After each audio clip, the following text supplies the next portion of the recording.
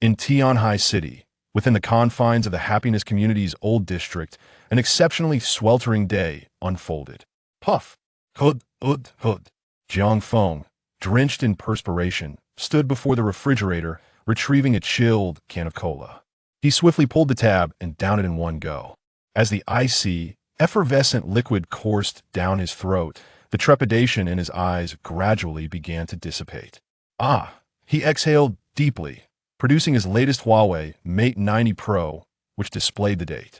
July 1st, 2055. He had, astonishingly, been reborn. Ha! Ha! Ha ha ha! A cacophony of maniacal laughter erupted within the cramped kitchen.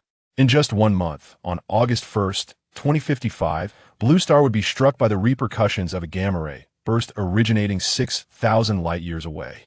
This cosmic event would instigate a transformation in the atmosphere, obstructing the majority of the sun's primary thermal energy, the infrared rays. This phenomenon would directly precipitate a drop in temperature on Blue Star, ushering in an early ice age. Normal temperatures would plummet to between -60 to 70 degrees, with nighttime plunging further to between -80 and 100 degrees. The advent of an extremely frigid apocalypse ensued, leading to the extinction of various species, with over 90% of humanity perishing. Creak! Creak! In the aftermath of his exhilaration, a savage glint ignited in Jiang Feng's eyes. Veins bulged in his right hand as he crumpled the empty can into an unrecognizable shape. Su Lili, Su Dafu, Su Digang, Huang Guifan, and all those neighbors who have feasted upon my flesh. I will see you all dead. No, that is not right. Allowing you to perish would be far too easy. I desire to savor the delight of tormenting you slowly, piece by piece, until your demise. Jiang Feng's visage twisted in a ghastly manner, his teeth clenched, his voice resonating like a malevolent specter emerging from the depths of hell. Yet, he was not much different from a wretched soul clawing its way out of the abyss. Before the apocalypse, Jiang Feng had a girlfriend named Su Lili, a preschool teacher at the Happy Community Kindergarten. Despite her modest monthly income of merely 3,800, her spending habits were anything but frugal.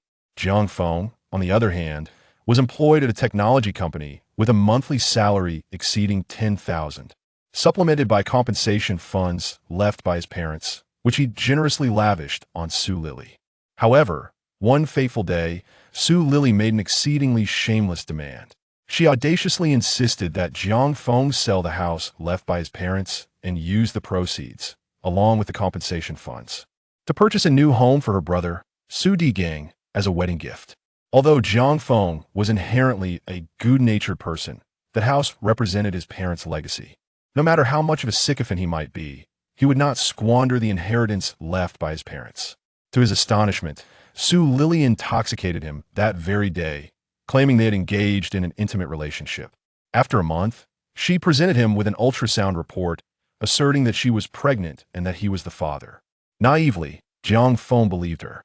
Su Lili employed both sweet words and threats, manipulating him with the child to coerce Jiang Feng into purchasing a wedding home for her brother. This time, in the name of the child, Jiang Feng acquiesced. He sold the old house and, with the remaining compensation funds totaling nearly 4 million, made a down payment for a new residence for Su Digang in the Happy Community's new district. Out of sheer magnanimity, and for the sake of his monthly wage of over 10,000, Su Lili permitted him to reside in the new abode. Upon his arrival, he was tasked with all the domestic chores: cooking, dishwashing, sweeping, waste disposal, laundering socks, and scrubbing the lavatory. Furthermore, he was compelled to surrender his earnings, a portion of which went towards mortgage payments, while the remainder subsidized the Su Lili family's expenditures. Most repugnant of all, he was subjected to the incessant derision of Su Digang and his paramour, simply because Jiang Feng occupied their residence. Yet, despite these indignities, Jiang Feng, for the sake of his child and his perceived love for Su Lili, endured it all, wholeheartedly embracing the role of a devoted sycophant. This continued until a month after the advent of the frigid doomsday, when the exterior was blanketed in snow, reaching the height of 4 stories. Amidst the acute scarcity of sustenance, the ravenous Su Lili family resolved to cannibalize him. Seizing the opportunity as he descended to shovel snow, Su Lili's father, Su Dafu, ambushed him from behind the door, felling him with a single blow, while her brother, Su Di Gang, bound him.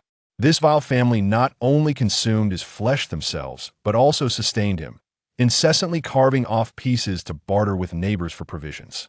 During this ordeal, Su Lily further divulged to Jiang Feng that no intimacy had transpired on the night of inebriation, and the child was not his offspring. 3 days and 3 nights. Jiang Feng was tormented for a full 3 days and 3 nights, ultimately succumbing to excruciating pain. But just as his vision faded to black, and he relinquished consciousness entirely, he reopened his eyes, jolting upright from the bed in the old house. Casting the crushed soda can into the waste bin, Jiang Feng regained his composure, returning to the living room sofa to ponder in silence. What is most essential to contemplate now is how to survive well after the onset of the extreme cold. Food, warm clothing, a secure shelter. These are the fundamental necessities. However, in the face of preparation, Jiang Feng not only desires to survive but to thrive magnificently. I must also arrange for entertainment options, otherwise prolonged isolation will surely lead to a mental breakdown. Jiang Feng pondered, stroking his chin. All these preparations require financial resources. Even if he sold his house and combined it with his available cash, he would only have around 4 million, which is woefully insufficient. With a sudden clap of his hands, Jiang Feng conceived a lucrative plan. Betting on football during the World Cup, there is no faster way to earn money.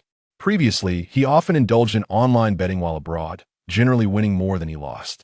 Now, he recalled the scores of most matches, vividly placing bets on 5 or 6 games would be enough to amass hundreds of millions. As for the lottery, that was not even a consideration. Setting aside the fact that he couldn't remember the lottery numbers, even if he did, the lottery has a mechanism to prevent recurrence. Purchasing a ticket would yield no results. Though he had identified a source of income, Jiang Feng fell into contemplation once more.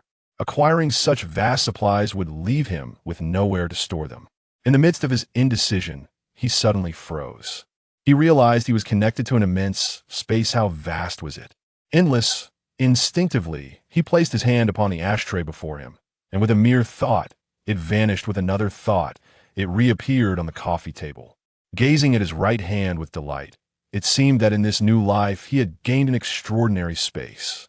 After conducting several experiments with the otherworldly space, Jiang Feng discovered that this realm is not only boundless, but also devoid of the passage of time. Objects placed within remain unchanged upon retrieval. This alleviates any concerns regarding expiration dates. Jiang Feng thought to himself with a subtle smile of satisfaction. However, this extraordinary space does possess a limitation. Only independent objects can be stored within. For instance, one cannot simply extract a brick from the wall. It appears that there are certain constraints to this otherworldly dimension, and he must explore its nuances gradually. Nonetheless, the convenience it offers is undeniable. This space is perfectly suited for addressing the challenges of storing supplies. Moreover, given the apocalyptic circumstances, what is there to fear? Why not indulge in a zero-cost acquisition? Chapter 2. Cocoa and Black Silk. Nana with bare legs. A glint of fervent determination flickered in Jiang Feng's eyes. Without the interdimensional space, he would have been confined to methodical preparations for supplies.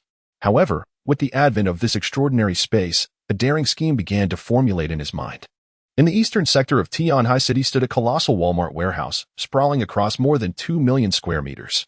It was a veritable cornucopia of daily necessities, sustenance, recreational products, and an inexhaustible array of resources.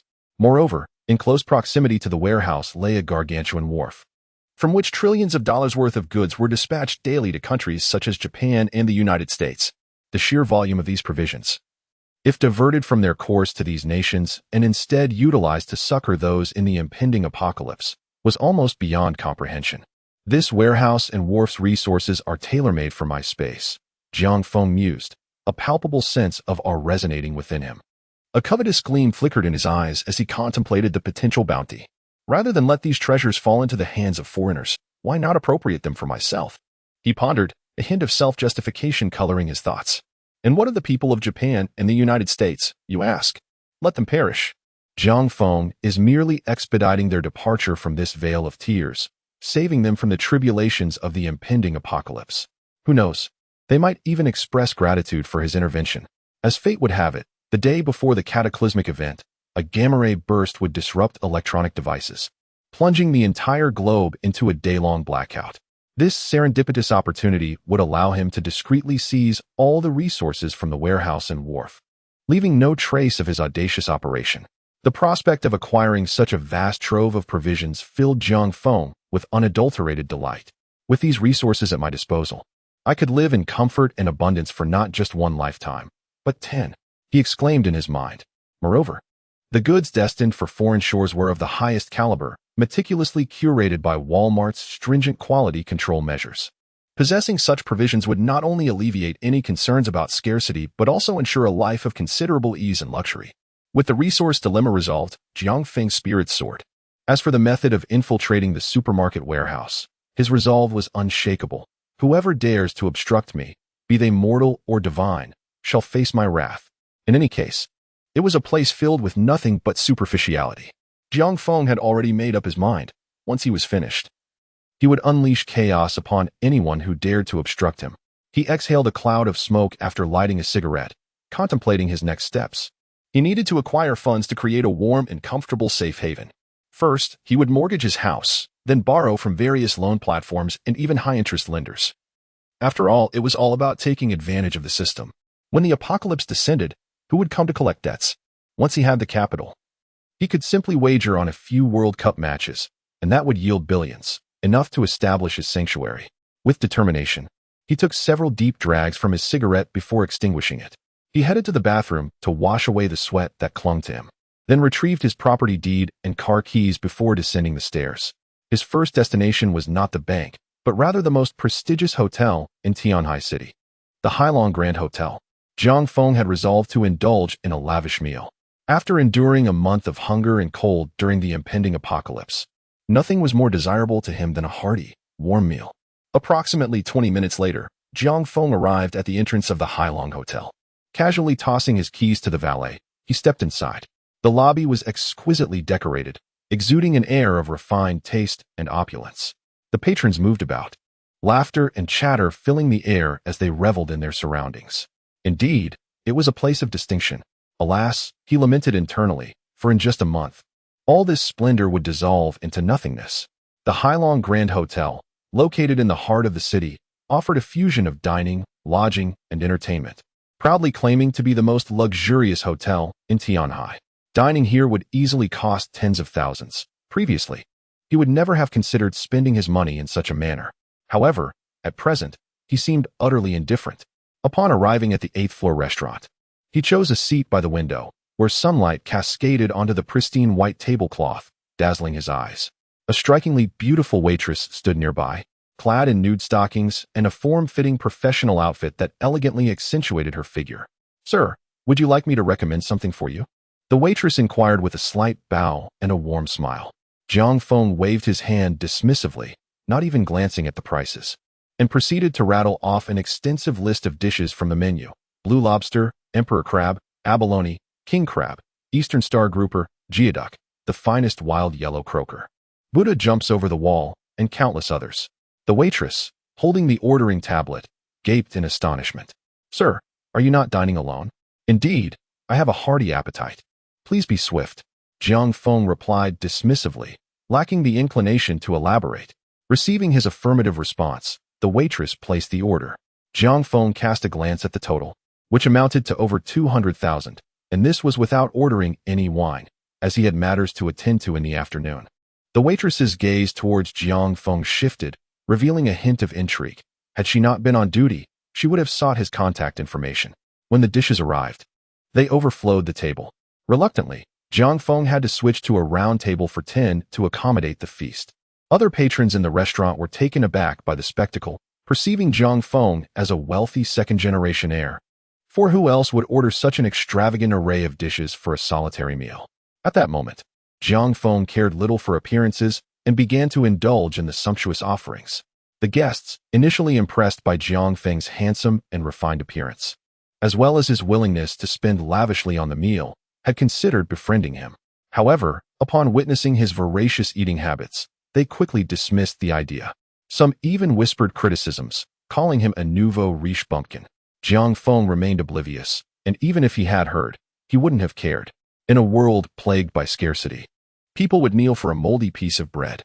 If such food were available in a post-apocalyptic world, one might choose to die immediately after consuming it without hesitation. These people couldn't comprehend Jiang Feng's state of mind after enduring a month of hunger and cold. As Jiang Feng continued to eat, two elegantly dressed women entered the restaurant. One wore black stockings with a prominent bust, while the other had bare legs. Both women, after their makeup, could be rated around 80 points. Though their demeanor carried a hint of pretentiousness, guided by a waiter, they headed towards a window seat directly opposite Jiang Feng. As they passed by, they noticed the array of dishes on Jiang Feng's table and cast envious glances at him, who was engrossed in his meal. Once seated, disregarding the waiter's curious looks, they ordered only the cheapest desserts. When the desserts arrived, the women didn't eat them but instead took numerous photos with their phones. The bare-legged woman took a selfie and showed it to the one in black stockings, asking, "Coco, how does this look?" Coco glanced at it and replied indifferently, "Not bad." As she was about to return the phone, she seemed to notice something in the corner of the photo, zoomed in to examine it more closely, and then turned her head to look again, as if unsure. The girl with bare legs inquired with curiosity, "Coco, what are you looking at?" Nana glanced at Coco, who pointed incredulously behind her, exclaiming, "Isn't that Jiang Feng?" Just moments ago, Jiang Feng had been engrossed in his meal, and she had failed to recognize him. However, as Nana was taking a selfie, Jiang Feng had fortuitously lifted his head, thus appearing in the photograph. Turning towards the direction Coco indicated, Nana paused for a moment, perplexed. "Jiang Feng? Who is that? Oh dear, have you forgotten so soon?" He asked the boyfriend that Su Lily found. Chapter 3. Drugged? Nana scrutinized him carefully and gradually recalled. "Oh, it seems to be him." With a tinge of envy, Nana observed the sumptuous feast laid out before Jiang Feng. Clearly, Su Lily was not exaggerating. Her boyfriend truly possessed considerable means. The spread before him likely cost at least several tens of thousands. Despite sharing the same restaurant with Jiang Feng, the two girls dared only to order a few desserts, each costing over 100. The lavish dishes Jiang Feng was enjoying were tantalizing. Yet their financial constraints rendered such indulgence unattainable. This brings us to the primary objective of their visit, to attract wealthy suitors. Moreover, their standards were remarkably high. They dismissed anyone deemed unattractive or unsightly. What they sought were tall, handsome, and affluent young heirs. Naturally, should they fail to catch a wealthy partner, they could still take beautiful photos to post on social media, enhancing their personas while potentially attracting admirers. It was a strategy that offered multiple benefits. "Coco, how is it that Su Lily, who is neither as beautiful nor as well endowed as you, managed to find such a fortunate match with a wealthy boyfriend?" Nana, filled with indignation, remarked, "Look at Jiang Feng. He has come for a grand feast without even bringing Su Lily. I suspect their relationship is not as favorable as she claims." A glimmer of hope sparked in Nana's eyes. "Perhaps we might have a chance, at the very least. We could enjoy a sumptuous meal." With renewed determination, the two women rose, swaying their waists as they approached Jiang Feng. "Jiang Xiao, is that truly you?" Jiang Feng, engrossed in devouring a large lobster, was taken aback by the melodious voice. Lifting his gaze, he was met with a dazzling sight. "Keep your distance. I feel faint." Kiki, momentarily stunned, quickly regained her composure and playfully retorted, "How annoying. You look no different from an innocent maiden." Leaning back in his chair, Jiang Feng scrutinized the two women before him, furrowing his brow as he inquired, "Do you know me?" The two exchanged glances. "We are close friends of Su Lily. She has spoken of you, and we've seen your photographs." Upon hearing Su Lily's name, Jiang Feng's expression hardened. "What do you want?" Kiki, playfully tossing her hair, revealed a glimpse of her fair complexion. "Nothing much. We simply noticed you dining here and thought we would come over to say hello." Observing Kiki's flirtatious demeanor, a smirk crept onto Jiang Feng's lips. "Friends? I perceive them as rivals. The enemy of my enemy is my friend. Come here." He beckoned. Without hesitation, Kiki took a few steps closer. As he admired her alluring legs adorned in sheer stockings, he rubbed his greasy hands together and boldly wiped them on her. "Ah!" she exclaimed. "Heavens!" Coco exclaimed, though not offended in the slightest. As a tea ceremony expert, she had grown accustomed to the eccentric tastes of the wealthy. To them, money was paramount. Besides, what was this? She had witnessed far more perverse acts. "Young Master Jiang, you are such a scamp. Look, it's all soiled. You must make amends." Jiang Feng ignited a cigarette, exhaling a delicate smoke ring. "All right, cease your coquetry. Sit and dine with us." Coco and Nana, without hesitation, seated themselves on either side of Jiang Feng, partaking in the meal with refined grace. After we finish, let's take a photograph of the three of us. Be sure to capture the oil stains on the stockings and send it to Su Lily. Remember to employ your tea ceremony skills. Coco's eyes sparkled with intrigue as she nodded, inwardly musing. Su Lily is truly shameless, claiming that young Master Jiang is deeply in love with her. What utter fabrication. Jiang Feng finished his cigarette, took a photograph with the two women, added them on WeChat, and prepared to depart. These women, barely an 80 out of 100 even with makeup, did not capture his interest. After the apocalypse, a packet of instant noodles could procure a girl with a natural beauty of 90 or above, and she would be pristine. Furthermore, he dared not board such a public conveyance, lest he contract an ailment. I have matters to attend to today. I shall take you out for a proper rendezvous another time. And then, the two of you sisters together. Jiang Feng, having just satiated his appetite, was in good spirits and jested with them. Ah, young Master Jiang, do not forget. We sisters shall await your pleasure. Coco and Nana feigned reluctance, yet refrained from imploring him to stay, understanding the importance of maintaining boundaries and avoiding causing annoyance. After Jiang Feng departed, the two women immediately gathered most of the food on the table, embarking on a photographic journey. There was an abundance of dishes, as Jiang Feng had only sampled a few bites of each, leaving behind a copious amount. Coco, this is quite a steal. You squandered a pair of stockings. Yet we indulged in a lavish feast worth hundreds of thousands. Nana exclaimed while snapping pictures. Indeed, I am determined to vindicate myself against those who claim I am merely posing on Douyin. Let them see our genuine prowess. Coco joyfully replied. By the way, please remind me to send photos to Su Lily later. I must not forget the task assigned by young Master Jiang. Meanwhile, Jiang Feng was oblivious to the happenings at the restaurant, as he had already reached the underground parking garage, preparing to proceed with the mortgage of his property. Just as he settled into the car and was about to start the engine, a woman, clad in a baseball cap and oversized sunglasses, abruptly opened the passenger door and slid into the seat beside him. Taken aback, Jiang Feng had yet to utter a word when the woman leaned toward him. With a swift motion, he delivered a powerful slap, his vigilance heightened by his experiences in the apocalypse. The woman's large sunglasses flew off, leaving a distinct handprint on her face. However, she merely appeared momentarily stunned before leaning in closer again. Realizing that she posed no threat, Jiang Feng refrained from striking her further and attempted to push her away, only to find her surprisingly soft and pliable. Momentarily taken aback, he was caught off guard as the woman seized the opportunity to embrace him and pressed her lips against his. Jiang Feng evaded her advance, yet she left a trail of lipstick across his face. Grasping her wrists, he maneuvered her back against the passenger seat. Had she been drugged? The woman was strikingly beautiful, adorned with light makeup and clad in black Balenciaga socks. In Jiang Feng's eyes, she easily scored above 95.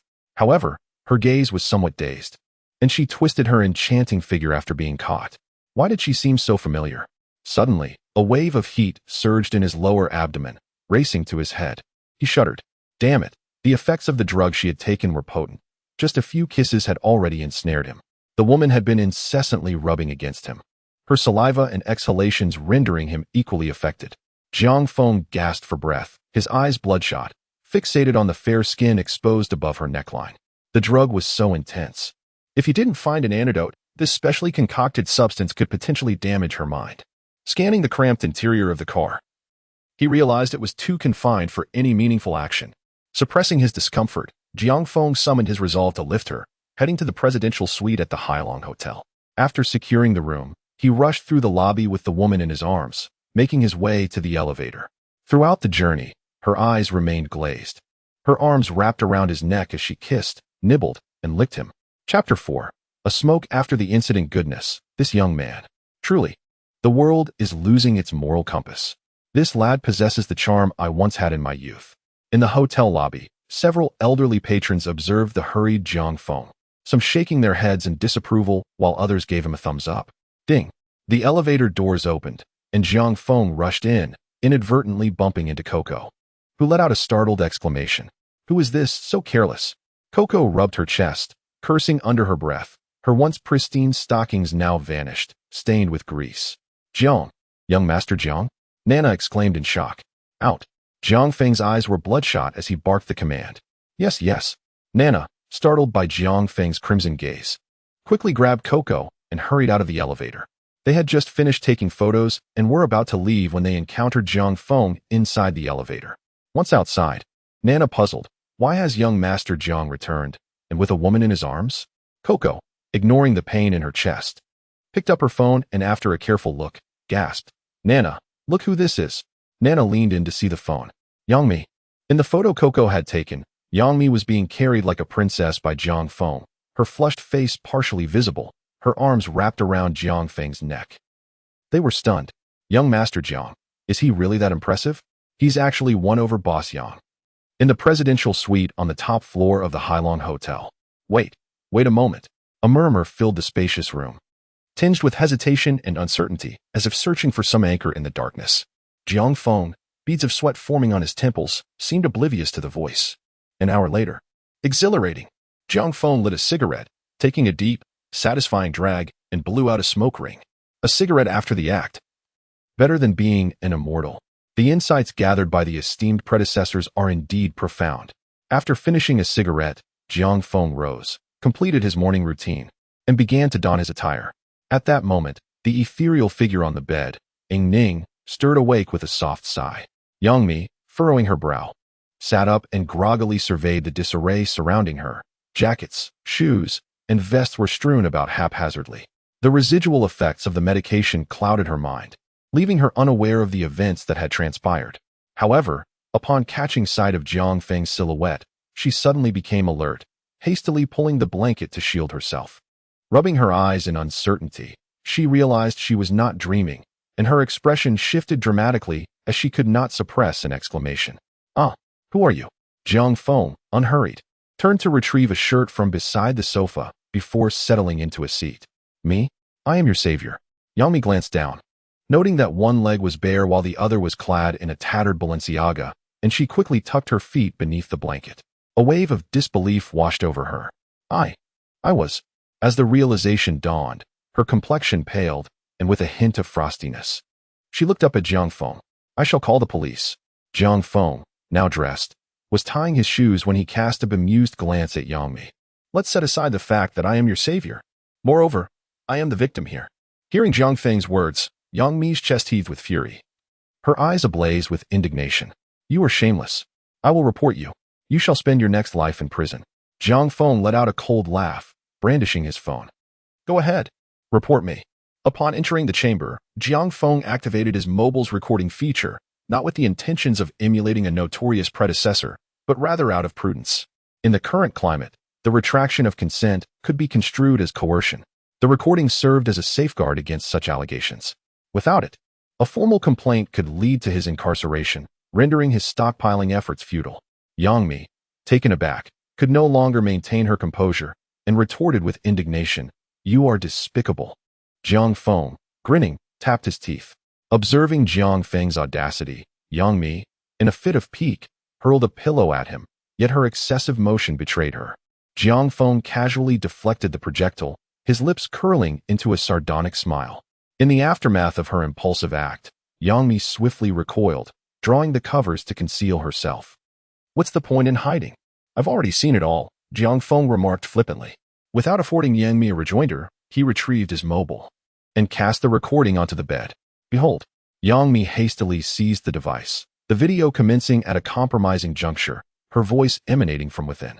Gazing upon her image in the recording, a blush suffused her countenance, incredulous that the woman depicted was indeed herself. "Indeed, I have not deceived you. I am, in fact, a victim in this situation."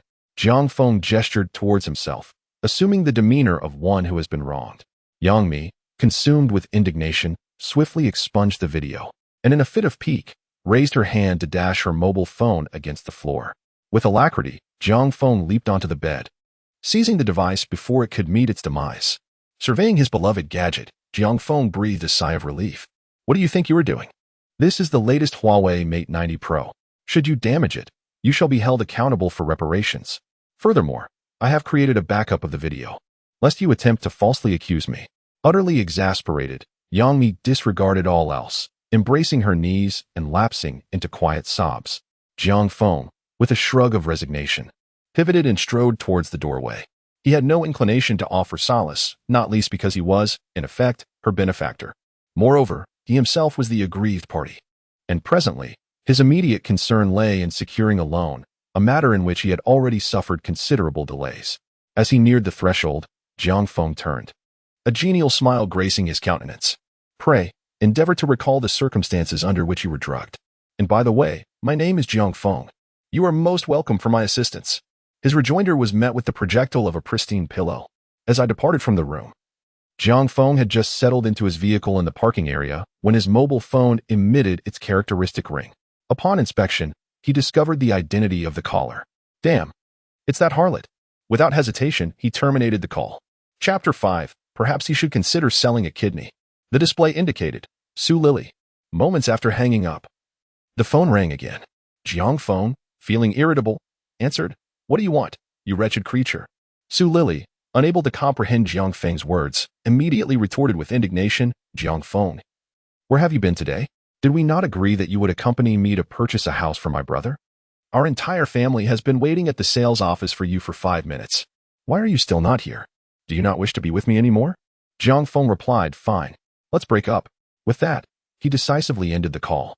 If it were not for the current state of peace, he would have relished the opportunity to make them feel the torment of 1,000 cuts. For now, he would bide his time, waiting for the apocalypse to arrive before dealing with them properly. Suddenly, he seemed to recall something and picked up his phone to dial a number. Hello, Lao Pan. Prepare 4 dog cages for me. I'll come by to pick them up. I have a use for them. Lao Pan, who had raised dogs for 3 generations and also sold dog cages and food, was the perfect person to contact for such needs. As for the purpose of the cages, a smirk played on his lips. Meanwhile, Su Lily, cradling her burgeoning belly, gazed incredulously at her phone. Jiang Feng had actually hung up on her? How dare he? Previously, aside from the matter of buying a house for her brother, Jiang Feng had always complied with her wishes. Moreover, since her pregnancy, he had even acquiesced to that particular request. Now, he had the audacity to end the call? He must be mad, truly mad. Could it be that he no longer desires their child? Although this child was not his, he remained blissfully ignorant of that fact. No, wait. He must have been attempting to redeem himself in this manner, compelling me to heed his counsel. At this thought, disdain swelled within her. Humph, Jiang Feng. I shall certainly not permit you to achieve your desires. In this lifetime, you are destined to be nothing more than a devoted sycophant. As she caressed her burgeoning abdomen, she silently vowed, Rest assured, my child, your mother shall never allow you to be fatherless, even if that father is not your biological progenitor. In truth, she herself was uncertain of the child's paternity. However, fortunately, there was Jiang Feng, the unsuspecting cuckold. The Su Lily family exchanged glances as they watched her conclude the call, and then inquired, Su Dafu, what's the situation? Where has Jiang Feng arrived? Su Digang, sister, has that boy Jiang Feng prepared the funds? My girlfriend has stated that she will not marry me without a house. Huang Guifan. Indeed, Lily, our Su family's lineage depends on Xiaojiang. Jiang Feng mustn't encounter any mishaps. If there isn't sufficient money, have him sell a kidney. After all, you too have a child now. Su Lily retorted impatiently, Rest assured, I have already discussed it with him. We only need to view the properties. Once we have chosen one, I shall summon him to make the payment. Huang Guifan's countenance darkened as she observed Su Lily's impatience. You wretched girl, mind your tone with me. If you delay your brother's marriage, I shall beat you to within an inch of your life. Despite Su Lily's presentable demeanor in front of outsiders, she possessed no standing whatsoever within her family. Shrinking back, Su Lily mumbled, Understood. Though she spoke the words, she harbored her own clandestine intentions. Are you blind to any but my brother? Is there no consideration for me? It's truly inhumane. However, selling a kidney is indeed a clever idea. Once I purchase a house for Xiaojiang, Jiang Feng will be left with nothing but his salary, which will primarily go towards repaying the mortgage. At that point, one might argue it is for the future of the child, compelling him to sell a kidney. After all, his job merely requires him to sit, devoid of any physical labor, so selling a kidney would not hinder him. As for others, there are plenty who wish to be with his mother. He is hardly irreplaceable. The mere thought of this sent ripples through Su Lily's heart, as she recalled a certain encounter she had previously. In her eyes, they were pure, and the most suitable for her. Unlike others, they felt like a mop in the vast ocean, utterly meaningless.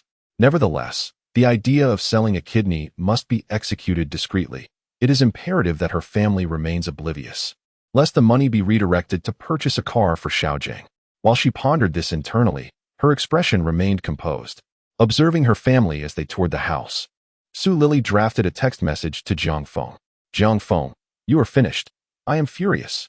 You must buy me the latest LV handbag for me to forgive you. It is not expensive, merely 20,000 yuan. Otherwise, you shall lose both me and the child. Ding. Her phone chimed. And Jiang Feng glanced at the message with a cold smirk. Damn, does she even realize who she is threatening? He swiftly deleted the message, then opened the green messaging app, clicking on the contact list, where the first name that caught his eye was his target.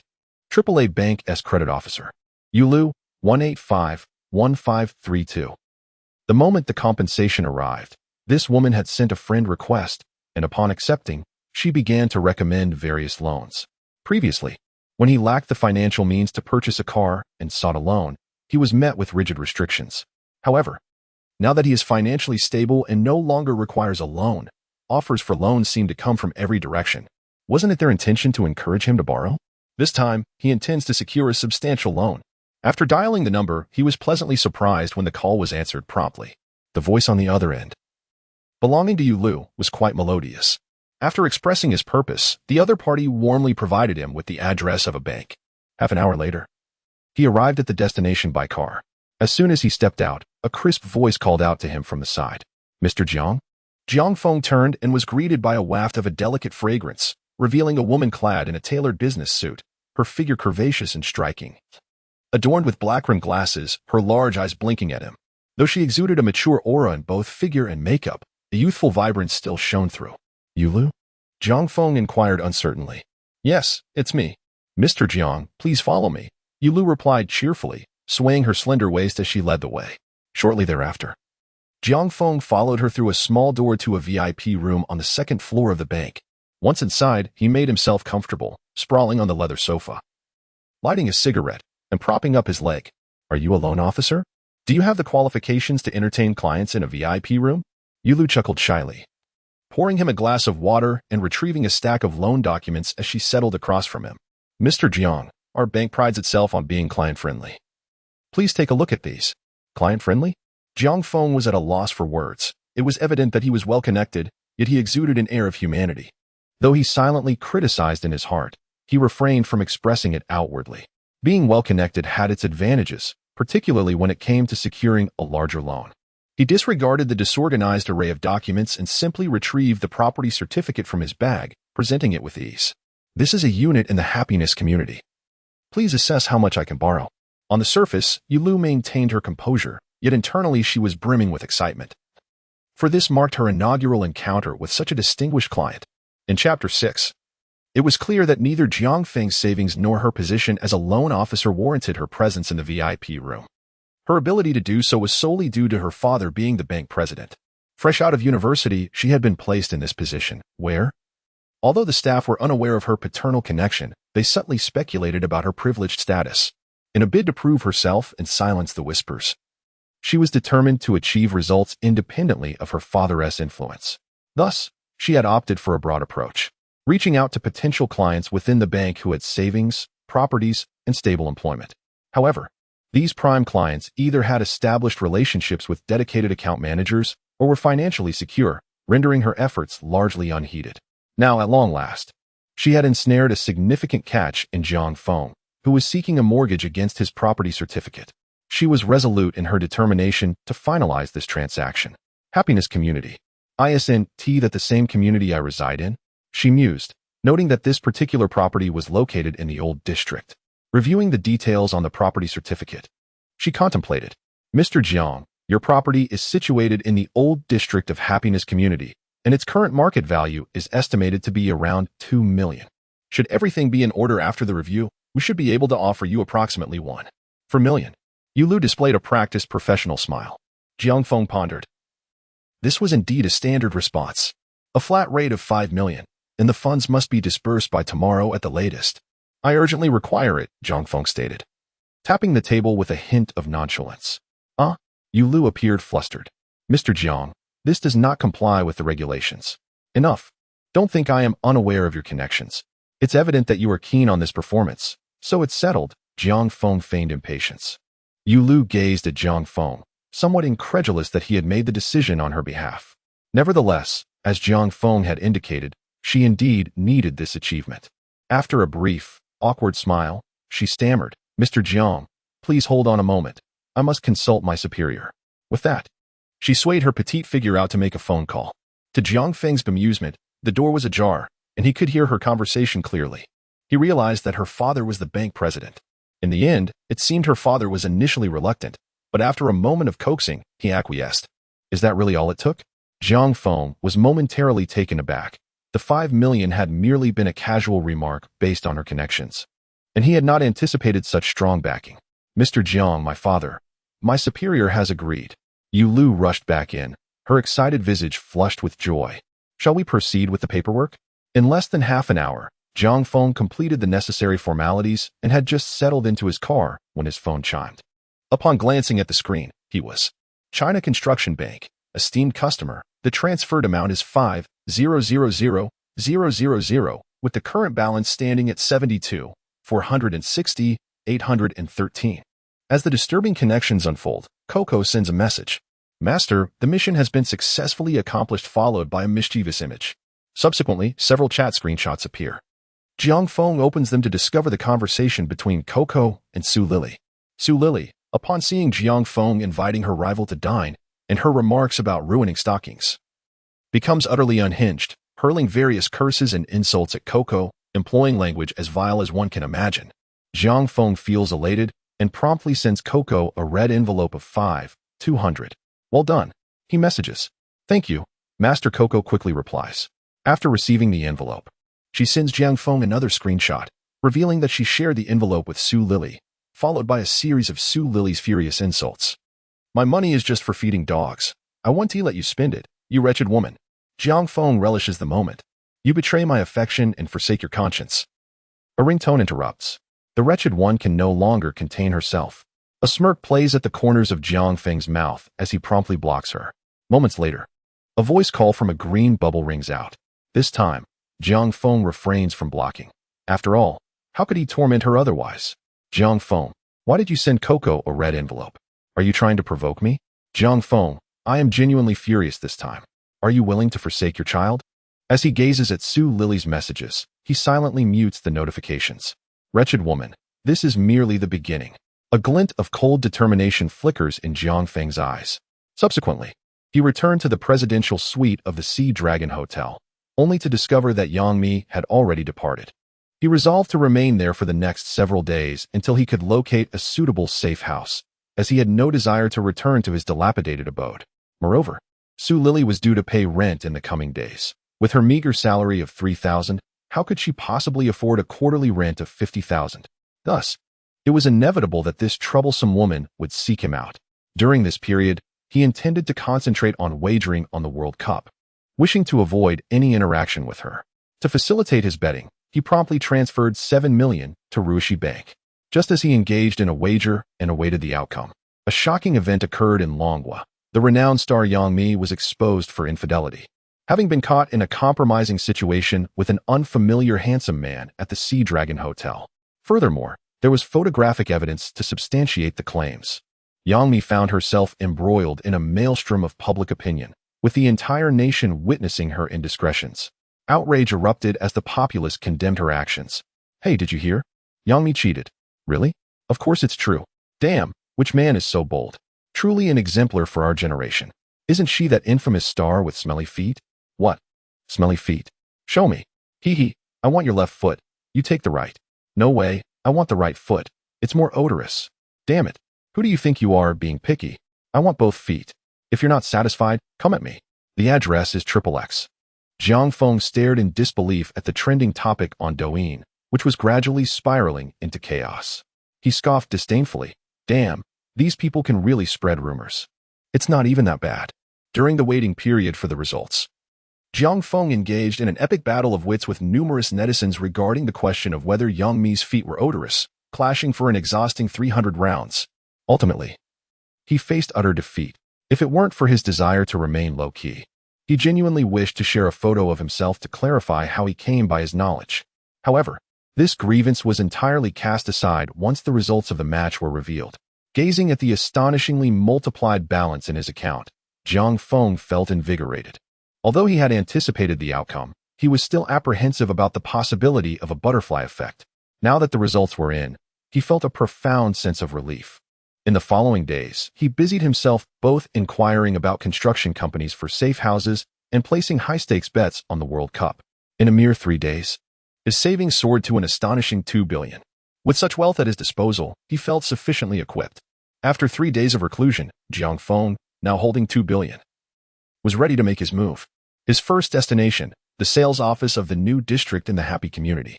Indeed, he intended to purchase the premium property there.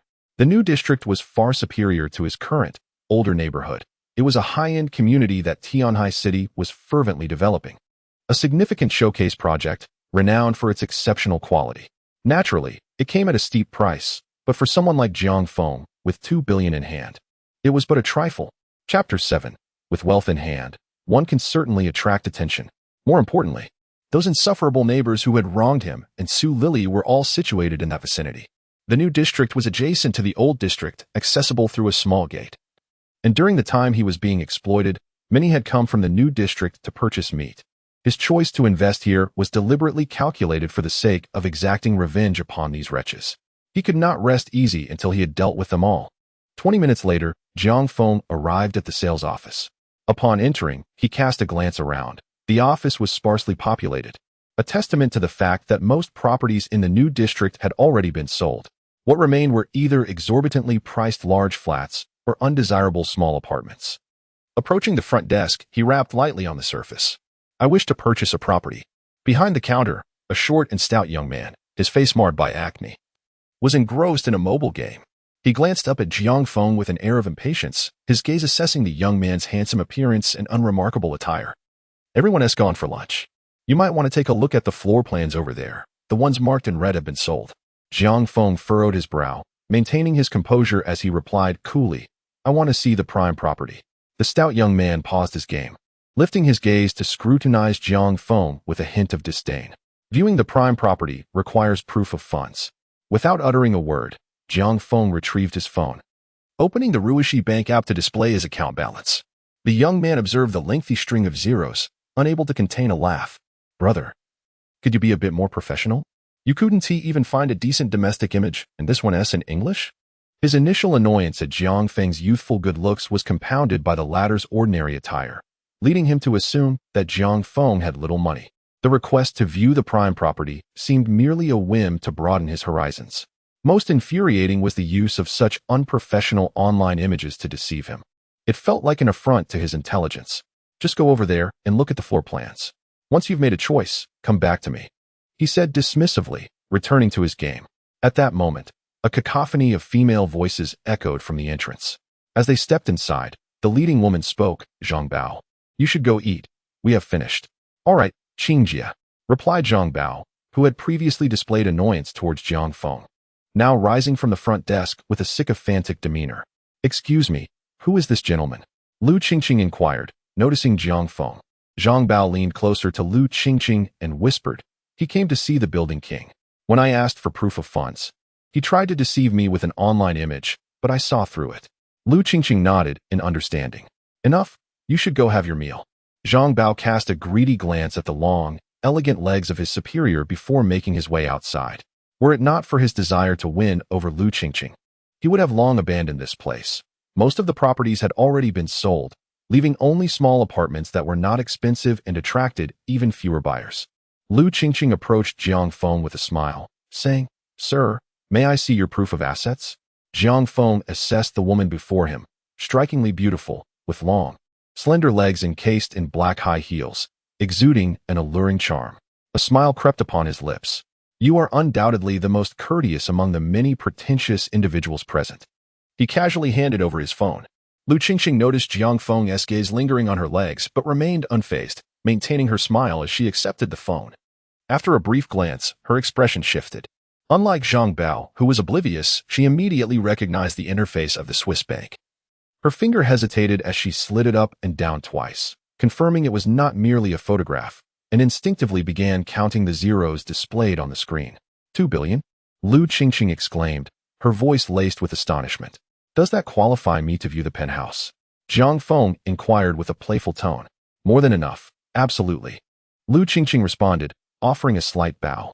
Her face flushed with excitement as she gestured for Jiang Feng to proceed to the reception area. Her enthusiasm was palpable. While affluent individuals had previously expressed interest in the penthouse, their assets were primarily in fixed holdings. This was the first instance of encountering someone with such substantial liquid assets. Should the penthouse sale materialize, her commission alone would amount to 5 or 600,000, hence her elation. At that moment, Zhang Bao, who had reached the doorway, overheard Lu Qingqing's exclamation. Perplexed, he retraced his steps and approached a female salesperson who had accompanied Lu Qingqing back from lunch. He inquired in hushed tones, "Xiaoya, what's happening?" Xiaoya cast an envious glance at Lu Qingqing, who was seated in the reception area, and replied, "Qingqing is in luck. That handsome gentleman has 2 billion in savings." "What? 2 billion? Zhang Bao gasped, nearly leaping with surprise. "Indeed," Xiaoya responded, her gaze tinged with amusement, as if mocking his ignorance. Zhang Bao stood motionless, swallowing hard as he muttered, 2 billion, 2 billion. As he repeated the words, his feet involuntarily carried him toward the reception area. No, he was my client first. The prospect of a 5 or 600,000 commission filled his mind. Lu Qingqing was insignificant in comparison.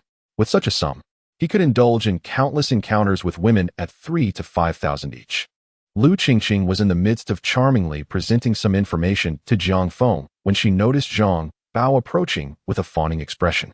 "Ahem, sir. Might I have the pleasure of acquainting you with the penthouse details? I have meticulously studied this." Zhang Bao's face, contorted in a smile, only served to accentuate the repulsiveness of his acne. Jiang Feng leaned against the sofa, perusing the album in his hands without raising his gaze. "I must admit, this penthouse is rather impressive." Upon hearing Zhang Bao's words, Lu Qingqing's smile instantly morphed into a frown. "Zhang Bao, what are you doing? Hurry and eat your meal." Ignoring Lu Qingqing entirely, Zhang Bao approached Jiang Feng, squatting at his feet like a sycophant, eager to present the album. Lu Qingqing's face turned pale with rage.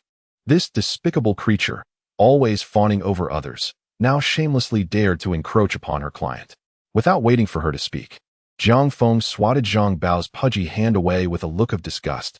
"How dare you show your face in public with such an unappealing appearance? And can't you wash yourself? Your stench is making me nauseous. Get out of my sight immediately." Lu Qingqing couldn't help but burst into laughter upon hearing this. "Did you hear that? Hurry up and leave." Witnessing Zhang Bao's utter lack of shame, she decided to withhold any semblance of courtesy and taunted him without restraint. "Jiang Xiao, shall we proceed to view the property directly?" Lu Qingqing returned to her delicate demeanor. Jiang Feng nodded, rising to follow her out of the reception area, leaving behind the extremely disgruntled Zhang Bao still squatting in place. Once outside, the two of them took a seat in a property patrol vehicle. With Lu Qingqing insisting on driving Jiang Feng herself, she did not trust anyone else. As she settled into the driver's seat, a thought suddenly struck her. "Jiang Xiao, I forgot to grab something. Could you please wait for me a moment?" "Go ahead." Jiang Feng sat in the passenger seat, engrossed in his phone, and nodded at the remark. In less than 10 minutes, Lu Qingqing emerged and resumed her place at the wheel. "Jiang Xiao, please settle in. We are about to set off." Jiang Feng internally cursed. In that brief interval, Lu Qingqing had adorned her legs with a pair of patterned black stockings. Chapter 8. Today's youth are quite unruly. As the property patrol vehicle passed a pavilion, several elderly residents of the community recognized Jiang Feng and Lu Qingqing, beginning to gossip among themselves. "Look, isn't that Jiang Feng? It seems so. What is that lad doing with Lu Qingqing? They shouldn't know each other, right? Who knows? Just look at Lu Qingqing. She seems to have her eyes set on the compensation money in Jiang Feng's hands. No way. Isn't Jiang Feng already in a relationship? Oh, you don't know. Today's youth are quite scandalous. Let me tell you about my neighbor's nephew's grandson." Lu Qingqing smiled and nodded at them from the car, while Jiang Feng chose to ignore the crowd. None of them were trustworthy. After the apocalypse, they had exploited their community committee status to deceive others, and some had even purchased his flesh. "Jiang Xiao, it seems they know you." Lu Qingqing inquired with curiosity. "Yes, I grew up in the old district," Jiang Feng replied nonchalantly. No wonder you decided to buy a house in the new district." Lu Qingqing's curiosity intensified. She had been in this area for some time, but had never heard of a young man worth 2 billion from the old district. This person truly is low-key. She mused, deciding not to pry further. Before long, the patrol vehicle came to a halt beneath Building 8. the very heart of the community. Young Master Jiang, we have arrived. Jiang Feng stepped out of the car and gazed upward. Before him stood a towering edifice, and upon casting his eyes around, he observed an artificial lake directly opposite, encircled by lush greenery. The meticulous layout ensured that the surrounding buildings were spaced generously apart, creating an ambience of spaciousness rather than congestion. Entering the elevator, Lu Qingqing pressed the button for the top floor, the 38th. Ding. The elevator doors opened, and the two of them stepped into the room. The space had already been exquisitely decorated. The sheer size of the expansive living room left Jiang Feng in awe. Lu Qingqing utilized a remote control to activate the television that adorned an entire wall of the living room, revealing the floor plan. Young Master Jiang, this is our penthouse. A duplex flat that occupies an entire floor, boasting an impressive 1,088 square meters. The living room features a soaring height of 8.4 meters and is divided into 3 levels: upper, middle, and lower. The first floor serves as the reception area, complete with a banquet hall, storage rooms, a maid's room, and a kitchen. The second floor is dedicated to entertainment, housing a gym, a private swimming pool, a tea room, a media room, a karaoke room, and a billiard room. The third floor is the primary living area, where your master bedroom is located, alongside a sauna and a massage room. Additionally, there are a study, a tea room, and a smaller reception area, among other amenities. In total, the entire floor comprises 10 rooms, 5 halls, and 9 bathrooms, all featuring floor-to-ceiling windows that allow for abundant natural light throughout the day. The rooftop boasts an expansive terrace, a swimming pool, and a bar, providing an ideal venue for hosting parties. Moreover, you need not worry about the primary safety concerns. Our building has undergone special reinforcement to withstand a magnitude 12 earthquake and a level 25 typhoon. Jiang Feng sat comfortably on the genuine leather sofa, nodding in satisfaction. Indeed, it is quite impressive. Do not underestimate Lu Qingqing. Although she may seem like a mere cup, when it comes to presenting the room, she truly exhibits poise and professionalism. In this scene, with Lu Qingqing standing at the front explaining, and Jiang Feng seated below, it resembles a classroom setting. Let's take a look at the rooftop. Jiang Feng rose. Please follow me. Lu Qingqing elegantly strode towards the elevator on the side of the living room. There are a total of 3 elevators in the building, all of which can access any floor. One even leads directly to your master suite. Naturally, all elevators are equipped with special iris recognition without your authorization. No one may use them. As they stepped into the top floor terrace, the elevator doors opened to reveal an aerial garden reminiscent of ancient Babylon. Exiting the garden, they were greeted by a fully glass-encased bar, and opposite it lay a standard swimming pool measuring 50 meters in length and 21 meters in width. Jiang Feng approached the edge, surveying the surroundings. The king of the building truly lives up to its name, while the adjacent structures reach a mere 33 floors. This edifice boasts 38 stories, offering an unparalleled view of the landscape. Jiang Xiao, what do you think? Are you satisfied? Lu Qingqing stood beside him, her eyes sparkling with anticipation as she gazed at him intently. Jiang Feng remained silent, continuing to appraise the view. Noticing his silence, a flicker of disappointment crossed Lu Qingqing's eyes. It seemed that this deal might falter. With a soft flick, Jiang Feng ignited a cigarette, taking a gentle puff before stating, "I'll take it." What? Lu Qingqing asked dazedly. I declared, I want the penthouse. Jiang Feng cast a fleeting glance at her and repeated his statement. This time, Lu Qingqing grasped his words, and a tremor of excitement coursed through her, her cheeks rapidly flushing with crimson. Happiness arrived with overwhelming suddenness. Gazing at Jiang Feng's profile, she realized, in that fleeting moment, that he was extraordinarily handsome. She simply stared in awe. Suddenly, she shivered. Jiang Xiao, please wait a moment. I need to use the restroom. Before she could finish her sentence, she dashed towards the bar's restroom. Jiang Feng paused, his cigarette suspended in midair, gazing in bewilderment at Lu Qingqing's peculiar retreating figure. What on earth? Is she really this agitated? After approximately 10 minutes, Lu Qingqing emerged, her face still flushed. Jiang Xiao, shall we proceed to sign the contract? Jiang Feng nodded. The two returned to the living room, and Lu Qingqing knelt slightly to present the contract she retrieved from her bag to Jiang Feng, who was seated on the sofa. Jiang Feng lowered his gaze to examine the profound creases on the document, then opened it and casually flipped through a few pages. By the way, my funds are held in Ruishi Bank, Lu Qingqing chirped. Rest assured, our company has international accounts. Jiang Feng nodded, and promptly affixed his signature. He was disinclined to linger, directly transferring the full amount of 888 to the account Lu Qingqing provided. Money? In the aftermath of the apocalypse, even wiping oneself with it seemed excessively cumbersome to Jiang Feng.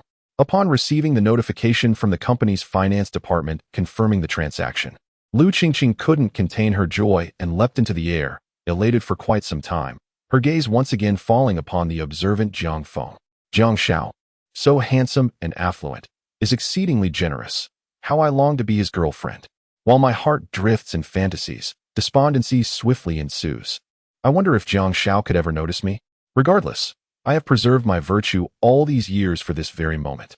Although Lu Qingqing may appear as a mere vessel, she has maintained her chastity throughout the years, not for trivial reasons, but because she, being astute, understands the profound significance of a woman's first experience to a man. In pursuit of a prosperous partner, she deems this necessary. Thus, when confronted by the underachievers of her university, she remains unyielding, and when faced with the advances of a superior, she resolutely declines. Otherwise, with her striking beauty, how could she still hold the position of a sales manager? Quickly, her resolve solidifies. She nibbles her lower lip and gently shifts to kneel beside Jiang Feng. Chapter 9. Is there proof of this? Jiang Xiao, do you have a girlfriend? No, Jiang Feng responded. Lu Qingqing's eyes sparkled with delight. Even if I cannot be Jiang Xiao's girlfriend, a relationship would suffice. I refuse to believe that a man would disregard a woman who has safeguarded her virtue. She resolved to take a gamble. After all these years, it was a rare opportunity to meet a prosperous partner, and she must seize it. Lu Qingqing slightly raised her enchanting eyes, gazing at Jiang Feng with a charming allure. Jiang Xiao observing Lu Qingqing, who resembled a peacock unfurling its feathers. Jiang Feng was no fool. He instantly comprehended her intentions. He couldn't help but marvel inwardly.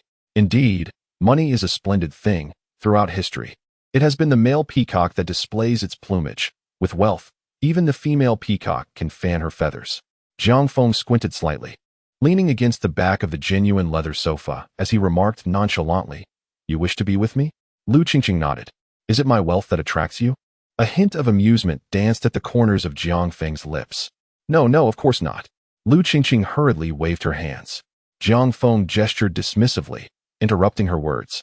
"All right, that is not significant." He reclined further, his gaze probing, and suddenly asked, "But, are you in good health?" Since his rebirth, Jiang Feng had always been cautious. He did not wish to suffer from an illness before savoring the pleasures of life. Lu Qingqing was taken aback for a moment, but quickly regained her composure. Playfully retorting, "Young Master Jiang, what are you saying? I have always been pristine." "Oh, is that truly the case?" Jiang Feng raised an eyebrow, regarding her with a smile that held a hint of irony. Lu Qingqing seemed prepared for this moment. She stood up and retrieved a medical certificate from her bag, presenting it to him. "Here, take a look." Jiang Feng accepted it, glancing at the document before shaking his head with a bemused chuckle. "Does this thing even come with a certificate?" "Of course, I had it specially arranged." Lu Qingqing straightened her back, displaying a touch of defiance. Jiang Feng casually tossed the certificate aside and beckoned her closer with a flick of his finger. "Come here." Lu Qingqing hesitated for a brief moment, but ultimately approached him gently, her gaze flitting about. Jiang Feng spoke in a low voice. "I have a request. I need to record a video. Are you willing to comply?" Lu Qingqing's eyes widened slightly, a flicker of uncertainty passing through them.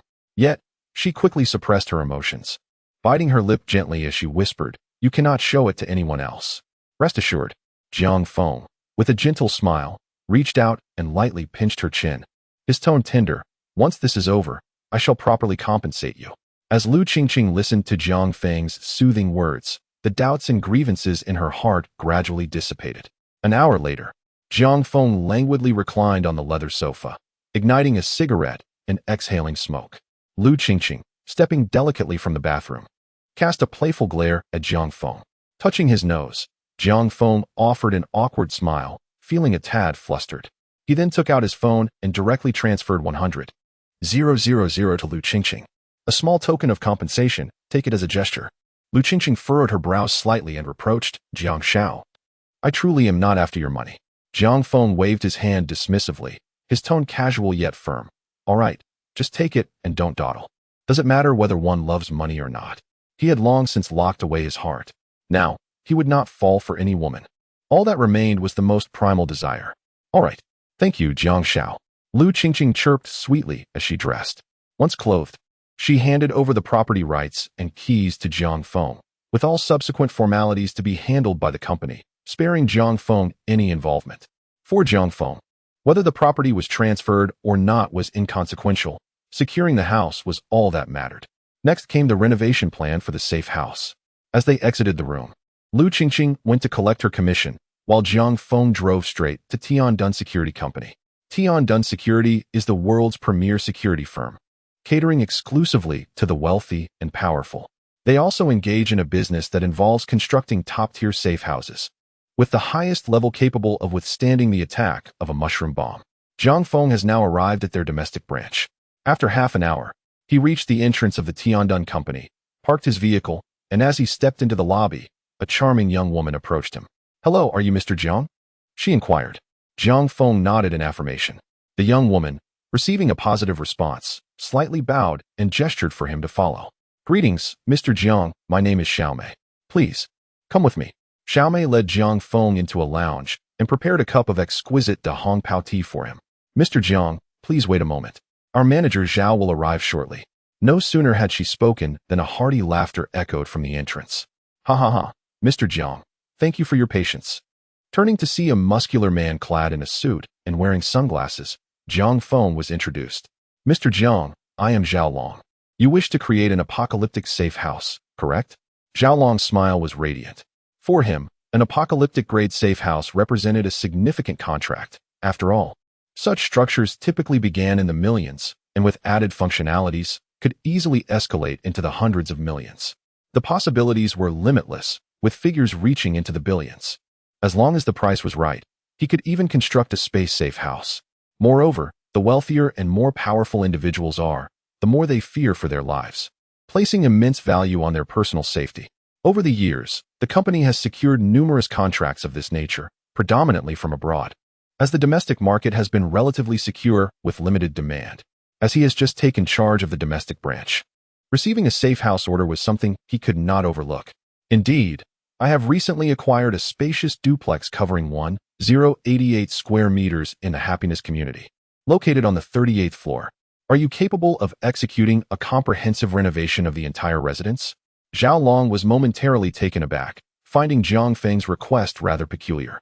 Typically, such secure accommodations are constructed underground or in secluded standalone villas. It is rare for individuals to opt for such constructions within a residential complex. Despite his perplexity, Zhao Long was unwilling to forego financial gain. As long as the payment was assured, he was determined to fulfill the client's demands to the best of his abilities. "Certainly. Mr. Jiang, please elaborate on your specific requirements." Jiang Feng sipped his freshly brewed Da Hong Pao and presented the architectural plans of his residence to Zhao Long. "Although my residence is described as having 3 levels, it actually comprises a total of 4, including a rooftop terrace. I have 3 primary requests. Firstly, the entire structure must be robust. All walls surrounding the property should be constructed from the finest and most durable materials, with every exposed surface encapsulated by the highest quality glass, including my terrace, and the materials must be resistant to cold and wind. Secondly, I require the installation of an independent heating system detached from the building's main structure. Thirdly, each entrance and exit on every floor, as well as the doors to each room, must be equipped with password-protected access. Without my authorization, no individual should be able to access other floors or exit their respective rooms. Lastly, I insist on the installation of sound-enabled surveillance cameras throughout the entire residence, ensuring there are no blind spots.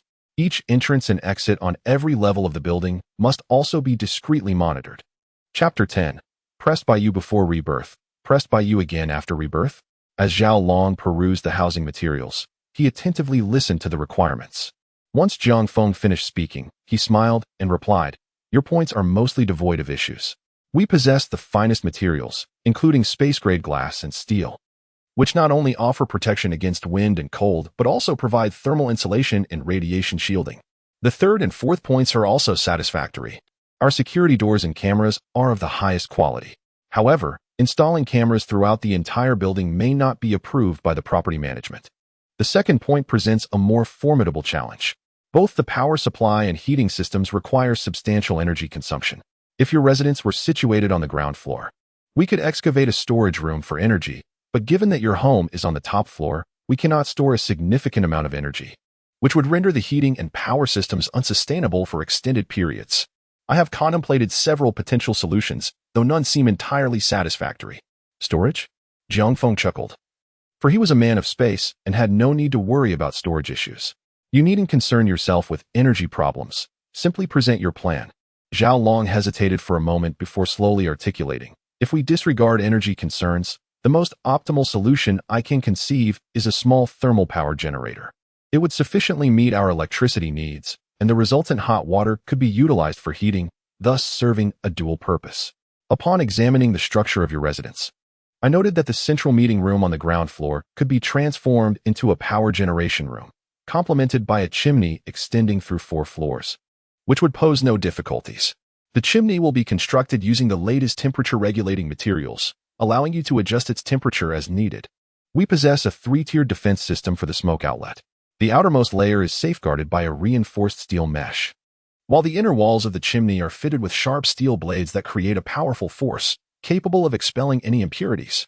Any object attempting to enter will be instantly reduced to fragments. Moreover, during critical moments, the steel mesh and chimney can be electrified to thwart any invading foes.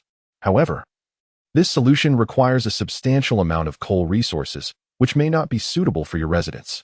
With a resounding clap on the table, Jiang Feng declared his desire for this plan, deeming it perfectly tailored for his needs. As for the property concerns, there is no need for you to worry. Simply proceed with the installation, and I will handle the communications. Zhao Long contemplated saying more but refrained, acknowledging that the client's wishes take precedence. He then handed Jiang Feng a tablet filled with various materials. Without a glance at the prices, Jiang Feng selected only the finest options. What is this? Jiang Feng inquired, pointing curiously at a spherical object. This is our company's newly developed spherical escape pod, measuring 3 meters by 3 meters. It features a 3-layer structure. The outer layer is constructed from the latest steel. The second layer consists of a soft, resilient material that also provides radiation protection. And the innermost layer is a fixed, cushioned safety seat designed to secure you in place. It is no exaggeration to say that even in the event of a cataclysmic explosion on Blue Star, equipped with an adequate supply of oxygen tanks, this escape pod would allow you to survive in space for a considerable duration. Jiang Feng's eyes sparkled with excitement. This was indeed a life-saving device. Should an irresistible threat arise, he could retreat into this pod. How much does this cost? Zhao Long smiled faintly. This escape pod is priced at 80 million. I would like a set. Jiang Feng, without hesitation, inquired, is it in stock? Currently, there is none domestically. However, it can be shipped from the headquarters within half a month at the earliest. Half a month? That time frame is sufficient, Jiang Feng murmured. After selecting all the items, Zhao Long estimated the total cost to be 12 billion, including the escape pod. Due to the modifications required, Zhao Long proposed a construction period of 1 month. But Jiang Feng, without hesitation, offered an additional billion to reduce the timeline to 20 days. If it truly took a month, the extreme cold apocalypse would have arrived. Once they reached an agreement, Jiang Feng promptly transferred 6 billion as a deposit to the account of the Tiandun Overseas Headquarters, with the remaining balance to be paid 3 months after the completion of the renovations. Zhao Long, decisive and efficient, immediately began contacting suppliers and instructed the team to commence work without delay. By the way, I also wish to purchase some pharmaceuticals and coal. Do you have any resources available? Jiang Feng asked directly as Zhao Long hung up the phone. It is best to engage one's main supplier when spending such a substantial amount at Tiandun Company, Zhao Long replied. We happen to have corresponding partners. Allow me to provide you with their business cards. He retrieved 2 cards from his desk drawer, eager to facilitate his client's needs, knowing that recommendations would earn him a commission. Without hesitation, Jiang Feng dialed the number, securing an order for 20 million in pharmaceuticals and 500,000 tons of coal powder, with Zhao Long standing as a guarantee. Jiang Feng paid only a portion of the deposit for the order, awaiting notification for the delivery date. After all, he could not directly utilize his abilities to seize the goods, for that would be too audacious and might well attract governmental scrutiny. On the outskirts of Tianhai City, there lay a vast expanse of abandoned factories, Renting such a space to store coal and pharmaceuticals would provide a prudent avenue for income. Observing Jiang Feng's grand plans, Zhao Long grinned widely, reveling in the moment. Unbeknownst to him, however, the final payment was likely to remain elusive. Upon departing from Tiandun Company, Jiang Feng intended to make a brief visit to his own workplace, where some of his personal belongings were still kept. By this time, it was already around 7 or 8 o'clock. The summer evenings of July still retained their light. As Jiang Feng entered the office, he was met with the sight of his colleagues diligently engaged in their tasks. Many were so absorbed in their work that they did not notice his arrival until he sat down at his desk to organize his things. It was then that a rather corpulent man, with an oily demeanor, finally took notice. Jiang Feng, you finally arrived. Why weren't you here yesterday? It's nearly time to clock out, and you show up now. Cheng, the manager, was looking for you and called several times, yet you failed to respond. Have you decided to abandon your position after 2 days of absence? Write your resignation letter immediately and leave. A chilling voice interjected from the side. The previously loquacious man recoiled, casting Jiang Feng a look that pleaded for mercy. Jiang Feng glanced up to see a strikingly beautiful woman with glasses standing before him. Her arms crossed in a manner that accentuated her figure. Cheng Ying, a favored associate and Jiang Feng's direct supervisor, was the epitome of allure with her sculpted form and penchant for donning elegant red-soled black heels, making her the object of desire for many male colleagues in the company. Particularly the corpulent man beside Jiang Feng. One day Jiang Feng discovered in the restroom that this rotund individual had purchased a pair of the same high-heeled shoes, using the heel to stomp on his own foot. After Cheng Ying finished her remarks, she elegantly tilted her head and briskly entered the office, drawing the gaze of numerous male colleagues. Once Cheng Ying stepped inside, all eyes shifted to Jiang Feng, filled with sympathy, yet none dared to utter a word. What if the leader overheard? Would he not become the next Jiang Feng?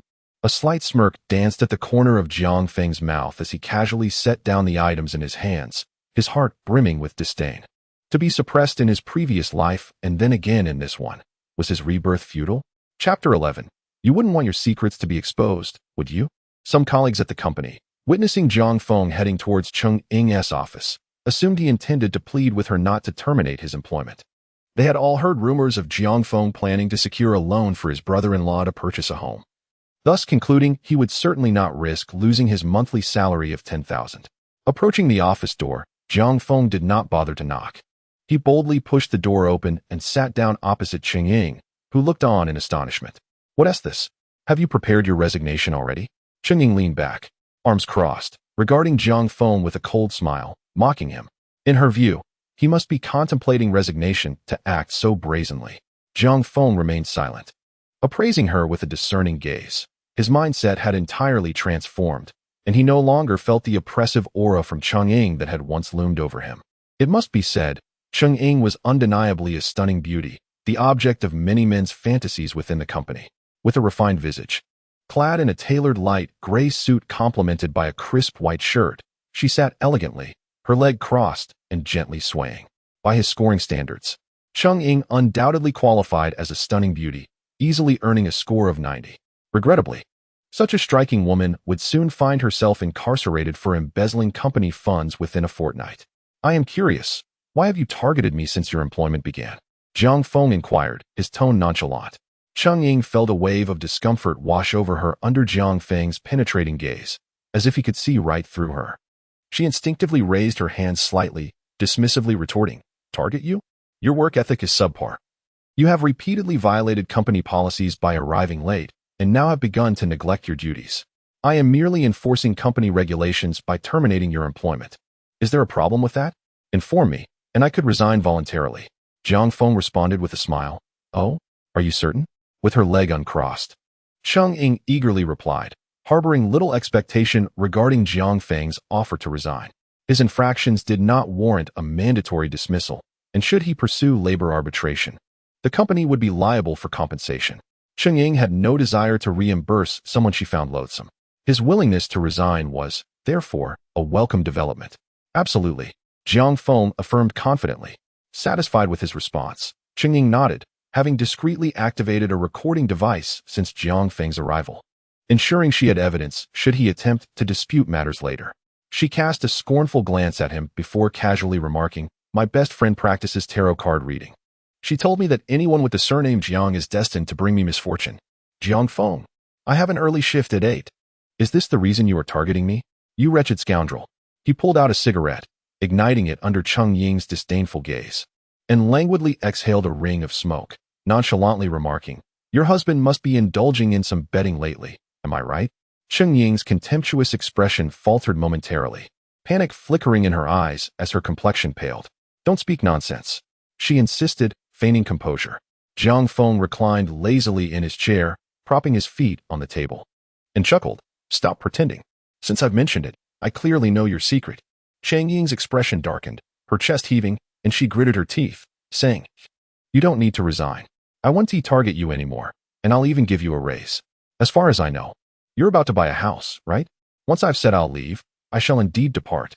Jiang Feng laughed heartily, exhaling a puff of smoke that made her cough violently. Cheng Ying, having once held a leadership position, managed to maintain her facade of calm despite her inner turmoil. Amidst her coughing, she stammered, What exactly do you want?" Jiang Feng pointed at her, flashing a knowing smile that spoke volumes. Cheng Ying understood instantly, her composure crumbling as her face flushed with indignation. "You, a mere toad, dare to covet a swan? Have you even looked in the mirror?" Jiang Feng remained unfazed, taking another drag from his cigarette before extinguishing it. He then rose to draw the curtains and locked the door. Observing his actions, Cheng Ying panicked. "Jiang Feng, calm down. You are still young, with a promising future ahead of you. Do not tread the path of crime. Moreover, this is within the company. Should I raise my voice, your fate would be sealed." Jiang Feng displayed no outrageous behavior. Instead, he casually resumed his seat and remarked, "Go ahead and shout. As long as you are unafraid of me revealing the fact that you and your aunt have misappropriated company assets to settle your husband's gambling debts." Cheng Ying was struck as if by lightning, her entire being instantly frozen. Her lips trembled, and her voice was hoarse as she stammered, How do you know?" Jiang Feng smiled nonchalantly. "I have my own channels of information." He certainly would not disclose that this matter would soon be common knowledge. As he spoke, he rose from his chair and slowly approached Cheng Ying, peering down at her, noticing her delicate eyelashes quivering slightly. If his initial intention had been to toy with her, he now found himself captivated by the allure of the goddess in the eyes of all the men in the company. He placed his hand on her shoulder, saying, "Relax." As he gently kneaded her shoulder, "As long as you obediently comply, I won't disclose your secrets to anyone." He sighed contentedly. "Damn it, this feels good. To hell with being an honest person. This is what life is about." He regretted being an honest man in his past life. After all, in a century of life, isn't it a waste to live unfulfilled? Jiang Feng, please don't do this. It is wrong. I can give you money." Cheng Ying pressed his hand down, her voice trembling. How disappointing. Jiang Feng stepped aside, unwilling to force her. Money? His fortune still amounts to 600 or 700 million. So what could her meager sum accomplish? Cheng Ying feigned vulnerability, while inwardly cursing. Unwilling to coerce others? You are practically condemning me to death. Allow me to ponder this. Though she uttered the words of contemplation, her true intent was to confer with her sister-in-law to devise a strategy. Seeking ways to silence Jiang Feng reclined in his chair, resting his legs atop the table. "Very well, I shall grant you 1 minute. Contemplate wisely." Cheng Ying's lips turned pale with indignation, yet she swallowed her vitriol, fearful of provoking Jiang Feng. As seconds ticked away, her heart raced with anxiety. What to do? Must she acquiesce to Jiang Feng's terms? Observing the once revered goddess of the company in distress brought him immense satisfaction, as he leisurely lit a cigarette. Only 20 seconds remain. He taunted, offering a reminder. Hearing his words, Cheng Ying struggled to articulate. "I agree to your terms. You go to the hotel first, and I will follow." Jiang Feng shook his head. The night is long and fraught with uncertainties. Who knows what tricks this woman might play? At this moment, Jiang Feng was all about stability. How could he possibly agree to go to the hotel first? "From now on, you must remain within my line of sight. Otherwise, I will report you at the first opportunity." "What?" Cheng Ying nearly exclaimed, barely suppressing her outburst, and quickly lowered her voice. "You must be mad. This is an office, and someone could come looking for me at any moment." Jiang Feng shrugged. "Just pull the curtains and close the door. No one will discover a thing." Trembled with indignation. Her face flushed with a mix of shame and anger. She took a deep breath, forcing herself to regain her composure. She was no fool. Jiang Feng was closing in on her, and he would not readily let her go. No longer could she remain passive. She had to devise a means of escape. Her gaze flickered momentarily before she adopted a pitiful expression. Her tone softened. Jiang Feng, please don't do this. Having married shortly after graduation, she had always treated other men with indifference. However, the prospect of imprisonment loomed over her if she did not acquiesce to Jiang Feng's demands, leaving her with no viable options. Jiang Feng observed Cheng Ying's feigned vulnerability without a trace of compassion. This woman had targeted him simply because a friend remarked that someone with the surname Jiang was a source of bad luck for her. She had wielded her authority over him, chastising him daily, employing every scheme to have him dismissed. He would never forget her disdainful demeanor, so condescending and haughty. Now that he held leverage over her, she chose to adopt a pitiful facade. One must bear the consequences of their actions. Let me find Director Lu's phone number, Jiang Feng declared, pulling out his phone as if to make a call. Cheng Ying, abandoning her act of helplessness, leapt up to obstruct him by leaning over the desk. I agree to your terms. Her voice trembled, eyes blazing with fury and resentment. Upon seeing that Jiang Feng had halted his dialing, she exited the office. Hanging a Do Not Disturb sign on the door, Jiang Feng then set his phone to speaker mode, playing an energetic tune. Let's dance to lighten the mood. Cheng Ying momentarily paused, anger flashing across her face. What do you take me for? Jiang Feng coldly regarded her in silence, and she soon realized there was no escape. Resigning herself to her fate, her lips trembled slightly, and ultimately, she bowed her head, gently biting the corner of her lip as she began to sway to the rhythm of the music. As the dance concluded, Jiang Feng methodically activated the camera function on his phone. He felt no inclination to show her any compassion. An hour later, with a crisp sound, Jiang Feng lit a cigarette, a faint smile illuminating his face as he stepped outside. All his colleagues watched him in astonishment as he emerged, cigarette in hand, radiating a vibrant glow.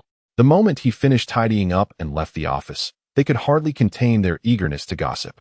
Did you see that? Jiang Feng looks positively radiant. What do you think he and Manager Cheng were doing behind the closed curtains in the office? A woman in her 30s remarked knowingly.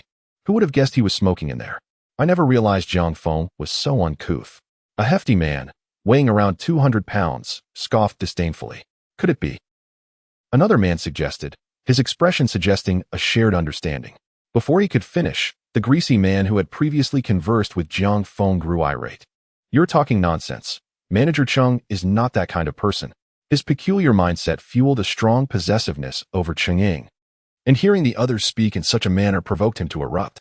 The man glanced at the overweight individual, whose eyes were red with agitation, and retorted, She's not even your wife. Why are you so worked up? Get a grip. Unbeknownst to Jiang Feng, discussions were unfolding within the company, and even if he were aware, he would remain indifferent. At this moment, he had returned to the Hai Long Hotel and placed a call to Lu Qingqing, inviting her to join him. Upon receiving the call, Lu Qingqing was elated and without a moment's hesitation, hailed a cab to the hotel. As she gazed upon the opulence of the Hai Long Hotel, she could not help but reflect, I truly have not chosen the wrong person this time. Upon their arrival at the 8th floor restaurant, the server presented them with menus. Lu Qingqing was taken aback by the prices listed, particularly noting that a simple dish of scrambled eggs with tomatoes was priced at $388.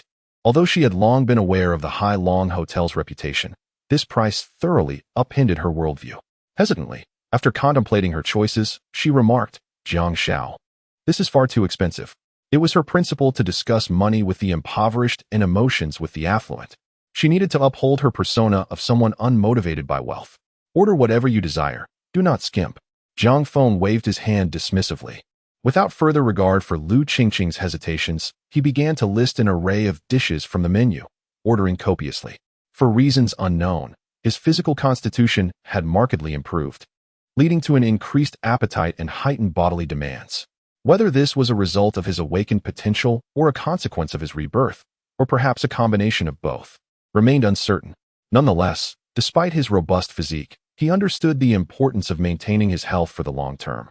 Oysters and lamb testicles, lobster and abalone, whatever nourishes. Let us indulge. Lu Qingqing watched in astonishment as Jiang Feng placed his orders, her mouth agape in disbelief. By the time the dishes arrived, she felt a tingling sensation at the back of her head. Today, in the midst of life and death, after finishing their meal, the two returned leisurely to the presidential suite on the top floor. Jiang Feng opened the door and casually retrieved a set of bunny security attire from the customized goods section, beaming as he handed it to Lu Qingqing. The attentive service of the presidential suite truly expanded his horizons. The myriad of bespoke items available was nothing short of astonishing, opening a brand new door for him. Are you sure about this? Lu Qingqing inquired hesitantly. Jiang Feng nodded with a smile. Embarrassed, Lu Qingqing accepted the outfit and made her way to the bathroom. Shortly after, the bathroom door creaked open, and Lu Qingqing emerged, adorned in the attire, her demeanor transformed into one of freshness and charm, radiating a natural allure. Jiang Feng found himself irresistibly drawn to her, a smile gracing his lips. "It suits you perfectly," he remarked. Lu Qingqing, a bit shy, walked over slowly. She lifted her gaze slightly and revealed a white pom-pom. "This one doesn't have a string." Jiang Feng chuckled softly in response. "Take a closer look. You might discover an alternative use." At that moment, Lu Qingqing realized. Her cheeks flushed as she shot him an indignant glance.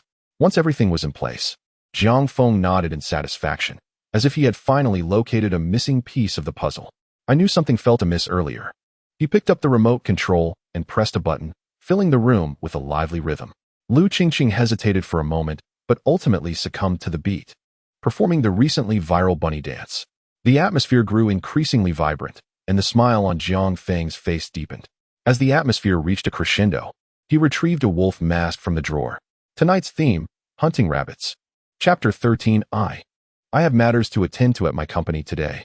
Early the next morning, Lu Qingqing awoke in the guest room and went to the master bedroom in search of Jiang Feng, only to discover he was already gone. Why was she in the guest room? It was because Jiang Feng had insisted on never sharing a bed with anyone. She had protested against this, but he paid her no mind, leaving her with no choice but to sleep alone. After having faced death once, Jiang Feng had become as steadfast as an old dog, vowing to sleep alone for the remainder of his life. An abandoned factory outside the city.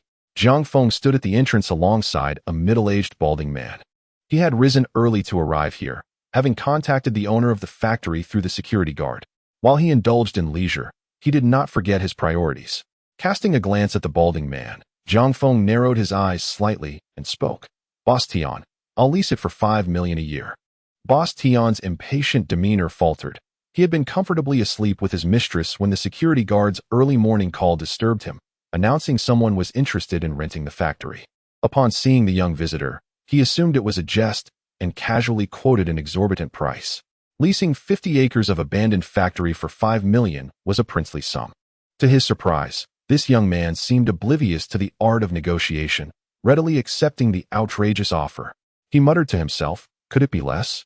However, upon further reflection, he feared Jiang Feng might backtrack and quickly added with a smile. All right, young Master Jiang. You are indeed a straightforward person. Shall we sign the contract now? All right, let us proceed. The two individuals entered into a contract, with Jiang Feng promptly remitting a deposit of 20,000 as previously agreed, while the remaining balance was to be settled in 20 days. Observing the landlord Tian, whose demeanor resembled that of someone who had just consumed something extraordinarily delightful, Jiang Feng couldn't help but smirk inwardly. A month later, as the frigid apocalypse descended upon the world, he would simply await his arrival in the safe house to collect the rent. Upon securing the factory, Jiang Feng wasted no time clearing out the original staff. He then contacted the individuals responsible for procuring pharmaceuticals and coal. To expedite the process, he invested several million in transportation fees, ensuring that the coal would arrive within 15 days. The pharmaceuticals, on the other hand, were expected to be delivered within a maximum of 5 days. With the factory serving as a cover, he could procure various supplies more effectively, such as the delectable meals from the Hailong Hotel, which met with his satisfaction. After all, his funds were of little use if left unspent. They would ultimately go to waste. He dialed the Hailong Hotel and ordered 1,000 banquet tables, specifying the time for delivery to the outskirts of the factory. The manager on the other end was practically ecstatic, almost kneeling in gratitude. Subsequently, Jiang Feng drove into the city, roaming about to make purchases. Each desired item had a minimum order of several thousand portions, all to be delivered to the factory in the countryside. Barbecue, lamb testicles, snacks, and an array of dishes. He ordered thousands of tables worth. After a whirlwind of transactions, he spent a mere 10 million, which Jiang Feng found incredibly economical. Once the food was procured, Jiang Feng recalled the necessity of entertainment equipment. The body requires sustenance, and the spirit needs nourishment as well, lest one succumb to madness.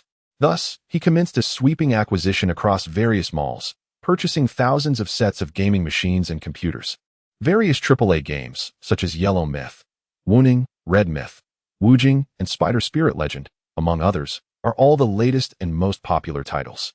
He spent an additional 400,000 hiring 20 university students to diligently download an array of films, single-player games, and all forms of entertainment onto his computer. The students, thrilled by the prospect of earning 20,000 a month simply for downloading, were ecstatic and eagerly sought the opportunity. After indulging in these activities, dusk had settled when Jiang Feng arrived at the warehouse, discovering that the ordered feast and provisions were all in place, neatly arranged in the designated storage area. After dismissing the delivery personnel, Jiang Feng closed the doors and windows, beginning to transfer the food into his space. Within mere minutes, the warehouse was filled to capacity with the items he had gathered. Suddenly, he realized he had forgotten the most crucial resource: water. The power generation equipment requires water. The swimming pool needs water, and he himself needs to drink. Where could he find an inexhaustible supply of water? Jiang Feng pondered, stroking his chin thoughtfully. Suddenly, an idea sparked in his mind. What if he simply collected Lake Baikal? The mere thought of undertaking such a grand venture filled the typically reserved Jiang Feng with exhilaration. His space could only contain entire entities. He wondered if he could directly extract Lake Baikal. Even if he couldn't collect it all, acquiring a few water pumps to draw from it would suffice. Furthermore, he could procure some weapons from the area, truly a win-win situation. Time was of the essence. So he swiftly opened his device to check for flights from Tianhai to Lake Baikal. After a lengthy search, he was disheartened to find that all the recent flights were fully booked. Just as disappointment washed over him, he noticed a promotional advertisement for a charter service. Intrigued, he clicked to explore further. A private Gulfstream G550 jet headed to the nearest city of Baikal Lake, K-City, priced at 600,000. A mere trifling sum. Jiang Feng promptly dialed the customer service number to inquire about the charter service. The round trip, spanning 3 days and inclusive of a tour guide and bodyguard, amounted to a total of 1.3 million. However, the earliest flight would not be available until 3 days later. After a brief moment of hesitation, Jiang Feng agreed. As the timeline coincided well with his return to collect the medication, he subsequently purchased over a dozen large water pumps to store in his space for unforeseen circumstances. After completing today's tasks, Jiang Feng checked into the Hailong Grand Hotel. Those who have tasted the exquisite flavors of meat often find it hard to resist, especially considering Jiang Feng's exceptional physical condition. Regardless of how late he indulged, he rose each morning full of vigor. At 8 p.m., in the presidential suite on the top floor of the Hailong Grand Hotel, equipped and ready, Jiang Feng savored oysters and lamb testicles while messaging his superior. Meanwhile, on the second floor of a gym in Tianhai City, Cheng Ying awaited her husband's workout to conclude so they could dine together. Suddenly, a notification chimed, and she anticipated it to be a promotional message, but upon seeing the sender's name, a chill ran down her spine. She hastily deleted the message and replied, "Don't be relentless. If you don't come, bear the consequences." Cheng Ying bit her lip, feeling a tumult of emotions, which left her quite unsettled. What is happening to me? Lost in thought, she was startled by the sound of the door swinging open. A man entered, wiping the sweat from his brow with a towel. "I have some matters to attend to at the company. You should go eat without me." Cheng Ying's company frequently had matters to attend to, and Duan Yong had long since grown accustomed to this, harboring no suspicions. Instead, he expressed his concern. "Shall I drive you?" "No need. I drove myself." Cheng Ying promptly declined, picking up her phone as she made her exit. After Jiang Feng finished his dinner and shower, he settled onto the living room sofa in his silk pajamas, engrossed in a film while awaiting the arrival of his superior. As for Cheng Ying's absence, he was confident such a scenario was implausible. Not to mention the video from their previous encounter, he also possessed incriminating evidence against her. On that particular day at the company, Cheng Ying had been thoroughly subdued, her speech becoming nonsensical. Chapter 14. The Disdainful Countenance. Ding dong. Ding dong. At 7:55, the doorbell rang. Jiang Feng glanced at the electronic peephole and saw none other than Cheng Ying standing outside. Noticing that only Cheng Ying was at the door, he opened it to let her in. Once inside, Cheng Ying forcefully tossed her bag onto the sofa, exclaiming in anger, "You cannot keep harassing me like this. You must ensure this is the last time. Otherwise, I will report you to the authorities." Jiang Feng slowly approached the sofa and sat down, picking up the remote and pressing the play button. The enormous television in the living room flickered to life, revealing a video with Cheng Ying's voice emanating from it. "Forcing you? Just take a look. Who is this?" The screen showcased footage from their last encounter. Cheng Ying's face flushed crimson, and with a shriek, she rushed over to seize the remote, attempting to turn off the television. Jiang Feng, with a playful smile, refused to relent. After a brief tussle, Cheng Ying resigned herself, surrendering her resistance. Here, Jiang Feng handed her a carefully prepared outfit, his tone imbued with an unmistakable authority. After a moment's hesitation and several refusals, Cheng Ying acquiesced and accepted the item. The scarlet and ebony attire accentuated her efficient and aloof figure, which, coupled with her habitually stern countenance, gave her an air of lofty authority. Jiang Feng, observing her, had a slight upturn to his lips, a glint of amusement in his eyes. Donning a general's mask of somber gravitas, his presence underwent an immediate transformation, as though he were embodying another persona. The evening's entertainment was to be. The queen of the enemy state is captured by the righteous general to face judgment. His voice was a deep timbre. Around 11 p.m., under the lights, Cheng Ying's trembling eyelashes betrayed her inner turmoil. Huddled to one side, she sobbed quietly, a maelstrom of complex emotions churning within her. Reason and an unidentifiable thrill were intertwined, making it difficult for her to discern her true sentiments. "All right, cease your weeping," Jiang Feng uttered casually, smoking a cigarette. In the office, he had discerned that, beneath Cheng Ying's icy exterior, she harbored a desire to unleash certain emotions, and he was merely guiding her along. "I shall be traveling to Lake Baikal in a few days. Attend to me well during this time, and I shall no longer trouble you." After a brief spell of sobbing, Cheng Ying regained her composed demeanor, casting a disdainful glance at Jiang Feng. "Are you being truthful?" she inquired. Jiang Feng produced his mobile device, and upon viewing the private charter details, Cheng Ying was finally convinced. "You truly won't seek me out again. You vouch for that." "I vouch for it," Jiang Feng responded glibly. Cheng Ying, hearing this, felt a secret elation, yet inexplicably. There was also a tinge of reluctance. How base, she mused. Should he not pursue me? Would that not be preferable? She inwardly scolded herself, unable to suppress her curiosity. Despite her lingering disdain for Jiang Feng, she could not refrain from asking, "How could you afford to stay here and charter a plane to Lake Baikal?" Jiang Feng extinguished his cigarette and casually replied, "I was fortunate.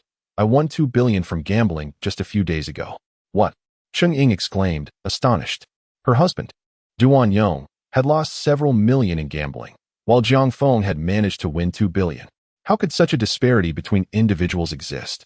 Observing Cheng Ying's astonishment, Jiang Feng waved his hand, saying, "I still prefer your defiant demeanor. Please regain it." Cheng Ying shot him a look of disdain. Jiang Feng found her reaction amusing once again. After their encounter, Cheng Ying intended to return home, but felt utterly drained and could hardly move, so she opted to rest in the guest room. The following morning, Cheng Ying, fearing discovery, hurried home early, sporting dark circles under her eyes. Upon waking, Jiang Feng initially contemplated a morning workout, but upon realizing Cheng Ying's absence, he dismissed the idea. After a quick wash, he ordered a lavish breakfast, pondering his plans. With a trip to Lake Baikal approaching in 2 days, someone needed to oversee the factory, or there would be no one to receive the shipment of pharmaceuticals. After some consideration, Jiang Feng deemed Lu Qingqing a suitable candidate. Having recently allied with him, she would likely refrain from any actions detrimental to his interests. Nevertheless, ever the pragmatic strategist, Jiang Feng resolved to play it safe and decided to take Lu Qingqing, Kiki, and Nana along together. They were strangers to one another. Yet Kiki believed he was a scion of wealth. In her quest to draw closer to him, she was determined to exert herself. She was confident that, in due course, he would grant them some advantages, ensuring their unwavering effort. Moreover, their mutual supervision would prevent any unforeseen complications. After breakfast, Jiang Feng dialed Lu Qingqing's number and recounted the details regarding the factory. Naturally, she would not decline his proposal and readily acquiesced. Subsequently, he created a group chat and added Kiki and Nana, distributing a red envelope of 10,000 to each. The two women were pleasantly surprised by Jiang Feng's message. Their previous venture at the Hailong Hotel had garnered them a considerable number of fans, effectively silencing their critics. Particularly for Kiki, after completing Jiang Feng's last task.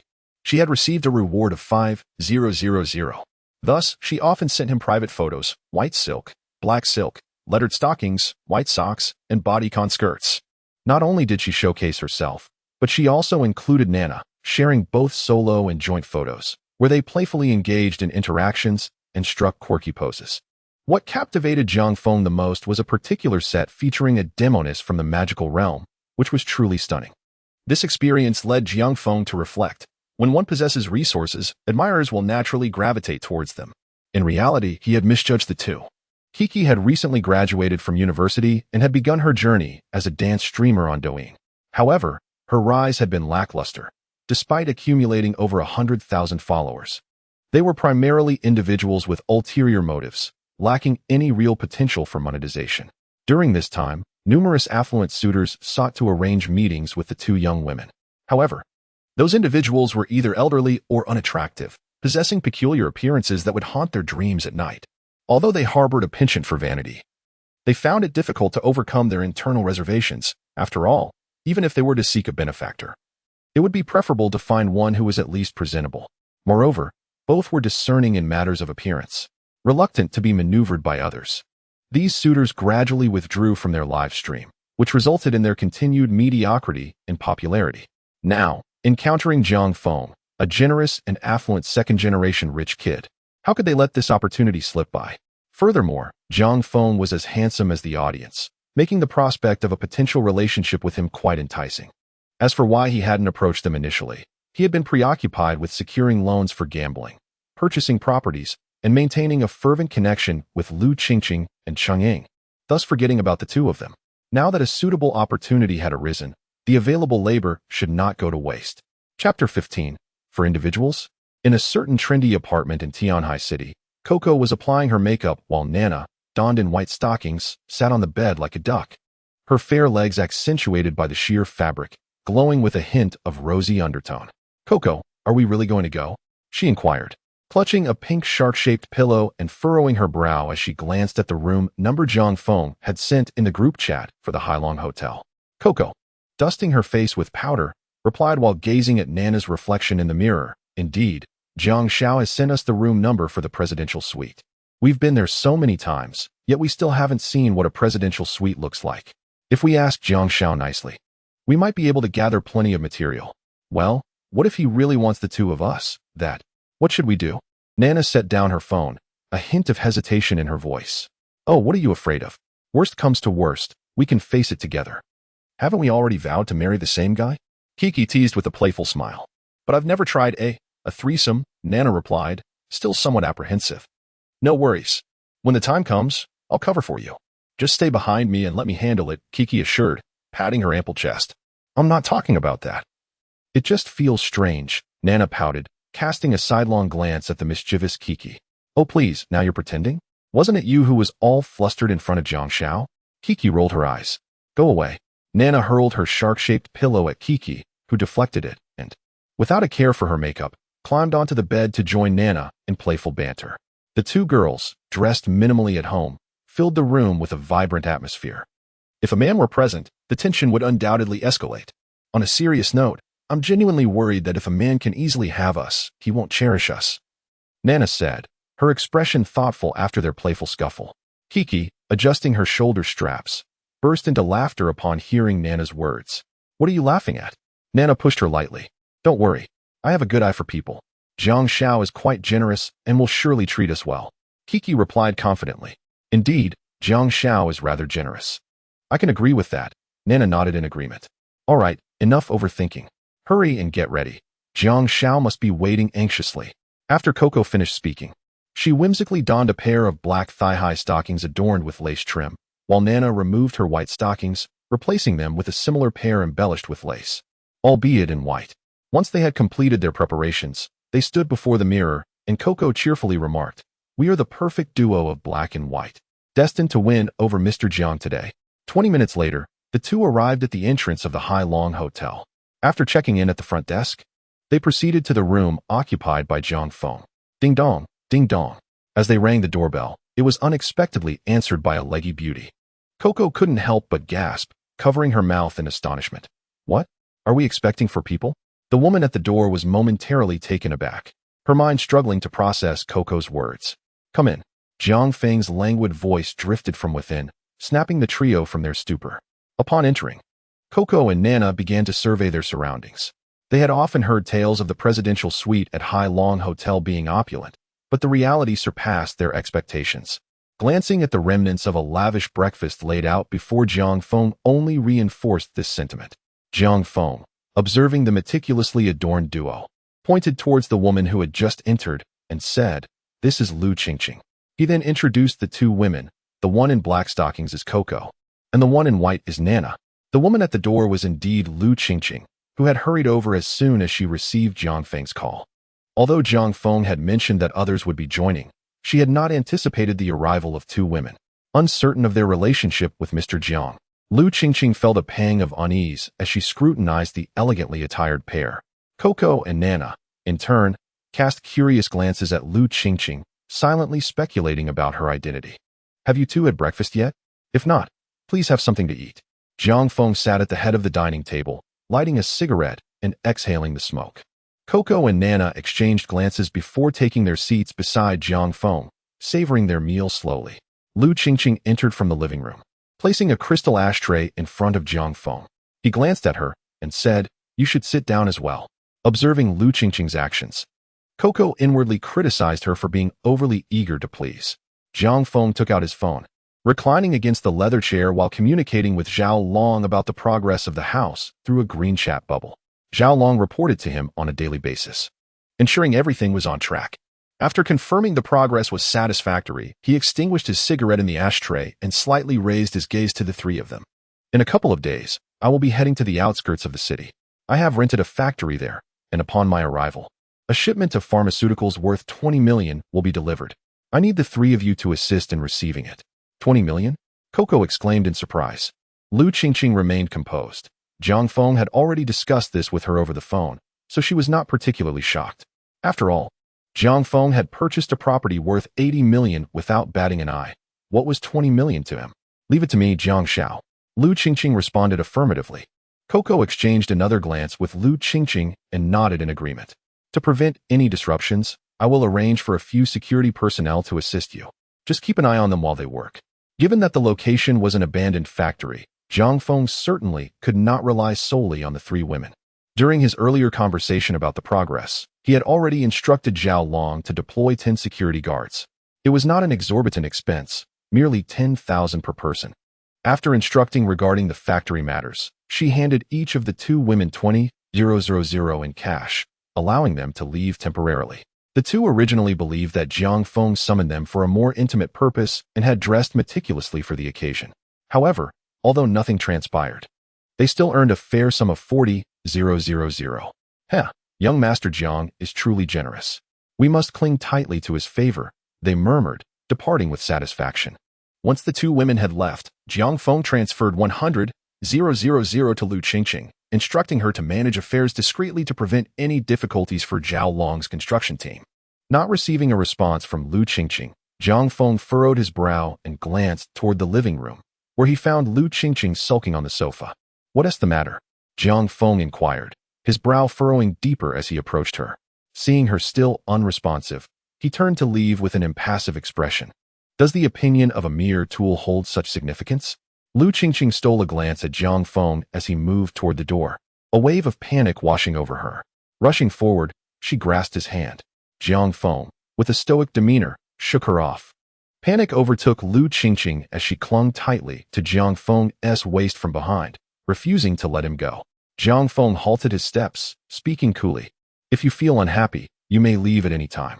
I merely feel discomfort seeing you with other women." Lu Qingqing's eyes brimmed with tears. Jiang Feng pried her hands apart, slowly turning to face her. "I've made it clear. If you're upset, you can depart whenever you wish. Do you understand?" A wave of grievance surged within Lu Qingqing, but even more so was her unwillingness to concede. She had invested so much in Jiang Feng. How could she possibly leave now? "No, I shall not depart," he declared, shedding his former pettiness. It was then that a smile graced Jiang Feng's countenance as he ambled over to the sofa and took a seat. Lu Qingqing followed closely behind, kneeling gently at his feet. Jiang Feng lowered his gaze, tenderly caressing her head as if she were an endearing pup. With a smile, he reassured her, "You need not fret, for even amidst a multitude of women, you shall remain unparalleled." After Lu Qingqing's departure, Jiang Feng wasted no time and ventured out once more to procure supplies. This time, in addition to purchasing ready-made meals, he acquired a plethora of garments, nearly depleting the stock of a colossal shopping center. Having arranged the delivery time and location, Jiang Feng departed amidst the bewildered gazes of the mall staff. Over the subsequent 2 days, he dedicated his daylight hours to acquiring provisions, while his evenings were spent inviting Cheng Ying over for gaming sessions. Cheng Ying, having received Jiang Feng's assurance that he would cease his entanglements with her upon his return from abroad, exerted herself diligently. However, her skills proved limited, and she invariably arrived at work with dark circles under her eyes. Moreover, to evade her husband's suspicions, she persevered in returning home after their encounters. Her husband, unsuspecting, continued to prepare meals with delight, awaiting her return from work, and even offering foot soaks and massages. Time elapsed swiftly, and the date for his scheduled journey to the land of the Rus arrived. The $1 million chartered flight service proved its worth. No sooner had Jiang Feng risen and completed his ablutions than his phone emitted a ring. "Greetings, Mr. Jiang. We have arrived at the hotel lobby," a melodious voice announced from within the phone. Hearing this, Jiang Feng proceeded to the balcony and peered down, where he beheld a stretch limousine parked at the hotel entrance. On either side of the car door stood 6 imposing men, clad in black suits and sunglasses, exuding an air of intimidation. In front of these men, a professional woman in her 30s smiled as she raised her hand in greeting to Jiang Feng. After ending his phone call, Jiang Feng descended the stairs and, just as he stepped outside, the melodious voice from the other end of the line rang out once more. "Mr. Jiang, greetings. My name is Mu Xiaojing, but you may call me Mu Mu. I will be your steward and translator for this journey to Mao country." Jiang Feng nodded in acknowledgement while assessing the woman before him. Her well-tailored suit exuded professionalism, and her smiling eyes seemed to convey a message of their own. "Mr. Jiang, please," Mu Mu said, slightly bowing in an inviting gesture. Jiang Feng took his seat in the vehicle, with Mu Mu seated to his right, while the 6 suited men occupied the passenger seat and the rear. The car glided smoothly, barely registering any vibrations. Even the coffee on the car's table remained perfectly still. "Mr. Jiang, your itinerary spans 3 days, during which I will oversee all arrangements. Should you experience any discomfort, please feel free to communicate with me at any time." These 6 individuals are all veterans, dedicated to ensuring your safety throughout the trip. Mu Mu retrieved an iPad from the front seat's backrest, smiling as she began to introduce it to Jiang Feng. He took a sip of coffee, nodding in satisfaction. Initially, he harbored concerns about potential safety issues while abroad, but he was pleasantly surprised to find that security was already well arranged. Although the vehicle was remarkably stable, it was not slow. Before long, they arrived at the airport. Indeed, they drove directly into the airport, allowing them to board the plane almost immediately upon disembarking. This left Jiang Feng in awe of the power of wealth. Upon entering the aircraft, each member of the crew greeted Jiang Feng in turn. Soon, the airplane took off. The flight lasted a total of 7 hours, reaching midday. 2 elegant flight attendants first brought Jiang Feng a sumptuous lunch prepared by a professional chef.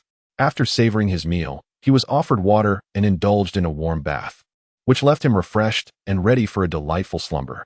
During this time, more than one flight attendant cast flirtatious glances his way, with some even boldly suggesting a shared bath. However, Jiang Feng's thoughts were consumed by the prospect of collecting from Lake Baikal, leaving him uninterested in such distractions. Although the attendants were indeed attractive, he remained wary of potential health risks associated with unfamiliar encounters. Besides, he was no mere playboy. A few days without female company did not faze him. Thus, he resolutely declined their unreasonable advances, earning the respect of the more virtuous flight attendants, who praised him as a fine gentleman and redoubled their efforts in providing service. Upon arriving in K City, merely over 60 kilometers from Lake Baikal, Jiang Feng chose not to linger. Under Mu Mu's guidance, he proceeded directly to a lakeside viewing room. After dinner, he feigned a stroll by the water, extending his hand to gently caress the lake's surface, keenly attuned to its essence. "It can be collected." Jiang Feng's heart surged with joy. He sensed that with a mere thought, he could draw the lake's water into his space. Yet, he refrained from immediate action, calmly retracting his hands and stating, "I am tired, let us return." Moo, trailing behind him, paused in surprise, muttering to herself, "Tired already? That seems rather feeble." Nevertheless, she held her tongue. After all, the employer is akin to a deity. Back at the hotel, Jiang Feng was so exhilarated that he found himself unable to sleep throughout the night. The following morning, they revisited the site, yet he still did not absorb the lake's water. By evening, as the sun set and cast its golden hues, Jiang Feng stood by the shore, admiring the breathtaking lake view. Gradually, he crouched down and dipped his hand into the water. Absorb. The lake's water vanished. And what became of the boats on the surface? Boom, boom. They all plummeted to the lake's depths, erupting in a burst of flames. The onlookers along the shore stared in disbelief. "Oh my God, where has the lake water gone? Nick, this is utterly incredible. We are witnessing a supernatural phenomenon." Amidst the exclamations of astonishment, Jiang Feng pretended to be startled, collapsing onto the ground. To act entirely normal would have been the true abnormality. How is this even possible? Observing Jiang Feng's disheveled state, Moo was the first to react, hastening to assist him. "Mr. Jiang, we must leave this place." Jiang Feng nodded vigorously, appearing still shaken. Yes, we should depart." Upon returning to the hotel, Jiang Feng regained his composure. "We need to leave now." Moo exchanged glances with the bodyguards, all of whom nodded in agreement. After all, the bizarre incident of the lake's disappearance compelled them to vacate. Moo dialed the pilot's number, and the group set off for the airport that very night. Shortly after takeoff, they received news that the Russian authorities had sealed off the area around Lake Baikal, prohibiting anyone from leaving. Moo glanced at the alert displayed on his iPad and, relieved, patted his chest, saying, "Mr. Jiang, your foresight has proven wise. Had we delayed, we would have been trapped here." Jiang Feng was equally drenched in cold sweat, but fortunately, he had moved swiftly. The might of the nation should not be underestimated. Chapter 17. Purchasing a mansion and driving luxury cars. What are we waiting for? Let us go. After departing from Mao country, Jiang Feng did not return directly to his homeland, but instead conferred with Moo about a trip to Myanmar. He had initially intended to procure some weapons while in Mao country. However, after collecting the lake water, he was struck by an instinctive urge to leave immediately. This led to his failure in purchasing the arms. Although Myanmar is known for its chaos, it presented a perfect opportunity to acquire firearms. He felt confident in venturing there, bolstered by the commendable qualities of his bodyguards, who had remained composed by the lakeside, instilling much confidence in Jiang Feng. Of course, this was not the primary reason. The more significant factor was that shortly after he had collected the lake water, he sensed an upgrade in his spatial abilities. He immersed his consciousness in the space, gazing at the vast expanse of lake water that obscured the sky above. Though it was not his first experience, the awe it inspired was undiminished. Unlike the previous aquamarine hue, the lake water had returned to its pristine transparency, free from external interference, allowing Jiang Feng to discern the multitude of fish and seafood frozen at the edges. As his consciousness flowed and entered the lake, he was aware that he was the master within this realm, and that his consciousness did not require breath. Nevertheless, the sensation of being enveloped by the immense body of water was somewhat suffocating. Observing the abundance of seafood within, he could not help but reflect. These seafood and this water could sustain countless lifetimes. While he was reveling in the aquatic depths, Jiang Feng became aware of someone calling for him from outside. Withdrawing his consciousness from the space and opening his eyes, he saw Moo gently beckoning him. "Mr. Jiang, our leader has approved your proposed journey to Myanmar." Jiang Feng smiled faintly and nodded. In times of peace, the swiftest means to resolve issues is through financial power. For this trip to Myanmar, Jiang Feng invested an additional 1.5 million. To ensure the smoothness of the journey, he also bestowed 10,000 on each member of the crew. For Jiang Feng, any problem that could be solved with money was not a problem at all.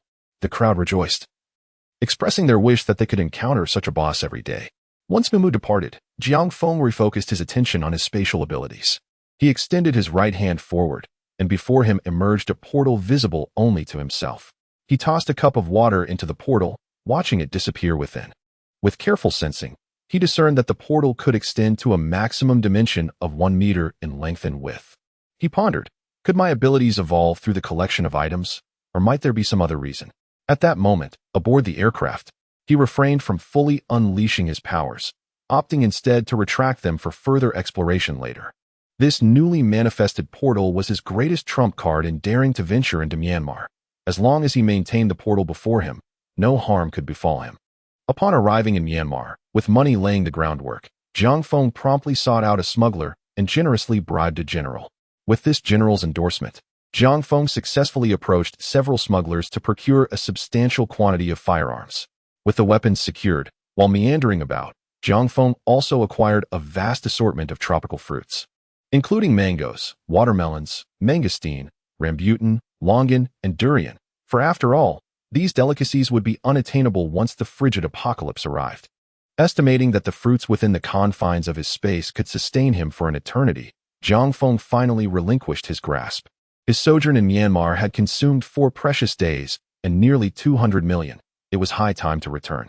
In the opulent presidential suite atop the luxurious Lia Hotel in Myanmar, Jiang Feng gazed upon the evening panorama, contemplating the toll of the past few days marked by relentless tension and travel. Even with his exceptional physical condition, he felt a hint of fatigue.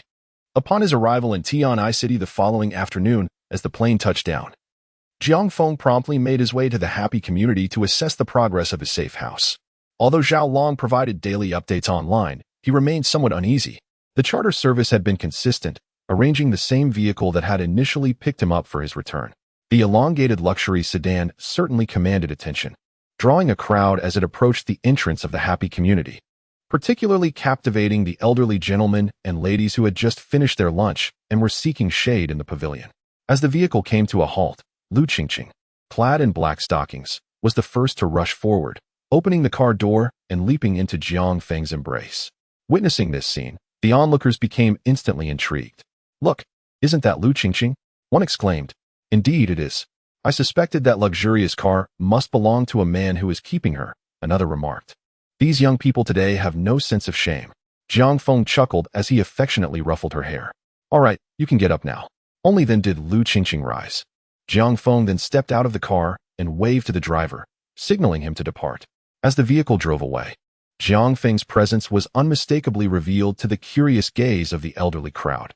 They were utterly astounded, with one elderly gentleman so shocked that his mouth gaped open, and his dentures fell to the ground. "Hiss, isn't that Jiang Feng?" someone exclaimed. "What? Jiang Feng?" An elderly woman with poor eyesight strained her neck to see. Could it really be him who bought the King's Tower? His money must be ill-gotten. I must report him. Ever since Zhao Long's construction team entered the neighborhood to renovate the King's Tower, the residents knew it had been sold. Everyone was curious about who had purchased it, and some homeowners with connections in the property management found out that the owner was named Jiang Feng. Then, everyone began inquiring about who Jiang Feng was. Later, someone revealed that it was Jiang Feng from the old district, but no one believed it. Over 80 million, and not purchased with a loan, but in full. Although his parents had left him a few million in compensation, the King's Tower required over 80 million. How could it possibly be him? But now, seeing Jiang Feng step out of an extended luxury car, they couldn't help but believe it. Several elderly women had previously seen Lu Qingqing and Jiang Feng driving a patrol car together. At the time, they didn't know what the two were up to. Now, it seemed they must have been house hunting. Lu Qingqing must have thrown herself into Jiang Feng's arms because she knew he was wealthy, thus attaching herself to a rich man. Thinking this, the scheming women's eyes gleamed with calculation. While some envied Jiang Feng and wanted to report him, others were already plotting how to benefit from him. Jiang Feng, so young, had bought the King's Tower, drove a luxury car, and, most importantly, was still unmarried. What were they waiting for? Go for it. An elderly woman, quick and agile, displayed none of her usual lethargy as she swiftly approached Jiang Feng. "Xiao Jiang, it's me, Aunt Lin, from Building 3 in the Old District. Are you here to check on the renovation progress of your new home?" Jiang Feng smiled and nodded, intending to leave with Lu Qingqing by his side. Aunt Lin, with remarkable dexterity, seized Jiang Feng's arm, her wrinkled face beaming with joy. Chapter 18. Xiao Jiang, let me introduce you to my daughter. Xiao Jiang, you don't have a girlfriend yet, do you? I would like to introduce you to my daughter. She resembles me and is quite beautiful. She currently works as a nurse at Tianhai Central Hospital and is a permanent employee. I am certain you two would get along splendidly. As she spoke, Aunt Lin pulled out her phone to show Jiang Feng a photo of her daughter. "Look, I can arrange for you to meet today. Just choose a location. And after work, I will have her come over. Jiang Feng waved his hand dismissively. Aunt Lin, I don't have the time, and besides, I already have a girlfriend. Aunt Lin cast a sidelong glance at Lu Qingqing and leaned closer, whispering, Xiao Jiang, I must warn you. Some individuals associate with rather questionable characters. Do not be deceived. Jiang Feng was left speechless. He retorted, You're talking about others, yet your daughter has been seen getting into various cars, at least 4 or 5 that I've witnessed. It is rumored she has been pregnant multiple times and is likely unable to bear children now. Would you still introduce her to me? I wouldn't accept money to meet her. With that, Jiang Feng shrugged off Aunt Lin's grip and turned to walk away. Aunt Lin hurried after him for a few paces, gasping as she called out, but upon seeing Jiang Feng ignore her, she had no choice but to come to a halt. As I await my daughter's return, I must seize the moment to converse with her. She possesses unwavering confidence in her daughter, for she is truly a beauty. And as for Jiang Feng having a girlfriend, what of it? Marriage is a matter of personal freedom, as is love. Until one is wed, all possibilities remain open. Even after marriage, is divorce not an option? Even if she were to bear him a child, she would not be deprived of her rightful share of the family wealth. Aunt Lin departed with resolute conviction. Building 8, 38th floor. With a chime, the elevator doors opened, and Jiang Feng alongside Lu Qingqing stepped out. Mr. Jiang, Zhao Long, donning a white safety helmet, approached eagerly upon seeing the elevator open. Jiang Feng nodded and followed Zhao Long into the room. On this second visit, his status had transformed entirely. He had become the proprietor of this space.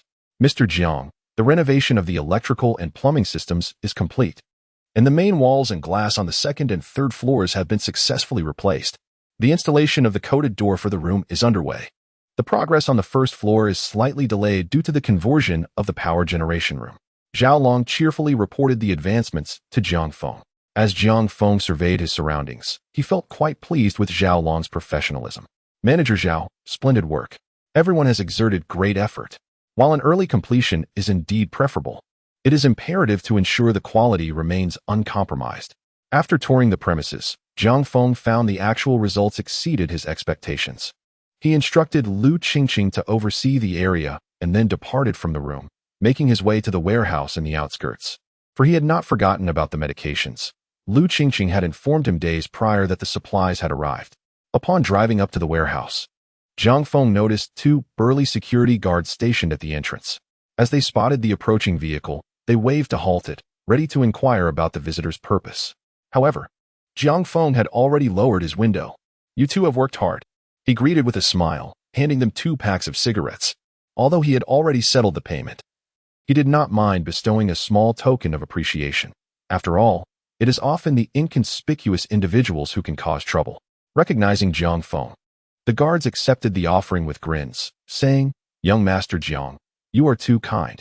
Clearly, they were pleased with this generous client. After parking the car, he followed one of the guards to the storage area for the pharmaceuticals. Upon entry, he was greeted by the sight of nearly 10 million worth of medicines densely packed throughout the warehouse. After casually inspecting a few items, he refrained from immediately storing them. The personnel from Tiandun Company were still on site, and he wished to avoid any suspicion. Young Master Jiang, you've returned. Coco and Nana rushed in with beaming faces, each linking an arm with him. Jiang Feng smiled and inquired, Did you miss me? Of course we did. The two replied in unison. Ever since they had taken on their task, they had remained there throughout the day. Upon hearing the commotion downstairs, they had known Jiang Feng was back. Young Master, I will take my leave now. The guard who had escorted Jiang Feng spoke up awkwardly upon witnessing this scene.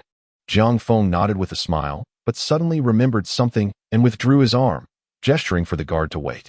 Hold on, please summon the brothers. The guard nodded and departed. There's a black bag in the passenger seat of my car. Please retrieve it. Coco promptly departed and soon returned with a bag in hand. In a short while, all 10 members of the Tiandun Company had assembled. Jiang Feng stood at the entrance, while Coco and Nana positioned themselves on either side. Thank you all for your hard work. According to our original plan, you should have returned much earlier, but an unforeseen circumstance arose, he remarked. This is a small token of compensation for the days lost. Jiang Feng gestured for Coco to distribute the contents of the bag, offering each person a luxurious cigarette along with a red envelope containing 5,000 yuan. The crowd accepted the gifts with expressions of delight and gratitude before reporting back to the company. You two, please wait for me in the second-floor office. he instructed as he watched everyone depart. Once they were gone, Jiang Feng's smile faded, and he directed a command at the two women. Obediently, they left, and he retraced his steps to the warehouse where the medicines were stored. Collect the medicines, he declared. Now, he no longer needed to physically touch the items to collect them. As long as they were within a meter of his body, he could gather them simply by scanning with his gaze. The enhancement of his abilities had significantly accelerated the process. In just 5 minutes, the warehouse was emptied of all its medicinal supplies. He immersed his consciousness within the space to swiftly review the array of medicines: anti-inflammatory, analgesic, antiviral, digestive, respiratory. An impressive assortment stretched before him, enough to last several lifetimes. Securing the warehouse door with a lock, Jiang Feng made his way to the second-floor office. Upon entering, Coco and Nana immediately surrounded him, chattering excitedly about the events of the past few days, eager to take credit for their contributions.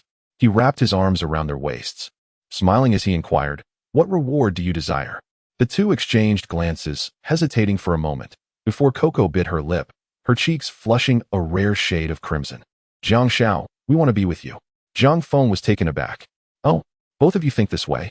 He had assumed that the two women merely sought to acquire more money, unaware that they possessed a mindset geared towards sustainable development. Indeed, the two women nodded resolutely, discerning the distinction between a single hearty meal and a continuous supply of sustenance. Rather than catering to those elderly gentlemen, it would be far more advantageous to seek out the young, handsome, and generous Jiang Xiao. Jiang Feng released his embrace of the two women, took a few steps, and seated himself in the chair behind the desk. He refrained from providing an immediate response. Instead, he lit a cigarette, his eyes narrowing as he scrutinized the two women before him. With subtle makeup enhancing their features, their fair skin radiated allure. Both women possessed pear-shaped figures, their slender waists accentuating their more ample physiques. Though Nana may not rival Kiki in beauty, she was not far behind. Their legs, perfectly proportioned and shapely, complemented the striking contrast of their black and white attire, presenting a unique charm. Furthermore, the way they gazed at him with large, yearning eyes added to their appeal. Upon careful observation, all factors considered, they garnered a score of 85, an accurate assessment indeed. Chapter 19. A personal inspection. To be frank, an 85 is hardly a low score. With a few filters applied, they could easily be deemed top-tier beauties in the realm of social media. However, his standards had escalated considerably. Nonetheless, the two women were quite obedient, diligently attending to the tasks he assigned them. Based on this, it was not entirely out of the question to offer them an opportunity to serve as maids. His only concern was whether they had been promiscuous, potentially exposing themselves to unsavory ailments. The two women watched Jiang Feng hesitantly, tears welling at the corners of their eyes, silently distressed. Did they not catch Jiang Xiao's eye? Leaning back, Jiang Feng propped his legs on the desk, exhaling a plume of smoke as he asked directly, "You two aren't ill, are you?" The two women were taken aback, exchanging glances, each privately thinking, "So, this is what Master Jiang is concerned about?" Indeed, the wealthy cherish their lives the most. Subsequently, their faces flushed as they chimed in unison, "Master Jiang, of course, we haven't." Coco hesitated slightly, lowered her head, and added softly, I've never been with anyone before. Nana has only had one boyfriend." A playful smile tugged at Jiang Feng's lips, his gaze laced with a hint of skepticism. "You're so captivating, yet you've never been with anyone?" "Master Jiang, stop it." Coco retorted playfully, a trace of shyness flickering in her eyes. "What you see is merely the surface. We're actually quite conservative." Before her words had fully faded, the two women had already moved to stand before Jiang Feng. Coco knelt down, gently massaging Jiang Feng's legs, while Nana turned around and began kneading his shoulders. "Master Jiang, please accept us," Nana whispered, her voice tinged with a plea. Jiang Feng luxuriated in their ministrations, his eyes narrowing. Once the cigarette in his hand had burned down, he spoke slowly, "Your flattery is futile. I need to verify." 10 minutes later, Jiang Feng was somewhat surprised. Coco really was. His lips curved into a subtle smile, a hint of approval glinting in his eyes. Unexpectedly, "You weren't lying." He didn't harbor any particular fixation, but what man doesn't appreciate cleanliness? "This isn't the place. Let's go to the Hailong Hotel." Coco's face flushed crimson. "Master Jiang, doesn't the medicine need someone to watch over it?" Jiang Feng smiled enigmatically. "No need." After his extended sojourn abroad, his absence was truly felt. Just as the trio was poised to depart for the hotel, Jiang Feng's mobile device emitted a resonant chime. Upon inspection, he discerned a voice communication request via Green Messenger. That wretched individual again, he muttered. Does she crave verbal reprimands after a mere few days of respite? An hour prior, the Su Lily family had concluded their midday repast. As the family members reposed, she, with her protuberant abdomen, was diligently attending to the dishware. Abruptly, a series of percussive sounds reverberated upon the entrance. Who is it? Su Dafu, clad in a pair of unrefined trousers, arose from the sofa with palpable impatience and opened the portal. Upon beholding the still alluring visage of Li Dama, his countenance metamorphosed into a radiant smile. Alian, my dear, it is you. Pray, enter and be seated. Li Alian, the belle of the neighborhood and a veritable dance virtuoso, was the object of countless elderly gentlemen's affections, Su Dafu among them. However, she had previously spurned his advances, deeming him a rustic individual. Thus, her unexpected visit piqued his curiosity. Oh, Dafu, your household has indeed prospered, exclaimed Li Alian, clapping her hands with theatrical excitement upon crossing the threshold. Su Dafu, perplexed, inquired. Prospered? In what manner? Is not your daughter's paramour Jiang Feng, of our very own neighborhood? Su Dafu assented, indeed. What of it? Have you not heard? Jiang Feng has acquired the edifice of edifices in the new district, a property valued at several hundred million. Li Dama, unaware of the precise valuation of the aforementioned edifice, hyperbolically augmented the price manifold. Su Dafu chuckled. Alian, my dear, from whom did you glean such preposterous fabrications? Am I not intimately acquainted with Jiang Feng's capabilities?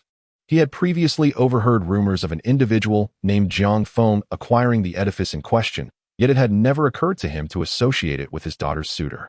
Seeing Su Dafu's disbelief, Aunt Li grew anxious. Oh, don't be skeptical. Downstairs, Aunt Lin personally witnessed Jiang Feng disembark from a luxurious, extended vehicle. She even mentioned wanting to introduce her daughter to him.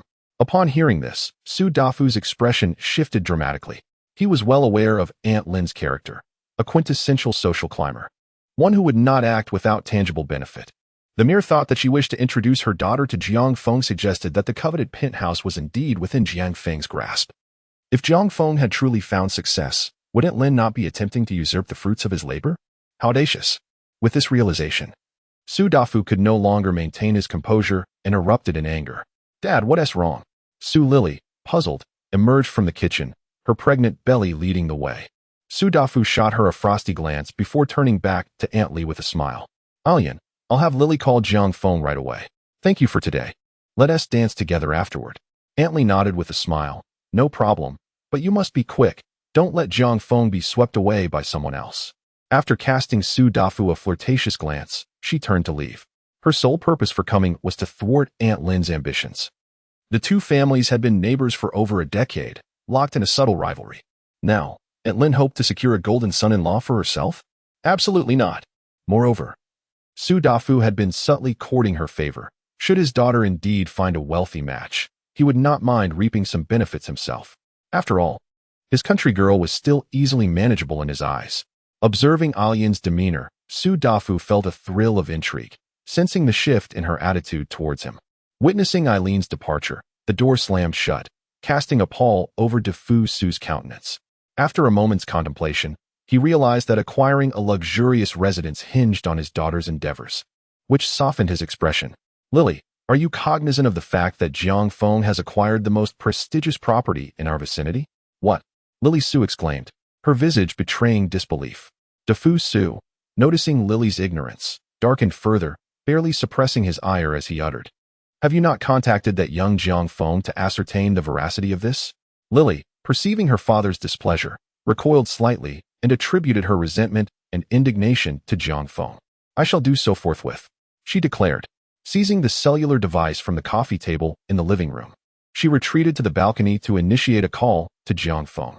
Upon hearing the automated message indicating that the number was out of service, she recalled being blocked by Jiang Feng. After muttering a few discontented remarks, she resorted to utilizing the messaging application.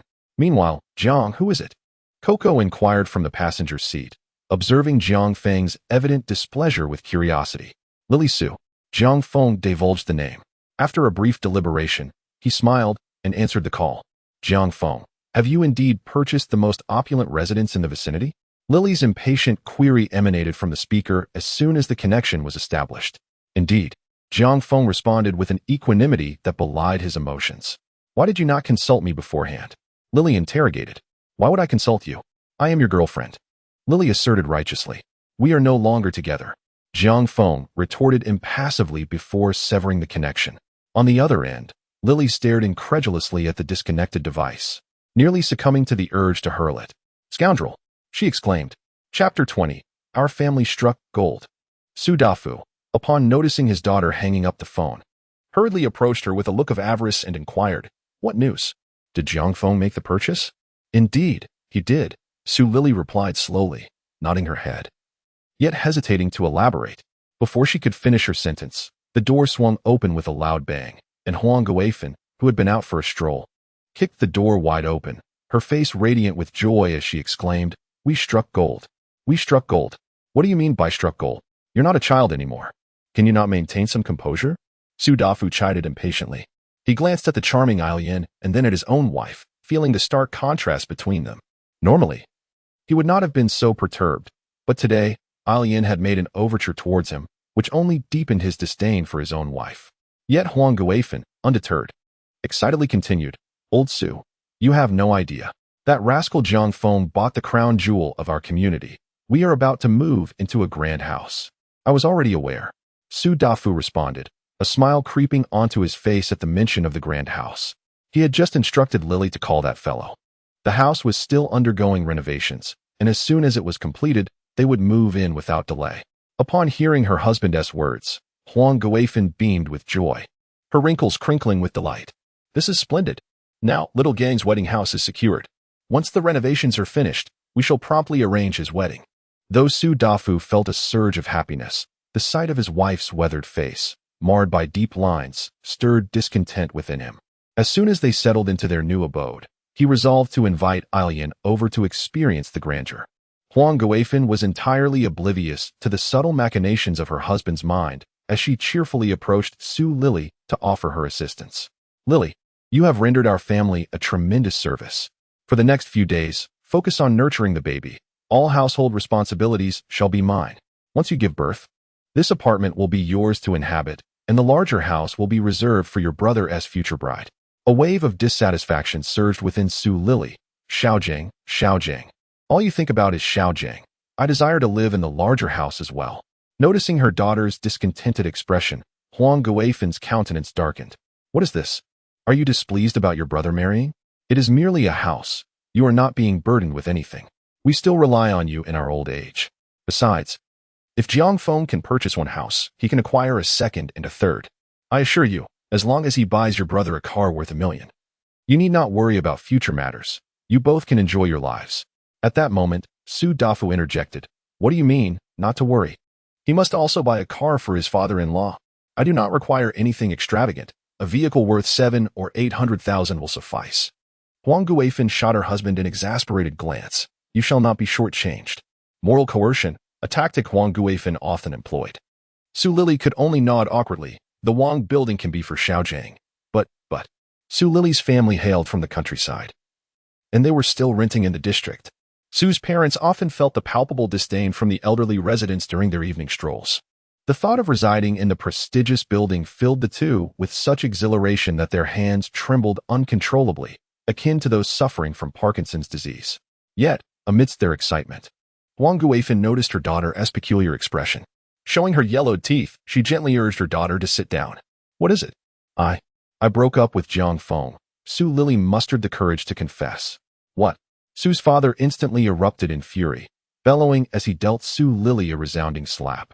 Su's mother quickly grasped her husband's hand, exclaiming, Have you lost your mind? Lily is pregnant.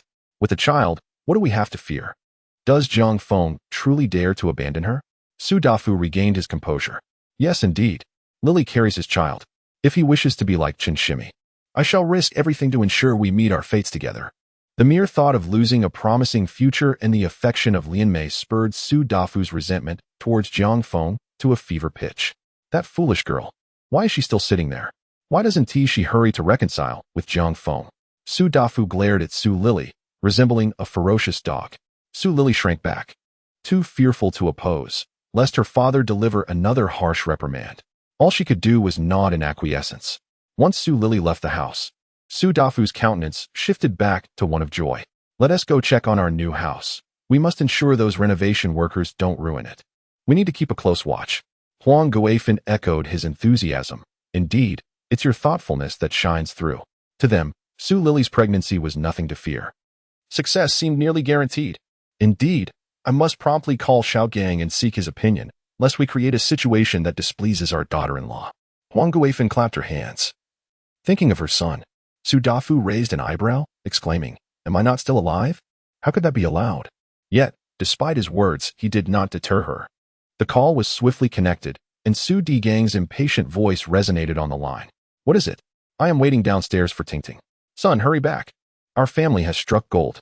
Huang Guifan eagerly recounted the events that had transpired. On the other end of the line, Su Digang leaped in disbelief, his mind swirling with astonishment.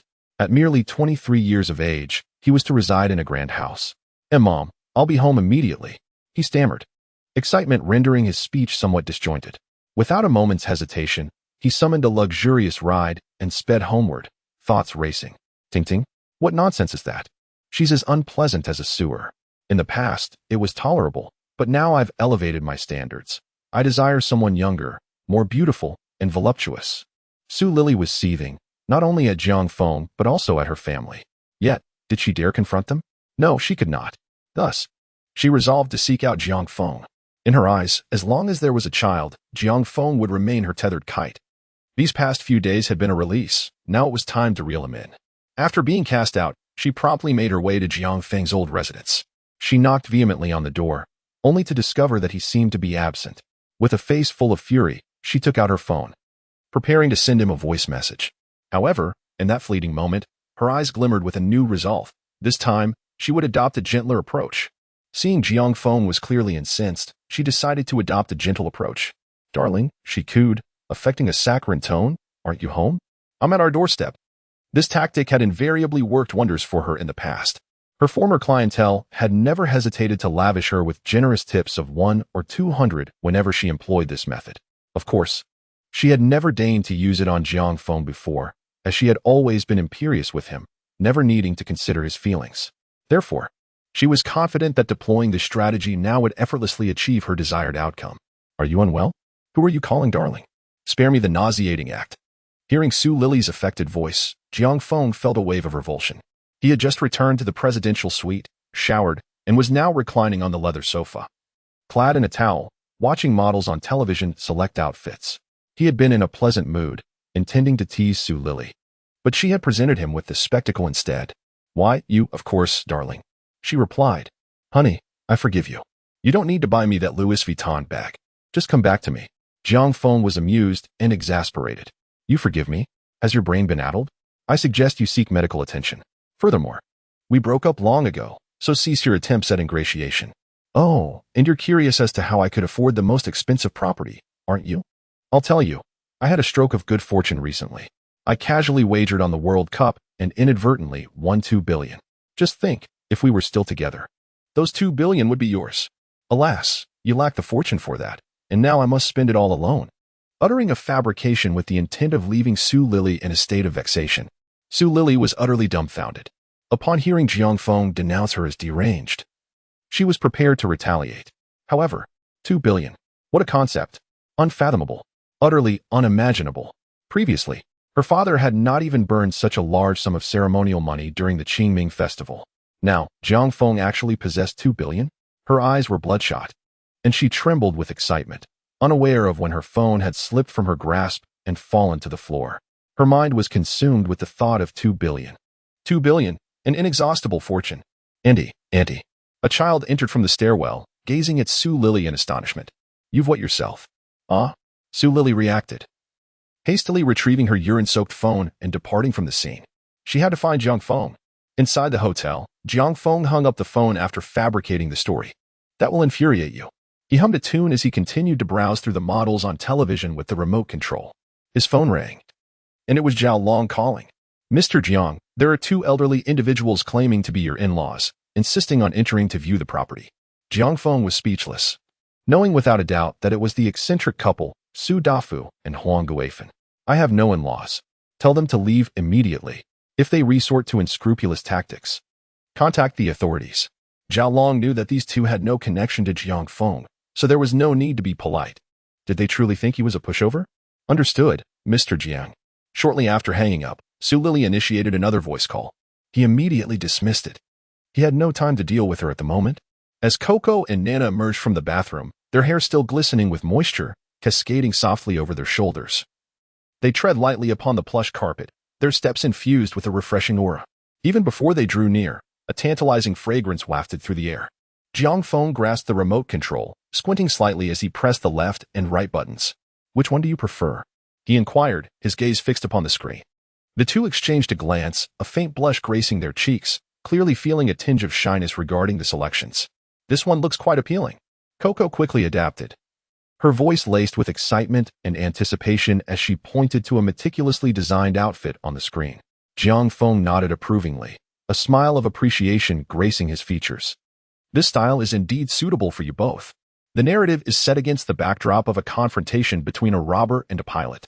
Jiang Feng intended to portray the villain, though he lamented the absence of a fitting candidate for the pilot's role.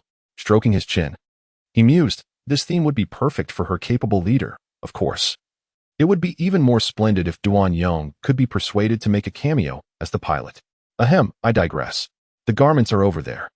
Feel free to choose for yourselves. He gestured casually towards the clothing area. Before long, the two had donned their new attire, clad in matching red ensembles complemented by black stockings. They exuded a polished elegance, their every movement imbued with a unique charm. Jiang Feng accepted the robber's mask that Nana handed him, and upon donning it, his appearance transformed into that of a mischievous bandit. As per tradition, let us activate the phone camera. The air disaster is about to unfold. After a considerable pause, you really are? Despite the evidence before him on the bed, Jiang Feng remained somewhat incredulous. The recent events had left him with a peculiar sensation that he was meant to be the orchestrator of this scene. Yet he felt as though he had been the one led. Coco was visibly exhausted. Finally, Nana, with a touch of embarrassment, explained in a hushed tone, young Master Jiang. Please don't misunderstand. We only occasionally watch cinematic productions. Jiang Feng. He couldn't help but harbor doubts. Considering the advancements in modern technology, what surgical procedures were now impossible? Jiang Feng paused in contemplation. Recalling the slightly awkward demeanor of the two women initially, he felt somewhat relieved. Never mind, he thought. Why dwell on it so much? As long as they are healthy. Leaning against the headboard, he gestured towards the cigars on the nearby table. Nana understood and rose from the bed to retrieve a cigar. The cutting, lighting, and wafting of the cigar were executed with fluid grace, a feast for the eyes. A few days prior, on the plane, Mumu had offered him a cigar to sample. He had found it agreeable. So he specifically procured a batch of the finest Cuban cigars from abroad. Taking a puff, he nodded in satisfaction. Not bad. You've been trained in handling cigars? Nana nodded sheepishly. We researched these things specifically for our Douyin videos. Jiang Feng chuckled. All the better. Saves me the trouble of teaching you. He then added, fetch my phone from the living room.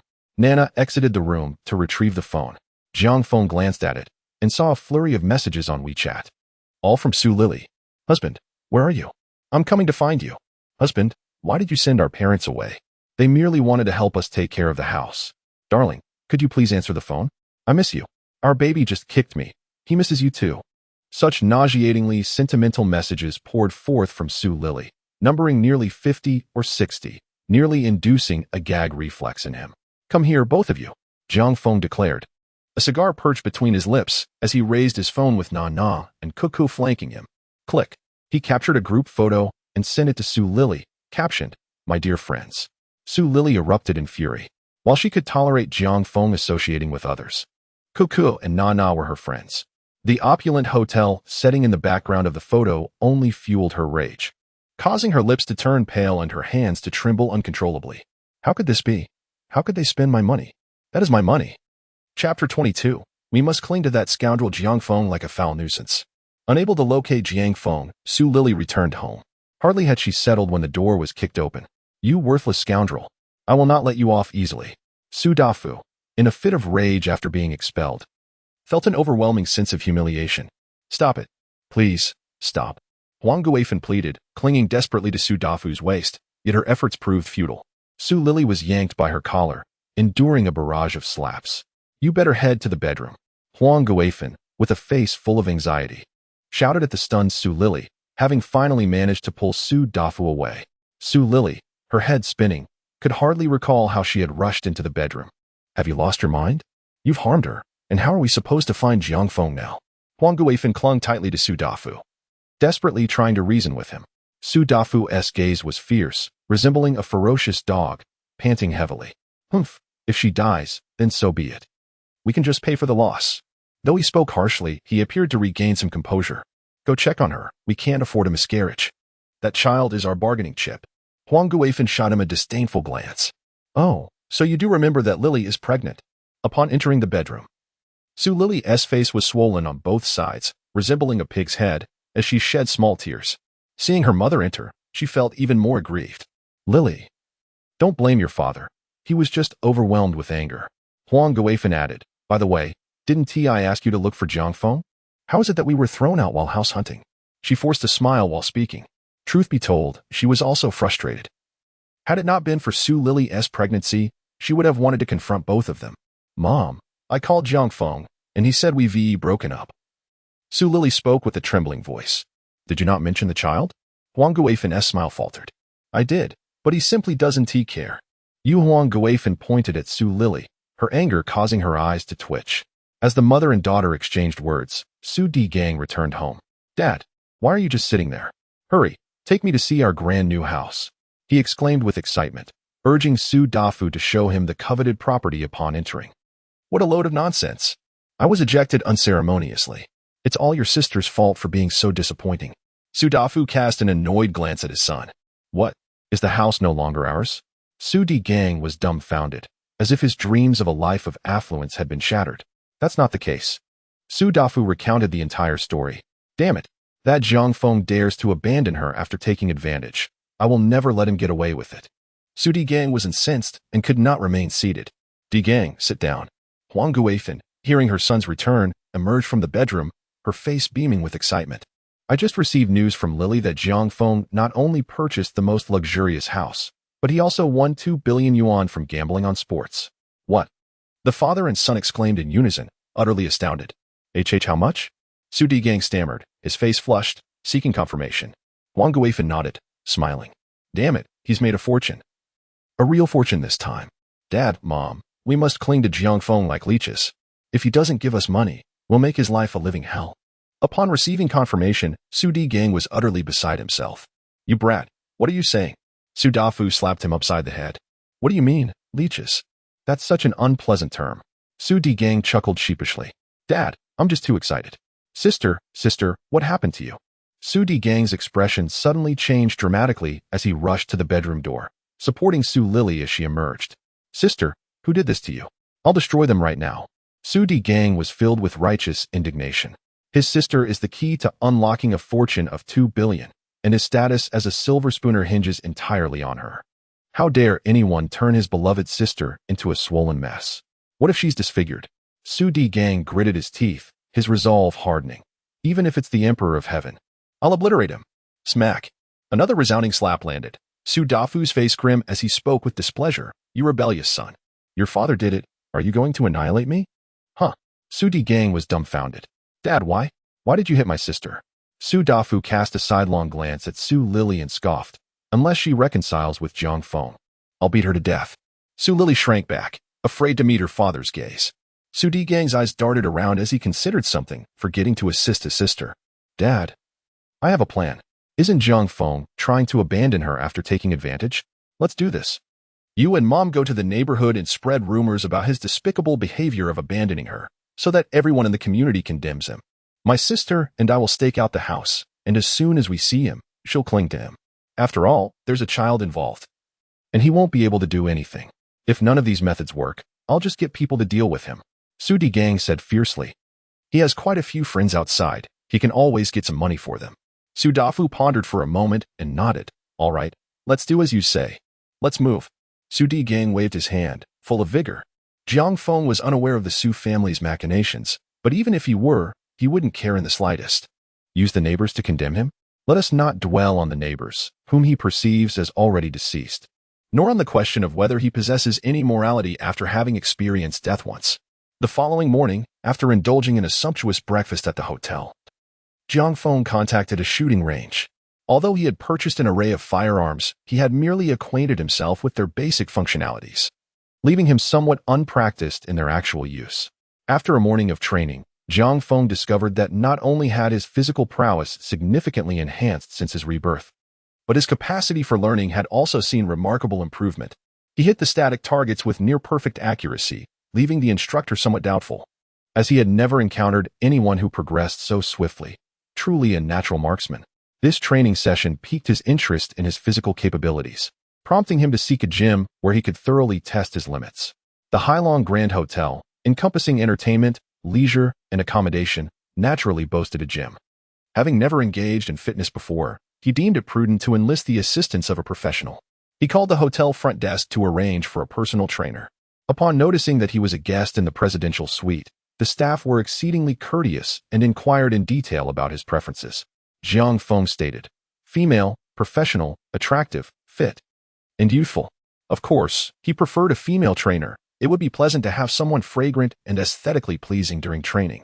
Moreover, given the inevitable physical contact during assistance, the thought of a male trainer was rather unsettling. After concluding the call, Jiang Feng drove back to the hotel. Just as he parked his car at the entrance, a young lady in her 20s approached him with a smile. Hello, Mr. Jiang. My name is Zhang Mingyao, and I am your appointed fitness trainer. Chapter 23, Silken Restraints. Even deities cannot save. Jiang Feng scrutinized Zhang Mingyao, who approached him with an air of grace. She donned a light green sports tank top, complemented by gray-green yoga shorts that ended just above the knee, beneath which she wore sheer white stockings, her feet adorned in white and green casual sneakers. Her complexion radiated a fair luminosity, tinged with a hint of healthy bronze. This ensemble bestowed an exceptionally refreshing aura amidst the sweltering summer heat. A score of 90. The tip of his nose twitched slightly as a fragrant breeze enveloped him. Hello, may I call you Mingyao? Jiang Feng gently clasped Zhang Mingyao's soft, warm hand. Of course, she replied with a bright smile, nodding in agreement. As she released his hand and slightly lowered her gaze, he was captivated by the distinct outline of her abdominal muscles. The navel on her flat stomach remarkably appealing. Her smooth thighs were gently encased by the white stockings. White stockings cling to the flesh. No deity could save you. Mr. Jiang, this way please. Zhang Mingyao's melodious voice resonated once more as she gestured invitingly to the side. Jiang Feng nodded, signaling for her to lead the way. Undoubtedly, Zhang Mingyao possessed a commendable physique. The peachy posterior. From the front, it hadn't been as evident, but now, viewing her from behind, it was unmistakably pert, and one could easily surmise its delightful elasticity. This triggered a memory of a remark made by a beauty on a variety show. My dairy re is now so elevated that it could support a bottle of soda. With such a peachy posterior, an additional 5 points were warranted. Thus, the total score soared to 95. Soon, they arrived at the personal training area on the second floor of the gym. Zhang Mingyao first guided him through a physical assessment before presenting him with printed materials to devise a series of training plans. I wish to test the limits of my body, Jiang Feng declared, revealing his primary intention. Then let us begin with the bench press. As he was a novice, fearful of instability under heavier weights, Zhang Mingyao guided him to the Smith machine. The empty barbell at 20 kilograms felt effortlessly light. At 40 kilograms, it remained a breeze. At 60 kilograms, he experienced no difficulty. Even at 80 kilograms, he remained unfazed. Zhang Mingyao was slightly astonished. It is known that an untrained individual would typically struggle even with an empty bar. Yet, Jiang Feng managed 80 kilograms with ease. Just as she was about to add another 10 kilograms, Jiang Feng furrowed his brows and interjected, I'll do it myself. He promptly increased the weight to 150 kilograms. Zhang Mingyao gasped in shock and quickly restrained him, exclaiming, Mr. Jiang, you could get injured. Jiang Feng waved dismissively, isn't there safety equipment? Let me give it a try. At 150 kilograms, he felt a slight strain. Ultimately, he reached 220 kilograms, the limit of his current capabilities. Zhang Mingyao stood by, utterly astonished, her mouth agape in disbelief. Mr. Jiang, is this truly your first time exercising? She inquired, aware that the national bench press record hovers around 300 kilograms, achieved only by those who have undergone rigorous training over time. How could someone accomplish 220 kilograms on their very first attempt? Moreover, record holders are typically robust and muscular, while Jiang Feng appeared rather slender. Where did he acquire such strength? Jiang Feng chuckled softly. Indeed, it is my first time. He gestured towards a small cart beside him. Towel. Oh, here. Zhang Mingyao took a moment to comprehend before hastily handing him the towel. After receiving it, he wiped the beads of sweat from his forehead. Let us move on to try something else. In the afternoon, Zhang Mingyao followed behind him, rendered speechless by the astonishing display. With a long exhale, Jiang Feng completed his final movement amidst her intricate gaze, beads of sweat glistening on his forehead. Zhang Mingyao too was drenched in perspiration, droplets cascading down her neck, thoroughly soaking her athletic tank top. This exertion was entirely due to Jiang Feng's assistance. Despite his considerable strength, some of the movements lacked precision. Observing the perspiring Zhang Mingyao, Jiang Feng chuckled and said, "Shall we head to my room for a shower? I can also transfer your lesson fee." Zhang Mingyao paused momentarily. "Don't misunderstand. The room is spacious. We can each have our own space," Jiang Feng clarified, raising his hands in explanation. After a brief hesitation, her cheeks flushed. She nodded in agreement. All right then. The discomfort of sweat was unbearable, and she hadn't anticipated such exertion from the previous lesson, having forgotten to bring her toiletries. She recalled that when the front desk had called her, she learned that Jiang Feng was a guest in the presidential suite, which was well equipped with amenities. How convenient. After freshening up, Jiang Feng, clad in silk pajamas, lounged on the sofa, savoring a cigar while conversing with He Xiaoyu, the representative of university students, about downloading games and movies. He Xiaoyu reported that nearly 1,000 computers had been filled with downloads, with more still in progress. Jiang Feng transferred 10,000, expressing his satisfaction. Upon receiving the bonus, He Xiaoyu, brimming with excitement, promptly made a phone call. After offering verbal encouragement, Jiang Feng watched as He Xiaoyu, invigorated, dove back into his endeavors. "Mr. Jiang, I borrowed the washing and drying machine." A melodious sound emanated from the bathroom doorway. Jiang Feng set aside his phone and turned his gaze toward the source of the sound. There stood Zhang Mingyao, clad in a pristine white bathrobe that enveloped her modestly, her hair elegantly tucked beneath a white headscarf. As she spoke, she gently approached, her cheeks faintly flushed, leaving one to wonder whether it was the steam from the hot water or a hint of shyness, perhaps a combination of both. Indeed, she felt a touch of embarrassment, for she was merely wrapped in a bathrobe, having only brought a single outfit, which was now drenched in perspiration. The thought of bathing without a change of clothes was rather uncomfortable. Fortunately, upon finishing her shower, she noticed the washer-dryer and, given the ease of handling summer garments, she casually tossed her attire into the appliance, with a wash and dry cycle taking a minimum of half an hour. She could not linger in the bathroom awaiting the completion of her laundry. That would be rather impolite. Thus, she found herself wrapped tightly as she emerged. "Are you not hot?"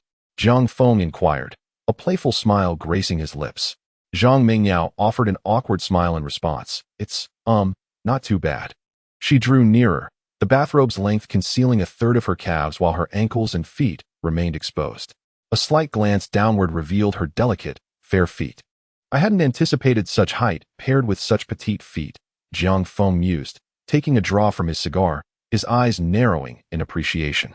As Zhang Mingyao settled onto the sofa, she instinctively tucked her feet back. "It's, not too bad." As time ticked by, Jiang Feng remained engrossed in his phone, uttering nary a word. Meanwhile, Zhang Mingyao squirmed in discomfort, silently regretting her decision to join him in the room for a shower, leading to this rather awkward situation. Beep, beep, beep. Upon hearing the conclusion of the washer-dryer cycle, she abruptly rose from the sofa, hastening towards the lavatory, only to be betrayed by her own haste. Alas, her left foot entangled with her right, causing her to stumble onto the rug, her robe cascading open, revealing her exquisite form in its entirety. Good heavens! Jiang Feng's eyes widened instantaneously. Chapter 24. My temper is fraying. A peach-like posterior. A most apt description. The flawless, streamlined curve of her back was utterly unveiled. I wonder what the front looks like. Jiang Feng stroked his chin thoughtfully. Zhang Mingyao scrambled to her feet, hastily redraped herself in the robe, heedless of the throbbing in her knee. Turning her head, she inquired, You didn't see anything, did you?" "Oh, I saw everything," Jiang Feng affirmed. Her delicate face flushed crimson as she darted into the lavatory, shutting the door behind her. Soon, she emerged, fully clothed, though her knee bore a ruddy mark, enough to incite speculation from any unwitting observer. Mr. Jiang, I must take my leave now. Without awaiting a response from Jiang Feng, Zhang Mingyao fled in disarray. Your compensation, Jiang Feng called out, but Zhang Mingyao was already gone. Very well, I shall simply remit it to her electronically. 6,000 per instructional session, each session lasting 1 hour. Approximately 4 sessions this afternoon. He transferred 30,000 directly to Zhang Mingyao. Observing the unacknowledged transaction, Jiang Feng curled his lip. Damn it, she's really put me in a foul mood. Sliding her fingers across her phone, she found her superior and composed a message. Same place, you have half an hour to arrive. Remember to don your battle attire. Meanwhile, in an upscale residential area, Qing Ying, dressed in a purple lace nightgown, playfully balanced her white slippers on the edge of the table while enjoying dinner with her husband. Ding, a text notification sounded. She set down her soup spoon and picked up her phone. The smile that had adorned her face instantly vanished, and her playful foot ceased its movement. What's wrong, my dear? Duan Yong inquired, noticing the sudden shift in his wife's demeanor. It's nothing, just a call I need to return, Cheng Ying replied with a stiff smile. A flicker of panic crossing her eyes. Stepping into the bedroom, her expression transformed into one of fury. Hadn't they agreed that once she went abroad, he would cease his entanglement with her? Why was he now so fickle? All her previous efforts seemed wasted. For an entire week, Jiang Feng had not contacted her. And though she felt a sense of relief, a twinge of disappointment lingered. After all, the feelings he had evoked in her were unprecedented. Yet now that her life had regained its rhythm, Jiang Feng insisted on pursuing her? How infuriating! Did he truly wish to ruin her? Enduring such torment was intolerable. If it came to a breaking point, she would rather sever all ties. After a tumultuous inner struggle, she regained her composure. What if this matter were to come to light? How could she possibly continue living? If such incidents occurred once, they could certainly happen again. If things escalated, would it not mean she had allowed herself to be toyed with by Jiang Feng? Dressed appropriately, she stepped out of the bedroom.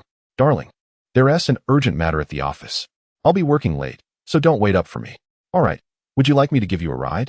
Duan Yong, having recently suffered financial losses, wore a forced smile, eager to please.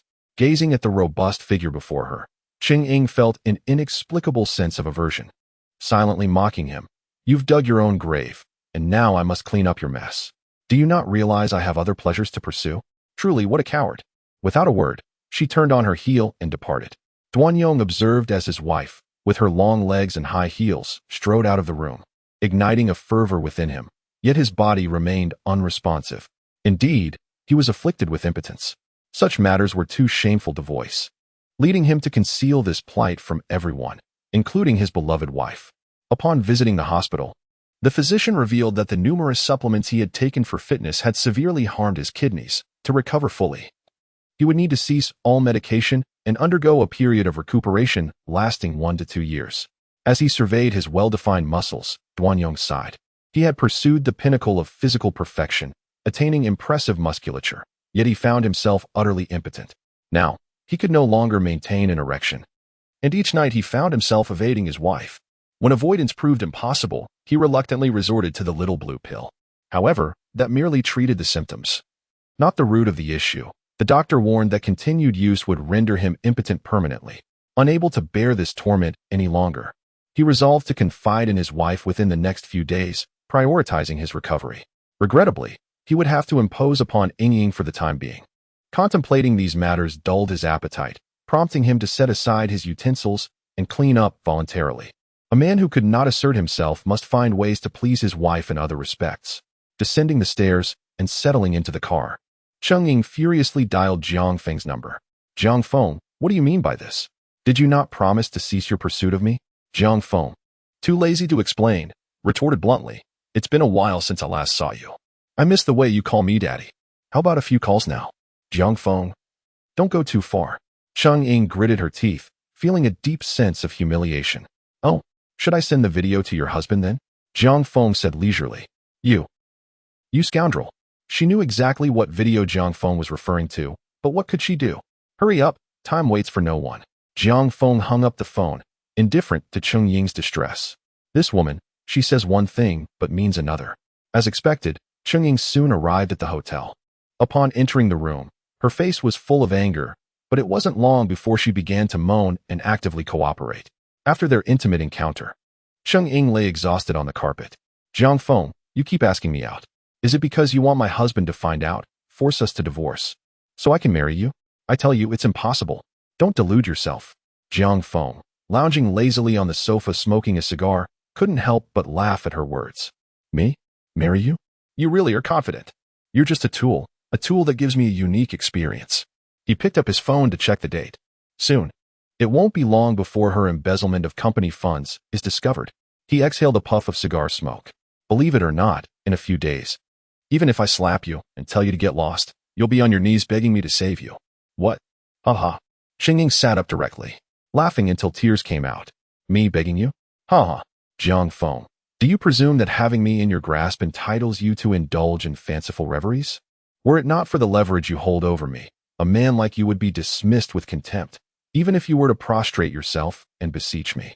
Jiang Feng, far from being incensed, responded with a genial chuckle, such spirited defiance. I trust you shall maintain this fortitude when the time comes for you to implore me for refuge. You? She retorted, her face contorted in disdain. Even if you were the last man on this earth, I would never deign to seek your assistance. Scoffed, her words laced with unwavering resolve. Oh, the indomitable spirit of the company's esteemed goddess, Jiang Feng remarked, his interest piqued by his defiant posture. It is precisely this unyielding nature that I find so captivating. Do maintain it. A swift capitulation would be quite devoid of allure. The atmosphere is ripe for another volley. Chapter 25, Have I Been Cuckolded? Hello, young good. Why am I unable to reach Jia on her mobile? We have clients arriving at the company today, and she is yet to arrive for work. Early the following morning, Duan Yong answered the call, his voice still thick with sleep. The voice on the other end was fraught with anxiety. Ah, Xiaoling, he yawned. Weren't you all working late last night? Yuring, Jia did not return home last night. Working late? We did not work late yesterday, Xiaoling replied, perplexed. Did not work late? Duan Yong was taken aback. If she did not work late, where did my wife spend the night? A chilling realization dawned upon him. Could it be? Yet, he hesitated to believe that his wife would betray him. His voice trembling slightly, he inquired, Xiaoling, have you been working late on any evenings recently? Xiaoling discerned nothing amiss in his tone. Overtime? Not at all. We haven't had any evening overtime for quite some time now. A wave of disorientation washed over Duan Yong. No overtime. Xiaoling, as his wife's secretary, would undoubtedly be aware of her work schedule. Moreover, his wife, Cheng Ying, had been unusually radiant and even-tempered lately, refraining from pressuring him. The implications were undeniable. He had been cuckolded. Hello, Yongji. Are you still there? If you can reach Yingjia, please ask her to come to the company as soon as possible. Xiaoling, noticing his silence, added. All right. I'll let her know shortly, Duan Yong replied, his voice subdued and devoid of emotion. Okay. Xiaoling ended the call. Traitor. Duan Yong's hands trembled, veins bulging on his forehead as he hissed through gritted teeth. The outrage of betrayal consumed him, a desire to tear apart Cheng Ying and her paramour seizing his mind. After his outburst, he regained composure. Murder was a crime, and besides, if that harlot were cornered, she might expose his sister, leading to his own imprisonment. Perfect. I'll use you as a scapegoat. A cruel smile crept onto Duan Yong's face. This is what you forced me to do. His sister had repeatedly warned him about the impending exposure of her misdeeds, suggesting Cheng Ying as a patsy. He had hesitated, unwilling to sacrifice his beautiful wife. But now, impotent and betrayed, he had no reason for restraint.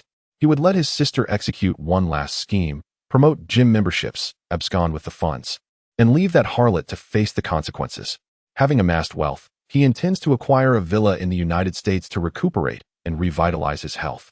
Subsequently, he plans to seek out an American woman who is younger, more attractive, and possesses a more voluptuous figure. Nay, not just one, but a bevy of 10. Inside the presidential suite of the Hailong Hotel, Cheng Ying remained oblivious to her exposure, rising languidly from her slumber to perform her ablutions before heading to the office. Upon encountering her, Xiaoling, under the assumption that Duan Yong had made contact, refrained from further inquiry and immersed herself directly into her work. Jiang Feng arose early, as he had arranged a morning workout session with Zhang Mingyao. Zhang Mingyao had received payment late the previous night and had expressed her gratitude. Upon their reunion today, she merely blushed initially, exhibiting no further peculiarities. The presence of a beautiful sparring partner was undoubtedly pleasing to the eye.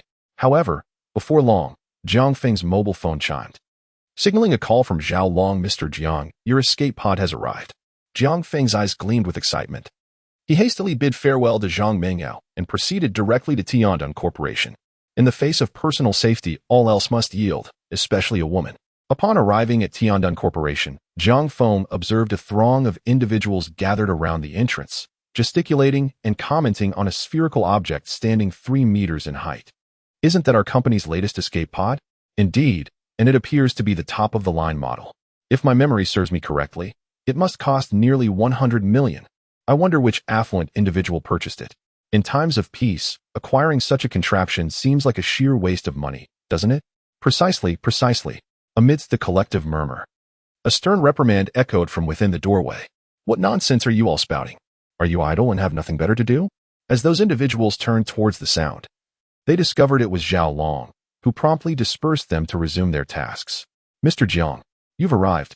With that, the crowd parted, allowing Zhao Long to catch sight of Jiang Feng, whose previously stern countenance instantly transformed into a warm smile. Jiang Feng nodded in acknowledgement. "Is this the escape pod?" Zhao Long approached eagerly. "Indeed it is." Jiang Feng circled the escape pod, inspecting it closely.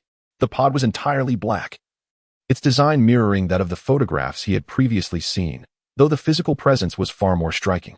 "Mr. Jiang, please place your palm on this spot," Zhao Long instructed, gesturing cheerfully to a designated area on the pod. Jiang Feng pressed his palm down and felt a slight tingling sensation in his hand, as a circle of blue light materialized around him. Beep, beep, beep. Successfully recorded palm print and DNA, ownership confirmed, the mechanical voice announced. Coinciding with the opening of the pod's door, Jiang Feng stepped inside. The interior was spacious and furnished with remarkably soft materials. An electronic screen on the front connected to the pod's cameras provided a comprehensive 360-degree view of the surroundings. The upper right corner of the screen displayed weather updates, radiation levels, and the pod's health status, among other data. After a brief assessment, Jiang Feng exited the pod. "How do you find it, Mr. Jiang? Are you satisfied?" Zhao Long inquired with a smile at the pod's entrance. "Quite satisfactory." Jiang Feng nodded, feeling reassured by the added security of this escape pod.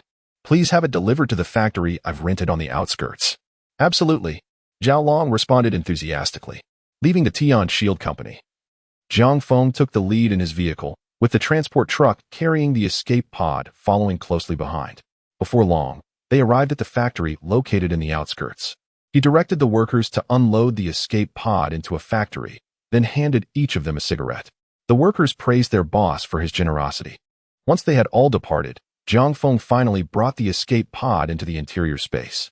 Just as he was closing the factory door and preparing to leave, his phone rang. It was He Xiaoyu, the representative of the university students. He Xiaoyu indicated that they needed to deliver a portion of the downloaded equipment, as their space was nearly overflowing. Conveniently, he was at the factory and sent the address to He Xiaoyu.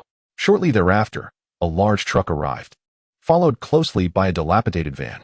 From the van emerged a dozen or so students, among them He Xiaoyu. "Brother Feng," he exclaimed, greeting Jiang Feng with the distinctive clarity of a university student gaze. "These are my classmates. They've come to assist with the unloading." He Xiaoyu introduced those beside him. Jiang Feng nodded and pointed to an open factory. "Move everything there." "Understood. Let us get to work, everyone." He Xiaoyu rallied the group to begin transferring the goods. With so many hands, the task was swiftly accomplished. "Here is something for you young lads." Jiang Feng produced a black plastic bag filled with cigarettes.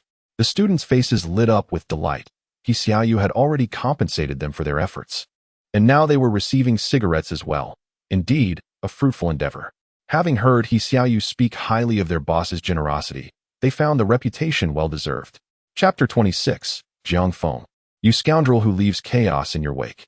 In recent days, through the efforts of Su Lily's family, the community had become rife with various rumors about Jiang Feng's reckless abandon, which also led to revelations concerning Lu Qingqing. Su Lily even disseminated her self-composed essays in various owner groups and online platforms. In her narrative, she portrays herself as a pure white lotus, while Jiang Feng is depicted as a contemporary incarnation of Chen Shimi, Nay, he is 1,000-fold worse than Shin Shimi. Within the community group, numerous individuals began to vehemently condemn him. 5-2 to 702, not a cilantro eater. I heard there's a scoundrel in our community. Does anyone know who it is? 7-1 to 2,201, Brother Wong. Do not merely listen to hearsay. This is a fact. To label him a scoundrel is to insult the very term. This fellow is nothing short of a pure beast. 3-4 to 1,101, handsome stirred party. Huh? Brother Wong speaks truth. I see this as nothing less than the actions of a beast. 4-3 to 201, Aunt Zhang, Community Committee Chair. It is indeed Jiang Feng from our community, who starts affairs and then abandons them, leaving a woman in distress. In my opinion, individuals like him should be expelled from our community, as they tarnish our neighborhood's reputation. 3-4 to 1,101, handsome stirred party. Aunt Zhang, he has purchased the top-tier property. Who could possibly drive him out? 5-3 to 2,201, little lamb still asleep. Humph. Does wealth make one admirable? A scoundrel is a scoundrel, regardless of riches. 7-1 to 2,201, Brother Wong. Indeed, a woman deserves protection. I hope I never encounter such a person, or I would strike him down with a single blow. He accompanied this with an image of his tattooed fist. 5-2 to 702, not a cilantro eater. Wow, Brother Wong, your muscles are so impressive and manly. Could you protect me? In a factory on the outskirts. In the office on the second floor, Jiang Feng reclined in his boss's chair, resting his legs upon the table, engrossed in the chat logs where he was being criticized. Behind him, Kiki was kneading his shoulders, while Nana attended to his legs in front of him. Jiang Xiao, look at how they are berating you, Kiki remarked indignantly. A smirk played on Jiang Feng's lips. Just a bunch of buffoons, they won't last long. Let me amuse them. With that, he sent a red envelope to the group. $1, 100 portions. Despite the uproar of complaints, the moment the envelope was dispatched, it was swiftly snatched up. Some even sent animated expressions of gratitude. Zheng Dama, the community director, interjected, Wait, everyone, don't claim it. Isn't this that little rascal Jiang Feng? You dare to show your face? Initially pleased to see the red envelope, Zheng Dama's delight turned to fury upon discovering it was merely 0.001. Infuriated, she felt her temper flare. Had it been a larger amount, she might have said something nice, but to find herself with just a penny felt like mockery. As Jiang Feng chimed in, the group erupted in chaos. Wow, how stingy to send just $1 when you're so wealthy, exclaimed a member. What? Is he the scoundrel who abandoned someone? I didn't expect him to be in our group, another chimed in. Garbage, get out of our group. Where's the group owner? Kick him out. Kick me out? Jiang Feng smiled, having just acquired the group for 3,000 yuan from the group owner. While others vehemently condemned him, a private message arrived. It was from Aunt Lin, discreetly reaching out to him. Xiao Jiang, I believe you are not that kind of person.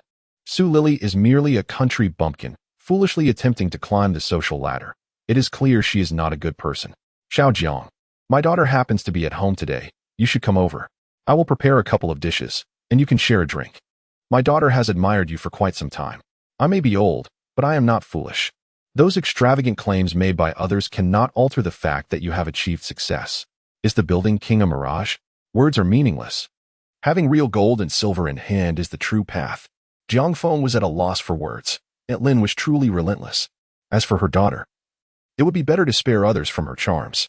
Outside, a continuous rumbling noise filled the air. He put away his iPad, losing interest in engaging with them further. The coal powder has arrived. Descending the stairs, he found the main gate already open, with a dozen individuals directing a convoy of coal trucks into position. A scruffy middle-aged man approached him with a grin. Boss, we have a total of 50 trucks this time. The rest will arrive gradually. Jiang Feng nodded. Unload them at the designated spot. All right, then I'll get busy, the man replied, briskly departing. These individuals were specifically hired for unloading coal powder, possessing considerable experience, and each earned 1,000 yuan a day.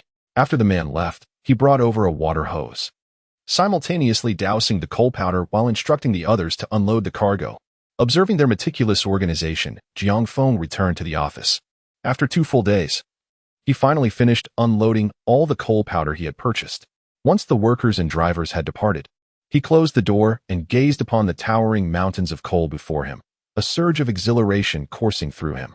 It was imperative to remember that the impending extreme cold apocalypse was approaching. making this his most vital resource for survival. Without a moment's hesitation, he eagerly began to store the coal powder in his space, watching as the mountains gradually diminished. Within half an hour, he had collected all the coal powder, leaving only a few scattered remnants on the ground as evidence of their former presence. Jiang Feng smiled at the vast accumulation of coal powder within his space.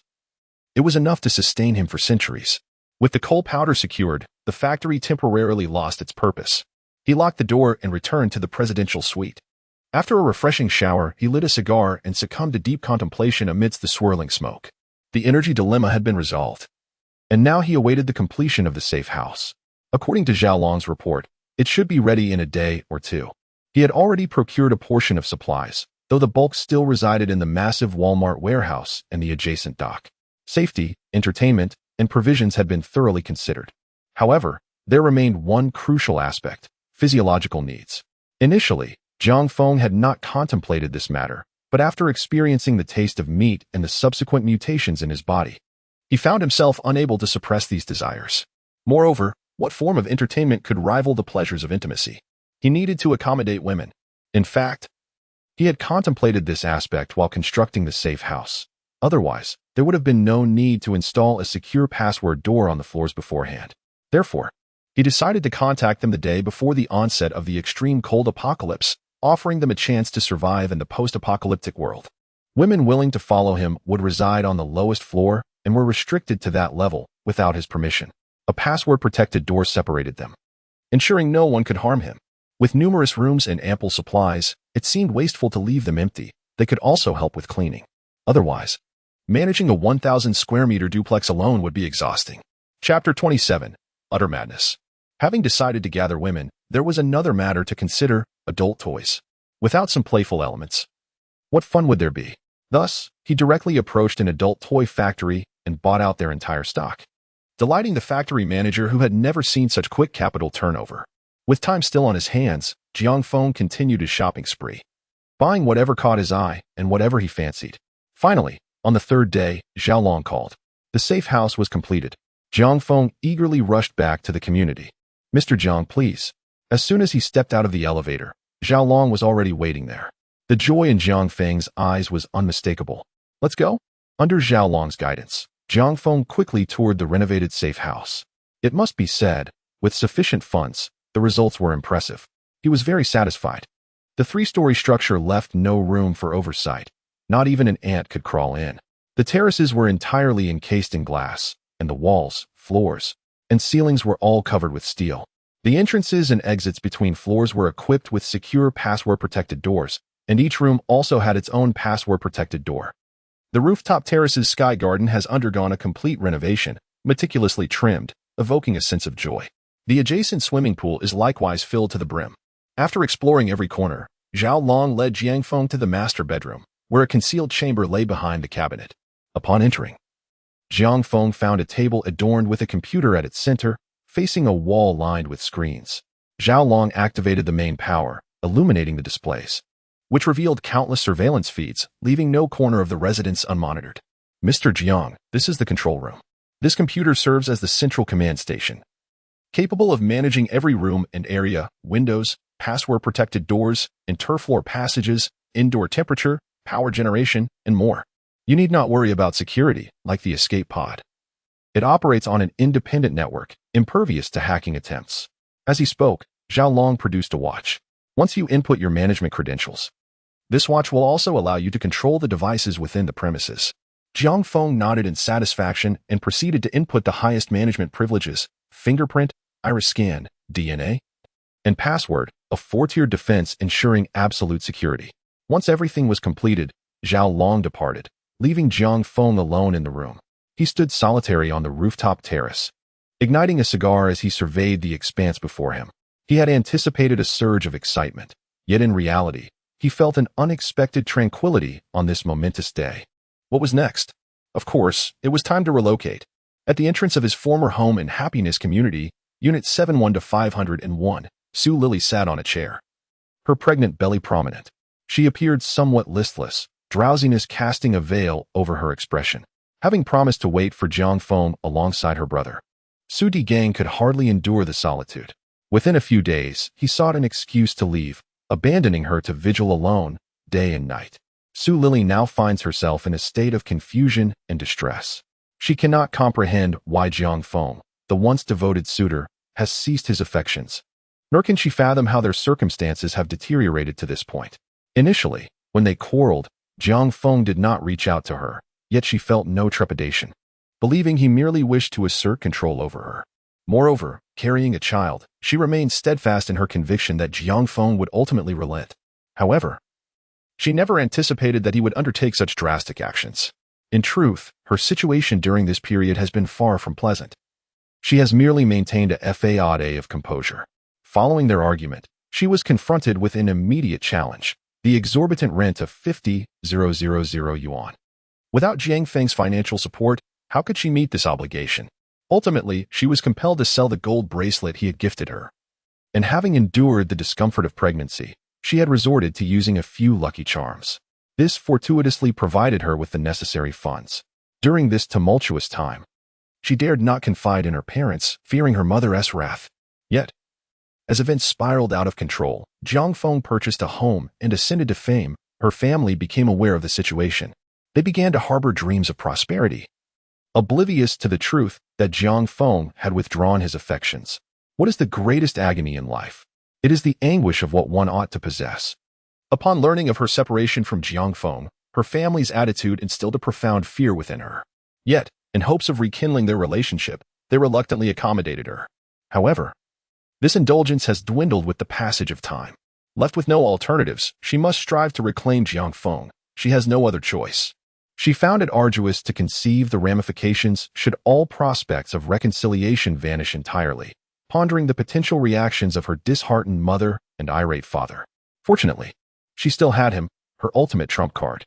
She tenderly caressed her abdomen, her face radiating a maternal glow. This child was her leverage for a turnaround. A secret known only to her, that the child was not Jiang Feng's.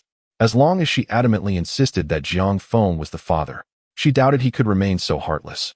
Lost in reverie, her stomach rumbled. Why was Xiao Gang so late with her meal today? How unreliable.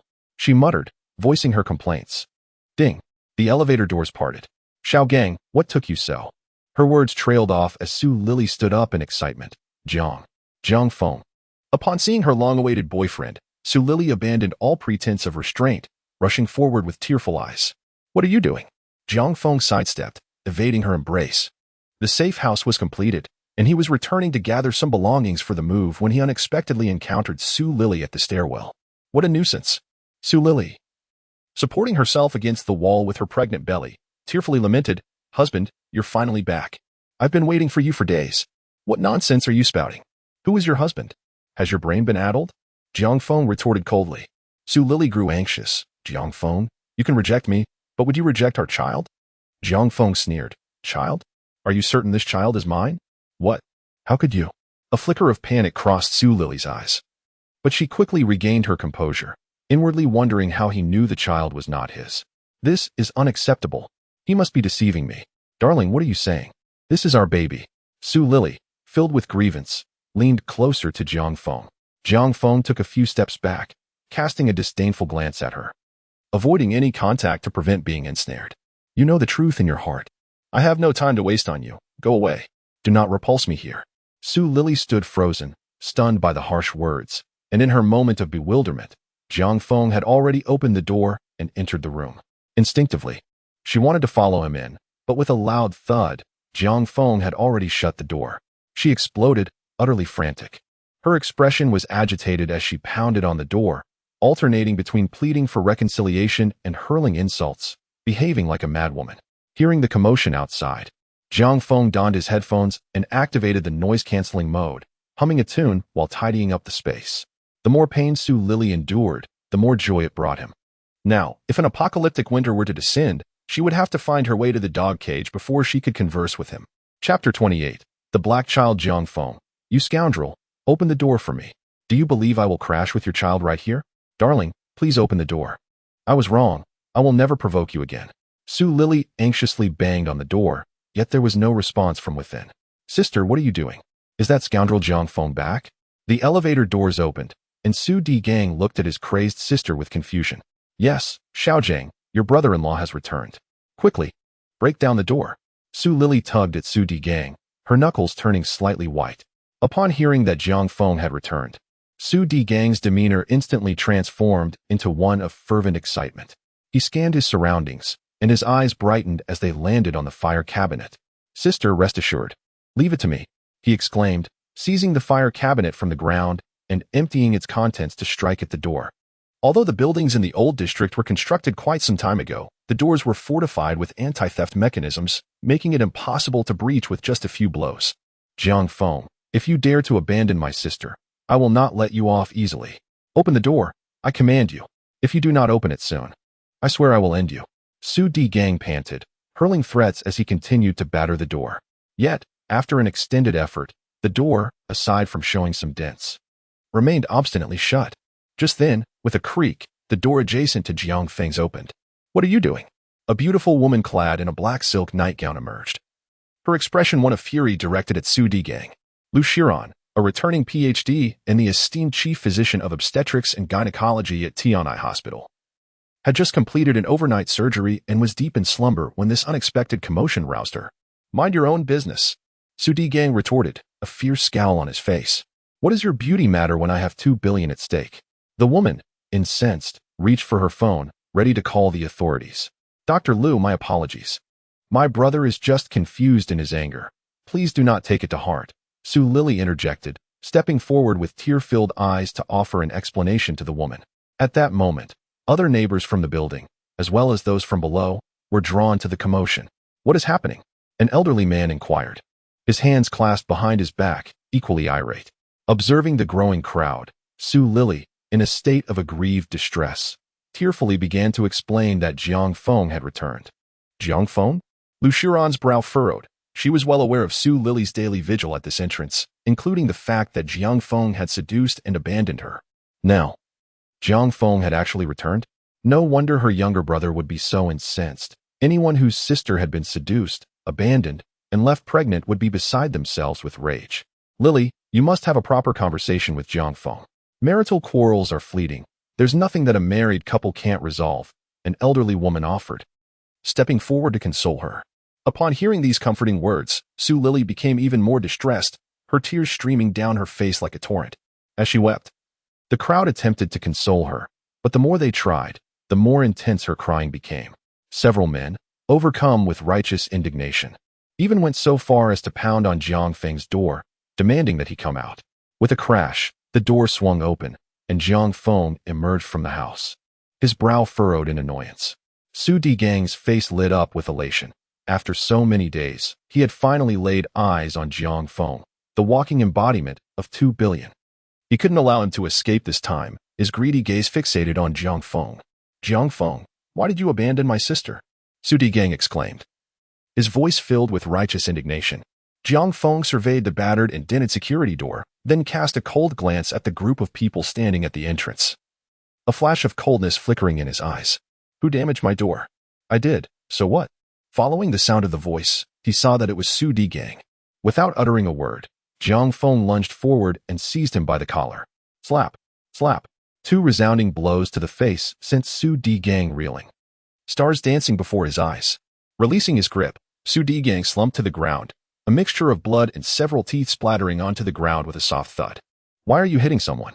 Stop it at once. The neighbors reproached Jiang Feng, yet despite their words, none dared to intervene, clearly fearing the wrath of his violent demeanor. Ah, Xiaojing, are you all right? Su Lili screamed as she rushed to support her brother, but her condition made it difficult. Ultimately, with Lu Shiran's assistance, they managed to help Xiaojing to his feet. Jiang Feng, what is wrong with you? Your girlfriend is pregnant. You better not provoke her. Lu Shiran's expression was icy. She detested scoundrels. She is not my girlfriend, and her pregnancy has nothing to do with me, Jiang Feng retorted, casting her a dismissive glance and shrugging indifferently. How can you be so inhumane? Lu Shiran exclaimed in exasperation. My humanity is of no concern to you, Jiang Feng replied. Shameless. Lu Shiran continued to berate him. In the midst of their quarrel, a pained cry from Su Lili pierced through the air. Turning to look, they saw her clutching her belly, her face stricken with terror. Soon, a large patch formed on the ground. As the head of obstetrics, Lu Shiran immediately recognized it as a rupture of amniotic fluid. Quickly, the water has broken. Call 120. Su Lily collapsed to the ground, her complexion pale, unable to rise. No, it's too late. Luxiran assessed the situation and discerned the abnormal amount of fluid. Two of you, lift her to my bed, and do so gently. Upon hearing Luxiran's command, two men hurried over and carried Su Lily into her home. Subsequently, Luxiran called several women inside and promptly ushered the men out. Jiang Feng was momentarily taken aback. Su Lily was about to give birth. This was perplexing, for in his previous life, she had not gone into labor even a month after the onset of the extreme cold apocalypse. Little did he know that Su Lily had endured considerable torment in recent days, both mentally and physically exhausted, while also having to withstand cruel slaps. Given the various stresses she faced, it was nothing short of miraculous that she had not suffered a miscarriage. However, a premature birth was a different matter altogether.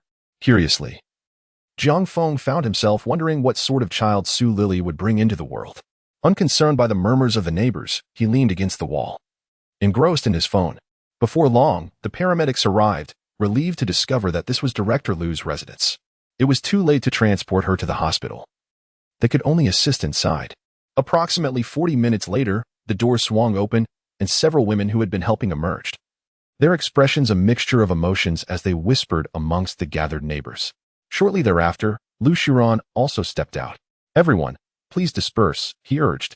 Then, two medical personnel carried Su Lily out, while another followed closely behind, cradling the newborn in a blanket. The child, being premature, was in a precarious situation and required immediate medical attention. Everything seemed to unfold normally. However, the expressions of those present were laden with complexity as they gazed at the infant in the swaddling cloth. Ha ha, ha ha. Jiang Feng's laughter echoed. You've got to be kidding me. How can this possibly be my child? The infant had dark skin. Chapter 29. It must be the soy sauce Su Lily, portraying herself as so pitiful, had ultimately revealed her own indiscretions. Indeed, to give birth to a black child and still claim it was Jiang Feng's. How shameless. Alas, poor Jiang was truly to be pitied. You see, there is something rather abnormal about the situation. His girlfriend has given birth to a child of African descent, and yet he appears exuberantly happy. The neighbors cast complicated glances at the laughing Jiang Feng. His smile abruptly fades, and he hangs his head, feeling as insignificant as a feather. This is not merely gossip about him. These neighbors also regard Su Digang with disdain. Look at her brother. How dare he come to the Jiang family's residence and create a ruckus? One wonders where he finds the audacity. Su Digang's face resembles that of a swollen pig. Disbelief etched all over him. No, it cannot be. How is this possible? Jiang Feng. This must be your child. It has to be. Yes. There must have been some mutation. It surely must be a mutation. Perhaps it is due to excessive soy sauce consumption. He's already rambling incoherently. The child represents the last glimmer of hope for their family, and now this absurdity unfolds? The onlookers exchange glances, all at a loss for words as they regard Su Digang. This fellow has lost his mind. What a fool. Jiang Feng casts a disdainful glance in his direction, shuts the door, and strides away. The neighbors, seeing that the excitement has dissipated, begin to disperse, leaving Su Digang alone, bewildered in the wind. Su Lily has given birth to a child of African descent, and Jiang Feng is in remarkably high spirits, humming a cheerful tune as he walks towards the new district. Oh, look, isn't that Jiang Feng? Within a pavilion, two elderly women are engaged in conversation, one of them pushing a stroller, which, rather amusingly, contains two dogs instead of an infant. You mean that Jiang Feng, the one who abandons his responsibilities? It does indeed seem so. The other elderly woman squints closely to confirm. This man has such thick skin. Despite the public scorn, he refuses to vacate our community, truly tarnishing our neighborhood's reputation. At the outset, the elderly woman wore a displeased expression, clearly indicating that she had yet to hear the latest gossip from Su Lily. Otherwise, she would not have made such remarks. Another elderly woman, upon hearing this, had a glint of mischief in her eyes. Watch how I deal with him, she proclaimed, as she lifted her Pomeranian from the stroller and pointed towards Jiang Feng in the distance. Go, my dear son, bite him. Despite its diminutive size, the Pomeranian charged forward with fierce determination, baring its teeth. The woman beamed with pride, believing it essential for this young man to understand that he was someone even the dogs in their community despised. Upon hearing the barking from behind, Jiang Feng turned to see the small creature lunging at his heels. With a swift kick, he sent the dog flying several meters, its yelps echoing in the air. The expression on the elderly woman's face shifted dramatically. Her previously impaired legs regained agility as she dashed toward the fallen dog, crying out in anguish, "My son! My son!" She scooped up the dog and shook it gently, but there was no response. This little creature could hardly withstand such a blow. "My son, oh, how you have suffered." The woman began to wail and roll about in despair, attracting the attention of passers-by, who initially believed her child had perished. Upon closer inspection, they realized it was merely a dog, prompting many to shake their heads in disbelief. Some familiar with the woman secretly applauded the turn of events. This elderly woman had always allowed her dog to roam freely, leading to countless disturbances. Whenever anyone dared to reprimand her or shoo the dog away, she would unleash a torrent of abuse. Now that the dog had met its demise, it was a moment of unexpected relief. "Return my son's life to me." The elderly woman struggled to rise, clawing at the air as she lunged towards Jiang Feng.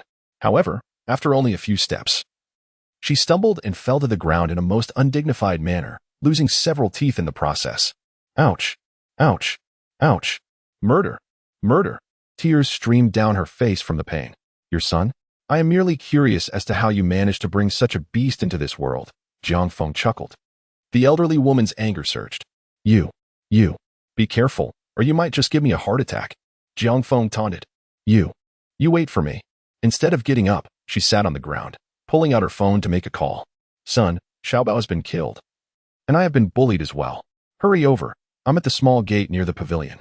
After hanging up, she glared fiercely at Jiang Feng, wishing she could devour him whole. "Don't you dare leave, you little rascal. Wait for me." Jiang Feng shrugged and turned to walk away. "You expect me to wait? Who do you think you are? My time is precious." As he began to leave, the elderly woman cried out for her son. Struggling to rise in an attempt to catch Jiang Feng, she staggered a few steps before wincing in pain once more. "You people, do you not possess the virtue of respecting the elderly and cherishing the young? Someone, apprehend him." The elderly woman, in a pitiful state, pointed an accusatory finger at the onlookers. Those bystanders, already weary of her antics, paid her no mind. "Mother, what has happened to you?" A burly man approached, attempting to help her up. "Son, don't bother with me. Quickly, do not let that rascal escape," the elderly woman insisted, stamping her foot in desperation as she pointed towards Jiang Feng's retreating figure. The man's eyes glinted with a frigid light as he pursued. "Stop right there, you little brat." Jiang Feng turned, his brow furrowed. Without uttering another word, the man swung his arm in a wide arc, aiming a blow to his face. Jiang Feng deftly swatted it aside. "Do you dare to block me again?" Another slap came hurtling toward him. Jiang Feng swiftly sidestepped, casting a glance at the security camera mounted on the building to his right. "I shall invoke my right to self-defense." As he spoke, he once more deflected the man's hand, countering with a hefty slap that landed squarely on his face. In a world on the brink of collapse, such a gesture would have been replaced by a more lethal response. The man staggered, his head spinning, fury igniting in his gaze. "You bastard!" Just as he lunged toward Jiang Feng, he was met with another resounding slap. Slap, slap, slap, slap. Each time the man approached, he was greeted with a hefty smack. Jiang Feng remained firmly planted, not budging an inch. The man's face swelled grotesquely, resembling that of a pig, as he collapsed to the ground, unable to rise. "He has killed him! He has killed him!" The mother, witnessing her son being beaten, struggled to reach him. She contemplated confronting Jiang Feng, but upon seeing her son's battered visage, she realized she was no match for him. "Call the police. I need to call the police." Onlookers surveyed the pitiful scene of the mother and son, secretly reveling in their misfortune. This woman's son, Hu Xiangdong, was notorious in the neighborhood for being a despicable nuisance, a true oddity of a mother-son duo. Once ensnared by his antics, one could expect nothing less than an unpleasant demand for compensation and apologies. There had been an instance when a neighbor complained to the property management after Hu's Pomeranian defecated and urinated in the elevator. That had enraged Hu Xiangdong, who had harassed the family with threats for days, ultimately vandalizing their door with dog excrement. The neighbor, having endured relentless bullying, found himself with no choice but to compensate the perpetrator with 500 yuan, thus bringing the matter to a close. In the current climate, who would not feel a tinge of satisfaction at witnessing such a villain receive their comeuppance? Chapter 30. Shall you not indulge in another bout of madness? Compensation is a necessity. After calling the police, the elderly woman grew increasingly brazen, her voice piercing the air with shrill cries. Jiang Feng narrowed his eyes, intrigued, and inquired, "Oh, how much do you desire?" The elderly woman, perceiving Jiang Feng's question as a sign of fear following the police report, glanced at her son's injuries. Her mind whirring with calculation. Your actions have left my son in this state. Morally and rationally, it is indefensible, considering medical expenses and emotional distress. You owe me no less than 300,000 yuan. And then there is my beloved pet, my dear second son, who merely wished to play with you. Yet you callously ended its life with a single kick. Her words were laden with heartfelt emotion. I have cared for him for over 3 years, spending 7,000 to 8,000 on food and medical care alone, not to mention the affection I have invested. We treated him as family. Just compensate me with 200,000 for my second son. A total of 500,000. Pay me that sum, and I shall refrain from pursuing further accountability. Otherwise, should you continue to inflict harm, prepare to face imprisonment. The elderly woman was evidently aware of Jiang Feng's wealth, as she boldly made her demands. Jiang Feng, unfazed by her threats, retorted, 500,000? You must be out of your mind. With little interest in engaging with her theatrics, he settled comfortably on a nearby bench, crossing his legs. Soon, 3 security personnel arrived. Alarmed by the woman's grave assertions of a potential fatality, Jiang Feng remained seated, leisurely crossing his legs, casting a casual glance in their direction. 2 men and 1 woman. Among the 2 male security personnel, one appeared to be in his 40s, exuding an air of maturity, while the other, in his 20s, clearly a novice, boasted an exaggeratedly large nose. The female officer captivated him with her presence. Her figure was distinctly curvaceous, with a pronounced bust that filled her uniform snugly, straining against the buttons that struggled to fulfill their duty. Her posterior was equally impressive, rivaling the allure of Zhang Mingyao, who could effortlessly elevate a soda bottle. Coupled with her striking beauty and slender waist, even Jiang Feng, who had encountered many beautiful women recently, could not help but deem her extraordinary. Observing the uniformed female officer, he was reminded of the rabbit police officer portrayed by Lu Qingqing. The thought of a real encounter was undeniably thrilling. The man with the prominent nose noticed Jiang Feng's unwavering gaze fixed on his goddess, and his expression darkened. As a man, he understood the implications of such a look. This was the new police flower in the precinct. How could a mere nobody like you dare to covet her? Were it not for the task at hand, you would be in for a world of trouble. The older woman, upon the arrival of the security personnel, wasted no time in accusing Jiang Feng, claiming that her son merely wished to play with him, but was met with a fatal kick. She asserted that when she confronted him, Jiang Feng attempted to strike her, leading to her eldest son rushing to her aid, only to be left battered. In her narrative, Jiang Feng bore the brunt of the blame, while they portrayed themselves as innocent victims. Wait, you say your son was kicked to death? The busty officer's expression turned serious. Yes, he died. It was he who did it, the older woman spat, pointing at Jiang Feng with a fierce countenance. What a farce. The policewoman, with a papaya-like figure, drew her firearm and aimed it squarely at Jiang Feng, the abrupt motion causing her ample bosom to quiver. Crouch down and cover your head, she commanded. A murderer? Such a situation warranted utmost vigilance. The large-nosed security officer mirrored her actions, also leveling his weapon at Jiang Feng. I've had a distaste for you from the start. Little did I know you were a killer. Dare to resist, and I shall execute you on the spot. Jiang Feng's expression shifted dramatically as he swiftly conjured a spatial portal before him, resolute in his refusal to surrender. Contemplating whether to unleash his formidable weaponry, he was interrupted by a cough from the senior security officer, who spoke up. Ahem, Xiaoyu, Xiaowang, lower your weapons. There's no need for such tension. Look over there. The 2 officers turned their gaze to discover a lifeless dog sprawled on the ground nearby. Xiaoyu, the policewoman, inquired of an elderly woman. Is this your son? The woman lamented. My son has met a tragic end. She rushed over, wailing as she cradled the dead canine. Xiaoyu furrowed her brow and holstered her gun, while the large-nosed Xiaowang chuckled awkwardly, realizing that the woman's son was, in fact, a dog. He lowered his weapon but felt a tinge of embarrassment, especially upon noticing the goddess-like expression of disapproval on Xiaoyu's face. Jiang Feng, however, wore a mocking grin. What are you laughing at? Is it justifiable to strike someone? Xiaowang barked, his eyes blazing with anger. The elderly woman sobbed pitifully, and as a member of a vulnerable demographic, she naturally garnered Xiaowang's sympathy, coupled with his growing disdain for Jiang Feng. He felt no obligation to extend courtesy towards him. Does my laughter concern you? Jiang Feng retorted unapologetically. You. Xiaowang's face flushed crimson as he advanced a few steps, intent on aggression. The senior security officer intervened, grasping his arm and gesturing to the body camera on his chest. Xiaowang let out a huff, regaining his composure. "Sir, please cooperate with us in performing our duties." The elderly security officer calmly inquired of Jiang Feng, "Are you the one who struck him?" Jiang Feng cast a glance at him, noting his composed demeanor, and rose to his feet. There was little point in further discussion. It was best to directly review the surveillance footage. Upon hearing this, Hu Xiangdong and his mother's expressions shifted dramatically. The elderly woman began to create a scene, exclaiming, "This is outrageous. Even after hitting someone, you act so brazenly." Hu Xiangdong joined in the cacophony, lamenting, "Oh, my head hurts terribly. I must go to the hospital immediately." The elderly security officer regarded their theatrics with a furrowed brow. "Xiao Wang, Xiao Yu, take them to the hospital while I examine the footage."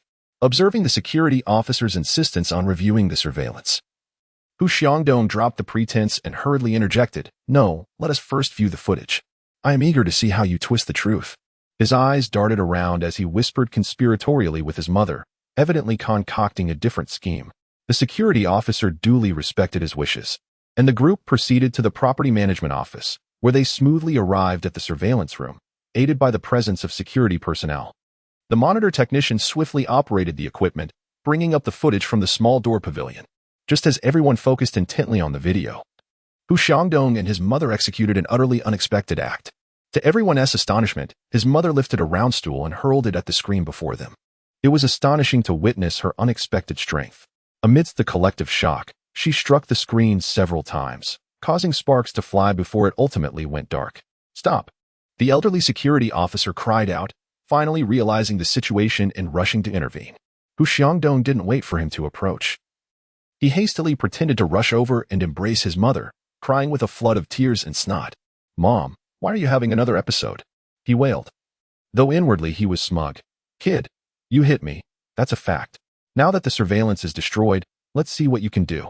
I'm going to make a nice profit out of this." "Why did you smash the screen? Isn't the video saved in the main unit?" Jiang Feng pointed to the main unit on the side.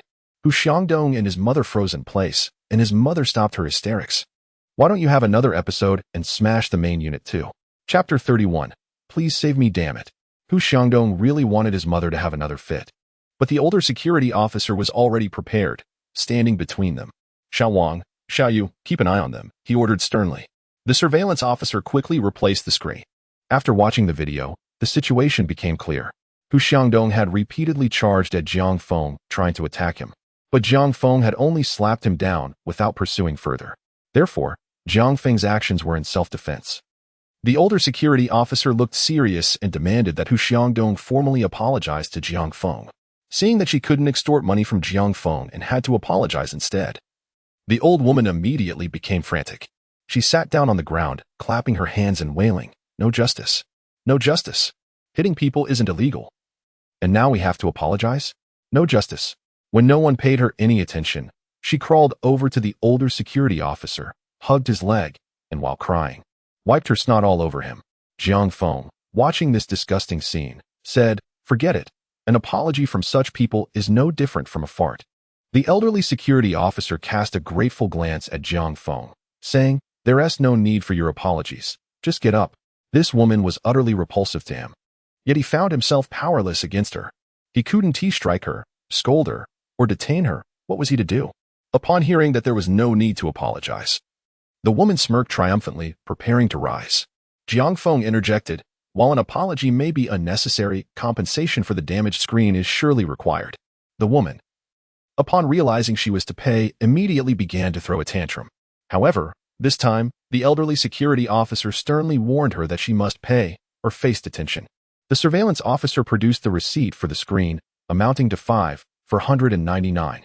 Unfazed by the warning, the woman attempted to stand her ground, but Hu Xiangdong restrained his mother, reminding her that he had some understanding of the law. Reluctantly, she pulled out her phone and paid for the screen. As she departed, she cast a venomous glare at Jiang Feng and the surveillance officer, clearly intent on seeking revenge. Once the situation was resolved, the three security officers prepared to leave. Jiang Feng stepped forward, blocking the path of the beautiful officer Yu, and cheerfully inquired, "May I know your name, lovely lady? Perhaps we could exchange contact information?" The elderly security officer regarded Jiang Feng with an odd expression. Officer Yu was highly sought after, yet she had shown no interest in the numerous suitors from the department. Jiang Feng's audacity was indeed remarkable. Wang, with a prominent nose, glared at Jiang Feng, seemingly wishing to devour him. Officer Yu, with an air of pride, held her head high. She harbored no fondness for Jiang Feng. Not only had he initially regarded her with a lascivious gaze, but he had also callously kicked the adorable puppy belonging to the troublesome woman, a despicable act in her eyes. It's inconvenient for me to share my contact, she retorted fiercely before turning away. The large-nosed Wang, reveling in misfortune, cast a glance and followed suit with a spring in his step. Over the next 2 days, Jiang Feng acquainted himself with every function of the room, reclaiming the computers left behind by the university students. Amid their profuse gratitude, he settled the remaining payment. Subsequently, he ventured to the Walmart warehouse and dock in the eastern part of the city to familiarize himself with the surroundings, ensuring that he would not be hindered by unfamiliarity when the time came to collect supplies. Having accomplished so much, he found himself with a considerable sum still in hand, and he decided to indulge in takeout from the comfort of his home, ordering copious amounts of food, beverages, and daily necessities with a mindset of recycling waste. The residents of the community watched in astonishment as the delivery men arrived incessantly, leading them to believe he had lost his sanity. The discussions in the homeowners group were particularly lively. For -3-201 Zhang, the community committee director. Have you all heard? Jiang Feng has gone mad. He has been buying a mountain of things these past few days, and the security at the entrance is almost overwhelmed by the delivery registrations. March 4th, 11:01 Handsome troublemaker. I heard his ex-girlfriend had a child with a black man. I suspect he was deeply affected. 5-2-702 No cilantro. That doesn't change the fact that he is a scoundrel. He must be feigning madness to elicit sympathy. May 3rd, 22:01 Sleepy Lamb. Cilantro is right. After all, the child isn't his, yet he'll still be called dad after marriage. Men truly cannot be relied upon. 5-2-702 No cilantro. Exactly. July 1st, 22:01 Brother Wang. I concur with the opinions of the two ladies. Men should indeed bear responsibility.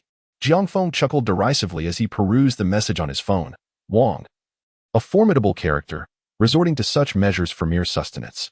He mused over the current affluence, where households rarely stockpiled provisions, opting instead for daily purchases, or at most, a week's worth.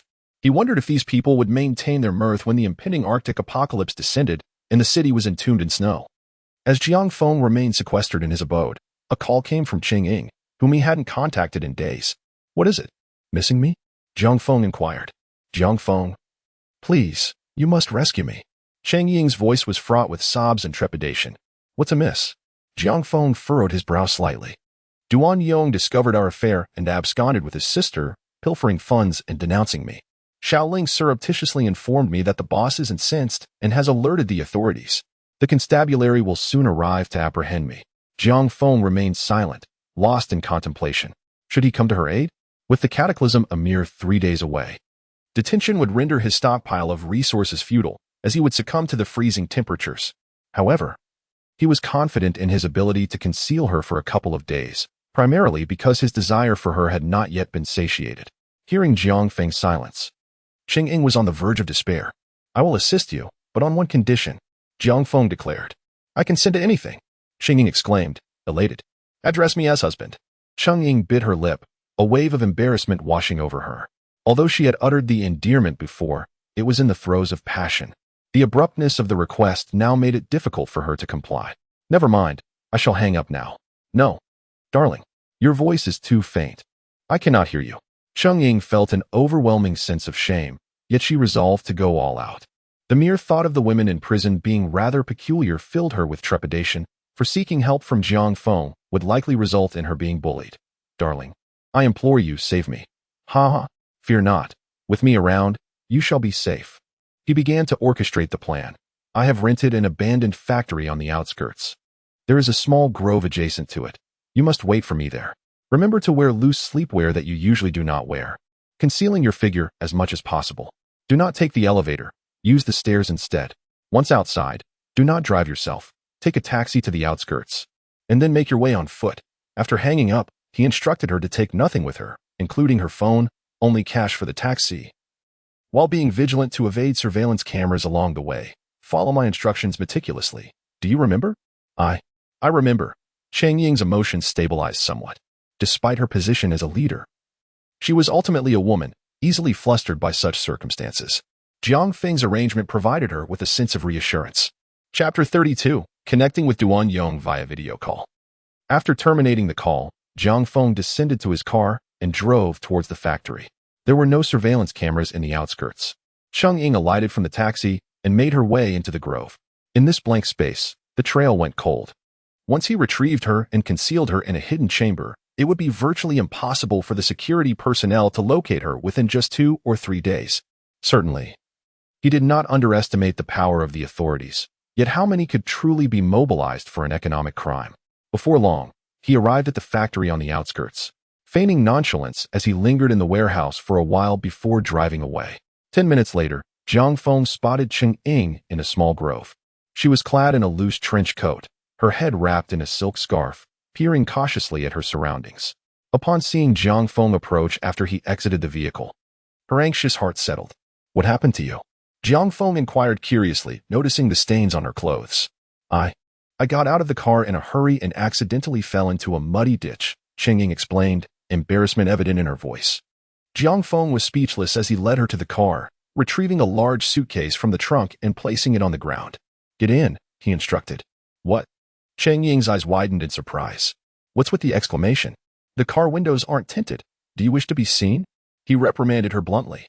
Feeling aggrieved, Cheng Ying complied and crawled inside, silently cursing her predicament. Under the eaves, one must bow their head. Just wait until I escape, she thought. Yet, this was merely a fanciful illusion, as when the frigid end of days arrived, it was likely that Jiang Feng would wield that suitcase against her. An escape would be beyond her reach. Jiang Feng hummed a tune as he drove back to the community, parking the car in the underground garage. Naturally, he pulled the suitcase into the elevator. "All right, open the suitcase," he said with a smile, gazing at the curled-up Cheng Ying. Where is this?" she asked, struggling to emerge and rubbing her shoulders as she surveyed her surroundings. "This is my apartment. You will stay here for the time being." "Oh," with a startled gasp. Cheng Ying was taken aback. Although she had managed to save some money over the years, the opulence of this residence far exceeded her expectations. As she wandered around, her astonishment only deepened. Gazing at the imposing security door and feeling the sturdy glass of the balcony, she found herself momentarily speechless. Jiang Feng reclined on the sofa, lighting a cigarette with a faint smile as he remarked, "This is a safe house, bulletproof. Isn't this a bit excessive? Are we anticipating the apocalypse?"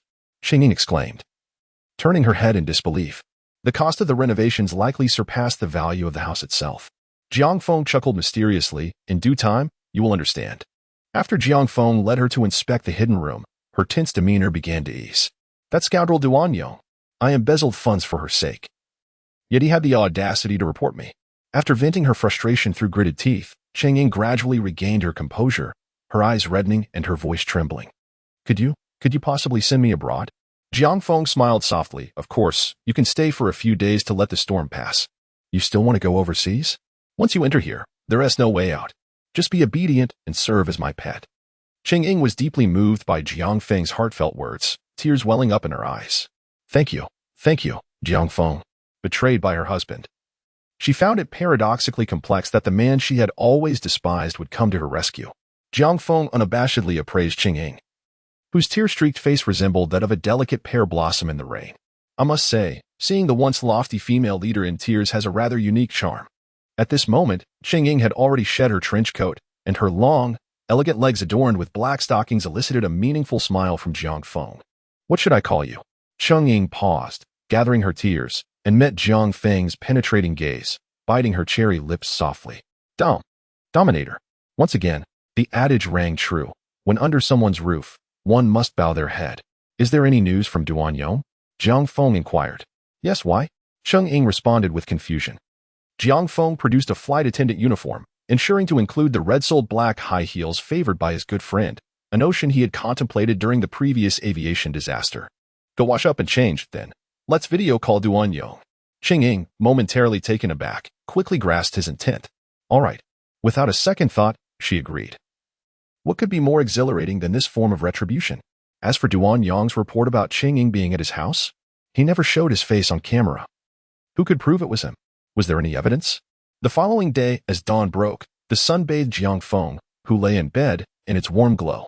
"Last night, Duan Yang had been so enraged he nearly spat blood, which only heightened Jiang Feng's enthusiasm, leading to a night of wild revelry. Ding dong! Ding dong! Groggily awakened by the doorbell, he muttered, "Who is it?" He retrieved his phone to activate the door camera, asking impatiently, "Hello, Mr. Jiang. We are here on official business to inquire about the situation." To his surprise, 3 security officers stood at the door. Jiang Feng stifled a yawn and propped himself up. "Oh, just a moment. Let me get dressed." He was not at all surprised by the officer's visit, as the last call Cheng-Ying made before her disappearance had been to him. However, he remained utterly unperturbed. The dimly lit room was shrouded in obscurity, fortified against various probing instruments. As for the possibility of Zhao Long leaking information, Jiang Feng was unfazed. He had ensured that all employees involved in the production with Tianyun Company had signed confidentiality agreements. Should they dare to breach this trust, they would find themselves stripped of everything. Of course, in the post-apocalyptic world, such agreements held little weight, yet for now, they carried substantial binding power. After rising and stretching lazily, he brushed his teeth and attended to his personal grooming, taking a leisurely half-hour before donning his silk pajamas and opening the door. "Why so slow?" a familiar female voice inquired, laced with irritation. "Oh, I wondered who it might be with such a melodious voice." "It turns out to be the valiant beauty of law enforcement," Jiang Feng mused, his gaze lingering on the ample papaya before him. Outside stood the officer who had previously dealt with the Huxiangdong incident, though this time, the prominent-nosed Wang was absent, replaced instead by a youthful man. "You." The papaya policewoman's cheeks flushed crimson as she prepared to reprimand him. Yet, the middle-aged officer interjected, extending a hand. "Mr. Jiang, good day.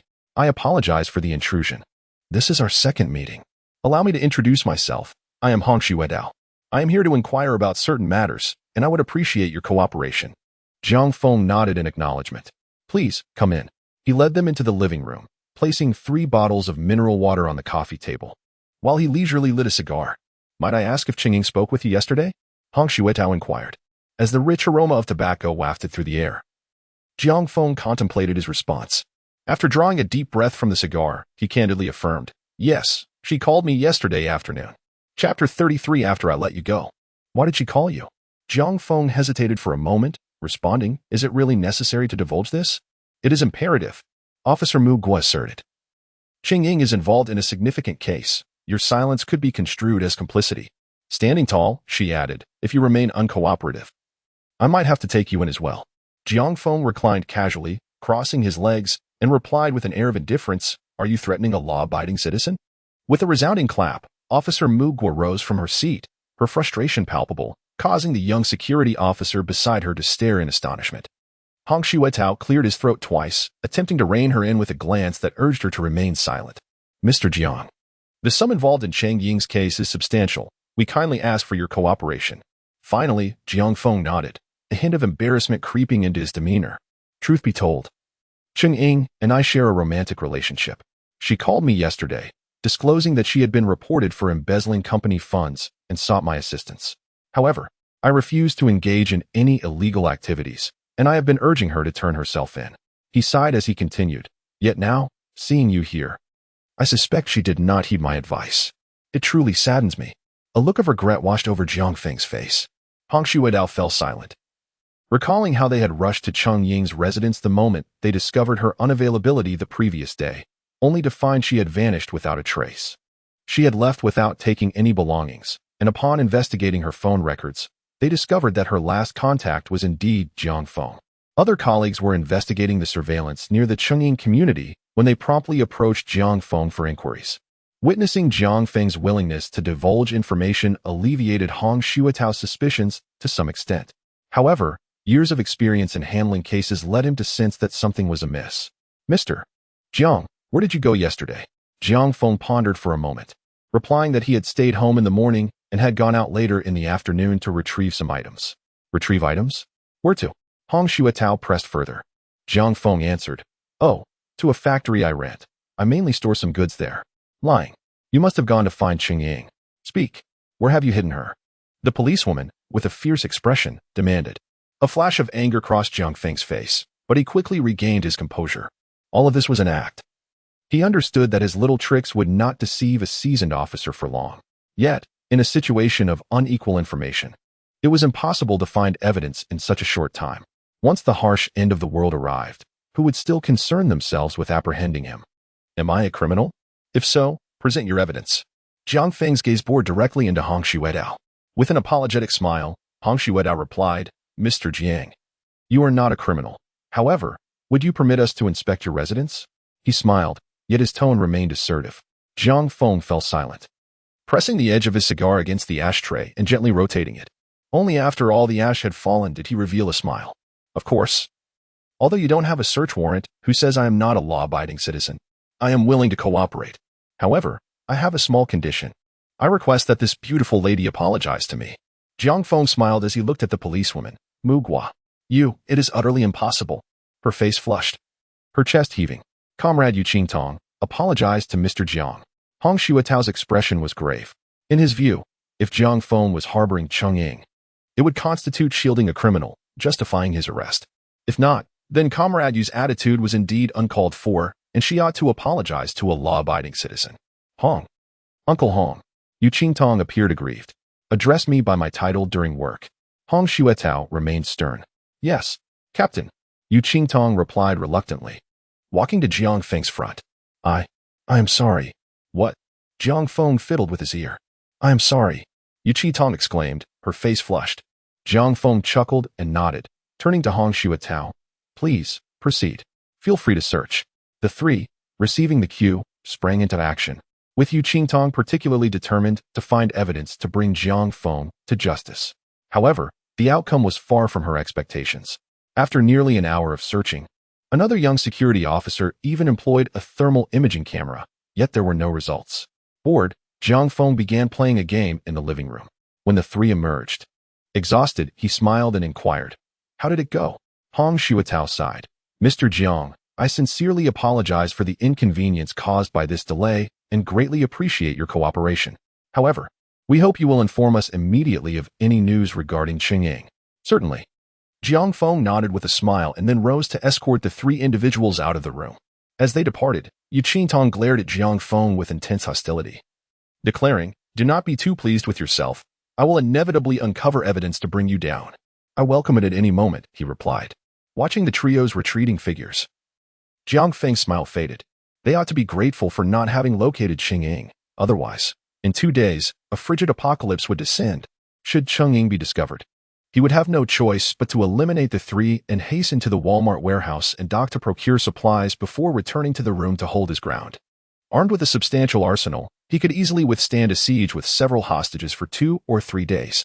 Upon returning to his room, Jiang Feng made his way directly to the third-floor surveillance room, initiating a review of the trio's movements within the chamber. Under the all-seeing gaze of the cameras, their every action was laid bare on video. After nearly half an hour ensuring that they had left no surveillance devices behind, he returned to the living room. Come to the living room, he commanded. Each room was equipped with cameras featuring microphones and speakers. At that moment, Jiang Feng raised his left hand to access the control panel of the darkroom. On the second floor, in the darkroom, Cheng Ying was curled up in bed, filled with trepidation. Suddenly hearing a voice startled her. Realizing it was Jiang Feng, she exhaled in relief. She descended from the bed, approached the door, and found it had been unlatched. Exiting the darkroom, she first concealed herself behind a pillar on the second floor, peering down cautiously. And upon confirming that only Jiang Feng was present, she fully relaxed. You scared me to death, she exclaimed as she caressed her chest. Descending the stairs to sit opposite Jiang Feng, she picked up the unopened bottle of mineral water on the table and took a few sips. Lifting her gaze, she met the smiling eyes of Jiang Feng. Thank you. Her expression of gratitude was genuinely heartfelt. Oh, how are you going to thank me? Jiang Feng teased playfully. Cheng Ying bit her cherry lips softly, slowly rising and striding towards Jiang Feng with her alluringly long legs. I will make it up to you after you let me go. She had resolved to put everything on the line. For she could only rely on this man she once despised. She had to serve him well, or else Jiang Feng would not escort her out, sealing her fate. Jiang Feng's eyes sparkled with interest. You know, I never really considered that before. He had mentioned it once before, but Cheng Ying had vehemently opposed the idea. Little did she expect that her wish would now be fulfilled. Make sure to record it and send it to your husband. Chapter 34, The Celebrity Moose. The free purchase begins. Uncle Zhang, I believe Jiang Feng is highly suspicious, Yu Qingtong exclaimed eagerly to Hong Xuetao, who was in the passenger seat. Hong Xuetao lit a cigarette, his brow furrowed in concentration. Indeed, he is quite suspicious. Upon hearing this, Yu Qingtong's face lit up with excitement. Then let's go apprehend him right now. That's absurd. Do you have any evidence? Yu Qingtong fell silent. Xiao Li, return to the station, Hong Xuetao instructed the driver. He continued, to gather evidence, we must first clarify Qing Ying's movements. I refuse to believe she left no trace. Xiao Yu. You and Xiao Wang will discreetly monitor Jiang Feng, while I take Xiao Li to further investigate Qing Ying's leads. Understood. Yu Qingtong responded affirmatively, silently vowing to uncover the incriminating evidence against Jiang Feng. Upon returning to the precinct, Xiao Wang was elated at the prospect of accompanying his goddess on an outdoor assignment. To the extent that he was momentarily disoriented, the two promptly proceeded to the property management of the Happy Community, requisitioning a patrol vehicle, which they stationed beneath Building No. 8 to commence their surveillance. Throughout that day, Jiang Feng remained indoors, while a steady stream of delivery personnel arrived. This only intensified Yu Qingtong's suspicions regarding Jiang Feng. What could possibly compel a normal individual to order such an excessive amount of takeout? Qitong, I'm stepping out for a smoke, Xiao Wang yawned, preparing to open the car door. No, you can't. It'll reek of smoke in here, Yu Qingtong replied, her brow furrowed in disapproval. I was going outside to smoke. That is not permissible either. I detest the smell of cigarettes. Oh, fine. I suppose I'll just stay put. Xiao Wang chuckled awkwardly, returning to his seat. With the goddess having spoken, he could only endure. As time gradually passed, the two of them took turns on watch, but Jiang Feng did not emerge. The following day, once again, there was no sign of Jiang Feng, only the relentless flow of food deliveries. The neighbors had grown accustomed to this and merely assumed that Jiang Feng, having been jilted in love, had lost his sanity.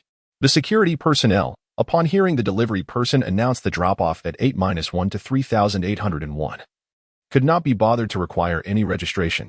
However, an amusing incident did occur that day. Someone was moving into building number 8. The quantity of belongings was substantial, with numerous large and small packages. While it was not particularly unusual for someone to relocate, the identity of the newcomer was what truly drew attention.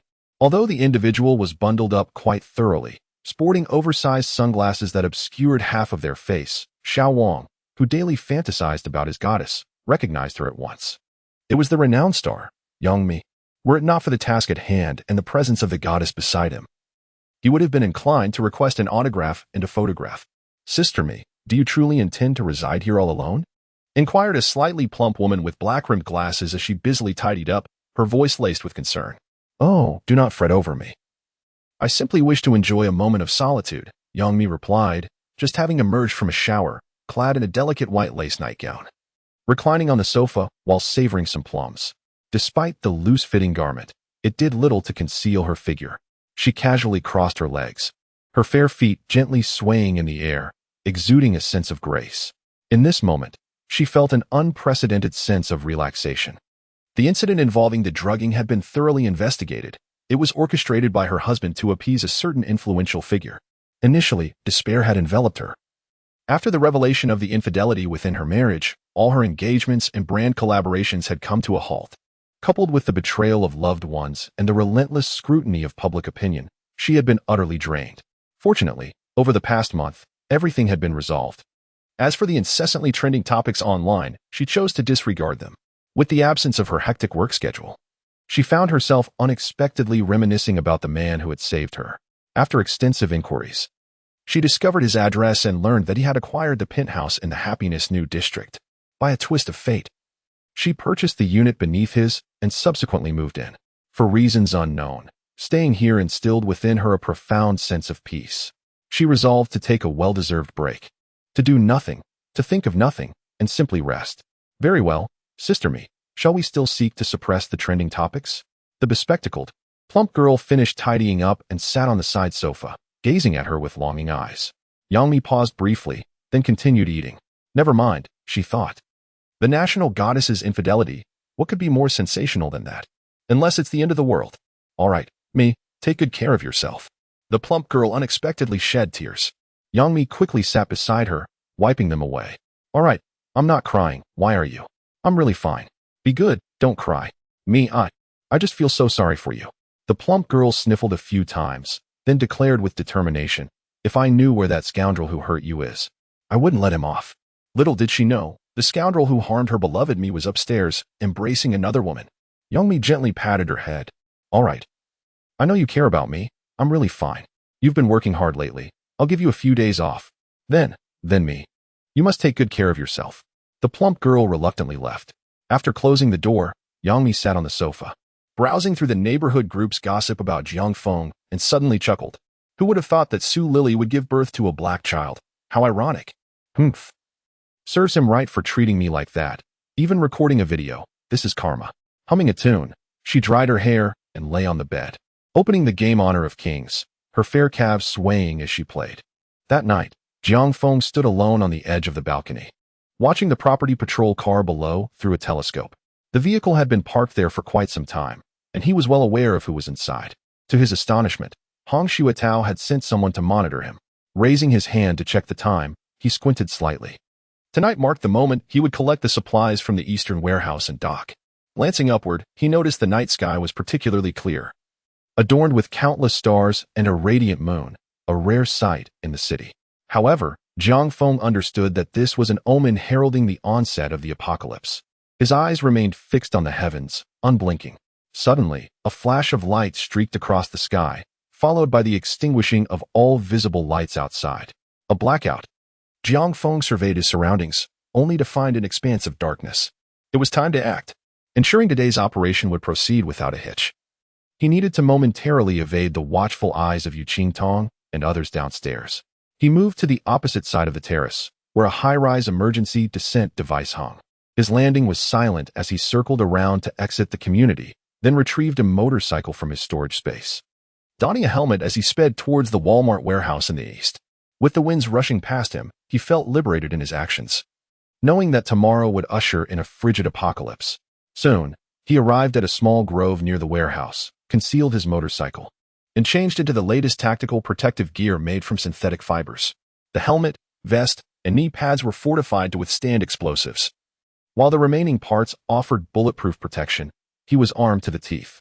Prepared, he boldly approached the warehouse entrance. Chapter 35. Who are you? A clumsy voice in broken Chinese emanated from the guard post, as a security officer directed a powerful flashlight towards the approaching Jiang Feng. A gaping wound appeared on the man's head as he collapsed to the ground, his face awash with disbelief. This was not a land of chaos. How could there be a gun? Jiang Feng set down the silenced pistol, not sparing a glance at the corpse, and strode into the storage area. Behind the guard booth lay 2 long rows of warehouses, with the security office situated beside them. The dim, flickering candlelight cast an eerie glow, accompanied by a cacophony of raucous laughter. Ha ha ha. Just yesterday at the bar, a girl, barely 18, kissed me right in front of her boyfriend, who didn't dare utter a word.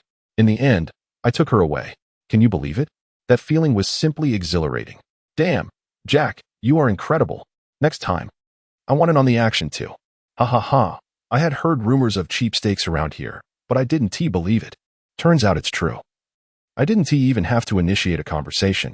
They came to me uninvited, and I didn't have to spend a dime. I've made up my mind. I will settle here and conquer the masses. I too shall conquer. Ha ha.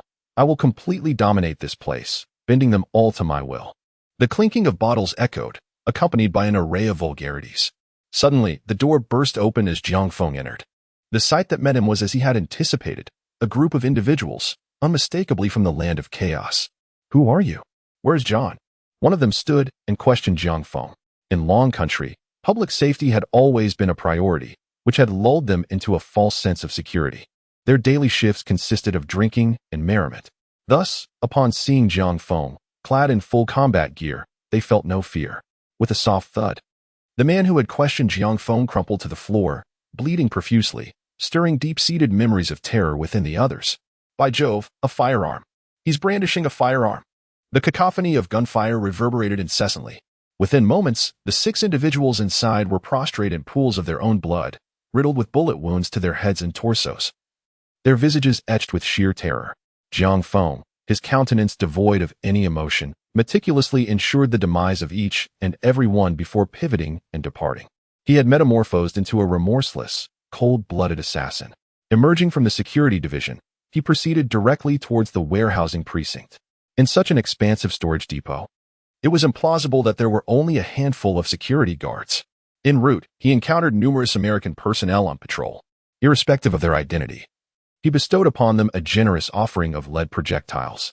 Upon entering a warehouse, Jiang Feng's eyes dilated with avarice as he beheld the spectacle before him. Rows upon rows of shelving units, soaring to heights of 5 or 6 meters, resembled miniature mountains, laden with a plethora of supplies. He initially gravitated towards the provisions section, where an array of rice, flour, grains, oils, salt, sauces, and vinegars assailed his senses, all of the highest quality and refinement. Adjacent to this were diverse assortments of canned goods, instant noodles, ham, and a plethora of other items. Every conceivable edible item was present, and even those beyond imagination were available. With such abundance, one could subsist for scores of lifetimes without experiencing hunger, he mused with glee. Retrieving a self-balancing scooter from within his spatial dimension, he eschewed the prospect of exhaustion from running. Subsequently, his silhouette darted through the interstices of the shelving units, each rack he encountered being promptly absorbed into his spatial domain. Despite this efficiency, the mere clearing of the provisions section consumed nearly 20 minutes, attesting to the sheer volume of merchandise contained within. Having completed the acquisition of the provisions, he proceeded to the beverage section, where an assortment of soft drinks, alcoholic beverages, and premium spirits were readily available, including a copious supply of purified water. Without delay, he commenced the process of acquisition. Having concluded in the liquor section, he proceeded to the domestic goods area. His gaze, though cursory, immediately fell upon a towel he recalled seeing at the supermarket long ago, originally priced at $39.99. Now, it languished in an inconspicuous corner. He resolved to acquire them all. He ventured through the apparel section, the fitness area, the coordinated supplies zone, and even the adult novelty section, complete with a hosiery emporium. He avowed that he had never before witnessed such an ostentatious array of stockings. He was truly enlightened. Snakeskin, umber, ash-toned, ebony, ivory, lace, lustful, gradient, openwork, Balenciaga, gartered, leopard print, equine oil, butterfly, rosette, striped, perforated, pre-owned. It was all quite overwhelming. He exclaimed that this single warehouse was enough to exhaust him, and there were 24 more such repositories. Yet, this was a felicitous predicament. Finding the balanced scooter too slow, Jiang Feng produced a motorcycle. Driving one-handed, he gathered supplies with the other. This significantly increased his pace. With experience, he expedited his progress through the remaining warehouses. At 3 in the morning, Jiang Feng emerged from the warehouse, having removed everything of value. His next destination was the wharf. A brief motorcycle ride brought Jiang Feng to the colossal pier. Here, the supplies were stored in shipping containers, making them easier to collect than the items on the warehouse shelves. Several Japanese security guards approached, one of whom, speaking in broken language, attempted to turn Jiang Feng away. With a flash of aversion, Jiang Feng produced 2 silent submachine guns and riddled him with bullets. The others, paralyzed with terror, collapsed to the ground, defiling the area with their bodily fluids. You are far more formidable than those timid individuals from the ugly nation. Jiang Feng disdainfully cast a glance, bestowing upon them a volley of bullets. The quantity of supplies at the dock was astonishing, predominantly comprising numerous large items such as automobiles, excavators, and even helicopters. Nearby, several cargo ships, each weighing tens of thousands of tons, were anchored in the sea. Jiang Feng claimed them all. Upon completion of his task, he discovered that half of the vessels were oil tankers, laden with gasoline and diesel, surpassing the quantity of coal powder he had purchased. After 4 hours of diligent work, the dock was left desolate, stripped of all its contents. A gust of wind swept through, imparting a sense of melancholy. Jiang Feng immersed his consciousness in the space around him, contentedly surveying his bounty, a myriad of supplies too numerous to count. Should he manage to survive, these provisions could potentially sustain him until the destruction of Blue Star. As his emotions settled, the horizon began to glow with the first light of dawn. Time to return home. He mounted his motorcycle, racing towards his community, the wind carrying the scent of joy. This time, he boldly entered through the front gate. Arriving beneath building number 8, by chance, he encountered Xiao Wang, who was returning with breakfast, one hand clutching soy milk and the other grasping a pancake, staring at Jiang Feng in astonishment. Jiang Feng, is that you? At that moment, Jiang Feng was in high spirits, smiling back at him. Good morning. After greeting him, he disregarded Xiao Wang's astonished expression and stepped into the elevator to ascend. Ching Tong, wake up. Jiang Feng has gone out. Xiao Wang hurriedly opened the car door, calling out to the blissfully sleeping Yu Qing Tong. Yu Qing Tong groggily awakened, stretching her limbs. Huh, is it already dawn? Qing Tong, Jiang Feng just returned home. He had left yesterday at an unknown hour. Xiao Wang's face was filled with anxiety. What? Yu Qing Tong finally comprehended. Weren't you on watch last night? Did you not see him? Chapter 36. It snowed. Come home for hot pot. Xiao Wang's face flushed. He had also fallen asleep in the latter half of the night and could not recall the details, though he could not admit this. I kept watch all night and did not catch a glimpse of him. There must be another exit we are unaware of. Yu Qing Tong's expression darkened. This won't do. We must ascertain where he went. You stay here while I check the surveillance footage. Upon returning home, Jiang Feng took a shower, and Cheng Ying had also risen. Unaware that Jiang Feng had gone out the previous night. Is there a power outage? She approached the dining table, where Jiang Feng sat in silk pajamas, enjoying breakfast. Jiang Feng replied, continuing to eat. Strange, why is there no signal on my phone? Cheng Ying glanced at her phone in confusion. Jiang Feng chuckled. The electricity and signal should gradually return by this afternoon. Of course, these matters were of little concern to him. He planned to turn on the generator after finishing his meal. Look, it's snowing. At that moment, Cheng Ying gazed in astonishment out the window. Jiang Feng turned his head to see the once clear sky now shrouded in ominous gray clouds, obscuring the entire expanse above. The snow fell swiftly and densely, though the flakes were not particularly large. Setting down his utensils, he stared out the window, momentarily lost in thought. This day had ultimately arrived. The arrival of the frigid apocalypse was not a sudden occurrence. It is merely at its inception. It is anticipated that following today, the temperature will plummet dramatically. Tianhai City, situated in the southern region, seldom experiences snowfall in winter, yet now, in the month of July, snowflakes are cascading from the sky. Regaining his composure, he chuckled softly. Was this not foreseen? What was there to lament? If the extreme cold apocalypse did not descend upon them, the deeds he had committed would inevitably come to light, and even 100 executions would not suffice for the transgressions he had committed. As the snowflakes continued to fall, the temperature began to drop. A glance at his watch revealed that, within a mere span of minutes, the outdoor temperature had plummeted from 35 degrees to 5 degrees. The indoor temperature, although somewhat insulated due to the tight ceiling of the safe house, was also on the decline, having reached 18 degrees.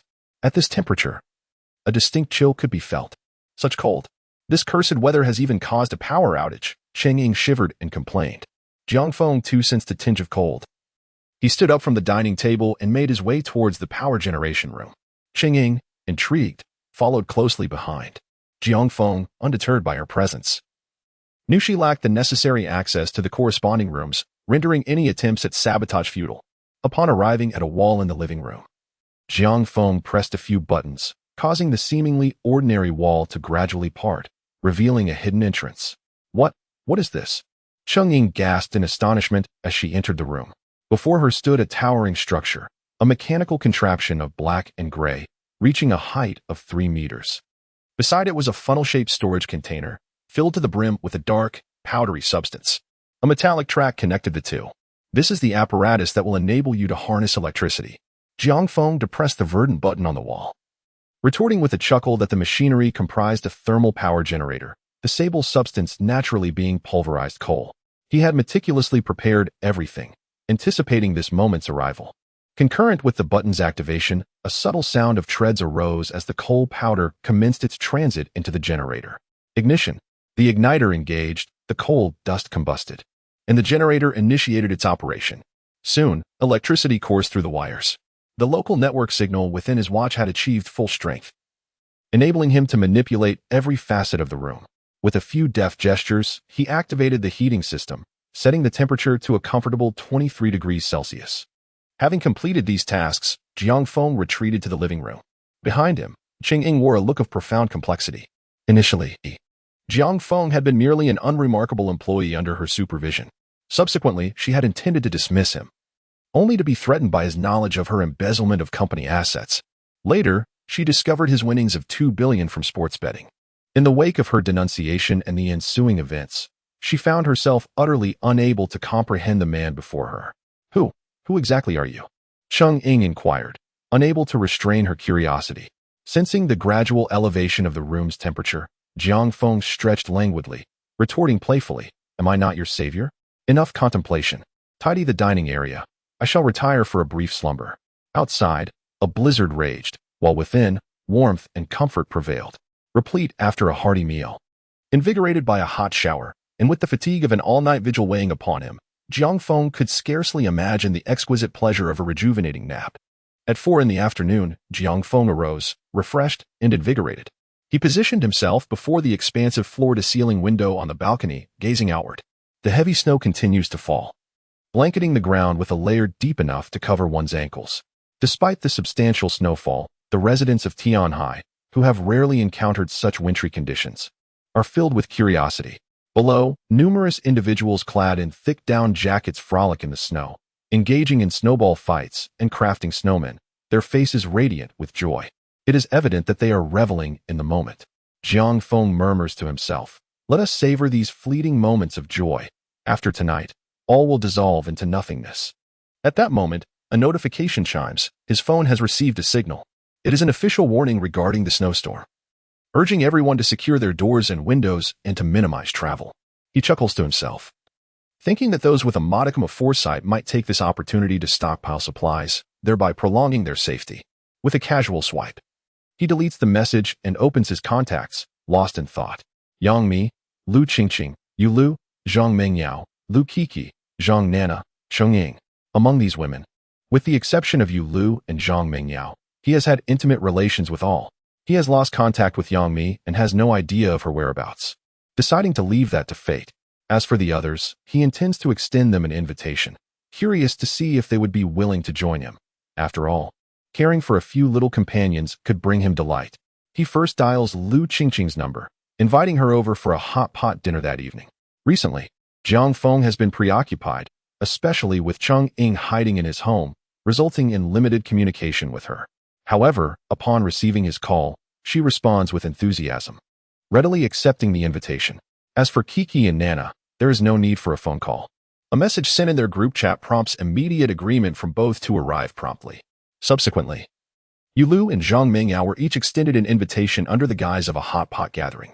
Once they arrived, their departure would be indefinitely postponed, not due to any imposition on their liberty by Jiang Feng, who prided himself on his democratic disposition. Rather, the precipitous drop in temperature forecast for the evening, coupled with an intensified snowfall, would render any venture outdoors a perilous undertaking. Presently, responses from the two women were received. Yu Lu demurred, citing familial obligations. Zhang Mengyao, harboring a favorable impression of Jiang Feng's munificence, accepted the invitation. Jiang Feng was unsurprised by Yu Lu's declination, deeming it a forfeiture of opportunity on her part. An amusing interlude occurred when Yu Lu reminded him of the impending loan repayment deadline next month, urging him not to neglect it. Jiang Feng chuckled, readily assenting. Frankly, the millions remaining in his coffers seemed inconsequential. Of what utility is a million to one who is devoid of sustenance and warmth, languishing in sub-zero temperatures of 70 degrees? Unable to procure a warm meal? Chapter 37. The Arrival of the Women. Buzz. A subtle vibration emanated from Jiang Feng's wristwatch, indicating an activation of the doorbell. With a flick of his wrist, the watch's screen displayed the scene beyond the portal. Lu Qingqing, clad in a delicate pink downcoat, was observed at the threshold, vigorously rubbing her hands together. Her proximity to the premises, residing in the nearby property management office, accounted for her swift arrival. "Is someone here? Should I conceal myself?" Cheng Ying, who had been seated in the living room, inquired anxiously upon witnessing Jiang Feng's intent to open the door. "There is no need." Upon hearing Jiang Feng's reassurance, she visibly relaxed and resumed her seat. A triadic authentication process, encompassing palm print, password, and iris scan, was enacted before the outermost portal gradually swung ajar. The door to the room has been transformed into an inner and outer door, connected by a 3-meter-long corridor. The inner door had remained ajar until yesterday, when Jiang Feng finally closed it. Now, only he possesses the key to unlock the door leading to the outside world.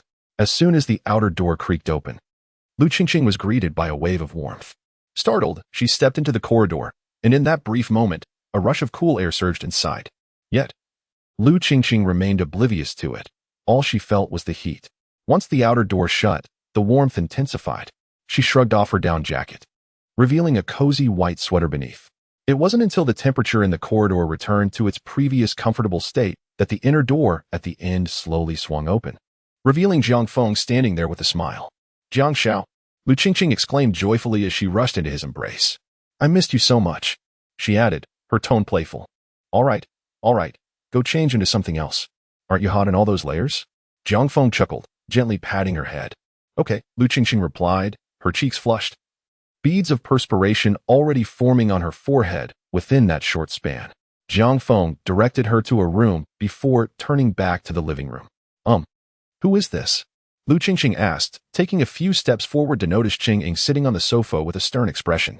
Jiang Feng smiled and introduced. This is my esteemed leader, Cheng Ying. Ying. Sister Ying, hello, Lu Qingqing greeted promptly. Assuming Cheng Ying to be an influential figure upon learning she was Jiang Feng's former superior, Cheng Ying simply nodded in acknowledgement, her expression unyielding. For reasons unknown, she felt an inexplicable sense of displeasure. Not a single good man among them. Suddenly reminded that she would soon depart, Jiang Feng dismissed the thought, saying, You may go. As he waved his hand at Lu Qingqing, she acknowledged him with a nod and took her leave. Jiang Feng then turned to the aloof Cheng Ying, teasingly remarking, I rather enjoy your lofty demeanor. Do maintain it. Cheng Ying's cheeks flushed slightly, and inwardly she cursed, What a weirdo. Am I even capable of being aloof in your presence? The second arrival was Zhang Mingyao. She was at the Hailong Hotel, and upon learning that she was a guest in the presidential suite, the hotel promptly dispatched a driver despite the heavy snowfall. Upon her arrival, she too was astonished by the comfort of her surroundings. After waiting for half an hour, Kiki and Nana finally made their entrance. Their delay was not due to a lack of urgency, but rather the inclement weather that made it nearly impossible to hail a cab. Ultimately, a mere few kilometers cost them 2,000 yuan in fare before they could secure a ride. Once all the ladies had gathered, Jiang Feng introduced everyone. Aside from Zhang Mingyao, all the others had shared intimate moments with him, creating a subtly charged atmosphere. Well, now that you are all acquainted, let us proceed to the dining area. The ingredients await in the refrigerator. Jiang Feng clapped his hands, interrupting the girls' wandering thoughts. All the women rose to head toward the dining room. An unspoken competition evident among them. Chopping vegetables, washing greens, and preparing seasonings, each lady showcased her culinary prowess. In less than 40 minutes, the ingredients were nearly ready and elegantly arranged on the round hot pot table positioned before the floor-to-ceiling windows of the dining area. A delectable array of thinly sliced lamb, succulent beef, delicate fish fillets, luncheon meat, fish balls, and shrimp paste was presented, accompanied by an assortment of Chinese cabbage, tofu, garland chrysanthemum, fragrant mushrooms, savory beef balls, thinly sliced potatoes, crisp lotus root slices, and spicy marinated beef.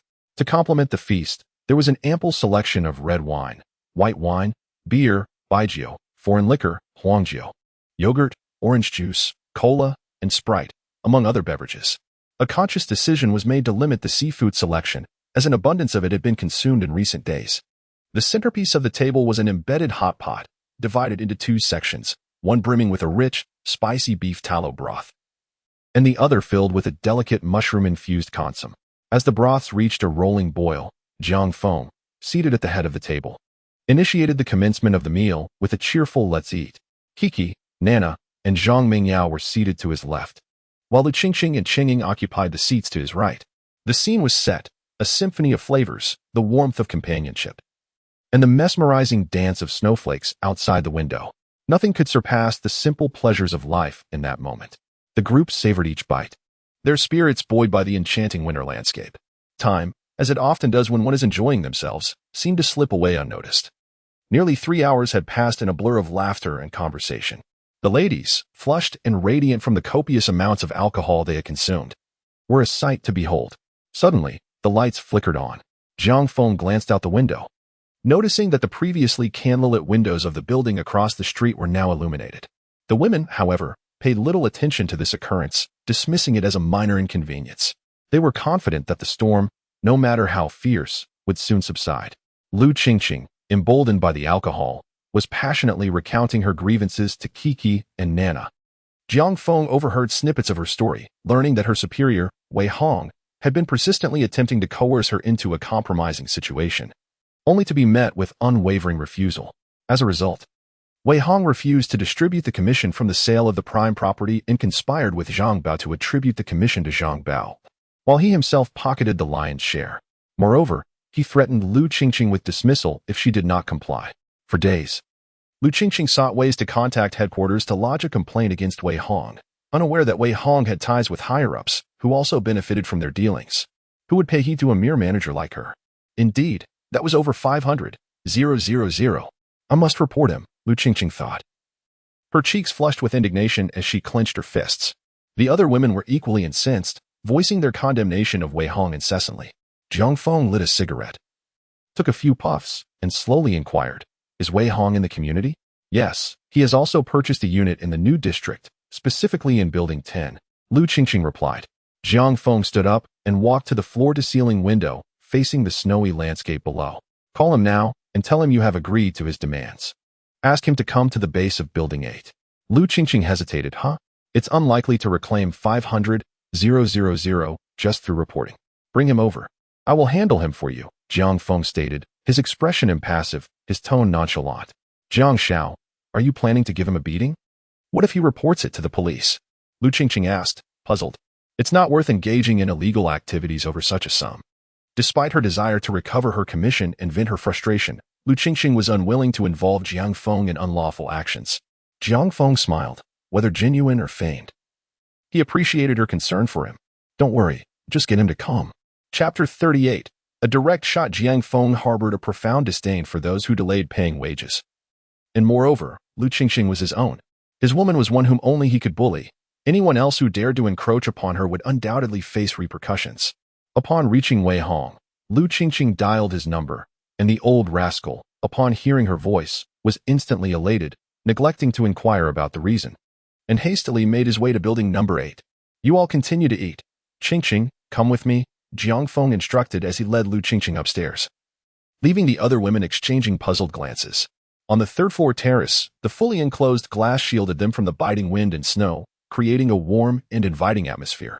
Lu Qingqing, observing Jiang Feng's retreating figure, could not suppress her curiosity and inquired, Jiang Xiao, what are we doing here?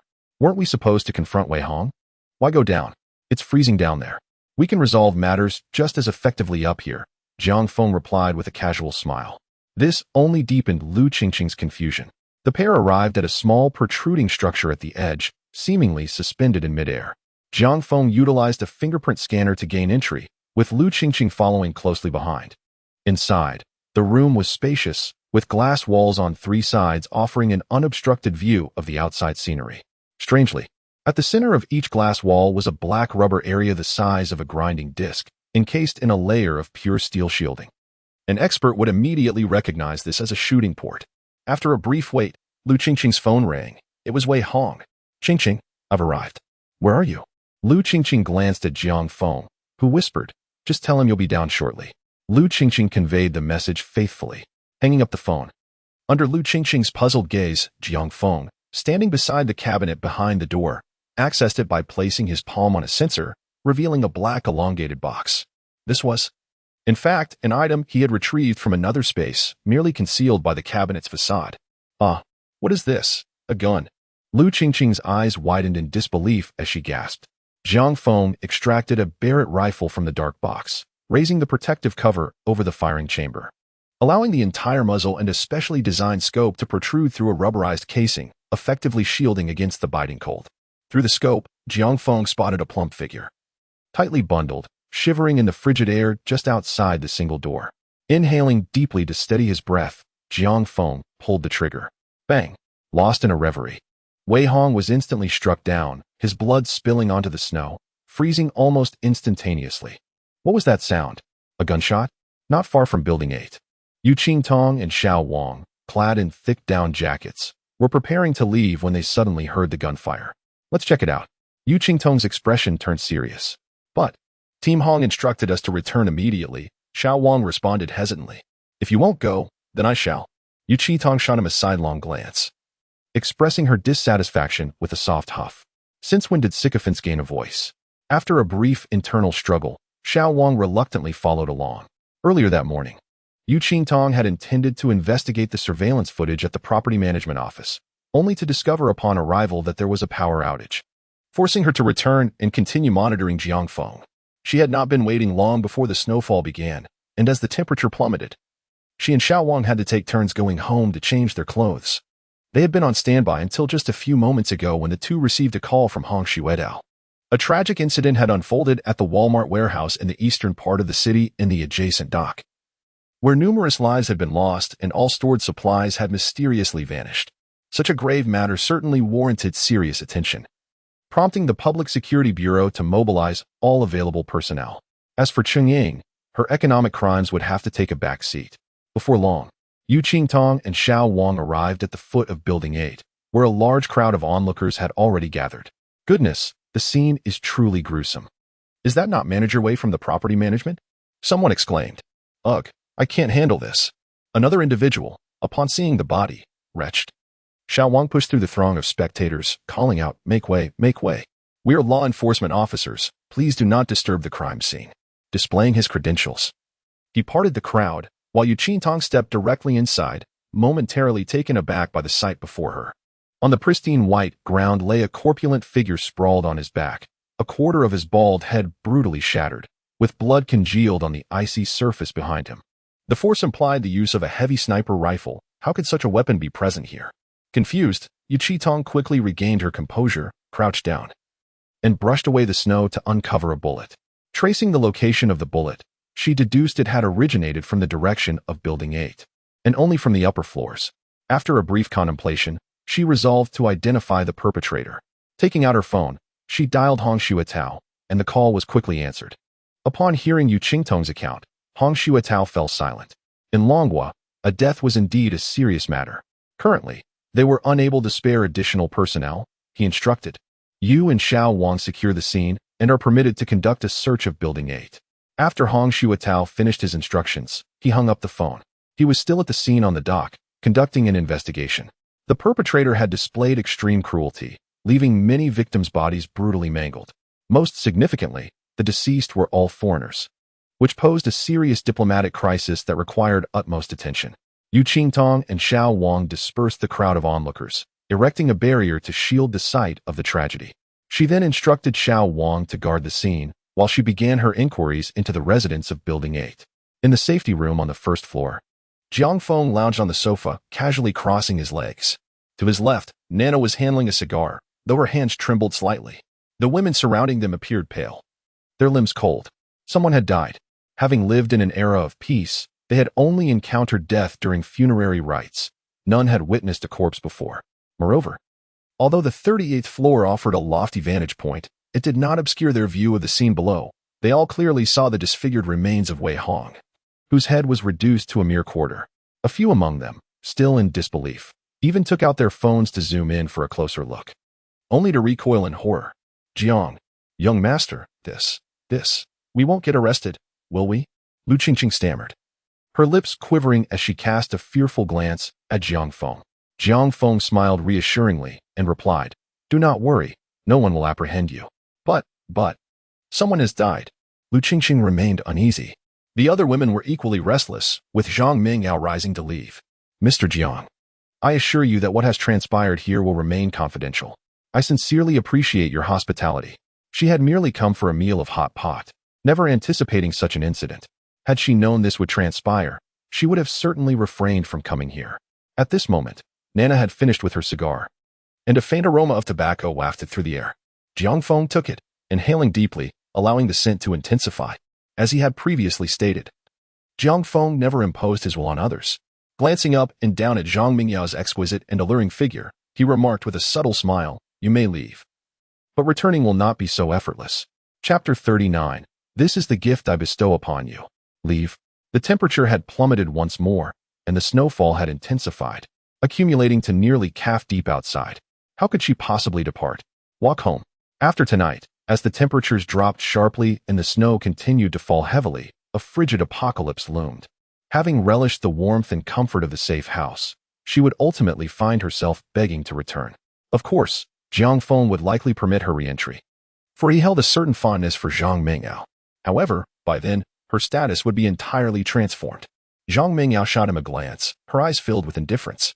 He was merely a wealthy young man. What was there for her to regret? Zhang Mingyao's family was also well off. Her previous feelings for him had been but a fleeting infatuation. Upon witnessing Jiang Feng summon numerous women, her discontent had already taken root, and now, with his act of violence, he dared to suggest she might regret her choices? How absurd. Jiang Feng, without further ado, opened the door and instructed her to leave. Tightening her coat as she stepped outside, Zhang Mingyao turned her back without a glance. Resuming her seat on the sofa, Jiang Feng took a puff of the cigar, smiling as he surveyed the remaining women. Is there anyone else who wishes to depart? The women exchanged glances, a momentary silence prevailing. Cheng Ying, needless to say, was currently a wanted fugitive, with nowhere to escape to. Moreover, she doubted Jiang Feng was naive enough to surrender meekly. Lu Qingqing, her countenance etched with anxiety, urged Jiang Feng to flee, her gratitude for his act of violence on her behalf making her departure unthinkable. Coco and Nana trembled with trepidation, yet remained, their eyes fixed on Jiang Feng, uncertain of their course. Jiang Feng nodded in satisfaction, their willingness to stay despite the impending polar apocalypse instilling a sense of goodwill. He silently pledged to prioritize their positions, regardless of future additions to their company. However, his smile faltered as his gaze swept over Cheng Ying, a silent caveat forming in his mind. Not you. Initially, Jiang Feng had sought companionship for amusement, but he now recognized a remarkable phenomenon. Their interactions seemed to enhance his spatial abilities and physical prowess. Though the underlying mechanism remained obscure, the confluence of pleasure and empowerment made him receptive to its continuation, leading to an increased appetite for more partners. Thus, his promise held considerable weight. Observe the world outside, Jiang Feng said to the women with a gentle demeanor, his attitude softened by their loyalty. What do you perceive? He inquired. Lu Qingqing was engulfed in anxiety, scarcely able to focus her gaze, and merely cast a fleeting glance before replying. I didn't see anything. Kiki and Nana, too, vacantly glanced around, shaking their heads. Among those present were all his people. And Jiang Feng, unabashed, drew the visibly troubled Lu Qingqing closer, gently soothing her distress. Did you not notice the heavy snowfall outside? Kiki observed Jiang Feng's gesture, her cheeks involuntarily flushing, while Cheng Ying inwardly chastised him. Lu Qingqing was equally startled, casting a blushing, reproachful glance at Jiang Feng. What use is the snow? Jiang Feng, not one to withhold information, revealed, tomorrow marks the onset of the extreme cold apocalypse. There is little to conceal. He then raised his wristwatch to check the time, continuing. The current external temperature is -10 degrees Celsius, with heavy snow obstructing the roads, rendering vehicular passage impossible. Moreover, the temperature is expected to plummet further, anticipated to reach -80 degrees around midnight, with the snowfall intensifying. Most importantly, this situation is projected to persist for an extended period. Do you believe anyone will come to capture us? Observing Jiang Feng's cheerful demeanor, the women were left in a state of astonishment, utterly unable to comprehend.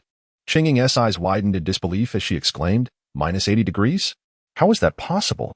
Isn't that the end of the world? Indeed. The extreme cold apocalypse was imminent, Jiang Feng affirmed.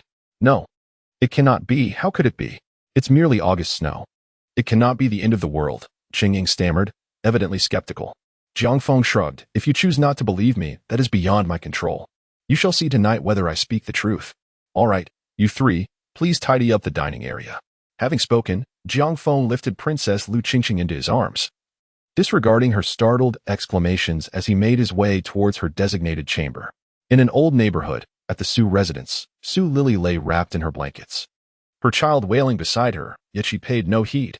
She was preoccupied with reaching out to those with whom she had previously shared intimate relations. After giving birth and spending 2 days under observation in the hospital, she returned home, immediately beginning to contact each individual. However, upon hearing the word father, they either vanished or promptly blocked her. Gazing at the last name displayed in her phone as contacts, her eyes flickered. SAS, her most cherished connection, the one she found most difficult to forget. During her pregnancy, she had spent the most time with him. Moreover, he was the son of a chieftain. With Jiang Feng having abandoned her and her family berating her, her only glimmer of hope lay in SAS. She dialed his number directly, and it was answered swiftly. Hello. Dear Lily, it's been ages since I heard from you. Do you miss SAS? He exclaimed joyfully in halting Chinese. Su Lily quickly recounted the events surrounding her childbirth to SAS, sending him a photograph of the child. Look, this child resembles you so much. SAS, didn't Tiu say your father was a chieftain? I would be willing to return with you to become the chieftain's wife. SAS fell silent, pondering the absurdity of being a chieftain, a mere boast of his.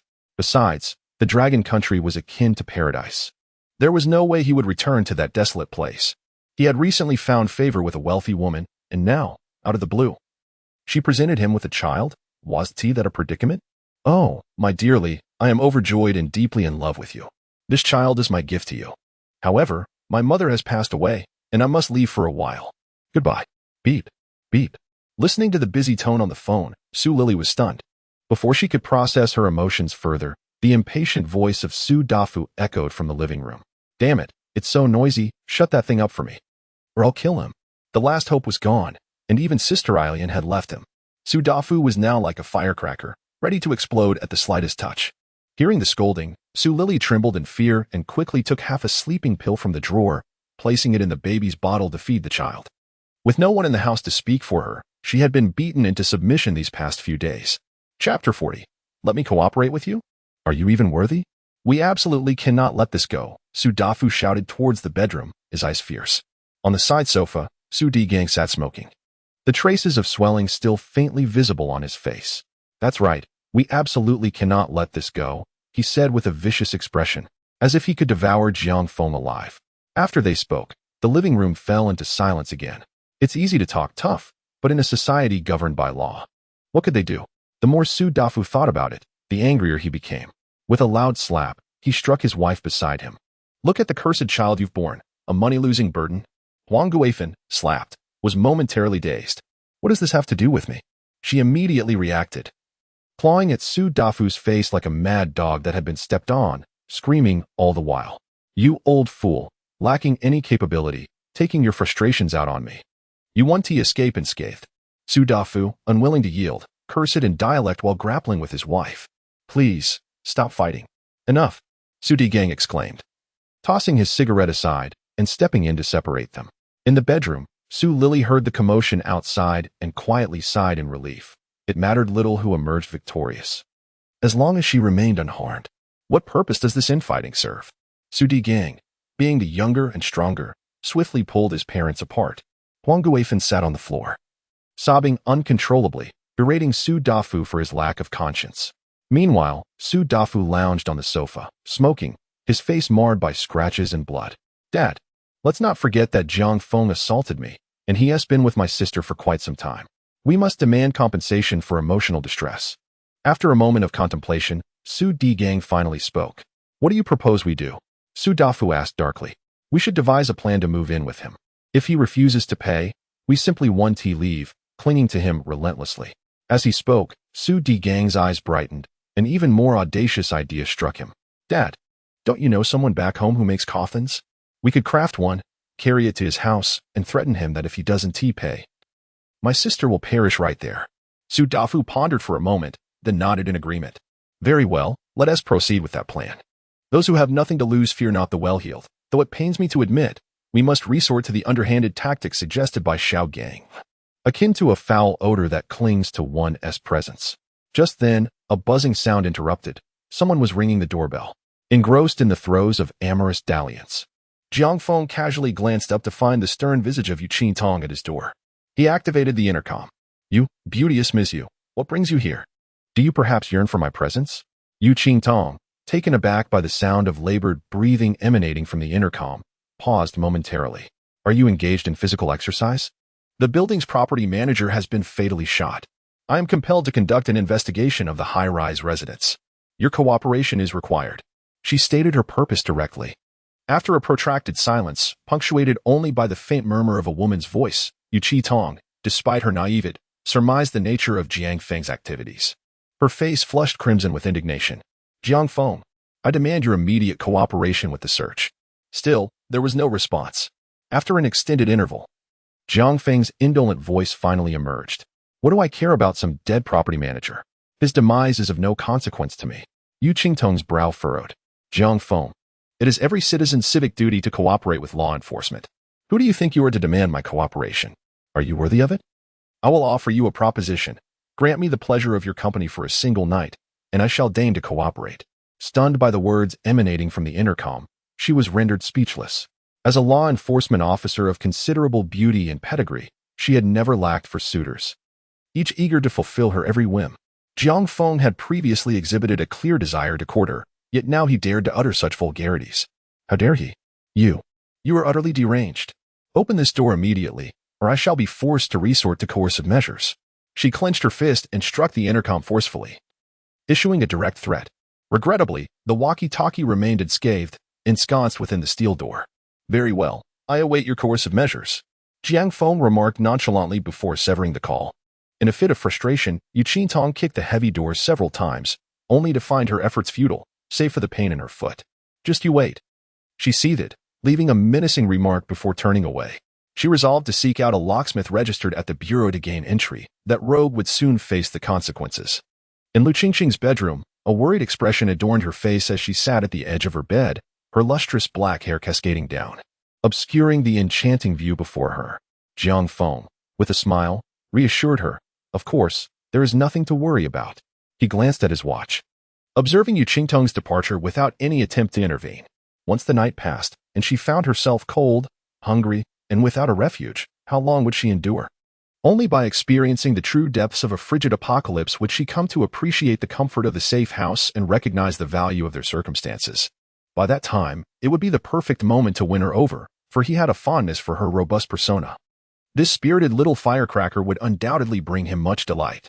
That night, at midnight, the snowfall was reminiscent of goose feathers, real, heavy flakes. The temperature plummeted, freezing the heating pipes, rendering the air conditioning utterly ineffective. The frigid apocalypse had arrived. In the living room of the safe house, Jiang Feng was engrossed in a game on the enormous screen, while the four women leaned over the balcony, gazing at the cascading snow, occasionally murmuring indistinctly to one another. Jiang Feng had slept until 4 in the afternoon, feeling no fatigue, while the four women were restless, unable to find slumber due to his earlier words. "Hurry, look," Coco exclaimed, her astonishment evident as she pointed towards the thermometer affixed to the side wall of the balcony. The three women simultaneously turned their gaze to the device, with Lu Qingqing being the first to voice her disbelief. This is impossible." Xing Ying, equally incredulous, added, 80 degrees below zero? The high-precision thermometer on the balcony wall, specifically designed for monitoring outdoor temperatures, now displayed an alarming reading of minus 80 degrees Celsius. Hearing the exclamations from the balcony, Jiang Feng chuckled, unsurprised by the turn of events. He glanced at his watch and, with a few adjustments, increased the power of the heating system, ensuring the room remained at a comfortable 24 degrees Celsius. Subsequently, he set aside his game controller and proceeded towards the balcony. Silence had befallen the area, with the four women exchanging bewildered glances, lost in contemplation. "Why the silence?" Jiang Feng inquired with a smile. Lu Qingqing stammered, Is this real?" Jiang Feng gestured towards the thermometer. "Haven't you seen the numbers displayed?" Noticing the lingering skepticism among the four women, Jiang Feng raised his hand and initiated the palm print authentication on the wall-mounted combination lock. Access to all doors and windows in the room required his authorization. With a click, a window the size of a bowl unlocked. He turned to the four women with a smile. "Anyone who doubts it is welcome to reach out and experience it for themselves." Chapter 41. The youth must comprehend sacrifice agony, sheer agony. Xing Ying, seated on the sofa, clutched her reddened and swollen forearm, tears welling in her eyes as she cried out in distress. "Endure, it will soon subside." Lu Qingqing sat beside her, cautiously applying frostbite ointment. Moments earlier, she had foolishly extended her arm through a small window, within mere seconds. A slight stinging sensation made her recoil in fright. Her skin turned pale and numb. In just 2 seconds, she had succumbed to frostbite. Now, as she thought, her arm began to swell and burn. "Jiang Feng, did you already know about the sudden drop in temperature?" Xing Ying inquired, raising her head, her face etched with anger. "Indeed, I was aware. Otherwise, why do you think I stockpiled so many supplies?" Jiang Feng replied nonchalantly. Xing Ying's indignation deepened. "Then why did you deceive me into believing you would send me abroad in a few days?" For the past few days, she had exerted herself to cater to Jiang Feng's various eccentric demands, all in hopes of breathing the air of freedom abroad. Now, to discover she had been duped left her resentful. Jiang Feng, with a beaming smile, remarked, "No one is pursuing you outside anymore. You are free to leave now." "You." Xing Ying abruptly stood from the sofa, poised to depart, but after a few steps, she halted, glancing down at her frostbitten right hand. A tremor ran through her, restoring her composure. I wish to stay." She turned to Jiang Feng, her lips quivering as she spoke. Had it not been for this experience of frostbite, she would undoubtedly have sought a way to escape. After all, she could discern the joy of being free from being someone else's plaything. Moreover, over the years, she had saved a considerable sum abroad, enough to live comfortably. Yet now, that notion had entirely evaporated. Jiang Feng was acutely aware of the security level of this residence and the independent heating system it possessed. Furthermore, the kitchen was abundantly stocked with supplies he procured daily, and the generator room was notably piled with coal dust. She had no intention of leaving until all these resources were exhausted. Moreover, where could she possibly go? Outside, the temperature plummeted to -80 degrees.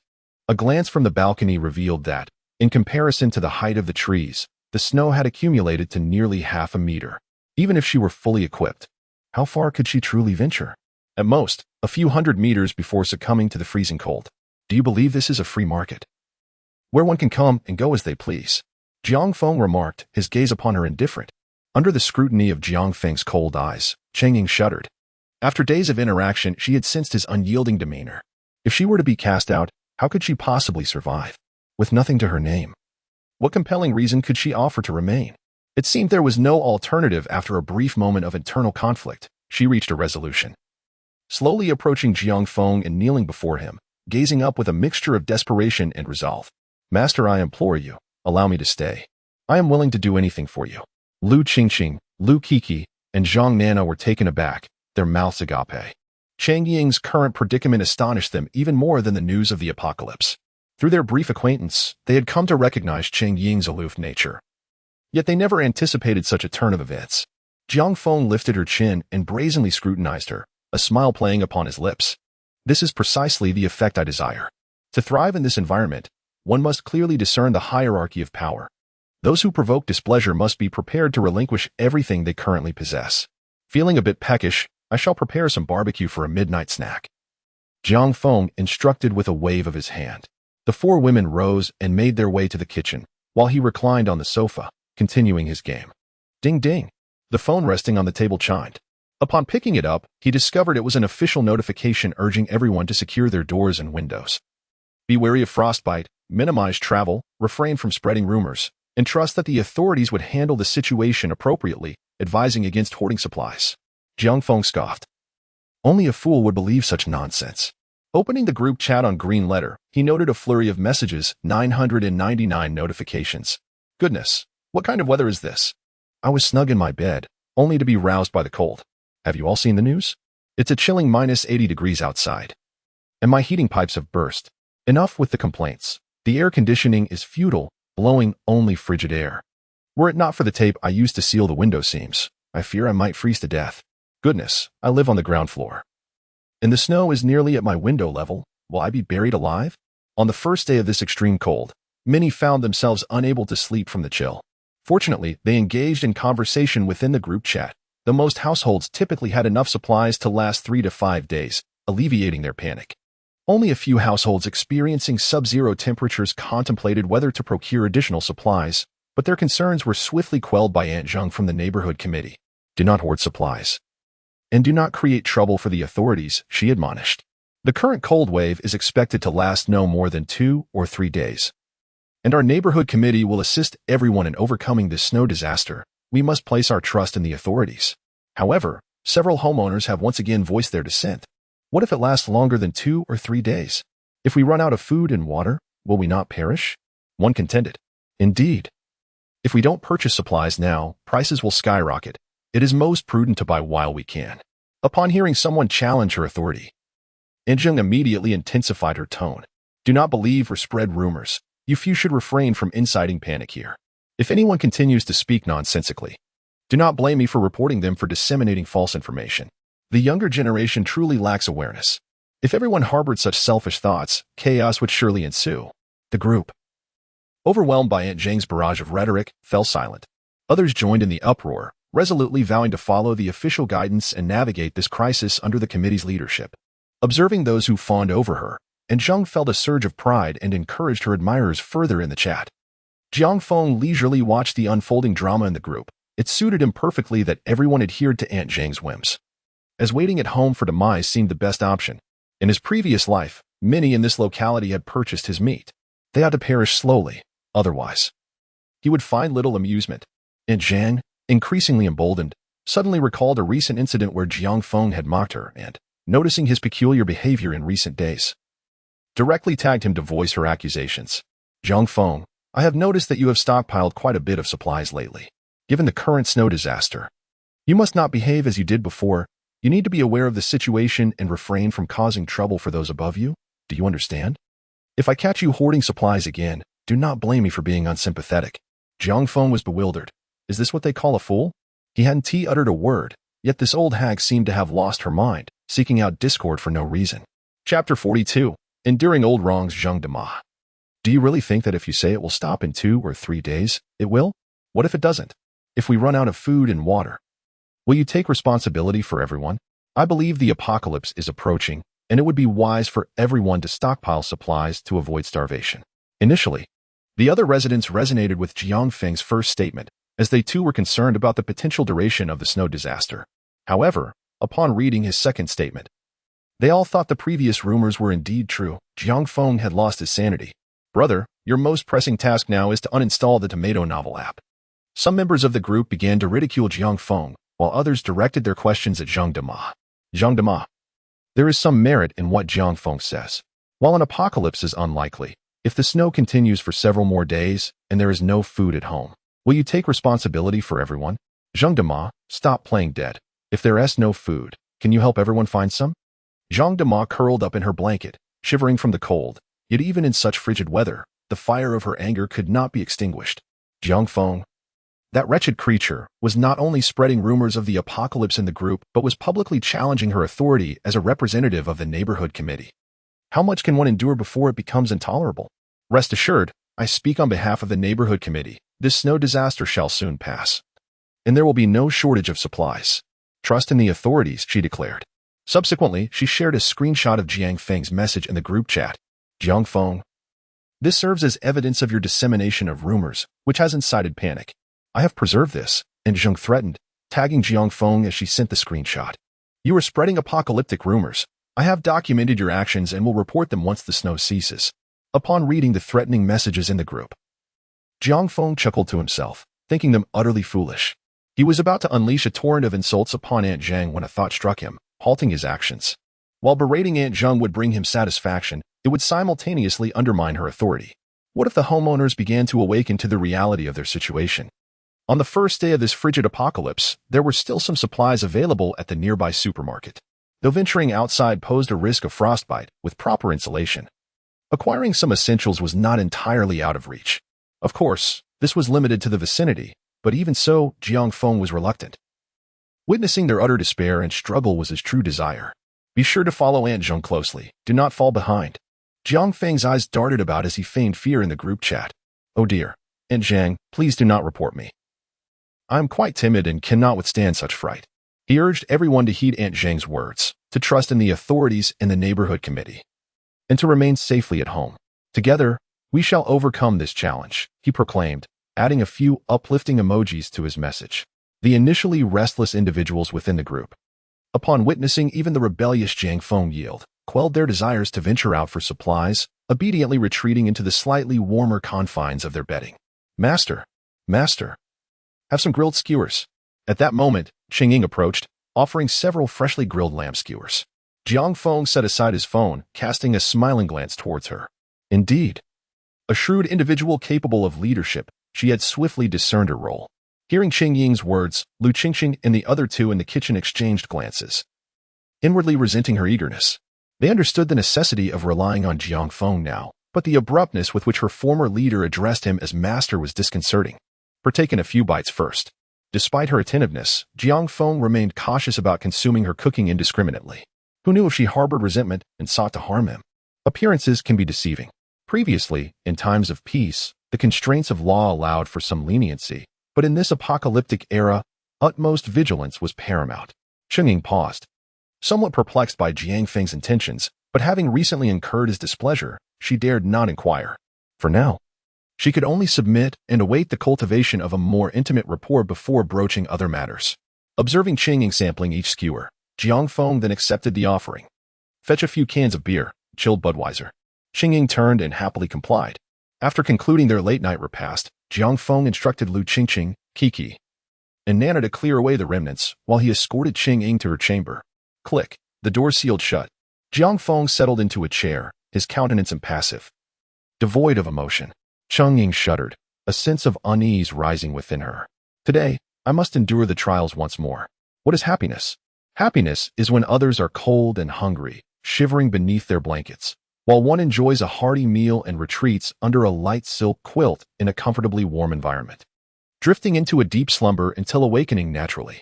Without contrast, there can be no suffering. For a mundane individual like Jiang Feng, happiness is derived from comparison. Ah, how delightful it is to sleep. Jiang Feng stretched languorously, rising from his warm and cozy bed, unadorned, to freshen up. He relished the freedom of sleeping in the nude. After completing his morning routine, he slipped into a silk nightgown, fastening the tie around his waist, and proceeded downstairs. Despite having an array of garments, he found solace in his cherished silk nightwear, which was both comfortable and convenient. In the living room on the first floor, Lu Qingqing, Kiki, and Nana were gazing out the window, captivated by the swirling snowflakes. Overnight, the snowfall had engulfed the ground floor windows. Those who had planned to venture out during the day, hoping for a slight rise in temperature to procure supplies, had abandoned their intentions. People are not foolish.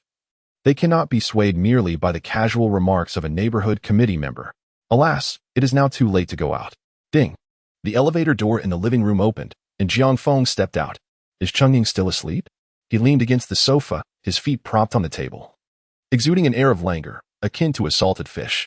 No, she is probably still asleep, replied Lu Qingqing.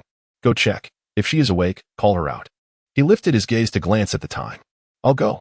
Kiki responded, darting towards Qingying's room.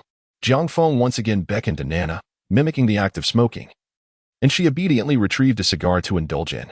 As the smoke curled around them, nearly 10 minutes elapsed before the door to Qingying's room swung open, revealing Kiki. Her cheeks flushed and an unusual expression adorning her face. After a brief wait, Qingying emerged, albeit somewhat bashfully, her attire dazzling the onlookers. She donned a uniquely styled flight attendant uniform, its lace design rendering her both distinctive and exquisite, complemented by a pair of black stockings as she gracefully stepped forward. Lu Qingqing and Nana gaped in astonishment, while Jiang Feng wore an anticipatory smile. As Chungying approached, Jiang Feng cheerfully explained, this is merely a minor punishment for her. She is prohibited from wearing conventional clothing for 3 days. The three women exchanged silent glances, internally lamenting, have we become mere participants in a play? Chapter 43, competing for the position all right. No more standing around. Let us gather for a meal.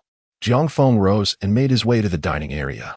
The four took their seats, and Qingying, having navigated the initial awkwardness, gradually acclimated to the situation. After all, they were all women. And the only man present was her closest confidant. What was there to fear? What shall we eat? Let us prepare something.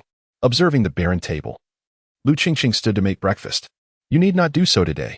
Jiang Feng, with a smile, gestured for her to remain seated. Huh? If we aren't cooking, what shall we eat? Although puzzled, Lu Qingqing complied and sat down. Jiang Feng flashed a mysterious smile, casually sweeping his hand across the table. Blueberries, toast, milk, crab porridge, abalone porridge, black truffle pork ribs, steamed buns, fried dough sticks, tofu pudding, figs. A lavish spread of both Chinese and Western breakfast dishes covered the entire table, steaming as if freshly prepared. The three women gasped in astonishment, their eyes wide with disbelief. Is this magic? Lu Qingqing murmured instinctively. Jiang Feng took a sip of the abalone porridge beside him and smiled faintly. You saw it yesterday, and Qingying even felt the outside temperature, he said, glancing at Qingying, who lowered her head slightly and touched her swollen arm. The sudden drop in temperature, coupled with relentless snowfall, made it nearly impossible for humans to venture outside. Historical records of Blue Star indicate that ice ages typically last around 100 million years. Thus, for humanity, this is an extreme, apocalyptic cold, where one misstep could lead to extinction. As Jiang Feng spoke, a wave of despair washed over the three women. Noticing their expressions, Jiang Feng chuckled, don't lose hope. A month ago, I awakened a superpower, a separate, independent space. A superpower? Do such things really exist? Kuka's face was filled with astonishment. Jiang Feng smiled without answering, promptly retrieving an AK from the space and twirling it in his hands, witnessing this miraculous act again. Though still amazed, the three women began to believe it a little more. As Jiang Feng continued to speak, he retracted the AK. The reason we are able to live so comfortably is that I have gathered a substantial amount of resources within this space. The warmth of this room is reliant on the small thermal power generator in the power room. The materials I had you collect in the factory are all stored within my space. Jiang Feng glanced towards Lu Qingqing, who remained silent. fully aware of the vast quantity of coal powder he had procured, merely a fraction of what he possessed. He continued, "The reason I share this secret with you is to convey that as long as I am alive, you will continue to enjoy the safety and comfort of this dwelling, as well as the delectable food. Should I perish, this safe haven will transform into a prison, confining you entirely within these walls." The tragic experiences of his past had led him to seal his heart completely. He no longer trusted anyone. Thus, by revealing the secret of his space, he aimed to establish a mutual interest, ensuring their collective safety. Upon hearing Jiang Feng's words, Cheng Ying was the first to place her hand on her chest and declare, "Rest assured, Master, I will never betray you. With food and drink available, in such a pleasant environment, only a fool would wish to leave. Moreover, since some matters are beyond our control, we might as well enjoy them. You can trust that we will not betray you."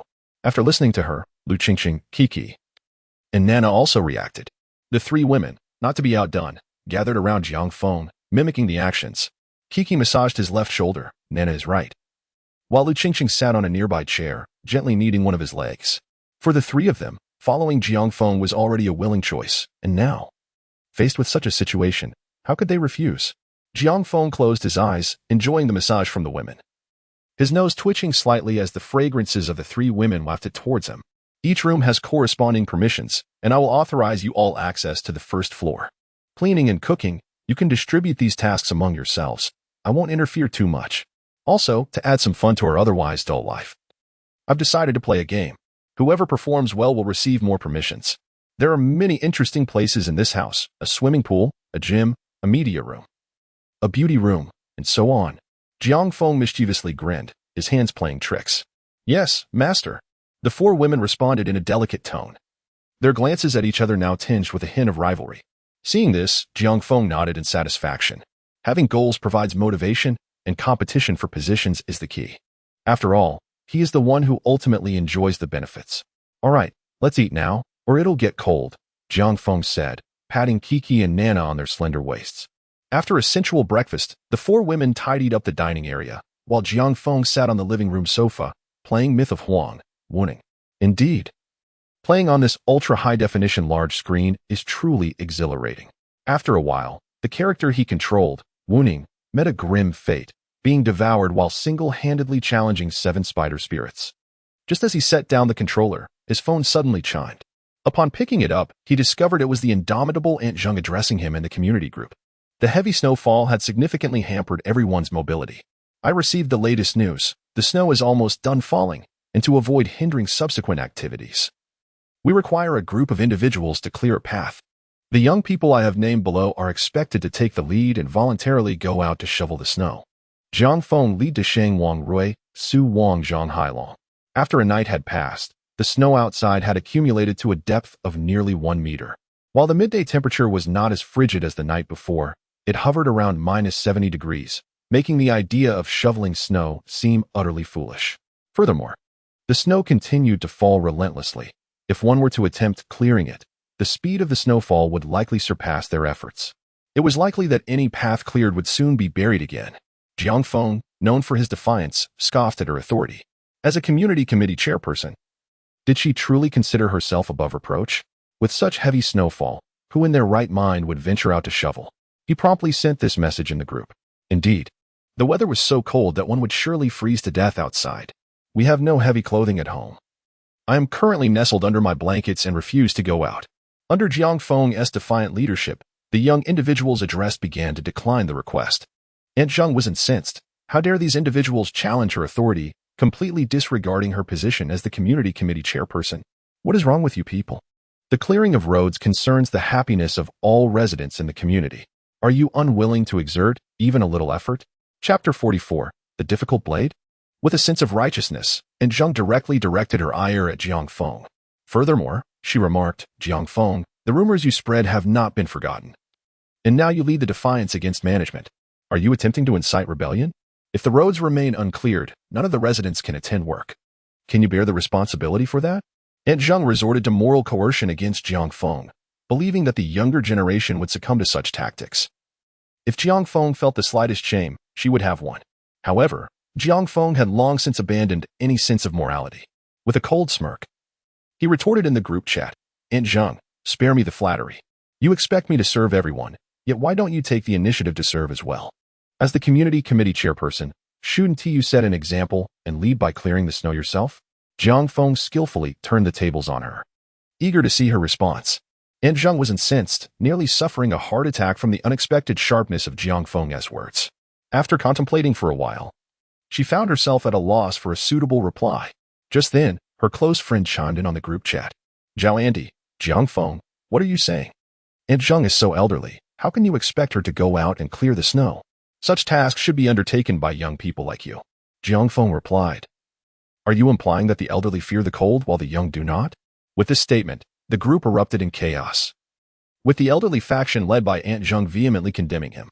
As the frigid weather set in and heavy snow obstructed the roads, the townsfolk found themselves confined indoors. Instead of remaining passive, they took it upon themselves to stir up a commotion. Most rallied behind Aunt Zheng, while a minority supported Jiang Feng. Yet the latter's voice was drowned out by the overwhelming majority. One particularly endearing owner of a rice shop merely suggested waiting for the snow to cease before embarking on the cleanup, only to be besieged by a throng of elderly men and women. Sensing the strength of her supporters, Aunt Zheng's confidence surged. Truly, a single rotten apple can spoil the entire barrel. Jiang Feng, you must immediately go out and clear the snow, or I shall promptly call the authorities to apprehend you. Jiang Feng, however, was not one to be trifled with and retorted sharply, a dilapidated neighborhood committee, and you truly believe yourself to be someone of consequence? Perhaps you should take a moment to reflect upon your own visage. He continued, and you, and Zhao, who do you think you are, strutting about here? Stop seeking validation in this space. In the chat group, Jiang Feng's boldness earned him a torrent of insults, particularly from Aunt Zheng and Aunt Zhao. The other owners were left in shock, taken aback by Jiang Feng's fierce rebuttal, which had unleashed an unrestrained barrage of words. For a moment, silence enveloped the group, as everyone assumed Aunt Zheng and Aunt Zhao had retreated in defeat. However, a sudden twist ensued. Brother Dong, Jiang Feng, you little brat. Are you out of your mind? Kneel before my mother and apologize this instant, or I will personally ensure your ruin. Accompanying the message was a photograph of a man wielding a kitchen knife. The other owners in the group recognized the individual immediately. Hu Xiangdong, a despicable individual, rendered them momentarily speechless, fearful of incurring his wrath. To whom did they refer? It turned out to be this contemptible person. Had he forgotten the sting of his grandfather's reprimands? Jiang Feng, upon recognizing the figure, did not hold back in his scathing remarks. Some homeowners were utterly astonished by Jiang Feng's message, as many were previously unaware of his altercation with Hu Xiangdong. Thus, the fact that Jiang Feng had dared to insult Hu Xiangdong left them quite taken aback. Eager onlookers even circulated a video of Jiang Feng delivering a resounding slap to Hu Xiangdong, illuminating the backstory for all. How dare you underestimate me? Today, you shall witness blood, Hu Xiangdong exclaimed, smashing a bottle of white liquor onto the ground, his eyes ablaze as he brandished a kitchen knife and strode towards the exit. Having endured several humiliating slaps from Jiang Feng and having paid a hefty price, he felt a simmering resentment. After recuperating from his injuries, he had yet to exact his revenge when the temperature plummeted. The cold weather temporarily quelled his vengeful thoughts, allowing him to enjoy a modest life at home, sipping on spirits for warmth, while he found joy in watching others condemn Jiang Feng in the group chat. His glee was shattered when Jiang Feng insulted his mother without hesitation. With old grievances and new animosities, coupled with the influence of alcohol, he became incensed. The humiliation he suffered previously was now a distant memory. Armed with a weapon, he believed the outcome would be entirely different. Son, for heaven's sake, do not let this escalate to tragedy, Zhao Dama urgently called out from behind him. I know, he replied, with a hint of impatience. Hu Xiangdong retorted before stepping out of the door. Damn, it's truly frigid. Despite the corridor being shielded from the wind by sealed windows, the temperature was markedly lower than indoors. He shuddered, drawing his coat tighter as he made his way toward the elevator, pressing the button for B2. Given the substantial snowfall rendering the outdoors impassable, he was grateful for the interconnected underground parking garage that still allowed passage. Just then, another resident chimed in on the group chat. I just glimpsed Hu Xiangdong through the peephole, brandishing a cleaver as he exited. What? Seriously? Another replied. Jiang Feng is in dire straits now. Alas, a disgraced blade finds it hard to cut. Another added, Jiang Feng has gravely offended Hu Xiangdong. The group chat buzzed with discussions, the participants outwardly expressing concern for Jiang Feng while inwardly anticipating the unfolding drama. However, one individual offered Jiang Feng a more prudent course of action. Adorable rice? Jiang Feng mused, eyeing the friend request displayed on his phone screen.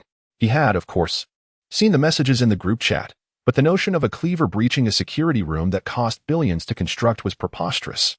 The entire Tiandun company might as well end it all if that were to happen. Upon accepting the friend request, Adorable Rice promptly sent a message, Jiang Feng. The emergency lines are constantly busy. Whatever you do, don't go outside when he comes up. Jiang Feng responded with a non-committal, oh, okay. Who is this? A moment of silence ensued before the reply came. Just take care of yourself. Then, silence. Jiang Feng stroked his chin, unable to recall who this person cautioning him might be.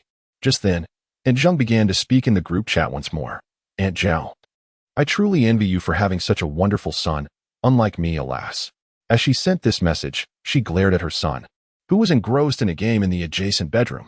Aunt Zhao replied with a hint of pride, my son, he's the most worrisome, but fortunately, he has one very good trait. He's exceptionally filial and can't bear to see me suffer the slightest grievance. Aunt Zheng once again expressed her envy. Then tagged Hu Xiaodong to remind him, Xiaodong, whatever you do, don't cause any fatalities. However, Hu Xiaodong, fueled by both anger and alcohol, only grabbed a kitchen knife and didn't bring his phone. By then, he had already arrived at the base of Building 8, waiting for the elevator to descend. Chapter 45, A Single Shot to the Soul. A few minutes earlier, Jiang Feng watched Aunt Zhao's boastful remarks and Aunt Zheng's sarcastic comments, letting out a cold laugh. Cause a fatality? Indeed, there would be a fatality, but it would be someone else's. He stood up and walked to the balcony, extending his palm flatly, upon which a drone abruptly appeared. This was the latest model of the Queen Bee drone stored in the Walmart warehouse, boasting superior performance capable of operating in the current harsh environment. Recognizing the palm print, it opened the window, and the drone silently started and slowly flew out. Watching the Queen Bee steadily hovering in the snowstorm, he nodded in satisfaction. With another wave of his right hand, the drone's accompanying remote sensing and flight goggles appeared. After donning the equipment, the Queen Bee flipped and disappeared from the window. Under Jiang Feng's control, the Queen Bee quickly detoured to the back of the building, directly breaking through a window to enter the corridor and hovered in front of the elevator. There was still power, so unless Hu Xiaodong was a fool, he would definitely take the elevator upstairs. With his precise control, the Queen Bee pressed the elevator button, replacing the original camera position. Not long after, the elevator operated again, slowly descending to B2. B2 level. Damn it, this wretched elevator, could it move any slower? I'm about to freeze to death. Hu Xiaodong cursed under his breath, instinctively directing all his frustrations towards Jiang Feng. Damn it, that little brat, just wait until I turn you into mincemeat. Ding. The elevator doors slid open, and he dashed inside, the confined space offering a slight respite from the cold. His eyes blazing with fury, he frantically pressed the button for the 38th floor. However, access to Jiang Feng's floor required authentication, and no matter how long he pressed, the button for the 38th floor remained unlit. Thud, thud. He kicked the button several times in a fit of rage, only to realize he lacked the necessary permissions. Damn it, just because you have money, you think you're invincible? Let me see if wealth can withstand a blade. Tightening his grip on the kitchen knife, he pressed the button for the 37th floor. This time, the button illuminated, and the elevator began its slow ascent. Meanwhile, Jiang Feng had already projected the drone's view onto the living room television. Sitting comfortably on the sofa, he watched Hu Xiaodong's puzzling antics, bursting into laughter. Beside him, Qing Ying, clad in a flight attendant's uniform, observed the shivering figure of Hu Xiaodong on the screen and inquired with curiosity, "Who is this person?" "Someone here to cause us trouble," Jiang Feng replied with a chuckle. "Really?" Qing Ying was taken aback, gazing at the pitiful sight of Hu Xiaodong. Trembling and still clutching the kitchen knife, she exclaimed, "Is he really going to try to break down the door with that knife?" She was well aware of the fortified nature of their safe house. Attempting to breach it with a mere kitchen knife was utterly delusional. Hearing the commotion, Lu Qingqing and the others also gathered in the living room, looking at the figure on the screen, unable to suppress their bemusement. The elevator swiftly ascended to the 37th floor. Hu Xiaodong wiped away the ice-cold mucus from his nose and angrily dashed upstairs. Soon after, the screen displayed the surveillance footage at the entrance, revealing Hu Xiaodong brandishing a kitchen knife and repeatedly striking the door. The door remained unscathed, while his hand throbbed painfully from the impact. Rubbing his hand, he bared his teeth and began to curse Jiang Feng's ancestors in a fit of rage. "You little brat. Come out. I swear I'll make you pay," he shouted, kicking the door in frustration. However, That impenetrable door was beyond his capacity to breach, unless he transformed into the Hulk. Through the intercom, Jiang Feng listened to Hu Xiangdong's futile rage. Rather than feeling anger, he found amusement in the situation. He picked up the remote and pressed mute, silencing the cacophony, as the room's soundproofing effectively muffled any disturbances from outside. After a while, Hu Xiangdong, exhausted from his futile attempts and panting heavily, finally sat down to rest. Observing this, Jiang Feng raised his wrist and mockingly inquired, "Still going? Haven't you eaten? If it gets desperate, I might just offer you a couple of pounds of excrement." Hearing the taunts through the intercom, Hu Xiangdong sprang to his feet, seething with fury. "You little brat, if you have the guts, come out and face me. Let us see what I can do." Jiang Feng continued to provoke him. "What are you even worth? You think you can demand I come out? Go back and dream with your mother. Get out here, you little brat.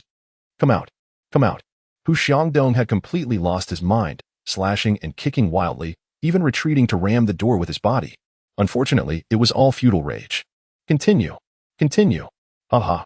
Jiang Feng laughed heartily, and the four women, watching the screen showing the disheveled Hu Xiangdong, also covered their mouths in laughter. After a while, Jiang Feng grew tired. Even amusing oneself with a dog loses its charm eventually. He stood up, walked to the door, and opened the inner door with his palm print.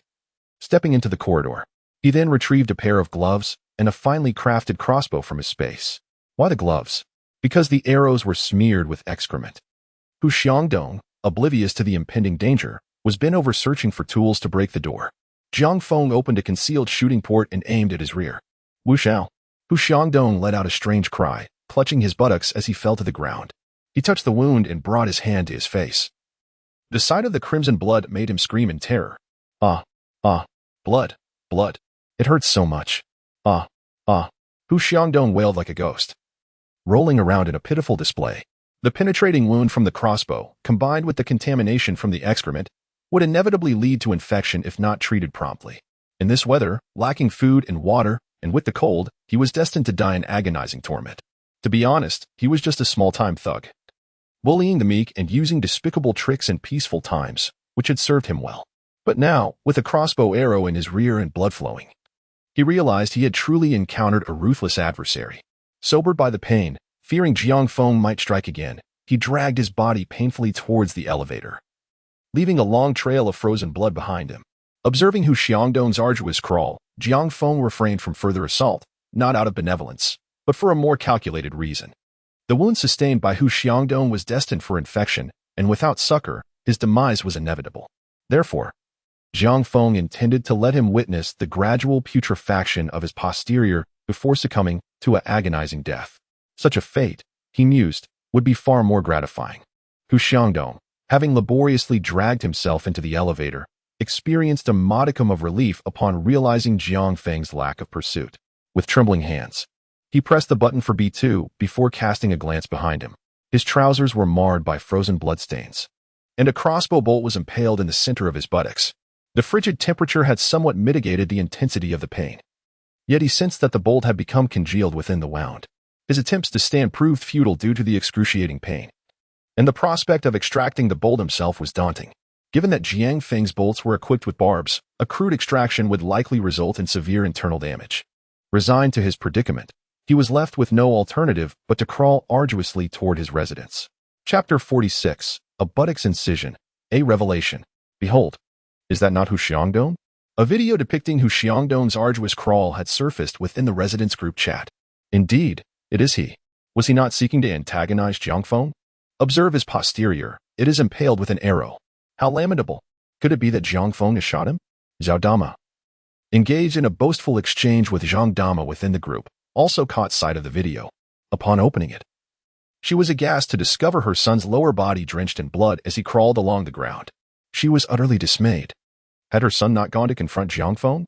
How had matters deteriorated to such an extent? Suddenly, a plaintive cry for assistance echoed from the doorway. "Mother, please open the door. Come save me." Zhao's heart raced as she jolted awake, disregarding the phone that had fallen to the ground. She hastily flung the door open and was met with the sight of her son sprawled at the entrance, his expression one of utter despair. "My son, what has happened to you?" Zhao exclaimed, her heart aching at the sight of her beloved child in such distress. At that moment, Hu Xiangdong's sister emerged from her bedroom, drawn by the commotion. Together, the mother and daughter managed to lift Hu Xiangdong onto the living room sofa. Quickly, call for an ambulance. Hu Xiangdong lay face down on the sofa, his complexion ghostly pale. Yes, call for help. Zhao frantically searched for her phone, unable to locate it. It's not going through. Hu Xian, holding his own phone, looked grim. What? Call the police. Call the police. Hu Xiangdong shouted in a frenzy. Hu Xian continued to dial, but each attempt was met with a busy signal. Damn it, hurry, get something to help pull the arrow out. Hu Xiangdong gritted his teeth, fully aware that if it remained, it could spell disaster. The mother and daughter, in a flurry, rummaged for the first aid kit, hastily cutting away his blood-soaked pants. They attempted to extract the arrow several times, each effort interrupted by Hu Xiangdong's cries of pain. This arrow has barbs. Hu Xian exclaimed in horror after examining it closely. I swear, Jiang Feng, I will make you pay for this. Hu Xiangdong bellowed, seething with rage. It seemed they would have to resort to cutting it out. Hu Xian's expression betrayed her reluctance. Do it, Hu Xiangdong urged with fierce determination. After a frantic struggle, they finally managed to extract the arrow. But Hu Xiangdong had already succumbed to the pain, losing consciousness. In the absence of any other remedy at home, I resorted to consuming ergwota to alleviate the distress. Alas, I am a neighbor of Hu Xiangdong, whose wails at home resemble the anguished cries of one mourning a mother. Within the owners group, whispers of scandal began to circulate. It was truly disheartening. The video left me feeling a tightening in my core. And Zhao, what has happened to Xiaodong? Is he all right? Aunt Zheng inquired within the group. Jiang Feng, did you truly shoot Xiaodong with a bolt? If so, your fate is sealed. Spreading rumors and inflicting harm will surely land you in prison for the rest of your days. Aunt Zheng confronted Jiang Feng. Could it indeed be Jiang Feng's doing? The homeowners expressed their skepticism. One could not dismiss the possibility. After all, it was common knowledge that Jiang Feng had been provoked by his ex-girlfriend, perhaps causing a lapse in his judgment. Amidst this speculation, Aunt Zhao spoke up in the group. Jiang Feng, you despicable creature, do you still consider yourself human? To shoot Xiaodong with a crossbow, especially with barbed arrows, is utterly deranged. I shall report you to the authorities. Once the snow ceases, you shall find yourself imprisoned. The other homeowners were left in disbelief upon hearing the principal's words. It was indeed Jiang Feng who had acted. Was Hu Xiangdong truly so feeble? What then of the times he had lorded over us? This was nothing more than a paper tiger. Those who had been previously bullied by Hu Xiangdong were boiling with indignation. Jiang Feng had long abandoned his phone, choosing instead to revel in the impotent fury of Aunt Zhao as she vented in the group. Following the incident with Hu Xiangdong, Jiang Feng deemed it prudent to install surveillance in Building 8, ensuring he could respond swiftly to any disturbances. He resolved to take action without delay. He promptly retrieved a squadron of state-of-the-art swarm drones from his interdimensional storage and commenced piloting them from the veranda. A chorus of buzzing resonated as 50 swarm drones instantaneously egressed through the window, swiftly inundating every story of Building Number 8. These drones, equipped with the latest in wireless charging technology, were capable of sustained surveillance of the entire edifice. Returning to the master control chamber, he interfaced the drones with the central console, whereupon the screen illuminated with visual data from each floor's corridor. The hallways were devoid of occupants. Every window was sealed shut in a bid to retain warmth, some even fortified with adhesive tape to occlude any gaps. Having calibrated the apparatus, he retreated to the terrace, donned his flight goggles, and initiated an aerial reconnaissance with the Queen Bee drone. Peering through the fenestration, he observed that the majority of denizens were ensconced in their bedding, engrossed in their mobile devices, swathed in multiple layers of insulation. How did those two end up together? Within a fourth-story residence, Zhang Mingyao and Yu Qingtong were huddled on a bed, enveloped in quilts. Jiang Feng promptly maneuvered a drone to hover just outside the window. Do you require assistance? Yu Qingtong recoiled in surprise, glancing upward to ascertain that the query emanated from the drone outside. She had previously sought the services of a locksmith, but inclement weather precluded their arrival. Consequently, she had elected to survey other floors and monitor Jiang Feng. Upon completing her sweep and returning to the ground floor, she encountered Zhang Mingyao, shivering within the entrance of the unit. Subsequent to her departure from the safe house, Zhang Mingyao attempted to hail a taxi via her mobile device, escalating the fare to 5,000, yet no driver accepted the commission. Upon contacting hotels, she was informed that the severe snowfall rendered vehicular transit untenable. She attempted to take a few steps outside, but the thick snow rendered her virtually immobile, and the biting cold wind nearly froze her to the core. Reflecting on the warmth and comfort of Jiang Feng's room, a wave of nostalgia washed over her. Yet, could she turn back after having ventured out? Her pride would not permit it. Moreover, Jiang Feng was a murderer. Just as she felt she could no longer endure, she encountered Yu Qi Tong. After understanding her predicament, Yu Qi Tong revealed her identity and instructed her to wait while she returned to the crime scene. The crowd had long since dispersed, leaving only the frozen little Wang behind. The vehicle was immobilized, and no useful information could be gleaned from the search. The cold outside was unbearable. With no other option, she set up a cordon and called little Wang to return to Building 8 with her. Eventually, the three of them found temporary shelter with a reclusive elderly woman. The two women shared a room, and Zhang Mengyao had already recounted the incident in which Jiang Feng had killed Manager Wei. Although Yu Qi Tong harbored suspicions, the realization that it was indeed Jiang Feng came as a shock. How could he possess a sniper rifle? Knowing the truth, she was eager to apprehend him. But the weather was simply too inhospitable, necessitating their stay at the elderly woman's home, where they would bide their time. At that moment, hearing Jiang Feng's voice startled her. Just as she was about to warn him, the murderer, the words caught in her throat. She feared it would alert him. Observing the drone, she wrapped herself in a blanket and spoke solemnly. No need. Stay put, and once the snow ceases, I will return to the bureau to mobilize resources and take coercive measures against you. Jiang Feng let out a cold laugh, controlling the drone to depart. Starve for a few more days, and he will behave. Chapter 47. Simply joyful, engulfed in laughter and merriment. Jiang Feng spent the second day of the frigid apocalypse indulging in hot pot and singing. The following noon, upon awakening from a leisurely slumber, he stood on the balcony, stretching languidly, poised to admire the snowy landscape and elevate his spirits. However, to his surprise, he beheld a dozen residents below, diligently shoveling snow. A closer inspection revealed that most of them resided on the ground floor. After all, the snow had accumulated to a height exceeding that of a person. If left unattended, the ground floor inhabitants would surely be buried beneath its weight. Some individuals seemed eager to venture outside. Yet, all were homeowners, as not a single member of the community committee or property management was in sight. Jiang Feng shook his head, observing the strenuous efforts of these individuals who, after laboring for half the day, had managed to clear only a minuscule area, which was soon reclaimed by the relentless snowfall. It was a futile endeavor.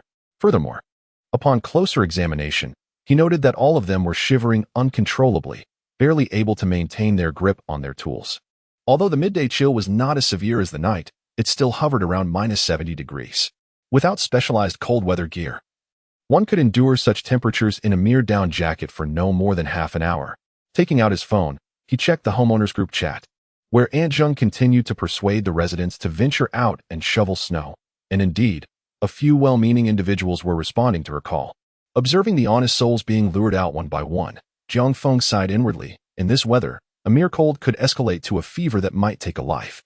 After a moment of silent sympathy for the well-intentioned, he retreated to his room, uninterested in intervening. They were all adults, after all, responsible for the consequences of their own choices. After completing his grooming routine, Jiang Feng summoned the four women for a meal via his watch. Upon descending the stairs, he found them already seated at the dining table, eagerly awaiting his arrival. With Cheng Ying having donned a more suitable outfit, he settled down, and with a casual gesture, an array of delicacies materialized on the table: filet mignon, Australian lobster, roast chicken, French foie gras, the finest caviar, smoked salmon, black truffle mushroom soup, and to Lafayette Rothschild. Just a light repast, he announced, promptly seizing a lobster and devouring it. The four women, in contrast, exhibited refined manners, daintily consuming their meal with knives and forks. Following the luncheon, the women cleared the remnants, while Jiang Feng ensconced himself in the living room, preparing an assortment of fruit platters, snacks, and beverages, ready for a gaming session. After all, time was in abundance, and enjoyment was the sole objective. He launched the interface and began perusing the games. Yellow Mythology. Yukong remained unconquered, with repeated defeats in the Spider Cave. This time, he opted for an alternative. This interview is quite the ordeal. A foreign creation, rumored to be immensely popular. He was determined to ascertain its merits.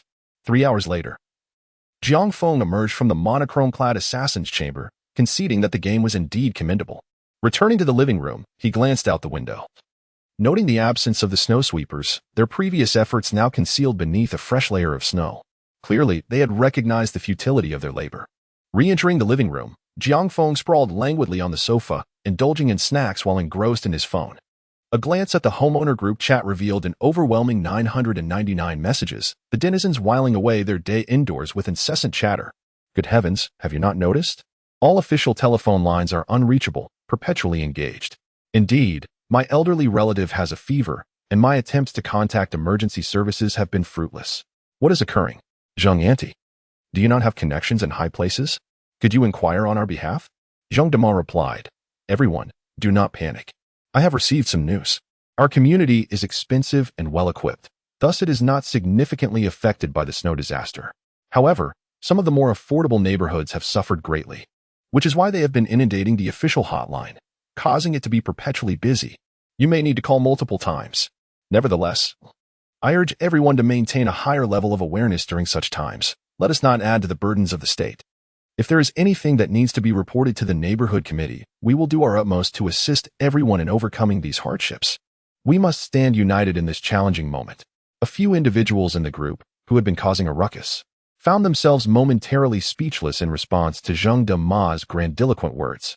Jiang Feng, observing the chat records, felt a wave of exasperation. Helping others? He had seen none of that. Zhang Dama was merely skilled at verbal flourishes, offering empty promises while taking no action. He was keen to see how she would respond moving forward. Zhao Dama, upon seeing the messages in the group, privately messaged Zhang Dama, Sister Zhang. My son's wound is infected, and he has a high fever that won't subside. Please help me contact the hospital. Zhang Dama curled up, sipping hot water from her thermos. Upon reading this message, she silently cursed, What can I do for you? In this dreadful weather, who would come to your aid? Despite her inner thoughts, she maintained a pleasant facade and replied, Do not worry, it will be fine. I will get in touch shortly. In the meantime, make sure Xiao Gang takes his medicine and hangs in there. Zhao Dama's heart soared with joy.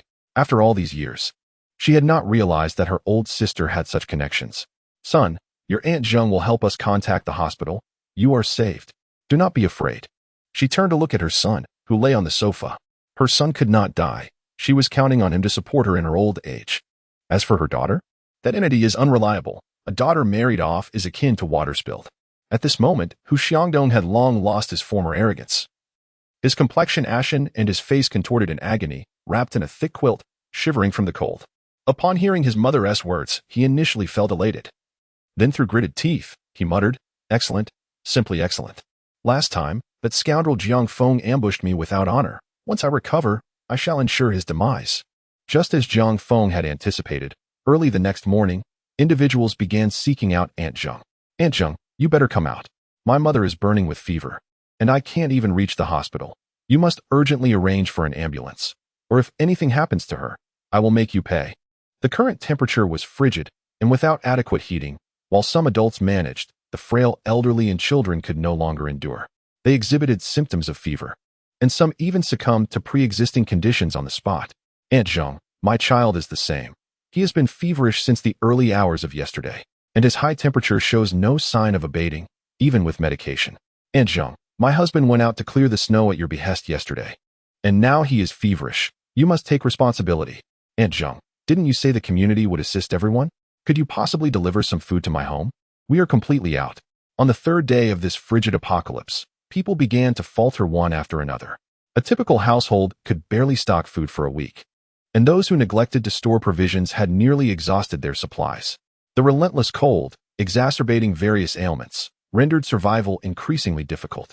Moreover, under Aunt Zheng's rallying cry, most individuals had refrained from stockpiling resources. The snow has yet to cease, and anxiety has begun to grip the crowd as they urgently attempt to contact Aunt Zheng. Having developed a thick skin over time, Aunt Zheng, sensing the situation was amiss, feigned ignorance. Observing her silence, the homeowners unleashed a torrent of insults towards her ancestry. Jiang Feng reclined on the sofa, legs crossed, savoring a refreshing chilled watermelon juice, thoroughly amused by the sight of these fools being ensnared by Aunt Zheng's ruse. Their misfortune only heightened his delight, for they were all patrons of his meat business. Chapter 48. Do you have a weakness?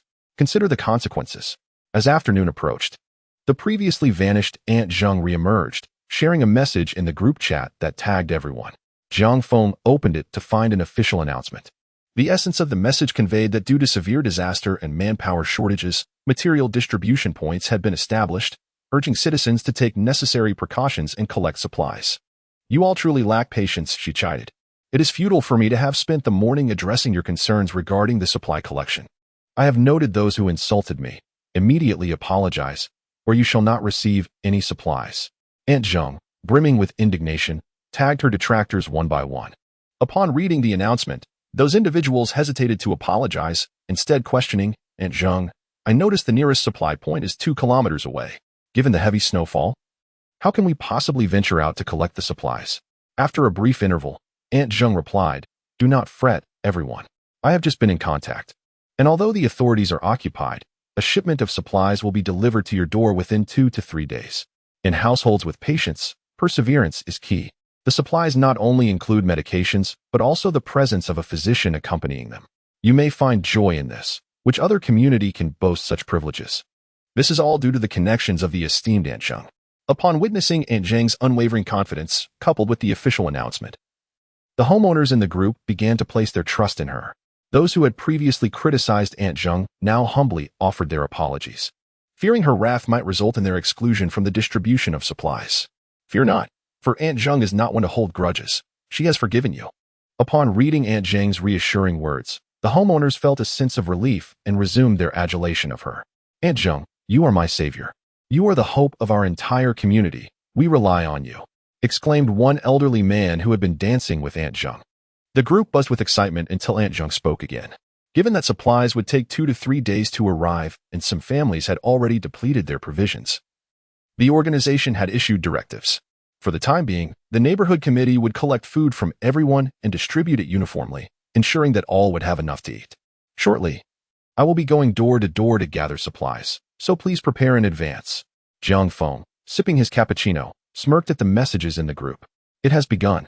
In the previous life, Aunt Zheng had exploited her official connections to hoard everyone's food for her own enjoyment. She must have received some forewarning. Realizing that the authorities would not intervene on their behalf, it must be said that her methods were rather astute. She first informed the homeowners that the authorities had supplies arriving, and once they took the bait, she proposed to collect the provisions for unified distribution.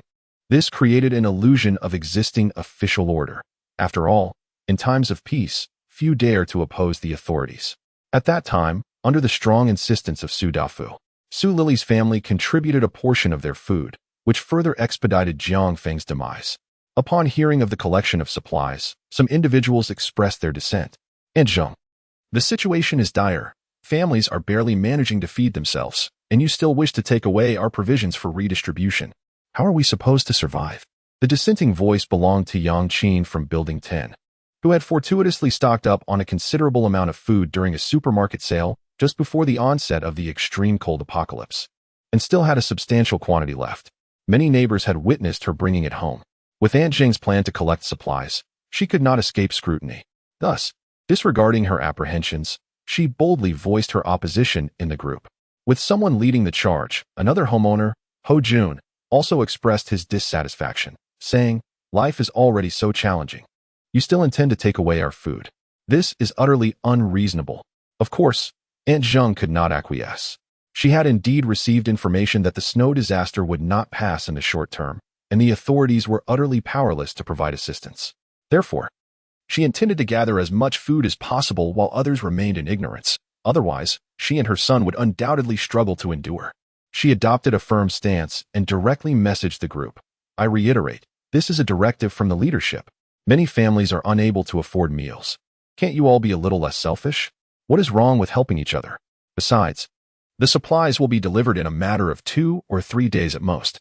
The present hardship necessitates our concerted effort to surmount the difficulties and to aid those families who are unable to procure sustenance. During this interim, a number of individuals who were disinclined to stockpile provisions have depleted their food reserves, thereby impelling them to promptly rally behind Madame Zheng. Indeed, Madame Zheng is correct. What is the significance of a mere pittance of victuals? Once the snow calamity has abated, they shall be reimbursed twofold. Verily, what is the monetary value of a modicum of comestibles and potables? All denizens of the felicitous residential complex are members of the upper stratum. None are deficient in such trifles. What harm is there in mutual assistance? These individuals, post-haste, ascended to the moral high ground and commenced to censure those who demurred from the collective distribution of victuals. Should you be unwilling to contribute, so be it, however. When the supplies arrive, Do not impute blame to Madame Zheng for failing to allocate them to you. Yang Qin, if my memory serves me correctly, your son was previously preparing to undertake the civil service examination, was he not? Your flagrant defiance of organizational mandates warrants your careful consideration of the ramifications. Madame Zheng, with a single, decisive pronouncement, utterly shattered the morale of Yang Qin and her cohort. Already subjected to vehement condemnation, they were now ensnared by their Achilles heel. Devoid of recourse, they were compelled to accede. Jiang Feng, who had been observing the spectacle through his cellular telephone, was taken aback when the conflagration suddenly engulfed him. Manifestly, Madame Zheng could not possibly have expunged him from her recollection. Jiang Feng, I recall that you had previously acquired a substantial quantity of goods. This time, as the organizing body arrives, I have resolved to afford you an opportunity to atone for your transgressions, provided that you voluntarily relinquish your victuals to aid the populace. I shall intercede on your behalf and endeavor to mitigate the duration of your incarceration. Madame Zheng, embodying the very essence of a histrionic persona, contemplated further exploiting Jiang Feng in order to thoroughly vent her spleen. Observing this exchange, Jiang Feng remained silent while Aunt Zhao grew anxious and privately messaged Aunt Zheng. Sister Zheng, you must not speak on behalf of that little scoundrel. He must face the consequences. Aunt Zheng replied, Do not worry, my dear. This is merely a strategic delay. I will first extract his food, and when he is deprived of sustenance, he shall suffer the repercussions. Indeed, it is your cleverness that shines through, Sister Zheng. It would be best if that rascal starved, and Zhao gritted her teeth, her son still battling a high fever. And her resentment towards Jiang Feng was palpable. To bolster her credibility, she made a statement in the group. Jiang Feng, we are neighbors after all. We will encounter each other frequently. If you provide food, I can draft a reconciliation agreement and let you off with a monetary compensation. The other residents, upon seeing her words, were intrigued. They were aware that Jiang Feng had recently procured a substantial amount of supplies, and those provisions could sustain everyone until additional resources arrived.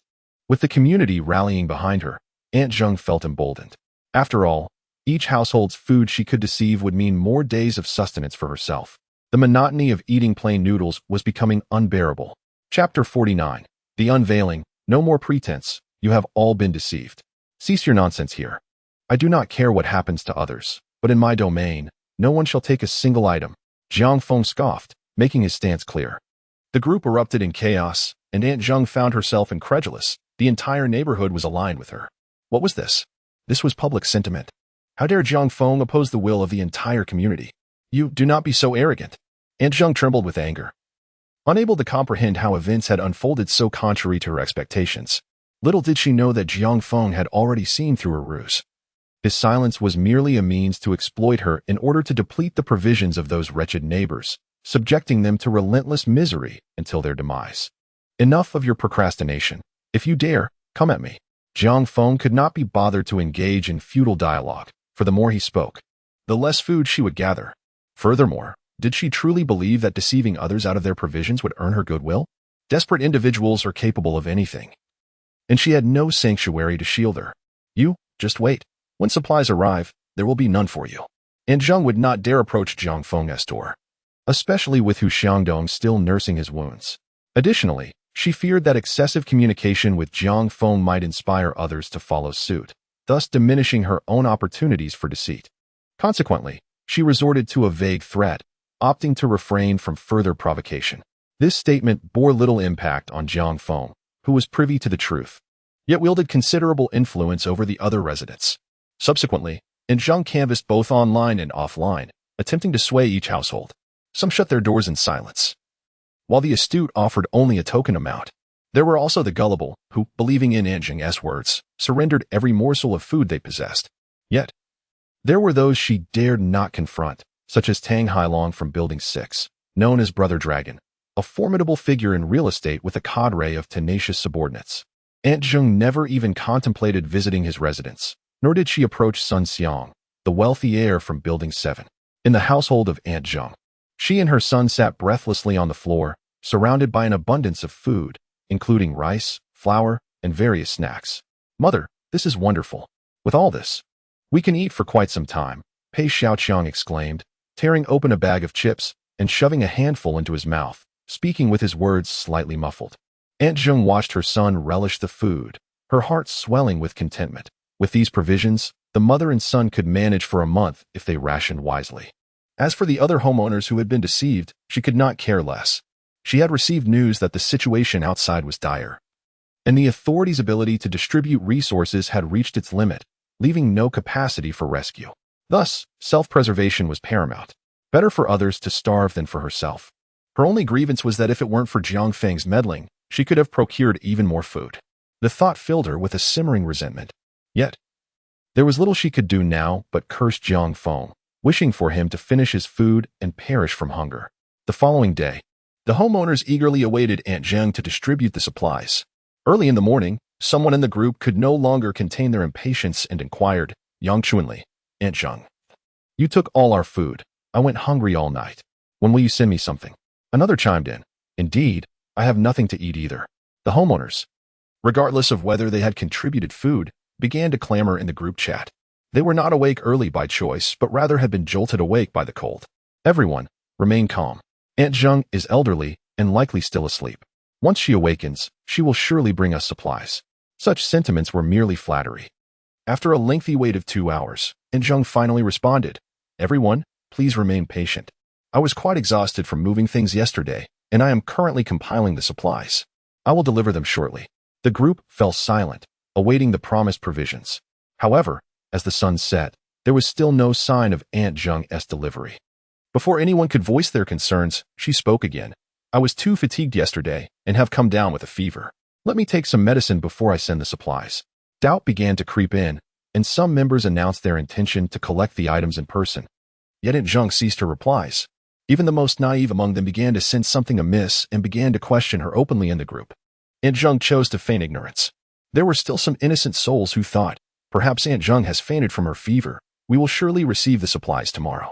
However, this hope was utterly dashed on the third day, as Aunt Zheng had vanished without a trace, leaving them unable to contact her and without any supplies delivered. At this point, even the most gullible realized they had been deceived yet again. The group erupted in outrage, inundating the chat with fervent messages of disdain directed at Aunt Zheng's entire lineage. Meanwhile, Aunt Zheng, blissfully sipping her warm millet porridge, paid no heed to the chaos in the chat. She had long since abandoned any sense of shame in her deceit and felt no fear of reproach. Son, eat up. Once you finish, reinforce the door to prevent anyone from stealing our things. Pei Xiaoqiang, with his head down, continued to eat, responding without looking up, I understand. The living room was cluttered with an assortment of furniture, including sofas and coffee tables. She had prepared for this moment long in advance. At the Su household. In the living room, I told you not to distribute the food, but you refused to heed my warning. Look at the situation now. You've been duped. Huang Guifan pointed at Su Dafu, berating him with a sarcastic tone. Su Dafu, furrowing his brow, sat on the sofa smoking a cigarette. The heavy snow had blocked the roads, preventing the coffin from being delivered, and the original scheme to extort money had been thwarted. Now, he could hardly fathom how they had even been deceived regarding their food supplies, especially from someone he admired, Aunt Zheng. All right, Mother, do not blame Father any longer. He merely wished for us to receive our supplies. Besides, did you not hide away a bit of food? Su Digang interjected while smoking beside them. That meager stash is hardly enough for anyone. Who can it possibly sustain? She retorted, her voice rising in frustration. We cannot rely on anyone. I warned you not to distribute the food, yet no one listened. Now look, we are all left hungry. Huang Guifan exclaimed in a fit of hysteria. The room falling silent, as it was evident they were in the wrong. After a lengthy tirade, she exhaled heavily and collapsed onto a stool. After a moment of silence, unable to contain her ire, she shot a sidelong glance at Su Fugui, her face contorted into a mocking smile. And we were to receive supplies? Nonsense. Do not think I am unaware certain individuals, upon seeing a certain someone dancing splendidly, become utterly entranced. How shameless. With a thunderous crash, Su Dafu slammed his palm onto the coffee table, erupting in fury. Is this never-ending? When does one truly feel anger? It is when the truth strikes home. If one possesses an enviable physique, and others call them overweight, one would remain unperturbed. However, if one weighs around 300 pounds and is labeled as portly, anger is inevitable. Su Dafu found himself in such a situation, his hidden thoughts exposed, his temper flaring. Come on, strike me. If you have the guts, then do it. Huang Guifan, too, was incensed, rising abruptly and slapping her own face in a fit of rage. Chapter 50. She is the queen, radiating confidence. Oh, you ungrateful scoundrel. I have devoted my entire life to you, and this is how you repay me? I can no longer endure this. Woe is me. Huang Guifan sat on the floor, one hand covering her face while the other pounded the ground in despair. Father, how could you resort to violence? Su Digang chastised Su Dafu, pulling him aside. Humph. Su Dafu snorted coldly. His face darkened as he returned to the sofa, resuming his smoking. Though he had a volatile temper, he was not one to resort to physical violence easily. However, this wretched woman would always threaten to provoke him into such actions during their quarrels, leaving him with no choice but to comply. She was transforming him into someone with tendencies for domestic violence. In the bedroom, Su Lily lay cocooned in a thick blanket, her stomach growling in hunger, her eyes filled with irritation. Wailing again at the most inopportune moment, Xiao Hei's cries pierced through the air. Su Lily's annoyance intensified. Silence. It's all your fault. If it weren't for you, I would have long since moved into a spacious apartment. Cursing under her breath, she impatiently emerged from her cocoon, crushed half a sleeping pill, and mixed it with orange powder before administering it. Soon, the cries ceased. A sense of unease washed over Su Lily. The effects of the medication typically took longer to set in. Did I perhaps administer too much today? She murmured, then crept over to check. There was no sound, and upon leaning closer, she discovered there was no breath. What? No breath? Su Lily gasped, momentarily at a loss for what to do. After sitting in a daze for 5 or 6 minutes, she whispered, Xiao Hei, do not blame your mother. Blame your irresponsible father instead. He's the one who has wronged us. As she spoke, tears streamed down her cheeks like crocodile tears. After all, Xiao Hei was indeed her own son. Yet, soon she revealed a smile. With Xiao Hei no longer in the picture, nothing could hinder my union with Jiang Feng. His previous indifference must have stemmed from my bearing another's child. If I promised to bear his children, he would surely reconcile with me. Overwhelmed by excitement at this thought, she could no longer contain herself and took out her phone to send a message to Jiang Feng. Ding! Jiang Feng, immersed in his game, heard the notification. Upon checking, he saw a message from Su Lily. Jiang Feng, I know you still have feelings for me. Last night, Xiao Hei passed away. I am willing to be with you again and bear your children. We can have many. Can you give me another chance? She added, sending a photo of her legs clad in black stockings. Didn't you always want to see me in black stockings? I can come to see you tonight. How about that? Jiang Feng scoffed. This wretched woman could no longer contain herself. Glancing at the dog cage he had prepared, it was time to deal with her family. Oh, I'll think about it, he replied. Su Lily was overjoyed, bouncing off the bed in excitement. Wonderful. Ha ha ha. I'm coming for you, my dear. She knew he couldn't forget her. Men were all foolish. She could already envision herself driving luxury cars, residing in grand houses, and helping her brother find a wife. Ha ha. She was the queen, radiating confidence. Regaining her self-assurance, her entire demeanor transformed. She descended from the bed and made her way to the living room. Huang Guifan was still wailing on the floor. Mom, stop crying. We won't starve anymore. At these words, the living room fell silent, and all three turned their gaze towards her. Sister, what's your plan? Su Digang, looking at his disheveled sister, was the first to ask. I'm going to reconcile with Jiang Feng. Su Lily exclaimed with excitement. The father and son exchanged glances, thinking Su Lily must have gone mad. They were aware that Jiang Feng had stockpiled a lot of supplies, but why would he share them with a woman who had betrayed him? As men, they couldn't fathom such generosity. Could Jiang Feng have a cuckold fetish? Sister, you've had a child with someone else. How could Jiang Feng still care for you? Su Digang asked, puzzled. Shut up. You call him Jiang Feng? You should call him brother-in-law. Su Lily scolded, then waved her hand impatiently. Xiao Hei died last night. I know Jiang Feng loves me. Now that the child is gone, we can be together again. And I promised to bear him a child. So he reconciled with me. Su Digang was stunned. Then his face lit up with excitement. What? Sister, you really reconciled with brother-in-law? That's fantastic. As for Xiao Hei's fate, he couldn't care less. It was better off dead. Of course, tonight I'll go to his penthouse, Su Lily said, tilting her head proudly. Huang Guifan scrambled to her feet, her eyes gleaming. Yes, go to his place, we'll all go. She knew Jiang Feng had stored a lot of food. Now that her daughter had reconciled with him, would their family still worry about food? Huh. Su Lily hesitated, pondering whether it would be appropriate for all of us to go at once. Perhaps I should first nurture some rapport with him? She was not foolish. What if her parents insisted she relinquish the spacious apartment? Huang Guifan's expression shifted, and she was about to express her anger when Su Dafu intervened. Lily, Our household is running low on provisions. Let us first visit Jiang Feng this evening to borrow some food, and you can remain behind to foster a connection with him. We shall return thereafter. Su Dafu smiled gently. All right, fine. Upon hearing that they were not vying for the apartment, Su Lily relaxed her guard and acquiesced. You go rest first. Later. We will prepare ourselves and go together. With a stern gaze, he silenced his wife and son, then instructed his daughter with a smile. After she departed, Su Dafu led the two into another bedroom. As soon as the door closed, Su Digang could no longer contain himself. Dad, what do you mean? I want to live in the apartment too. Fool. Su Dafu scolded him, exasperation evident in his voice. Do you not see something amiss? Aunt Jing daring to deceive us regarding supplies indicates that the situation outside is dire. I suspect the authorities are too overwhelmed to provide aid.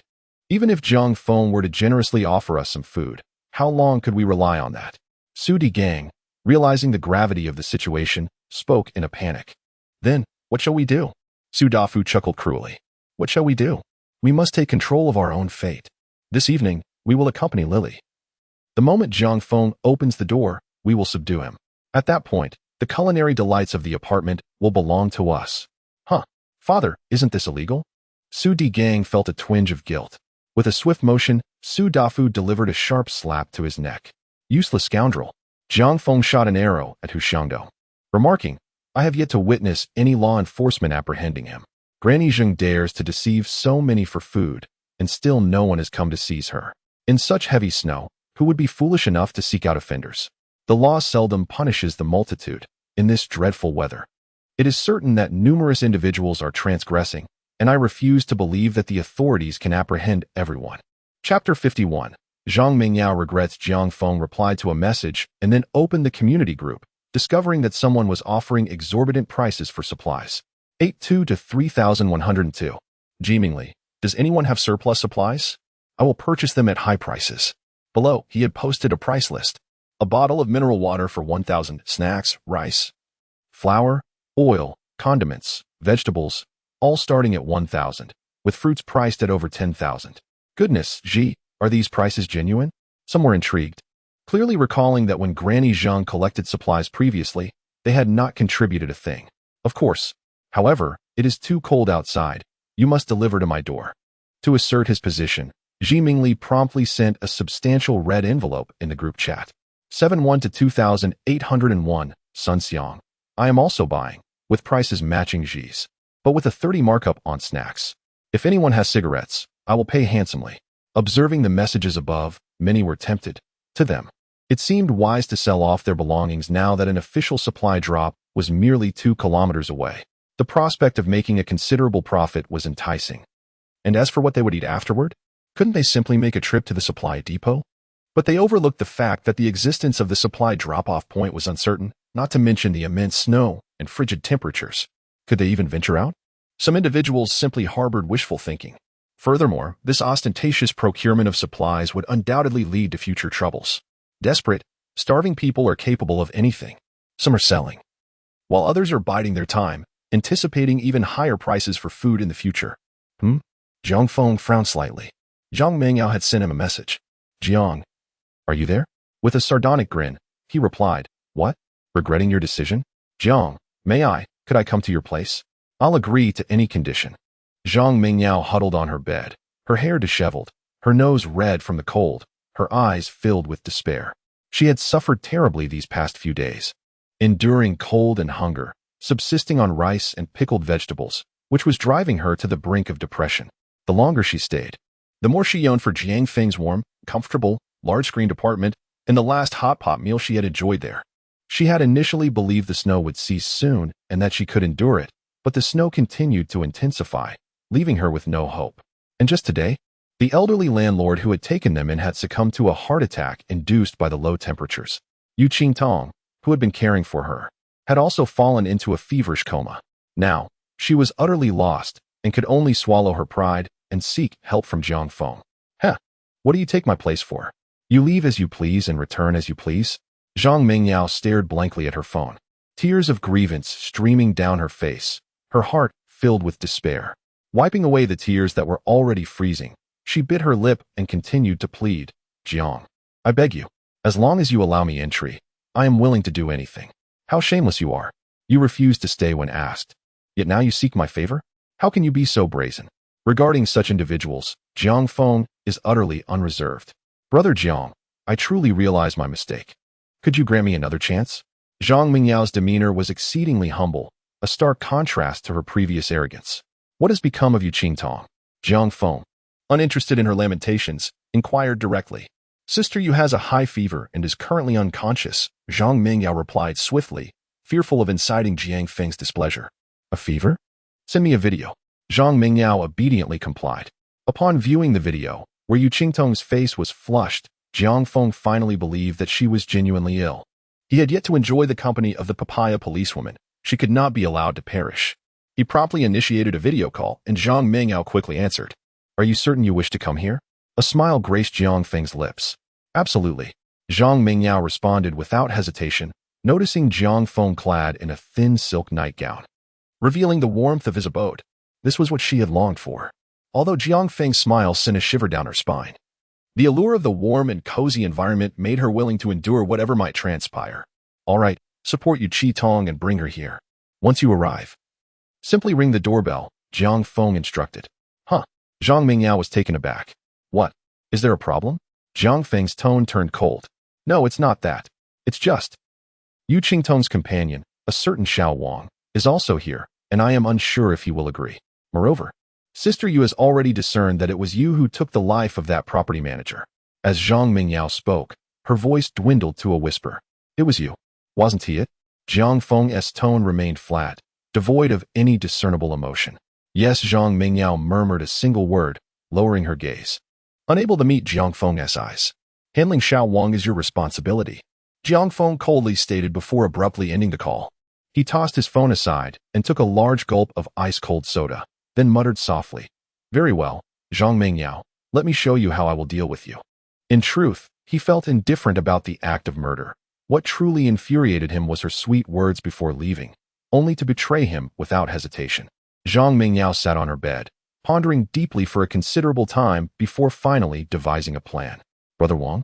She bundled herself up tightly and made her way to the living room.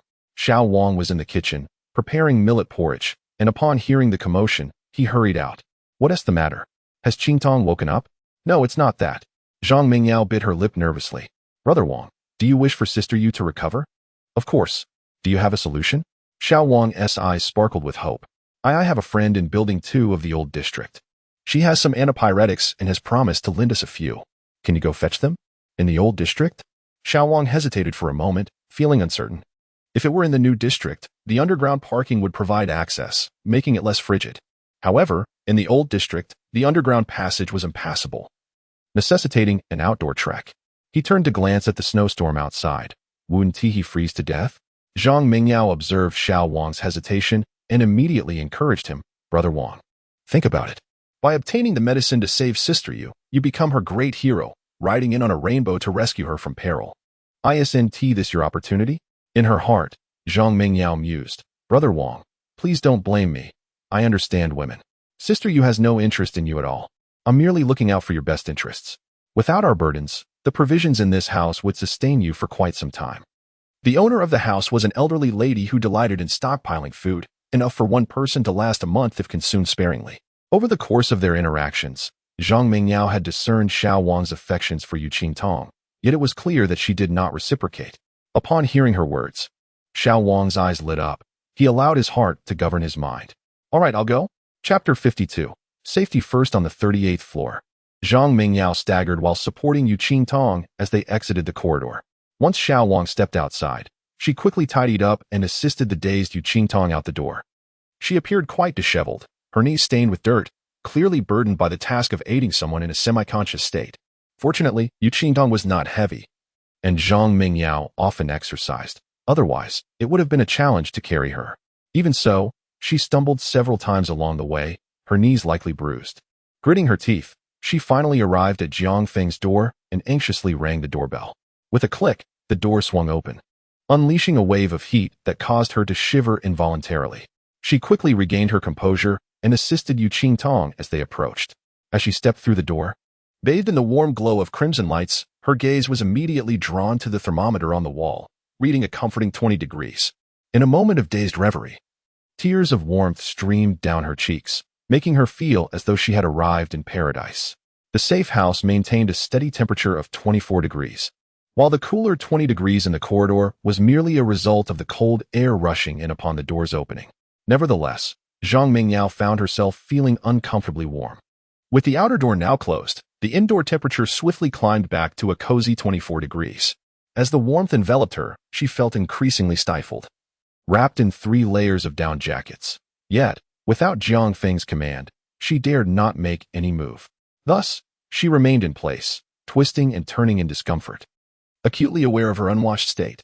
The chill had been bearable, but now, with the heat and perspiration, an unbearable itchiness consumed her. In the living room, Jiang Feng reclined on the sofa, surrounded by 4 women who were savoring afternoon tea, while a large screen displayed the unfolding scene in the corridor. After finishing the last bite of his Black Forest cake, he raised his wrist and spoke. "Remove your outerwear." On the screen, upon hearing his command, Zhang Mingyao paused for a brief moment before shedding all 3 layers of down jackets, revealing a delicate pink thermal top underneath. "Continue," Jiang Feng instructed again. Zhang Mingyao bit her lip, her eyes filled with conflict, yet after a moment's hesitation, she steeled her resolve and gradually resumed her previous actions. The 4 women beside her exchanged puzzled glances between the screen and Jiang Feng, unable to decipher his intentions. Jiang Feng smiled faintly and explained, "Safety inspection. Our security is paramount." Although Zhang Mingyao's MTT was indeed enticing, he was not so easily swayed. Besides, it was likely she hadn't tea-bathed for several days and had developed an unpleasant odor. She must first cleanse herself. The 4 women nodded in understanding, their eyes fixed intently as they began their inspection. Jiang Feng, too, scrutinized them with a discerning gaze, nodding in satisfaction. Truly, a woman who maintained her fitness had graceful lines and exquisite skin. Yu Qitong, Jiang Feng uttered her name with a hint of implication. On the screen, Zhang Mingyao had already begun her actions. After all, if she was willing to go to such lengths, what did it matter what others thought? Suddenly, a clatter. A gun? The 4 women straightened their posture, and Kiki gasped in shock. On the screen, a handgun fell from Yu Qingtong's waist. Zhang Mingyao stood frozen, momentarily at a loss for what to do. "Continue," Jiang Feng's voice emanated from the communicator. He was not surprised. It was quite normal for security personnel to carry firearms. Hearing Jiang Feng's voice, Zhang Mingyao felt pressured and hurriedly dealt with Yu Qingtong. Once finished, she stood awkwardly, head bowed. Meanwhile, Yu Qingtong lay quietly to one side, having already succumbed to slumber in the warmth and comfort of the surroundings. "Place all your belongings inside." As Jiang Feng's voice resonated once more, a small window on the right side of the inner door opened. Complying, Zhang Mingyao obediently picked up each item of clothing and placed it through the window, followed by her phone and the handgun. After placing everything inside, the window closed with a decisive thud. Jiang Feng rose from the sofa and personally approached the small window of the inner door, drawing it open to retrieve the security officer's handgun. After a brief examination, he stowed it away in the designated space. He gestured to Lu Qingqing, instructing her to tidy up the clothing. With the greatest threat now secured, he settled back onto the sofa, contemplating for a moment before summoning Kiki and Nana to his side. "You two, please enter the corridor and conduct a thorough inspection of them." The 2 women exchanged glances, and Kiki, puzzled, inquired, "What more is there to check when they are in such a state?" Jiang Feng chuckled softly. Every inch of their bodies must be meticulously examined. He recalled a spy film he had seen, where an agent had concealed a blade. Although Zhang Mingyao was unlikely to possess such ruthlessness, caution is never unwarranted. He did not wish to jeopardize the hard work he had put in over the past month by encountering unforeseen complications. Upon hearing Jiang Feng's directive, the 2 women understood instantly, their cheeks flushing as they rose to approach the inner door. Jiang Feng raised his hand and instructed Zhang Mingyao through the intercom. "There are fixed handcuffs on the back wall. Secure both you and Yu Qitong." Once the 2 were completely restrained, Jiang Feng pressed the button to open the inner door. Kiki and Nana entered, their faces flushed as they began their inspection. Observing their actions, Jiang Feng furrowed his brow slightly. "Be thorough in your examination." A serious tone resonated through the intercom, causing Kiki to straighten up, momentarily dismissing her embarrassment as she commenced a meticulous search. Suddenly, a pained cry escaped from Zhang Mingyao. Her face contorted in distress. Startled, Kiki gasped in response, mirroring her shock. "Ah, this is..." She stood there, bewildered, her large eyes wide and unblinking as she stared blankly at the mark on her hand. Witnessing this scene, Jiang Feng shook his head in silence. Although he could have advised her to be more thorough, directly resolving someone's significant life affair was also an option. At that moment, Kiki also realized the situation. Her face flushed crimson as she quietly apologized to Zhang Mingyao. Yes, I am truly sorry. Despite feeling a deep sense of regret, she had yet to complete the task assigned by her master, so she steeled herself to check her ears and other areas. Only after ensuring her safety did she unlock the handcuffs with the key Jiang Feng had given her. Meanwhile, Yu Qitong, in a daze, sensed something unusual about her body but could only squirm in resistance. Fortunately, Nana's movements were gentle, allowing for a smooth examination. All right, bring them in. Jiang Feng had been attentively monitoring the situation, and as the checks were completed, his voice came through the communicator. Go assist. He instructed Cheng Ying, who was peeling grapes beside him. Cheng Ying rose and, alongside Kiki and Nana, they carried the unconscious Yu Qitong inside, while Zhang Mingyao slowly shuffled in. They placed Yu Qitong on the carpet, and the three women returned to Jiang Feng's side. Zhang Mingyao stood before him, her eyes red and filled with grievance, quietly sobbing. Shut up. Jiang Feng snapped, his expression impatient as he delivered a sharp slap to her face. With the change in Jiang Feng's demeanor, the atmosphere in the living room became instantly tense, and no one dared to breathe. Zhang Mingyao was left stunned, rooted to the spot in silence. Unable to fathom that Jiang Feng showed no compassion whatsoever, Jiang Feng sought to comprehend her thoughts, prompting a smile to escape his lips. Indeed, he was a man who cherished delicate beauty. Yet, regarding such a fickle heart, she was deserving of nothing more than. He gestured dismissively, instructing Coco to assist Zhang Mingyao in departing. His gaze then settled upon Yu Qitong, who lay curled on the carpet, her cheeks flushed and shivering. A clear indication of a high fever. The human body, when exposed to frigid conditions, can succumb to various ailments, with fever being among the most perilous. As her immunity waned, should she succumb to illness without proper warmth and medication, her condition would only deteriorate further. This scenario was among the most lethal in the harshness of a frozen apocalypse. Were it not for Jiang Feng's timely intervention, even with Yu Qitong's relatively robust constitution, she would not have endured long in that room downstairs. He pondered briefly, then produced a syringe along with several antipyretic injections.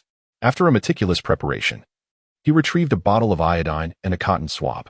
Recently, he had taken the initiative to acquire some rudimentary medical knowledge.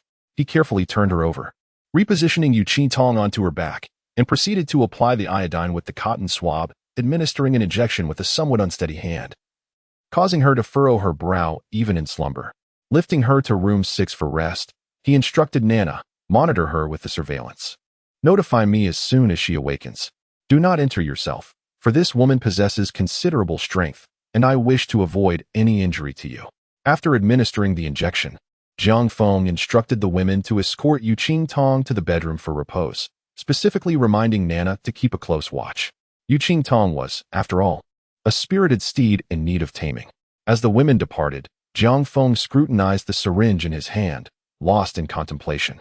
This incident underscored the imperative of having a physician readily available, as one could never be certain of perpetual good health.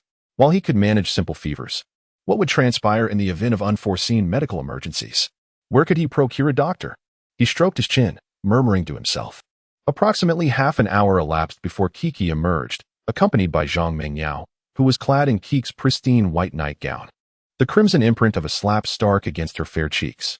Barefoot, she shuffled slowly toward Jiang Feng, guided by Kiki. Upon arrival, her gaze darted about, avoiding direct eye contact with Jiang Feng, fearful of incurring another resounding blow. She now comprehended that her days as an unapproachable goddess were over, and Jiang Feng was not one of her former ardent admirers, easily manipulated. Jiang Feng cast a frigid glance at the curvaceous fitness enthusiast before him. Humph. Just wait until I give you a proper dressing down. An hour later, Jiang Feng, reclining languidly on the sofa, smoking a cigarette, addressed Zhang Mingyao. Henceforth, you will occupy the lowest rung in the hierarchy here. Cooking, laundering undergarments and socks, and all domestic chores will be your responsibility. You will subsist solely on leftovers. Is that understood? He had previously asserted that his home was not a free-for-all, where one could come and go at will. Having chosen to depart, her subsequent re-entry would not afford her the same privileges as those deemed family. If there were no penalties, he would struggle with his conscience. Alas, he is simply that petty. Zhang Mingyao silently nodded, daring not to express the slightest discontent. Observing her obedient demeanor, Jiang Feng nodded in satisfaction. Do not blame me for not providing you with opportunities. As long as you perform well and satisfy me, your treatment will improve. He is not a demon, willing to offer her a glimmer of hope. However, the standards are determined solely by him. Perhaps one day he might be in a benevolent mood. Upon hearing this, Zhang Mingyao's eyes brightened. This place is warm and comfortable, and she has no intention of leaving. Before deciding to seek Jiang Feng's approval, she had mentally prepared herself. And now that she has received his acknowledgement, she is truly willing to stay and do a bit of housework. Why would she refuse? With the prospect of improved treatment, her joy is even greater. Master, I will certainly perform well, she declared, lifting her fair neck with determination. The term master was taught to her by Coco, who felt sorry for her during bath time, mentioning that Jiang Feng particularly liked this appellation. Jiang Feng exhaled a puff of smoke, passing her the cigarette, but to extinguish. He was somewhat pleased with her obedience. You will reside in room 5 from now on. Keep your eyes open and do not wait for my instructions. Zhang Mingyao hurriedly nodded, suppressing the pain below as she rose to tidy up the used tissues scattered on the floor. At that moment, Jiang Feng spoke again. I intend to start working out. Please prepare a schedule for me. From now on, you will wait for me in the gym on the 2nd floor every day at 10 a.m. All right. As you wish, Zhang Mingyao responded, recognizing this as her forte. Confident that excelling in this task would expedite improvements in her compensation. With Zhang Mingyao's arrival, Jiang Feng resolved to resume his former fitness regimen. The recent days of opulence had taken a toll, and he noticed the emergence of a slight paunch. His motivation stemmed from a desire to possess a more robust physique to relish the finer aspects of life. Return to your chamber, Jiang Feng instructed. Zhang Mingyao retreated to her room, securing the door behind her, a sense of relief washing over her. In the lavatory, she gazed pensively at the cascading hot water from the shower head. A simple hot bath, once a commonplace occurrence, now felt like an extravagance. Downstairs, the water pipes had all ruptured due to the freeze, and to bathe, one would have to venture out to excavate snow and melt it for washing. Being susceptible to the cold, she had no inclination to bathe under such conditions. Having completed her ablutions, Zhang Mingyao curled up on the plush bed, succumbing to complete relaxation. Suddenly, a thought jolted her upright. Alas, I neglected to inform Wang to refrain from going. There is absolutely nothing there. Her initial intention was to dispatch a text message to Xiao Wang, once she had diverted him and arrived at the safe house, instructing him not to proceed, given the frigid weather conditions. However, upon arriving here and experiencing so much, the matter had slipped her mind entirely. Now, notifying him was impossible. Her mobile phone had long been confiscated.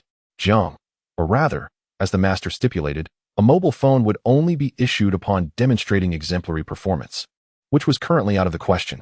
Her only recourse was the television in the bedroom. The old district was not far, and Wang should be fine. She muttered to herself, dismissing the matter from her thoughts and succumbing to slumber.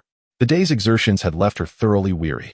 In the living room, the 4 women were preparing supper, while Jiang Feng indulged in a shower and engaged in gaming. Today marks the grace period granted to Zhang Mingyao, allowing her a day to rest before she officially begins her household duties tomorrow. After all, he is not a demon. Chapter 54, A Good Son-in-Law. We are family within the safe house. The atmosphere is filled with laughter and joy. Jiang Feng is seated at the grand round table in the dining area, surrounded by 4 women, enjoying a meal while Zhang Mingyao stands nearby, attending to their needs. She gazes in astonishment at the array of delicacies before her, utterly bewildered by the abundance of culinary delights that Jiang Feng has provided. To her, simply being able to enjoy food that surpasses the fare offered downstairs would have been remarkable. Yet, to her surprise, even if she were to subsist solely on leftovers, it would still be 100, no, 1,000 times better than her previous existence. The 4 women share a mysterious smile, choosing to remain silent. Zhang Mingyao had only emerged after they had prepared the meal, thus remaining oblivious to the secrets of Jiang Feng's spatial abilities. He refrains from mentioning it, and they too will not broach the subject. Nevertheless, as long as Zhang Mingyao continues to stay, the day will inevitably come when she discovers the truth. Has Yu Qingtong awoken? Jiang Feng inquired, cutting a small piece of A5, grade Wagyu beef, and chewing thoughtfully. Not yet, Nana responded. Jiang Feng nodded and resumed his meal. Meanwhile, Zhang Mingyao stands behind him, holding a bottle of Romani Conti, her throat gently constricting. She has scarcely eaten throughout the day, and now, having awakened from her slumber. She finds herself insatiably hungry. The sight of such a sumptuous feast makes even the self-proclaimed goddess lose her composure slightly. Inwardly, she laments, wishing she had chosen to stay from the beginning. Amidst her wandering thoughts, Jiang Feng set down his knife and fork, furrowing his brow as he glanced at the watch on his wrist. He had almost forgotten about that wretch. The doorbell chimed. It was Su Lily. Having muted the sound, he resumed his repast with knife and fork. He would deal with her after he had sated his appetite.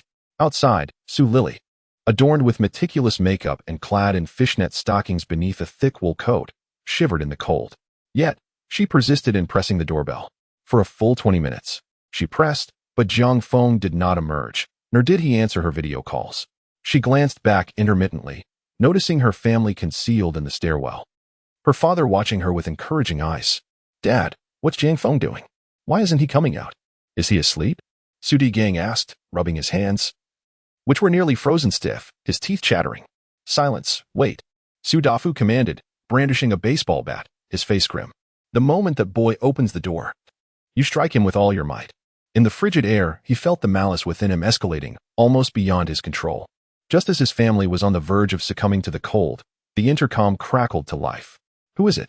Jiang Feng's languid voice drifted out, as if he had just woken up. It's me.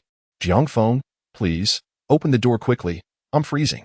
Su Lily pleaded, her lips turning purple as she spoke. She had spared no expense in her attempt to seduce Jiang Feng, donning her most alluring attire to present herself in her most captivating form. But while she looked beautiful, she was also bitterly cold.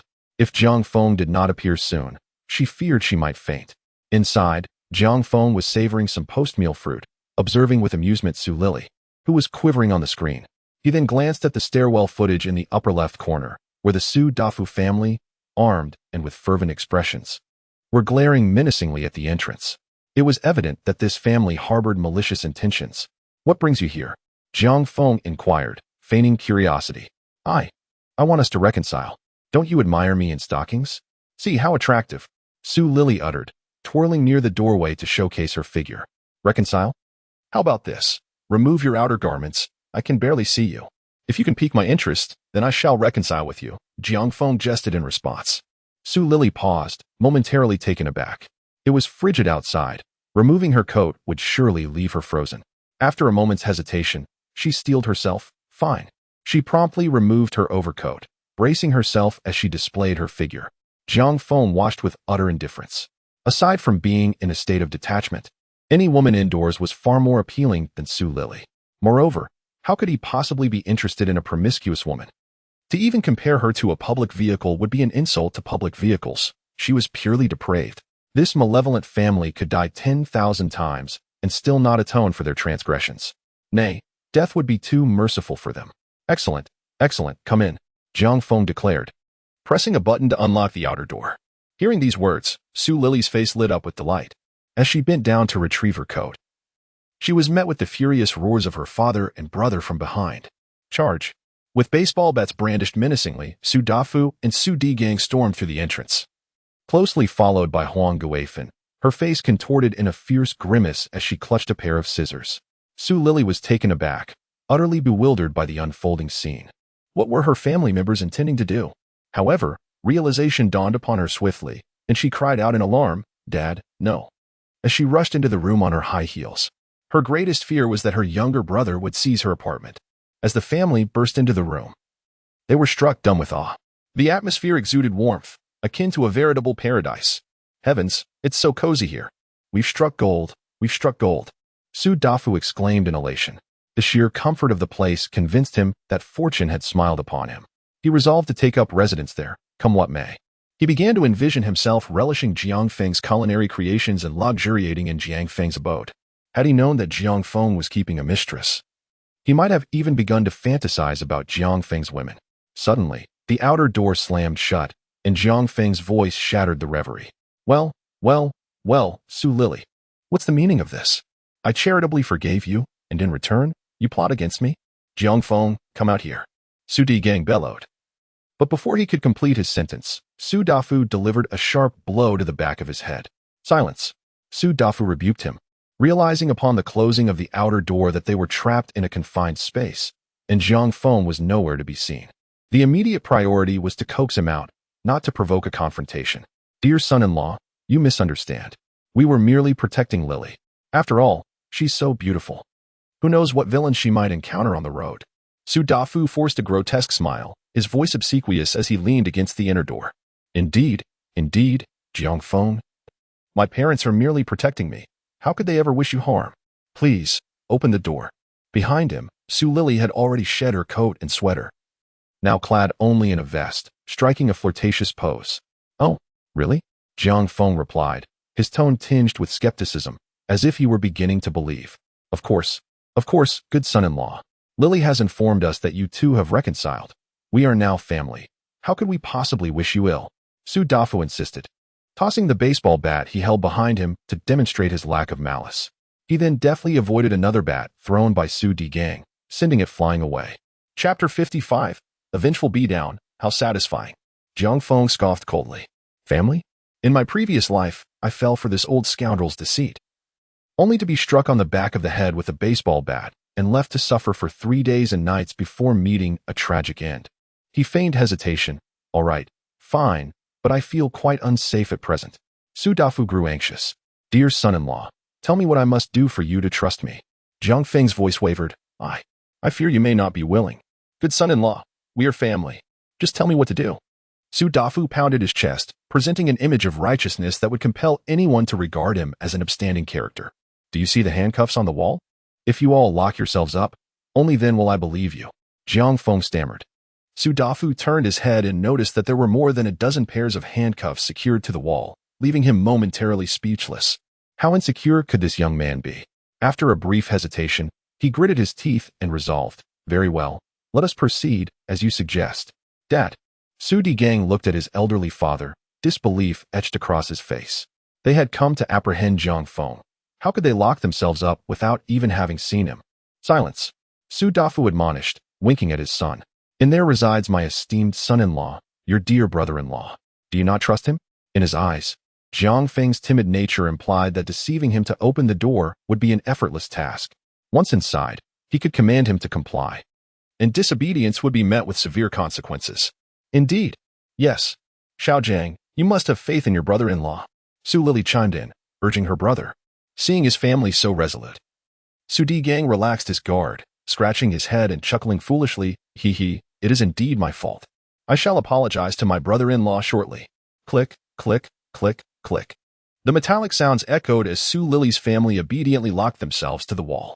Inside, Jiang Feng burst into hearty laughter. Ha! What a bunch of fools. Qing-ying. Lu Qingqing and others stifled their laughter, while even Zhang Mengyao joined in with a giggle, clearly amused by this family's folly. From within the screen, Su Dafu's voice resonated. Esteemed son-in-law, hurry and open the door. Lily can hardly wait to attend to you. Listening to her father's teasing, Su Lily's cheeks flushed a bright crimson, resembling an innocent little rabbit. Dad, what do you say? She's ignoring you. Ha! You're even blushing. You must live well with my good son-in-law and give him a few chubby sons. In the future, Dad will help you take care of the children. You just enjoy life. Su Dafu chuckled, appearing very pleased. However, the manner in which he was hanging on the wall by one hand was quite comical. Just then, the inner door opened. Jiang Feng, draped in a silk robe, emerged slowly, holding a glass of iced watermelon juice and wearing light, comfortable slippers. Behind him, 5 women followed closely, all curiously observing the Su Dafu family. Some of them had heard the story of Su Lily and Jiang Feng, but it was their first time seeing them in person. Upon seeing Jiang Feng and the women behind him, Su Dafu and Su Digang were instantly stunned. Jackpot! So many beauties. This thought simultaneously occurred to them. Su Dafu, being an old fox, quickly regained his composure and, with a shameless grin, said, Good son-in-law. Quickly unlock our handcuffs. Jiang Feng took a sip of watermelon juice with a smile. The old codger's lecherous gaze earlier was undisguised. And now he wants him to unlock the handcuffs? In his dreams, he handed the watermelon juice to Zhang Mengyao, walked up to Su Dafu with a smile, sized him up, and, seeing his expectant expression, delivered 2 sharp slaps to his face. Shaking his numbed hand, he cursed, Damn, this old codger's skin is really thick. Su Dafu was dumbfounded by the slaps, and the smiles of his family froze on their faces. Su Digang roared, Damn, don't hit my dad. Jiang Feng swiftly delivered 2 sharp blows to his face, exclaiming, "Am I to strike your father instead of you? Your entire family of scoundrels truly believes I am oblivious to your ulterior motives? Is it not merely an attempt to usurp what does not belong to you?" Upon realizing that Jiang Feng had unraveled their scheme, Su Dafu ceased his pretense and glared menacingly at Jiang Feng, threatening, "You insolent wretch, release me at once, or I shall ensure your demise." In his eyes, Jiang Feng's arrogance would lead him to believe he could escape unscathed. However, Su Dafu was confident that if he were to break free, he would eventually eliminate this insolent youth. "Is that so?" Jiang Feng retorted with a cruel smile, stepping forward to retrieve the baseball bat discarded by Su Dafu. Their audacity was so profound that striking them with his hands felt akin to them slapping their own faces, a rather unwise trade. Hence, employing a weapon seemed far more prudent. What do you intend to do?" "Why, you can't assault someone. It's against the law." Su Digang stammered as he observed Jiang Feng approaching him with the bat, a hint of panic evident in his voice. This wretched creature had drained him of so much vitality. With a fierce glint in his eyes, Jiang Feng swung the bat down with a resounding crack. "Ah!" Su Digang emitted a ghastly scream as a large, blood-filled lump immediately formed on his head, rendering him unconscious. Jiang Feng frowned, realizing he could not afford to kill him. He then shifted his aim, delivering several more strikes across Su Digang's body. The sheer intensity of the pain roused him back to consciousness, his mouth filled with wails of agony. Observing his remarkable resilience, Jiang Feng could not help but admire the young man's fortitude before landing another dozen blows. With a loud snap, the baseball bat broke in two. "Oh, what a delightful sensation!" Jiang Feng exhaled, wiping the sweat from his brow, and he unfastened his robe, feeling a surge of heat within him. To speak frankly, he was not fatigued in the least, for his body had been fortified. This trivial exertion posed no challenge to him. The perspiration he produced was entirely a result of his fervor in confronting his adversary. "Do not strike. Do not harm my son." Huang Guifen's eyes were wide with fury. Her daughter was of little consequence, but her son was her treasure. Indeed, he needed a moment's respite, for she feared he might not withstand the ordeal. Jiang Feng nodded, discarding the broken baseball bat in his hand. As he spoke, he bent down to retrieve another bat, a smile gracing his lips as he approached Su Dafu. His animosity towards Su Dafu was even more profound. In his previous life, it was this very man who had assaulted him with a bat. This time, Jiang Feng had gained wisdom, understanding that he must avoid striking vital areas, lest he incapacitate himself with a few blows. Which parts of the body could inflict pain without risking death? The hands and feet were unparalleled in their effectiveness, with Su Dafu's anguished cries echoing. Jiang Feng rained down a series of blows upon his hands. Crack! The wooden bat shattered once more. Huang Guifen stood in stunned silence. Having initially believed Jiang Feng's earlier words signified mercy, she was taken aback as he unexpectedly unleashed a torrent of strikes upon her husband. Before she could utter another word, Jiang Feng sneered, and with a flick of his wrist, another baseball bat materialized in his hand. Chapter 56. No. Please. I do not wish to enter the cage. Although wooden bats were prone to breaking, they provided an unparalleled sensation when striking a person.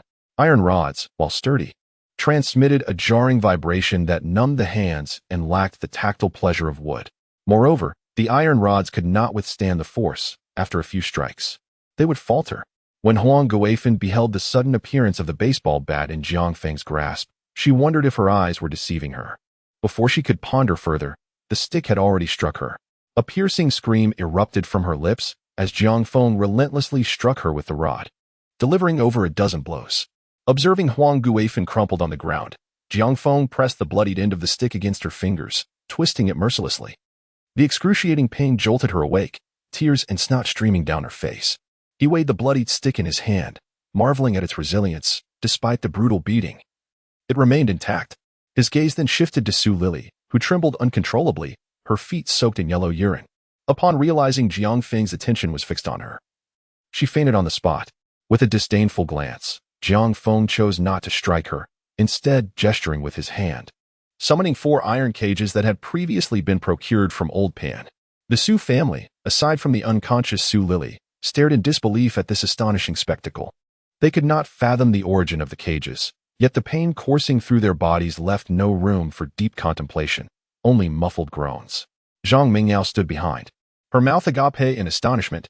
She had already been taken aback by the sudden appearance of the baseball bat.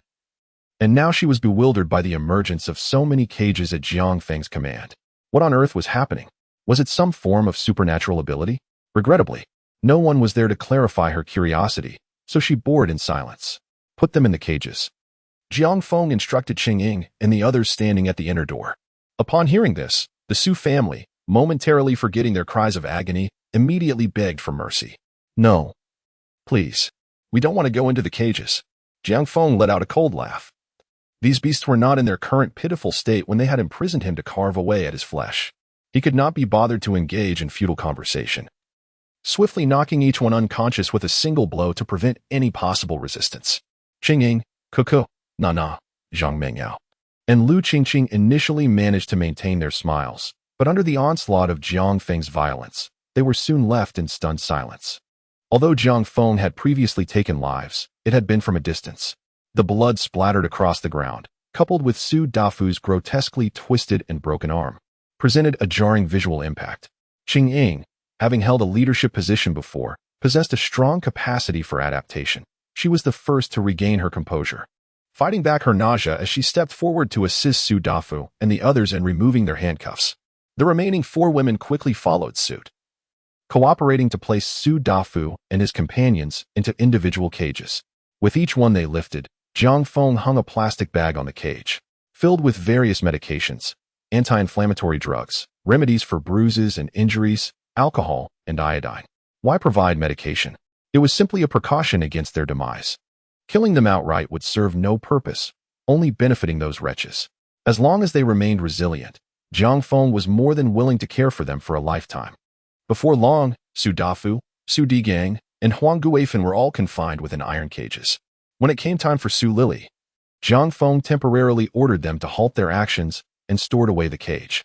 He had yet to fully torment this wretched creature, for now. He would allow her to return until she had experienced both physical and psychological anguish before finally imprisoning her. He then pushed them all toward the stairway. Jiang Feng instructed Qing Ying and the others, retrieving 5 specialized cold-resistant suits from his spatial storage and placing them on the ground. The biting cold outside deterred him from venturing forth, especially with readily available labor at hand. Qing Ying exchanged knowing glances with her companions. They had anticipated Jiang Feng's cautious nature. Moreover, their sustenance and needs were entirely reliant on him, leaving them with no authority to refuse. One by one, the 5 women donned their winter attire. I shall direct you via drone, Jiang Feng declared before retreating into the house. However, after taking only a few steps, a thought struck him. In such frigid conditions, wouldn't Su Dafu and the others perish almost instantly? He swiftly returned, retrieving 3 blankets from the space and placing them in the cage. The thickness of the blankets was just sufficient to keep them aware of the cold without succumbing to it. With a smile, he patted the iron cage and, disregarding whether Su Dafu could hear him, cheerfully remarked, "Enjoy yourselves." He then returned to the room, closed the inner door, and scanned the area outside with the drone to ensure there was no immediate danger before opening the outer door. Although the iron cage was quite heavy, it was equipped with rollers beneath, allowing Qing Ying and the others to maneuver it with some effort. Soon, they positioned the cage at the foot of the stairs and secured the rollers. Following Jiang Feng's instructions, they then lifted Su Lili and placed her beside the cage. Once everything was completed, they retreated into the corridor. Jiang Feng closed the outer door and waited for the temperature within the corridor to rise before opening the inner door to step outside. Zhang Mengyao remained behind to clean the area thoroughly, setting down 2 buckets of cleaning solution. The corridor was marred with various bloodstains, and a puddle of urine lay nearby. If not promptly cleaned, the odors from the evaporating liquids would become unbearable. Zhang Mengyao bit her lip lightly and nodded in agreement. The other 4 women exchanged glances of helplessness, knowing that they had all worked up a sweat while pushing the cage, and now longed for a refreshing hot shower.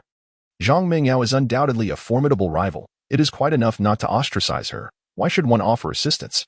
Despite the affectionate titles of sister and younger sister exchanged among them, the true sentiments lie deep within, known only to themselves. Jiang Feng, having stowed away his cold weather gear, led the 4 women back to their quarters, while Zhang Mengyao dutifully knelt to clean the passageway, her spirit unyielding. She dared not voice her grievances. In comparison to the hellish conditions outside, this place was a sanctuary of warmth and comfort, complete with gourmet steak. The sole drawback was her somewhat meager treatment, compelling her to exert every effort to curry favor with Jiang Feng. At the foot of the stairs, beside the iron cage, Su Lily lay languidly on the ground. Her thick down jacket draped over her, while the stains on her trousers had frozen into patches of yellow ice. With a soft groan, she shook her head. Awakening from the chill, "Please, don't hit me," were the first words to escape her lips upon awakening. But soon, reality dawned upon her. Jiang Feng was not present. "Dad, Mom, Xiaojing, why are you in the cage?" Lifting her gaze, she beheld her parents and younger brother confined within the cage. Yet her calls elicited no response. Rising to her feet, she peered inside, only to find them in a state of unconsciousness. Hastily, she reached into the cage, attempting to rouse them. "Ouch, ouch!" Su Dafu and the others cried out in pain, but the frigid air compelled them to endure the discomfort, wrapping themselves tightly in their blankets. Sister, I don't want to be in the cage. Please help me out," Su Digang whimpered, his teeth chattering as he shivered beneath the blanket. The iron cage, measuring 1 meter in height and 1.5 meters in width, forced him into a cramped position, a testament to the unbearable nature of his predicament. Chapter 57. Strengthening in such a manner? "Hurry, Lily, find a way to rescue us," Huang Guifan exclaimed anxiously from another cage. Su Lily tugged at the iron bars, but they would not budge. After a prolonged struggle, she was utterly exhausted. At that moment, Su Dafu's anger flared. "Did you not say that Jiang Feng wanted to reconcile with you? What is happening now?" Upon hearing her father's scolding, the typically obedient Su Lily felt a surge of defiance. "Silence," she retorted. "It's one thing to scold me under normal circumstances, but how dare you continue to berate us while we are trapped in these cages? Furthermore, if it were not for your ill intentions towards Jiang Feng, would he have imprisoned you in the first place?" Su Dafu, Huang Guifan, and Su Digang were rendered speechless. They never anticipated that Su Lily would dare to confront Su Dafu. "You ungrateful girl, have you turned against me?" Su Dafu was furious, disregarding his pain as he slammed against the cage several times, only to find the iron unyielding. His actions did nothing but exacerbate his injuries. Initially concerned, Su Lily, upon witnessing her father's futile attempts to escape, fully embraced her newfound courage. "Turn against you? If it weren't for your schemes against Jiang Feng, I would already be residing in a warm, spacious apartment. It is all your fault," Su Lily shouted, her voice filled with fury. The stairwell fell silent, save for the howling wind outside. After a moment, Su Lily regained her composure. "Rest assured, Jiang Feng has not forgotten me. Otherwise, why would he refrain from striking me or confining me to this cage? He is merely upset at the moment. In a few days, I shall plead with him earnestly, and he will undoubtedly reconcile with me and release you all." Su Lily's statement was not only influenced by the aforementioned reasons, but also by Jiang Feng's gaze, which held a connotation of disappointment and unfulfilled potential. She could sense it, a unique intuition possessed by women. "You all should reflect on this as well. I shall return home now, for the absence of blankets has left me feeling unbearably cold." With that remark, she turned away, leaving without a trace of reluctance. Watching his sister's departing figure, Su Digang called out loudly, "Sister, you must come to my rescue." Su Lily paused momentarily but did not respond, continuing her exit. Her constant failures stemmed from her upbringing, but now she had awakened. She resolved to be herself, to strive diligently to win back Jiang Feng's heart. Everything else, including her parents and younger brother, must take a back seat to this objective. Meanwhile, inside, Jiang Feng had just finished a hot shower, cleansing himself of sweat and splattered blood. He then accompanied several ladies to the terrace by the pool, where they commenced a leisurely pool party. Coco, Nana, Ching-Ying, and Lu Qingxing frolicked in their bikinis, splashing and playing in the water. Despite the frigid temperatures outside, their joyous figures in the water evoked a refreshing summer ambience. Jiang Feng reclined comfortably in a lounge chair, savoring post-meal snacks while occasionally directing his gaze toward the ladies in the pool, relishing the tranquility and beauty surrounding him. Suddenly, his body jolted. With a sweep of his hands, an invisible spatial portal materialized before him. The portal expanded. Previously, after collecting the essence of Lake Baikal on the plain, the dimensions of the spatial portal measured 1 meter in height and width. Subsequently, with the assistance of several women, these dimensions gradually expanded to 1 meter and 50 centimeters. However, to his astonishment, the spatial portal now stood at an impressive 2 meters. Moreover, it was not merely the size that had transformed. He could sense a significant enhancement in the manipulation of the portal. Whereas he could initially only extend the door and control its dimensions, he could now alter its shape at will while maintaining the plane of the portal. What did this signify? It implied a substantial increase in his safety. This realization plunged Jiang Feng into a state of ecstatic joy. If the spatial portal could continue to expand and his control over it kept improving, he could easily bend and fold the portal, enveloping himself entirely. In such a scenario, he could venture out freely, devoid of any safety concerns. Furthermore, once the portal encircled him, the frigid cold from the outside world would be unable to penetrate, transforming what others perceived as an extreme winter apocalypse into a mere illusion for him. What had triggered this remarkable enhancement in my abilities? After the initial elation, Jiang Feng fell into contemplation. He had indeed noticed a gradual improvement in his capabilities and physical condition after spending time with the women, but that progression was exceedingly slow. Now, with such a sudden and substantial leap in power, he found himself utterly perplexed. Could it be that Zhang Mingyao possessed some unique quality? The only notable change during this period had been his interactions with her. Why ponder so much? Why not simply test it? Raising his wrist, he activated the surveillance within the portal, observing Zhang Mingyao diligently cleaning the corridor. Do not tidy up just yet. Return to your room and take a shower while you wait for me. Jiang Feng's voice suddenly resonated, startling Zhang Mingyao and leaving her momentarily taken aback. At that moment, she was utterly exhausted, breathless, and glistening with perspiration. Jiang Feng's words sent a shiver down her spine, invoking a sense of tension and hesitation within her. Is he coming back? She had never encountered anyone quite like Jiang Feng. Yet, she felt powerless to resist. She could only rise quietly, make a quick attempt to tidy up, and then return to her room. Jiang Feng exchanged pleasantries with the four women, leaving them to their merriment as he descended the stairs. In Zhang Mingyao's room, she was preparing to bathe when suddenly, the door creaked open with a snap, startling her once more. However, relief washed over her upon realizing it was Jiang Feng who had entered. After all, who else possessed the authority to enter her room at will? Despite this, she felt a tinge of shyness and instinctively raised her hand in a gesture of modesty. Go ahead, I shall wait for you, Jiang Feng said with a gentle smile, taking a seat at the edge of her bed. Zhang Mingyao's cheeks flushed with embarrassment as she softly nodded and made her way to the bathroom. An hour later, Jiang Feng settled himself on a nearby balcony, furrowing his brow as he smoked a cigarette. The spatial door had indeed been elevated, albeit to a limited extent, and it bore no significant difference compared to the other women. After pondering for a considerable time, he extinguished his cigarette. Could it be that only a completely new package would substantially enhance my abilities? But why had such a situation not arisen before? Regardless, he needed to uncover the crux of this matter, for it pertained to his very safety. Conveniently, within this room, there was someone who could serve as a subject for his experimentation. Upon opening the surveillance of Yu Qingtong's room, one could see her cheeks flushed. A delicate blanket draped over her abdomen as she peacefully slumbered, her small mouth gently inhaling and exhaling. It would be best to wait until she awoke. Jiang Feng surmised that Yu Qingtong had just recovered from a fever and decided to discuss matters further once she was fully restored. He donned a silk bathrobe and said to Zhang Mingyao, "You should rest." Wrapped in her blanket, she peeked out shyly, nodding in agreement. Jiang Feng smiled warmly and exited the room, making his way towards Lu Qingqing's chamber. With his physical condition improving steadily, he felt a sense of unbridled joy. Chapter 58. A Life of Comfort. Water. Cough, cough.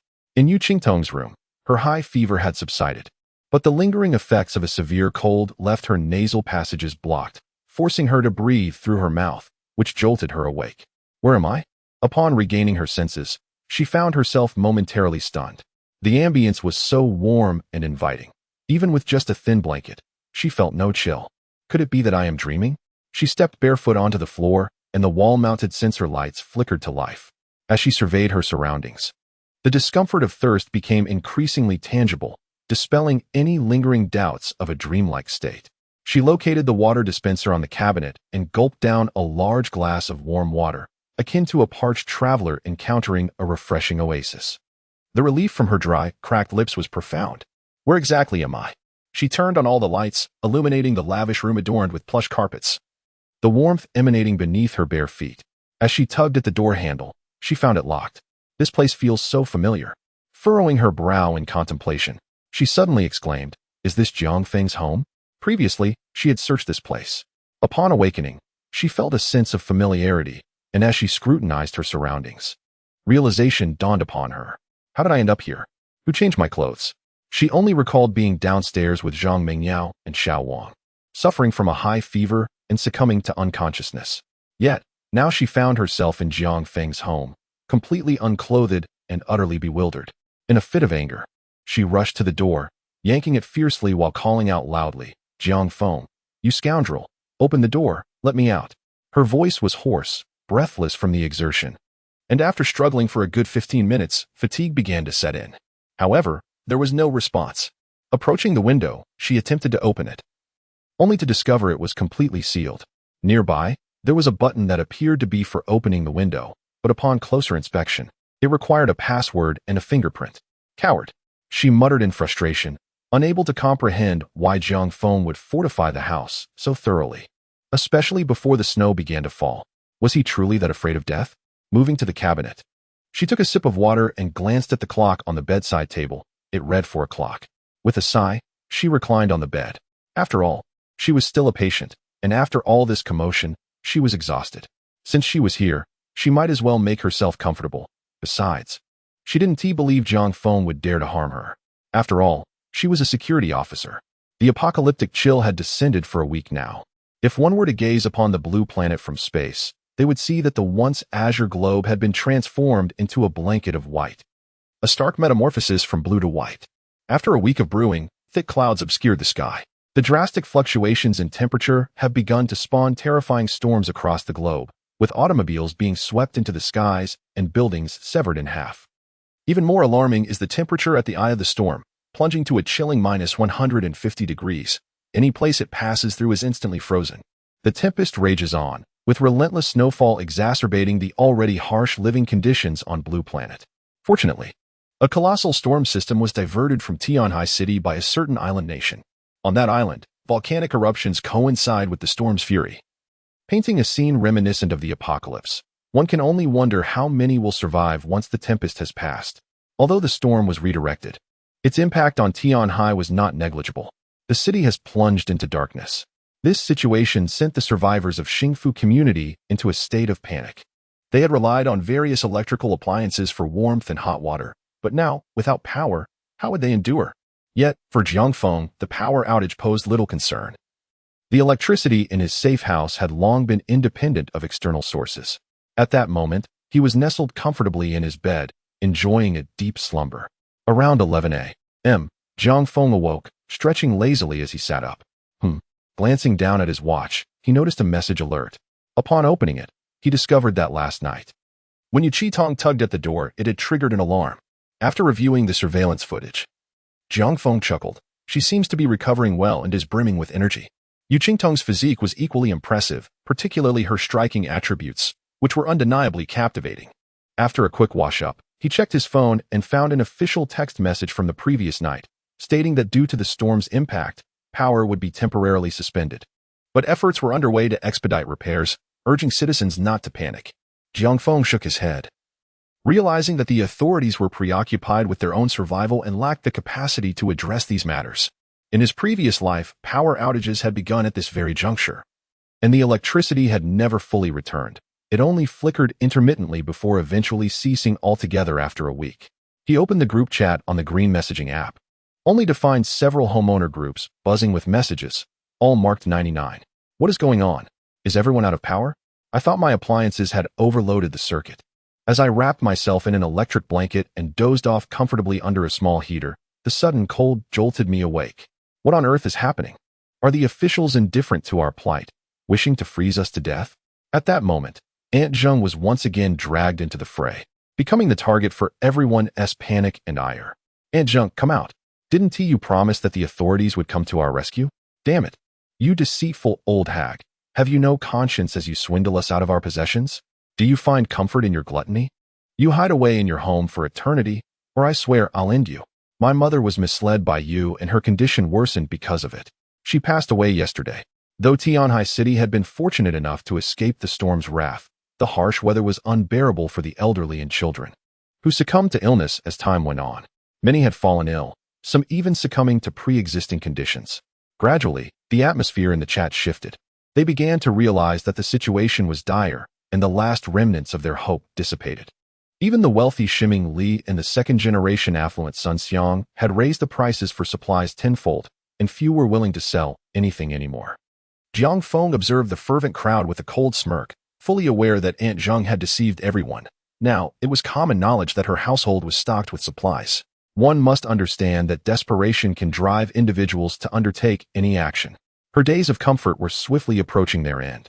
Immersing his consciousness in his private space, he surveyed the multitude of provisions, an abundance of food, the pristine waters and fish of Lake Baikal, coal powder, daily necessities, and an array of resources. A wave of contentment washed over him as he relished the warmth and security of his sanctuary. Humming a cheerful tune, he prepared to descend when suddenly he recalled that the Su family had yet to eat. After all, they were his pets. He could not allow them to perish from hunger. He retrieved a drone, suppressing his disgust as he attached 3 lumps of waste and urine. Then opened the window to guide the drone toward the stairwell. Through the surveillance feed, he witnessed the Su family huddled beneath their blankets, trembling with cold. The drone maneuvered gracefully, depositing their breakfast into the bowl positioned before their cage. Though the contents had frozen, a foul odor wafted forth. The Su family, already unable to sleep soundly due to the cold, awoke abruptly at the stench, gagging at the sight of the yellowish, excrement-like substance in the bowl. "Time to eat," echoed Jiang Feng's voice from the drone. Su Dafu erupted in outrage, cursing vehemently at the audacity of being forced to consume such filth. "What does he take me for? A dog? I'd rather starve." Jiang Feng listened with amusement to Su Dafu's tirade, retrieving an electric baton from his space and attaching it to another drone, which then took flight. "You've endured a night of freezing. Let me warm you up." 3 iron cages were interlinked, and as soon as the electric baton was activated, Su Dafu and his companions began to convulse uncontrollably, soon succumbing to the most primal of bodily functions. Only then did Jiang Feng retract the electric baton. Su Dafu and his associates continued to twitch, their capacity for curses extinguished. From this day forth, Jiang Feng had acquired an additional responsibility. He must ensure the well-being of his pets during their 3 daily meals, for their survival was paramount. Descending the stairs, he found Zhang Mingyao engaged in culinary lessons under the guidance of Coco and Nana. Her repertoire was limited to simple, low-fat dishes, and she was unfamiliar with the preparation of substantial meals. Thus, she needed to learn as she now bore the responsibility of cooking. Upon Jiang Feng's arrival, the women gathered around him. At his gesture, Nana finished processing a luxurious high-end cigar before presenting it to him. He accepted it, exhaling clouds of smoke while deftly manipulating his watch, subsequently activating the television, which displayed surveillance footage from Yu Qingtong's room. Cocooned in a blanket, Yu Qingtong sat on the balcony swing, her arms wrapped around her knees, lost in contemplation as she gazed at the falling snow. Though she had awakened long ago, the room offered no response to her calls. The soundproofing was exceptional. The only sustenance available was water, and her stomach growled with hunger, leaving her to quench her appetite with mere hydration. Without clothing, she could only wrap herself in the blanket meant for sleeping. Fortunately, the temperature in the room was quite comfortable, alleviating any concerns regarding warmth. Yet, she found herself puzzled by the unusual warmth of the space. Her preliminary hypothesis pointed to underfloor heating, but with the heating pipes frozen, how could such warmth be possible? As she wrestled with her thoughts, both hungry and bored, she settled on the balcony to admire the snowy landscape outside. At that moment, the television opposite the foot of the bed crackled to life. "Good morning, beautiful you." The voice of Jiang Feng emanated from within. Yu Qingtong was taken aback, hastily pulling the blanket up to her chest before turning to glance at the television. There, the figure of Jiang Feng emerged, clad in silk pajamas, nonchalantly reclining on the sofa with a cigar in hand, surrounded by a bevy of women. What was there to conceal? It was not as if she had never seen such a sight before. Jiang Feng teased playfully. Yu Qingtong's face flushed crimson as she angrily shouted, "You scoundrel, let me out of here. This is confinement, and it is illegal." Though she hurled insults, she dared not make any sudden movements, fearful of an unintended exposure. That despicable Jiang Feng had taken her clothes away. Me, a scoundrel? Were it not for my intervention? "You would have frozen to death downstairs by now," Jiang Feng remarked, taking a puff of his cigar with a nonchalant smile. "Who asked for your help? Just return my clothes." Yu Qingtong retorted, her teeth clenched in indignation. "Your clothes are foul. I discarded them long ago. There are garments in the wardrobe by the bed." Jiang Feng replied, accessing the permissions for Yu Qingtong's room and unlocking the wardrobe. With a soft click, the wardrobe opened slightly. Yu Qingtong's eyes brightened at the sight of the wardrobe opening, and she prepared to rise, only to hesitate once more. She was on the balcony, and the wardrobe was across the room. Traversing that distance would inevitably lead to an accidental exposure, thus granting Jiang Feng an undeserved advantage. After much contemplation, she gritted her teeth and resolved to go for it. She needed to wear something, for remaining unclothed was simply unacceptable. She wrapped the blanket securely around her chest. Yes, that should suffice for coverage. She suddenly sprang to her feet and dashed towards the wardrobe, but having curled up for an extended period, her circulation had been compromised. As she stood abruptly, blood rushed to her head, causing dizziness and numbness in her legs. Overwhelmed by these various afflictions, she stumbled and fell. Ouch! Yu Qingtong collapsed onto the plush carpet, letting out a pained cry, her graceful figure completely exposed to the air. Wow, what a big treasure! Ha ha ha! Jiang Feng's laughter echoed from the television, accompanied by the playful giggles of the women surrounding him.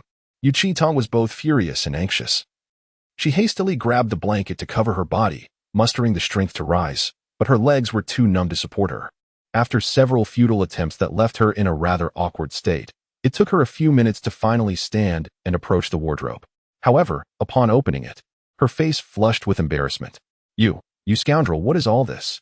Inside the wardrobe hung a few outfits, but a bunny security uniform, a flight attendant's attire, a maid's costume, a schoolgirl outfit, all such garments that barely concealed anything. Ha ha ha. Didn't you want to dress up? Jiang Feng teased merrily. You insufferable jerk. Yu Qingtong ground her teeth in frustration, feeling utterly helpless. She had already tried everything, and this room was like a fortress, impossible to escape from.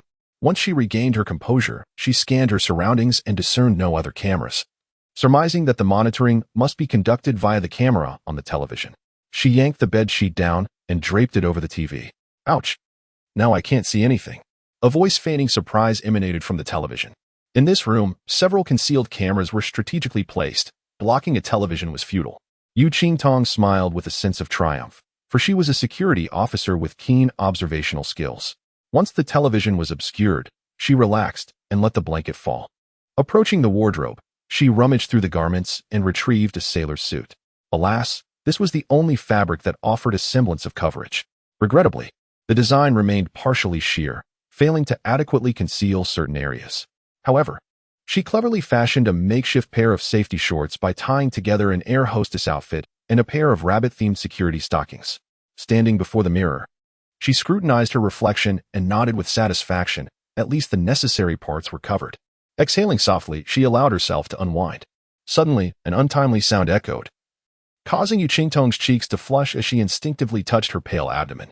Having gone an entire day and night without sustenance, coupled with her recent recovery from illness, she felt ravenously hungry. It was imperative that she spoke with Jiang Feng, persuading him to mend his ways. Murmuring to herself, she yanked down the bedspread. In that moment, she froze. The television screen was divided into 5 sections, with Jiang Feng at the center, wearing a playful grin, while the remaining 4 segments displayed various angles of the room. There was more than one camera. Had her changing attire been fully captured? A piercing scream escaped her lips as Yu Qingtong's composure shattered completely. Jiang Feng observed her, now dressed, with keen interest. The once aloof and dignified security officer, now clad in an adorably alluring sailor's suit, evoked an unexpected sensation within him. He took a gentle puff of his cigar and spoke plainly. You, beautiful you. How have you spent the last few days? I believe you are well aware. As long as you are willing to follow me, you shall want for nothing, food, drink, and a warm, comfortable room await you. The sole condition is your obedience. Of course, I would never force anyone. You may take your time to consider.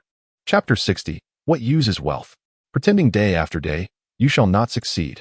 Yu Qingtong's face flushed with anger, her chest heaving. As a law enforcement officer, it is utterly inconceivable for her to heed the words of a criminal. Having weathered many storms, she swiftly regained her composure, a cold smile gracing her lips, lending her otherwise serene visage an intriguing aura. Jiang Feng, you would do well to release me at once. Imprisoning a law enforcement officer is a grave offense. Once the snow disaster has passed and the authorities become aware, you shall face dire consequences. Listening to Yu Qingtong's threats, Jiang Feng erupted into laughter. It seems you remain oblivious to the reality of the situation. Do you truly believe the snow disaster will soon dissipate? Do not harbor such delusions. We are currently amidst a frigid apocalypse. Who will come to your aid? Yu Qingtong fell silent, though she found the notion of a frigid apocalypse hard to swallow. Some of what Zhang Feng asserted aligned with her own findings. The snow disaster had indeed wrought significant disruption. Previously, she had been able to contact her captain, Hong Shuatao, and receive directives from above. However, in recent days, even her captain had been unable to reach out, merely advising her to safeguard herself. She understood that the impact of the snow disaster was profound, and the authorities were powerless to provide assistance. Survival now rested solely upon her own shoulders. Indeed, this was the reality, yet she struggled to reconcile it with her conscience, for Zhang Feng was not merely harboring a criminal. He was a murderer. Most importantly, he humiliates himself in this manner. As a security officer, she would never compromise. Excellent, excellent. Zhang Feng narrowed his eyes, clapping his hands in praise. What remarkable spirit. Ching Ying, seated beside him, couldn't help but shiver. That very smile was present when Zhang Feng tormented her, leaving her with indelible psychological scars. As expected, Zhang Feng raised his hand and manipulated the controls, directly opening the small window in Yu Qingtong's room, allowing the cold wind to rush in. The window was merely the size of a head, yet the temperature within the room plummeted rapidly, ultimately stabilizing at a chilling -5 degrees. This temperature would not be fatal, but for Yu Qingtong, who possessed only a thin blanket, it was sheer torment. She trembled uncontrollably, desperate to close the window, yet it opened outward and was secured with barbed wire, making it utterly impossible to operate. She grabbed the bedsheet in an attempt to block the frigid air, but there were no points of leverage around the window to assist her. To cover it, she would have to support it with her own body. Moreover, the sheet was exceedingly thin. Even if folded several times, it could not staunch the biting cold. Alternatively, she could press the emergency button at the head of the bed. Zhang Feng casually remarked, no longer paying attention to Yu Qingtong's plight. Since she was unwilling to submit, she naturally could not enjoy the warmth of the safe house. Master, shall we have our meal? Zhang Mingyao, dressed in a maid's outfit, softly called from the living room. Come, let us dine. Zhang Feng replied with a smile, rising to head toward the dining room, unaffected by Yu Qingtong's defiance.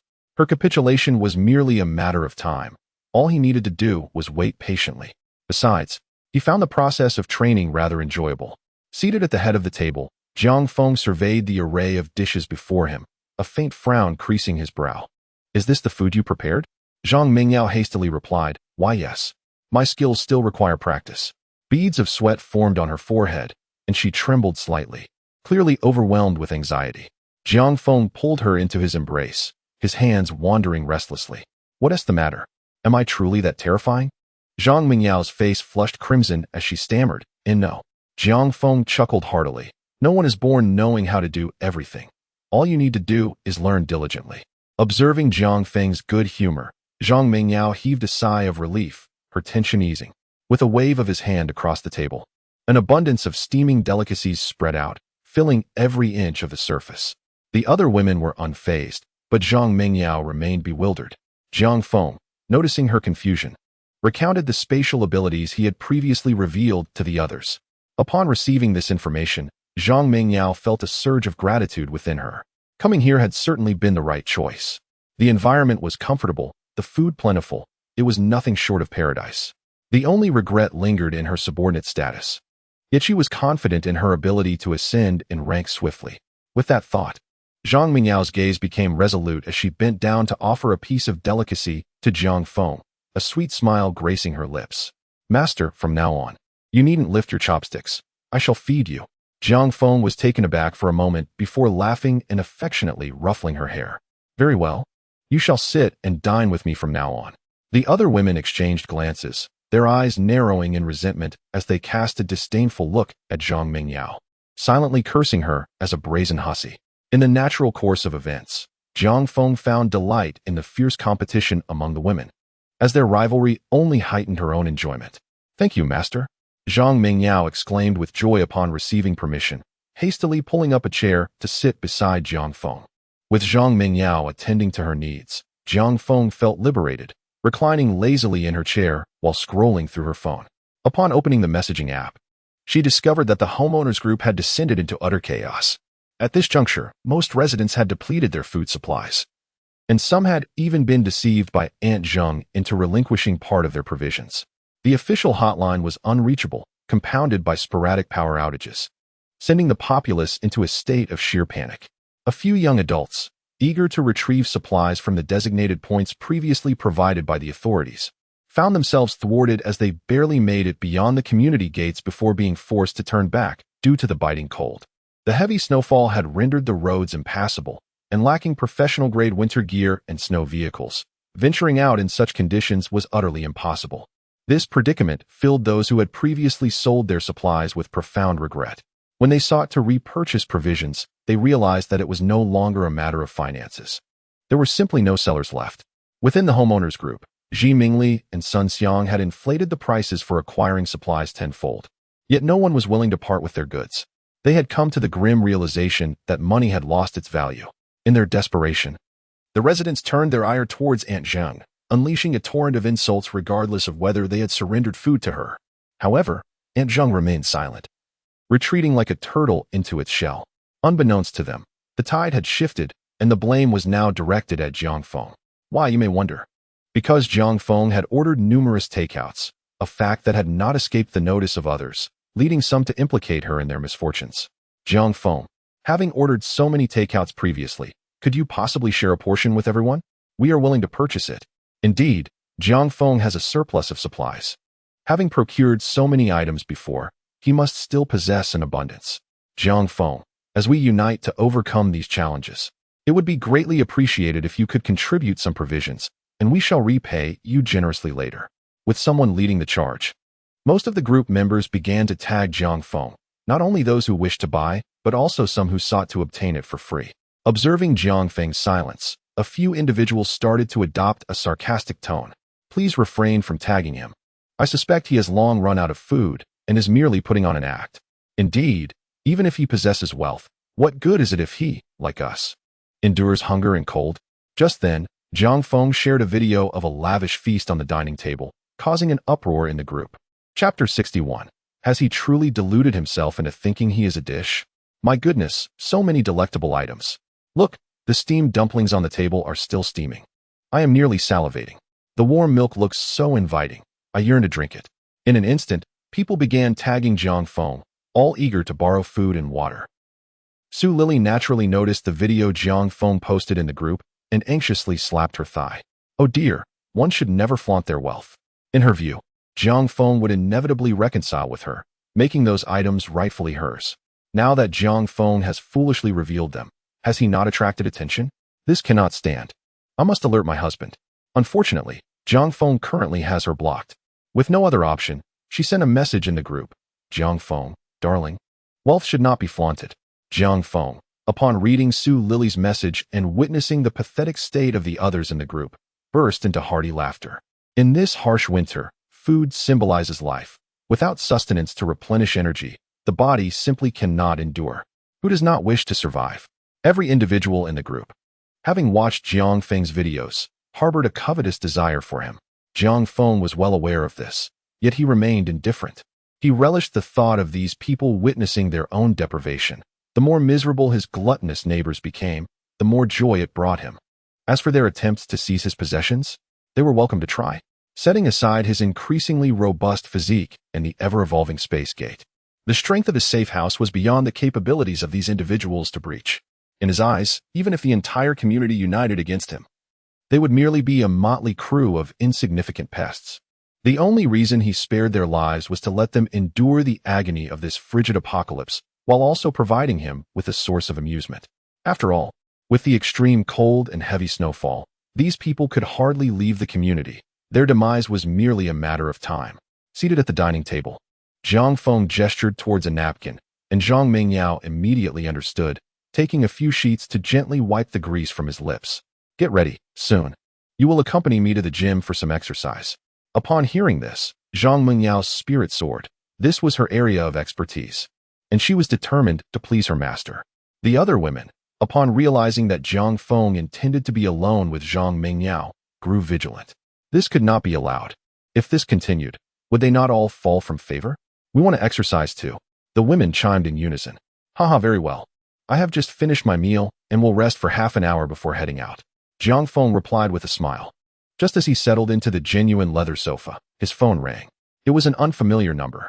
Jiang Feng, this is Ji Mingli. I am in urgent need of a substantial quantity of food. I am aware that you have stockpiled quite a bit. Name your price. The moment the call connected, the caller revealed his identity and stated his demands. Jiang Feng yawned and replied nonchalantly, "Ah, it's you, Mr. Ji. I was wondering who was so imposing. Mr. Ji, do you truly believe money holds any value at this moment?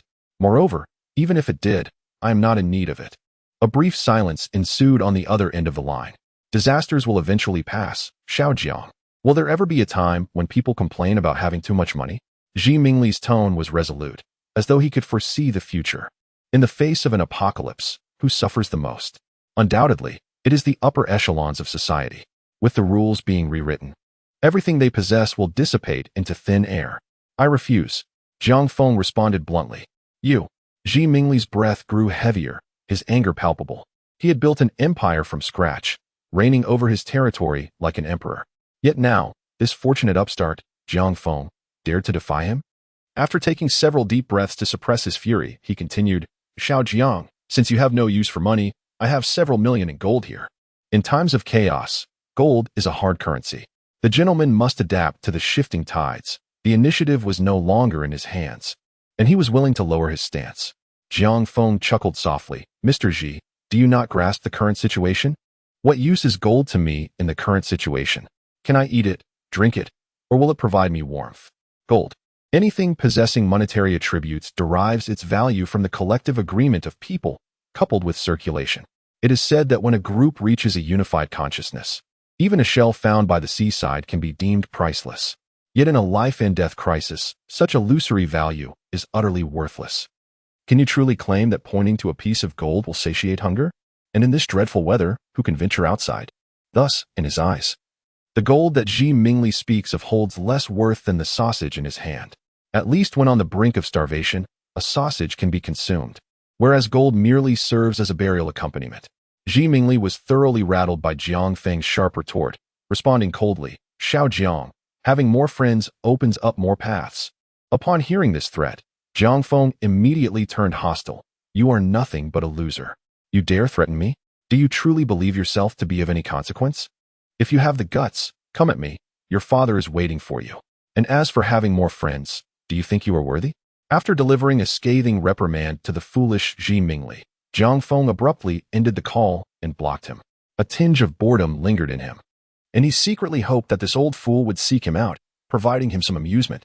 In room 82 to 3102, Ji Mingli sat on the sofa with a sullen expression, his shattered phone lying beneath his feet.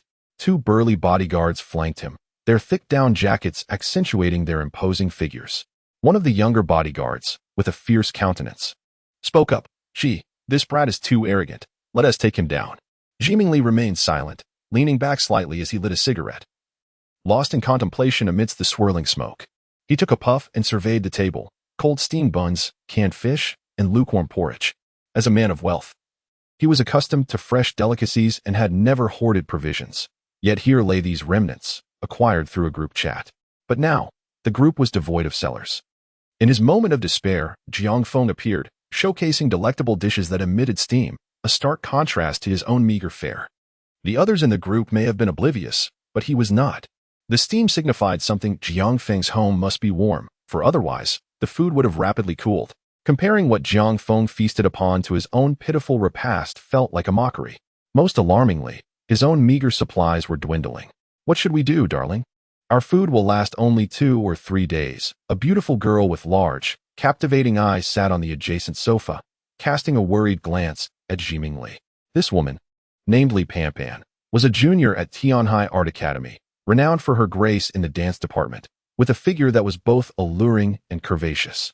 Her doll-like face created a striking contrast against her sultry physique. Do not worry. He glanced at his beloved wife, offering her words of comfort. Li Panpan was a treasure he had invested much in, and he cherished her dearly. Seeing her blink those large, anxious eyes at him nearly melted his heart.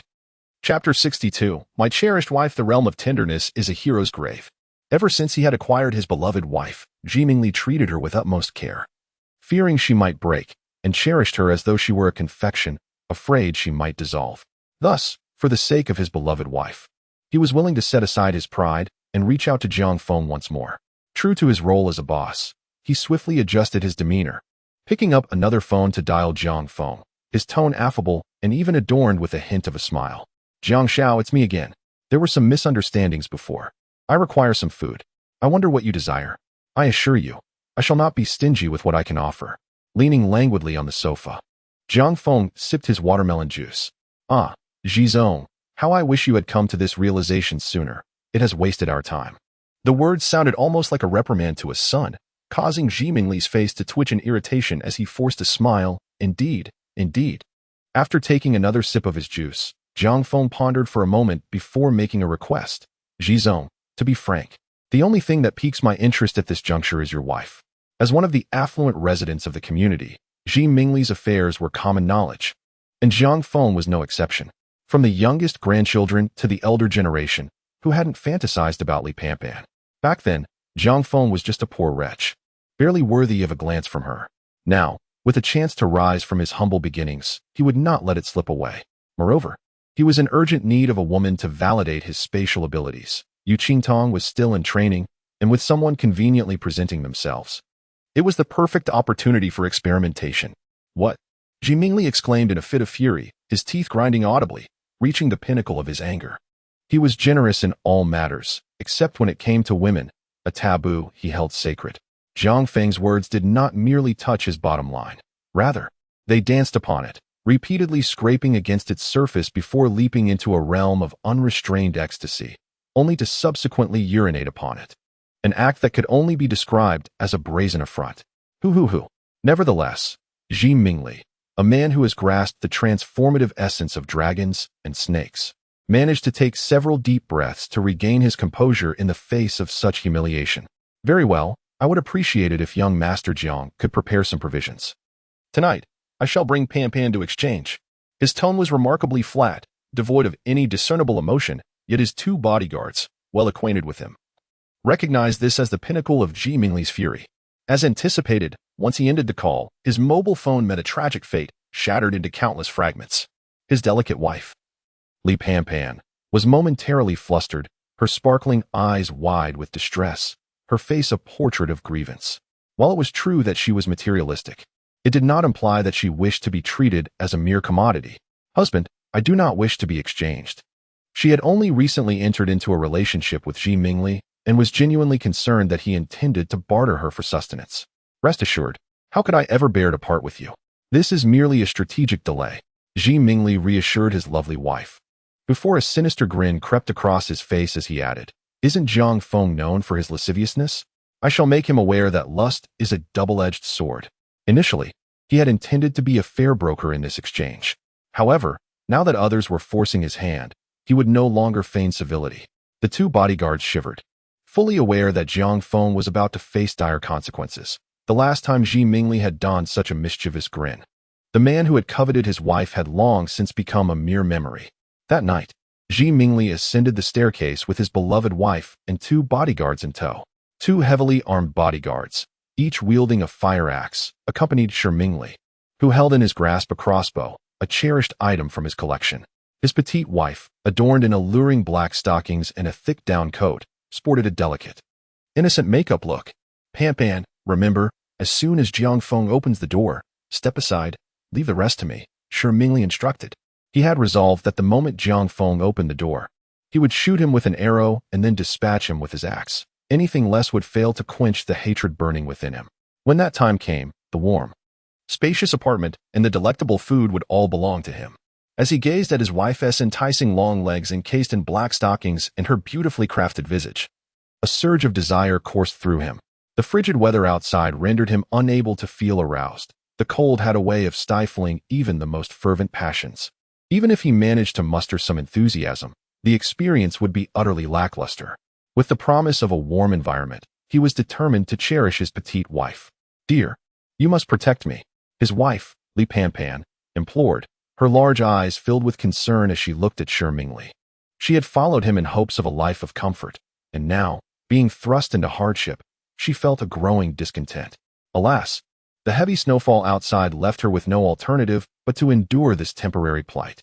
She could only hope that Shi Mingli would successfully procure food. Otherwise, she would have to contemplate her options. Residing on the 31st floor, he was conveniently positioned directly beneath Jiang Feng's apartment. Otherwise, the inoperative elevator would have rendered the arduous trek to the 38th floor a grueling ordeal. Even now, ascending from the 31st to the 38th floor was proving to be quite the challenge. As Shi Mingli and his companion struggled up the stairs, nearing the 38th floor, they gasped for breath, inhaling deeply. Suddenly, a foul stench assaulted their senses, nearly causing them to retch. Fortunately, they did not possess much sustenance within them. Merely retching a few times, gritting his teeth against the nausea, he ascended to the stairwell on the 38th floor. The first sight that greeted him was 3 large iron cages, within which lay 3 elongated forms. In front of the cages, a basin was filled with yellowish, block-like substances that bore a striking resemblance to excrement. Upon closer inspection, Shi Mingli discerned that the figures wrapped in blankets inside the cages were indeed human, while the contents of the basin were, regrettably, feces. Who could be so vile as to offer such filth as sustenance? Hearing the commotion, Su Dafu's family emerged from their blankets. Su Digang, his face alight with joy, exclaimed excitedly, "Brothers, save us, save us!" Shi Mingli, pinching his nose in disgust, bypassed the iron cages. Save them? What nonsense! The bars of these cages were so thick that without tools, they were utterly impossible to open. Moreover, what advantage would rescuing them confer upon him? Su Digang, infuriated by Shi Mingli's inaction, unleashed a torrent of curses. The moment he heard the insults, Shi Mingli's temper flared. What audacity for such lowly creatures to dare speak to him in such a manner. Seizing the bodyguard's fire axe, he strode towards the cage. Su Digang, resembling a wild dog, initially bared his teeth in an attempt to intimidate, but as he was cornered by the blows from the axe, he cowered, whimpering in a ball. He sought to evade, yet the cage was confined and he endured several solid hits. Fortunately, Shi Mingli had no desire to draw blood at this moment. Otherwise, it would not have been the flat side of the axe that struck him. Observing the fear in Su Digang's eyes, he spat in satisfaction before departing. Accompanied by his bodyguard, he approached the door of Jiang Feng. The young bodyguard struck the door with the fire axe twice, producing a sharp, ringing sound. "Mr. Ji, this security door is made of solid steel. We cannot break it down." Shi Mingli nodded slightly, having anticipated this outcome, especially considering that his house was equipped with security doors, and the luxurious apartment purchased by Jiang Feng was certainly no exception. He resolved to adhere to the original plan, to deceive them into opening the door under the pretense of exchanging food, and then strike swiftly to eliminate him. His tone was ominous. Chapter 63. The Ruthless Man Who Uses His Wife as Bait. Buzz. Inside the safe house, Jiang Feng was engaged in physical training when his watch suddenly vibrated.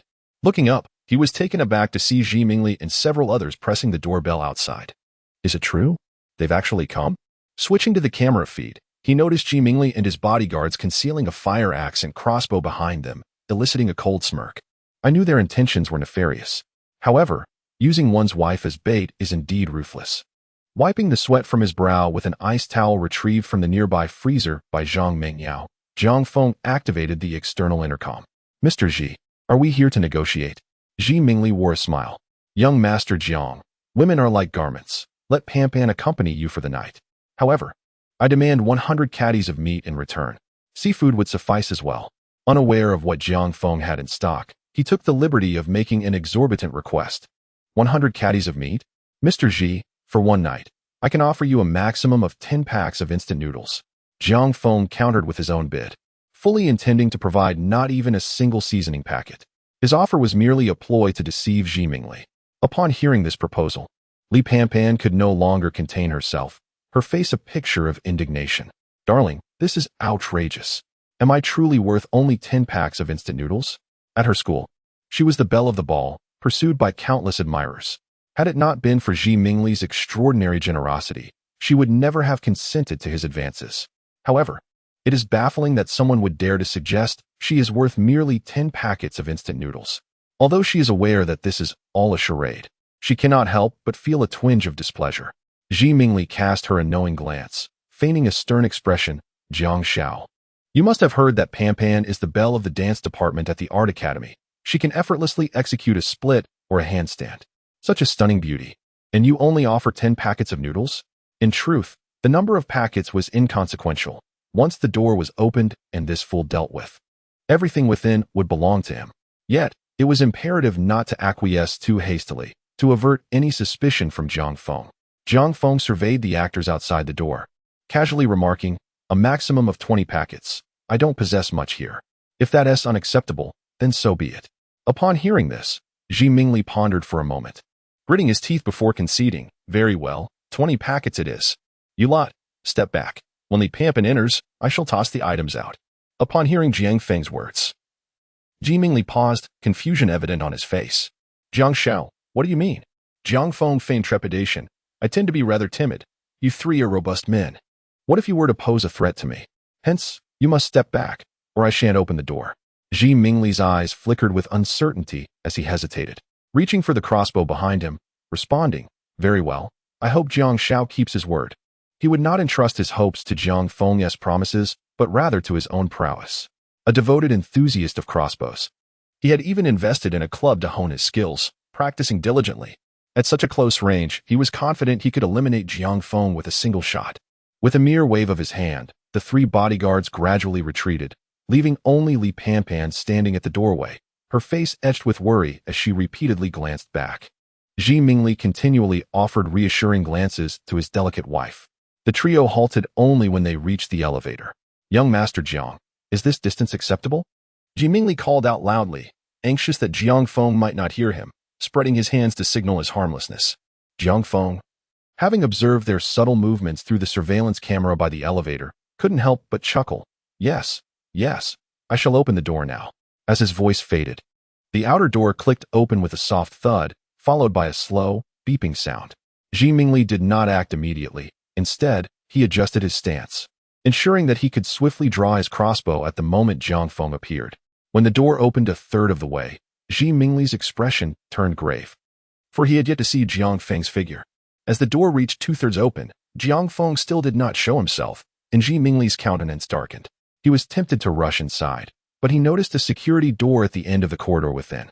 If they entered, and Jiang Feng were to close the door, they would indeed be trapped like fish in a barrel. He realized that the plan had failed. Jiang Feng was too cunning. "Pampan, come back," Ji Mingli called out, urging his beloved wife to return as he contemplated alternative strategies. Li Pampan did not respond. She was utterly stunned, murmuring to herself, How could it be? How could it feel so warm?" The outer door of the safe house opened two-thirds of the way and then came to a halt. Yet the continuously rising warmth made Li Pampan feel as though the interior was a paradise. "Pampan." Ji Mingli furrowed his brows as he observed his motionless young wife. Sensing something amiss, he strode towards the door, but at that moment, Li Pampan stirred. Having long been deprived of warmth, she instinctively moved towards the interior. "Pampan," Ji Mingli shouted, his expression shifting dramatically, but it was too late. Li Pampan had already crossed the threshold. Beep, beep, beep. The moment Li Pampan stepped inside, the outer door began to close automatically. Upon hearing the sound, she realized the impending danger and, in a panic, attempted to flee. However, the door was closing too swiftly, leaving a gap insufficient for a person to escape. "Husband, save me," Li Pampan cried out in terror. "Quick, brace the door," Ji Mingli bellowed. A young bodyguard behind him dashed to the door, gripping it with both hands in an effort to pull it open. Could human strength rival the might of a heavy, electrically powered security door? The door showed no signs of halting. At that moment, Ji Mingli and another bodyguard joined forces, and the three men collectively strained against the door.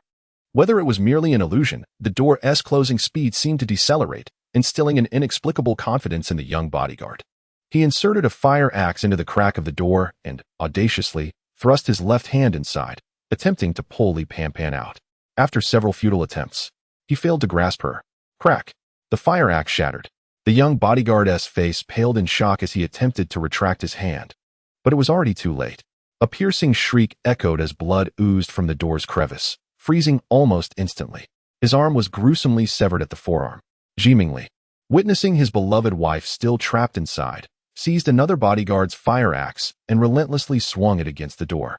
Within the confines of the room, Li Pampan stood transfixed, her visage marred by droplets of blood, gazing blankly at the severed hand still twitching with its fingers. She doubled over, retching intermittently, expelling only a bitter bile. Jiang Feng observed the scene through the screen, his brow furrowed, not out of concern for the grim spectacle, but rather the inconvenience of the ensuing mess at the entrance. Activating his communicator, he jested, "Director Ji, what does this signify? You arrive for a negotiation wielding an axe and crossbow. Are you intending to pose a threat to me? Jiang Feng, release Pampan this instant." Ji Mingli's voice was a hoarse demand, disregarding the young bodyguard beside him who was wailing, clutching his injured arm. Only another bodyguard, his expression dark, approached to bind the severed limb with his belt. Jiang Feng replied, feigning surprise, "Director Ji, have you given up on instant noodles?" Chapter 64. Do you not relish my mischief? Release her at once, or I shall end you. Ji Mingli seethed, raising the fire axe to strike the door, his frustration palpable, as he lamented the absurdity of trading his wife for instant noodles, a decision he had not made in a fit of madness. The door remained unyielding, and the impact reverberated through his hand, eliciting a grimace of pain. Jiang Feng found amusement in Ji Mingli's predicament, chuckling heartily. "Ah, Director Ji, we were once partners in collaboration, yet if you no longer wish to negotiate, our ties are severed. They say one must not covet a friend's wife. Since we are no longer friends, do not hold it against me." Jiang Feng manipulated the surveillance feeds, revealing Li Pampan, pale and helpless, seated on the ground like a defeated duck. TSK, Director Ji, you are indeed fortunate. Your esteemed wife possesses such grace, her long legs encased in black stockings, and those large, blinking eyes truly evoke a desire for tender affection. Director Ji, I shall not hold back. How dare you? Ji Mingli's eyes were filled with fury, and he exclaimed, "If you dare to touch a single hair on her head, I will ensure your demise." The mere thought of his beloved wife being violated filled him with such rage that he felt as though he might vomit blood. Jiang Feng responded with a teasing tone. "Ji, you need not worry about a single strand of your esteemed wife's hair. Rest assured, I am quite generous. I will send you a video, and you can watch the live broadcast, thus feeling part of the experience." Upon hearing these words, Ji Mingli was so overwhelmed that he gasped for breath and fainted, darkness enveloping him. At that moment, Jiang Feng was seated on a yoga mat, while Zhang Mengyao, clad in yoga pants, knelt behind him, relaxing his muscles. He glanced at the television, where Ji Mingli had collapsed, and shook his head in disbelief. What a poor mental fortitude. If he truly witnessed the video, he might just perish from anger. Zhang Mengyao stifled a giggle. "Master, you are truly wicked." Jiang Feng playfully pulled her into his embrace, grinning. "Do you not enjoy it?" I do." Zhang Mengyao replied, her cheeks flushed. "Ha ha ha. I need to take a shower. After exercising for so long, I feel all sticky." With that, he lifted her in a princess carry and headed towards the gym's bathroom. 2 hours later, Jiang Feng, draped in a silk robe and with damp hair, sat on the living room sofa watching television. Lu Qingqing was using a silent hairdryer to dry his hair. "Master, would you like some watermelon juice?" Coco approached, holding a glass of freshly squeezed juice, but Jiang Feng gestured for her to place it aside. He took a puff from the cigar prepared by Nana and, running his fingers through his bangs, inquired of the women nearby, "Is there anyone here skilled in hairdressing?" The group of women exchanged glances and simultaneously shook their heads. They were all extraordinary beauties, goddesses among goddesses, accustomed to countless admirers groveling at their feet, yearning for their attention in vain. The art of hairstyling was far beneath their consideration. Jiang Feng stroked his chin contemplatively, pondering whether to shave his head instead. However, he dismissed the idea. After all, they would assist him with grooming, and he could always learn the craft himself. "Let us proceed to meet your new sister," he declared, rising and leading the women towards the inner door. He felt a surge of anticipation to engage in a video call with Ji Mingli, curious to see if he could provoke a reaction. Previously, Chang Ying's husband, Duan Yong, had likely frozen to death in some remote corner, as he had been unreachable. Jiang Feng felt a tinge of regret, as it had deprived him of much amusement. Yet, fate had provided him with a substitute in Ji Mingli, promising new entertainment. As they approached the inner door, Coco suggested from behind, "Should I handcuff myself?" Jiang Feng chuckled softly, "No need for that." The women, intrigued by his response, exchanged curious glances. They were well aware of Jiang Feng's cautious nature. Why was he seemingly disregarding safety now? Unbeknownst to them, Jiang Feng was not being careless. Rather, he had acquired superior means. Since securing Zhang Mengyao, his spatial portal had expanded, enhancing his operational capability significantly. It was now sufficient to fill the entire corridor, allowing him to stand behind the portal, impervious to harm. Not even Li Pampan, a fragile woman, could pose a threat. and he would not fear an entire crowd from the neighborhood. With a swift motion of his right hand across his chest, he opened the spatial portal. The women could not perceive the portal. They merely witnessed Jiang Feng performing an unusual gesture. With a click, the inner door swung open. Upon entering, I noticed Li Panpan huddled in the corner, having shed her down jacket and sweater. The moment she caught sight of Jiang Feng, her initially vacant gaze transformed into one of sheer terror, and she hastily rose to her feet, trembling. What? What do you want? Jiang Feng, with a playful smile, appraised Li Panpan from head to toe, noting her dancer's physique, toned and curvaceous, complemented by a cherubic face that created a striking contrast with her sultry figure. Observing her pitiful demeanor, Jiang Feng spoke with a chuckle. I must confess, I have never been one to impose my will upon others. You were traded here for a total of 20 packs of instant noodles. While it may be true that I lack scruples and seek to claim what is not rightfully mine, I am nonetheless magnanimous. Should you wish to depart, I shall not hinder you. However, you might also choose to remain. Here, at the very least, you need not endure hunger or cold. Seeing Jiang Feng's smiling face and amiable demeanor, Li Panpan felt a sense of relief wash over her. As she collected her thoughts, she reflected on her beauty, a fact she held with confidence. It was clear to her what Jiang Feng desired. Her previous agreement to engage with Ji Mingli stemmed from his wealth and kindness. Yet now, with his financial support waning and his treatment of her deteriorating to the point of using her as bait, she reconsidered. Initially swayed by monetary gain, she was now inclined to abandon him for a more favorable material situation. Moreover, Jiang Feng was not only youthful and handsome, but also offered a warm and comfortable abode. As for the 5 women standing behind Jiang Feng, she felt little concern, for she remained confident in her own beauty and allure. I wish to stay. Li Panpan made a decision, lowering her head with a flushed face, speaking softly, appearing quite enchanting. Since you have chosen to stay, you must adhere to the rules here. My words must be obeyed unconditionally. Jiang Feng stated bluntly. Li Panpan seemed somewhat uncomfortable with such directness. Yet she bit her lip and acquiesced. Observing her understanding demeanor, he nodded in satisfaction. With a wave of his hand, a bucket of cleaning solution and a brush materialized before her. She was momentarily taken aback. Had she imagined it? Where had these items come from? Before she could ponder further, Jiang Feng spoke again. Clean this place thoroughly. Upon hearing these words, Li Panpan's first thought was one of displeasure. She had never anticipated that Jiang Feng would assign her such a task. After all, she was a goddess who had never lifted a finger in labor. She had never done such things. Her large eyes blinked innocently as she looked at Jiang Feng. Pouting and feigning helplessness were her specialties. She had ensnared Shi Mingli using these very tactics. Surely, this young man would not be immune to her charms. Watching her act coyly, the 5 women behind Jiang Feng stifled their laughter, their eyes gleaming with schadenfreude. While pouting could be effective, it had to be employed at the right moment. As expected, Jiang Feng's cold voice rang out. If you do not comply, you may leave. Had it not been for the spatial barrier before them, he would have given her a stern reprimand. Chapter 65. Do I have to learn from the ancient Emperor Huangdi? Li Panpan was taken aback. She had not anticipated Jiang Feng's swift change in demeanor. Just moments ago, he had been smiling and amicable, yet he now commanded her to leave. Before him stood the portal, and without hesitation, Jiang Feng pressed a button on his watch.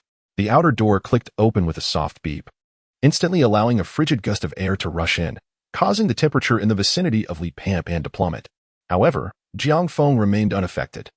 As the cold air was swiftly drawn into the space gate, Li Panpan hurriedly donned the down jacket that had fallen to the ground, yet she continued to shiver uncontrollably.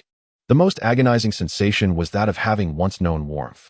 Were it not for the stark contrast with the cozy environment within the passage, she might have been able to endure the external chill. But now, she could no longer bear the thought of returning to that hellish, frigid world outside, a world where even the simplest act of relieving oneself required a stick to be knocked against the ground. No, please. Don't cast me away. Li Panpan collapsed onto the ground, her voice trembling with despair. Jiang Feng cast her a cold glance, then raised his hand to close the outer door, leaving only a narrow gap to block most of the cold air. Absolute obedience. Do not make me repeat myself. He coldly uttered these words before turning back towards the room, with the 5 women following closely behind. As the space door retracted and the inner door closed, the previously isolated warm air surged into the passage, hastening the rise in temperature. Gradually, the shivering Li Panpan began to regain her composure. She bit her crimson lip. tears welling in her eyes as she rose from the ground, suppressing her nausea to toss the severed hand through the narrow opening of the outer door. She then picked up a brush, dipped it in cleaning solution, and began scrubbing the bloodstains that had splattered on the outer door. Inside, Coco observed Jiang Feng's silhouette and, with curiosity, ventured to ask, "Master, if she had chosen to leave just now, would you have permitted her to go?" Jiang Feng halted his steps, turning with a grin that revealed his teeth, exuding an air of gentleness. You can guess. Cheng Ying and Lu Qingqing exchanged glances, shivering with trepidation. One was a high-end real estate salesperson, and the other a company leader. They had come to understand Jiang Feng's character quite well over time. Despite his usual cheerful demeanor and kindness towards them, accommodating their minor requests, they were acutely aware of the ferocity and ruthlessness concealed within him. Once provoked, these traits would be unleashed in their entirety. The fate of Su Dafu's family served as a stark reminder. Killing was merely a trivial matter. However, to confine someone in a cage where they could barely stand, subjecting them to the cold, feeding them excrement daily, and even employing electric shocks, this was a brutal dual torment of body and spirit. It was indeed exceedingly ruthless. Nonetheless, they felt a sense of relief that Jiang Feng was such a formidable character. For as long as they complied, they risked little harm. Rather, in their current circumstances, having a man capable of protecting them was of paramount importance. Otherwise, take Li Panpan for instance. Even if she were to be abducted, Shi Mingli could only rage impotently, driven to the brink of bloodshed. Upon returning to the room, Jiang Feng found the watermelon juice on the coffee table already lukewarm. He gestured for a replacement. Watermelon juice needed to be fresh and chilled to be truly delightful. With an abundance of watermelons at his disposal, he naturally opted for the finest. Coco obediently took the watermelon away, returning shortly with a glass of fresh, iced watermelon juice. Grasping the remote control, he selected a film. And under the attentive service of the women, Jiang Feng began to watch. 2 hours later, as the film concluded, Jiang Feng stretched languidly and instructed the ladies to prepare dinner. He projected the surveillance footage from the corridor onto the television. The bloodstains had been thoroughly cleaned. Li Panpan curled up behind the door, wrapped in her down jacket, soundly asleep. It had been a long time since she had found herself in such a warm and comfortable environment, and she had unknowingly drifted off. Jiang Feng pressed a button on his watch, and the gap left by the outer door slowly closed. The sound startled Li Panpan awake, causing her to scramble to her feet in fright. Jiang Feng observed her, resembling a startled fawn, and chuckled softly. To enter, a thorough inspection was necessary, and he promptly explained the procedure to her. Li Panpan listened, somewhat dazed by the request, but reluctantly complied. Noticing her obedient demeanor, Jiang Feng nodded in satisfaction, then instructed Lu Qingqing to collect the clothes. After conducting a meticulous check, he allowed her to enter. As the inner door closed behind her, Li Panpan stepped into the living room, momentarily forgetting her shyness as she gazed in astonishment at her surroundings. Particularly captivating were the assortment of fruits and snacks displayed before Jiang Feng, many of which were her favorites. Since the arrival of the frigid apocalypse, she had not only been deprived of food but had scarcely even seen it. Jiang Feng appraised her from head to toe, praising, "Not bad, indeed. A testament to your dance training." Hearing his voice brought Li Panpan back to reality. She raised her hand to shield her face, her cheeks flushed crimson. "Take her to room 6 for a shower and wait for me," Jiang Feng commanded. Lu Qingqing nodded and led Li Panpan away. It wasn't that Jiang Feng was overly eager. Rather, he wished to test whether his previous assumptions about enhanced abilities were correct. However, women can be rather time-consuming in the shower. After half an hour had passed without Li Panpan emerging, he grew somewhat impatient and made his way toward room 6. Upon opening the bathroom door, he found Li Panpan standing there, covered in foam, utterly bewildered and at a loss for what to do. With a subtle smile playing on Jiang Feng's lips, he absent-mindedly let his silk pajamas slip down his shoulders. 2 hours had elapsed, and he languidly reclined on the living room sofa, reflecting on the extraordinary nature of dancers. His mood was buoyant, as he had anticipated. His supernatural abilities had indeed been enhanced. With a swift movement of his right hand, a spatial door unfurled before him, now expanded to a width of 2 meters and 3 centimeters. Although this enhancement paled in comparison to Zhang Mingyao's significant upgrade, it was nonetheless a tangible improvement. He speculated that perhaps Zhang Mingyao underwent a complete transformation, while Li Panpan did not. Gazing at the spatial door, he stroked his chin in contemplation. What could be the underlying principle? Was he meant to emulate the ancient Emperor Huang? Initially, He had merely sought companionship to alleviate his boredom. Yet now he discovered that the augmentation of his own powers was intricately linked to theirs. The stronger he became, the safer he felt. If he could elevate the spatial door to envelop his entire being, nothing could harm him. This thought ignited a glint in Zhang Feng's eyes. It seemed that to swiftly enhance his abilities, he must seek out more individuals. This endeavor required meticulous planning. He could not simply venture out and capture people at random. Even if he wished to do so, he had no knowledge of their exact whereabouts. Moreover, he could not afford to be indiscriminate, selecting only those who met his criteria. Thus, he resolved to set a modest goal for the time being, to increase the size of the spatial door to 10 meters, capable of encasing his whole form. With his objective firmly established, he retrieved his phone and began to indulge in a video. In the video, Li Panpan is draped in a silken blanket, her cheeks flushed. He initially intended to connect with Ji Mingli through a live video but received no response, likely because Jiang Feng assumed he was still asleep. With no other option, he recorded a video for him. Naturally, since Li Panpan is now his woman, she is modestly covered by the blanket, only her face visible. Observing that the video appeared flawless, Jiang Feng located Ji Mingli's phone number and sent the video.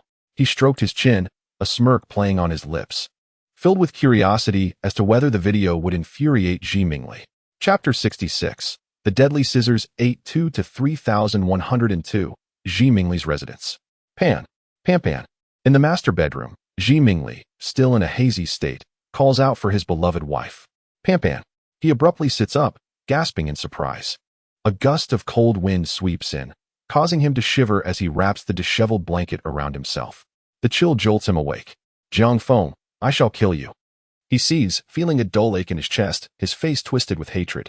Suddenly, the phone on the bedside buzzes. He picks it up, unlocks it, and sees a message notification. Upon opening it, the video begins to play automatically, and a familiar voice resonates through the air. His eyes widen in rage. Ji Mingli trembled uncontrollably, utterly unable to believe the scene before him. He had always been the most possessive regarding women. Previously, one of his subordinates had merely cast a glance at his woman and had been met with a barrage of shattered beer bottles. Yet now, his woman was gazing at the video of Li Panpan. His face flushed to a shade of dark crimson as he could not help but bellow in rage. Vile creature.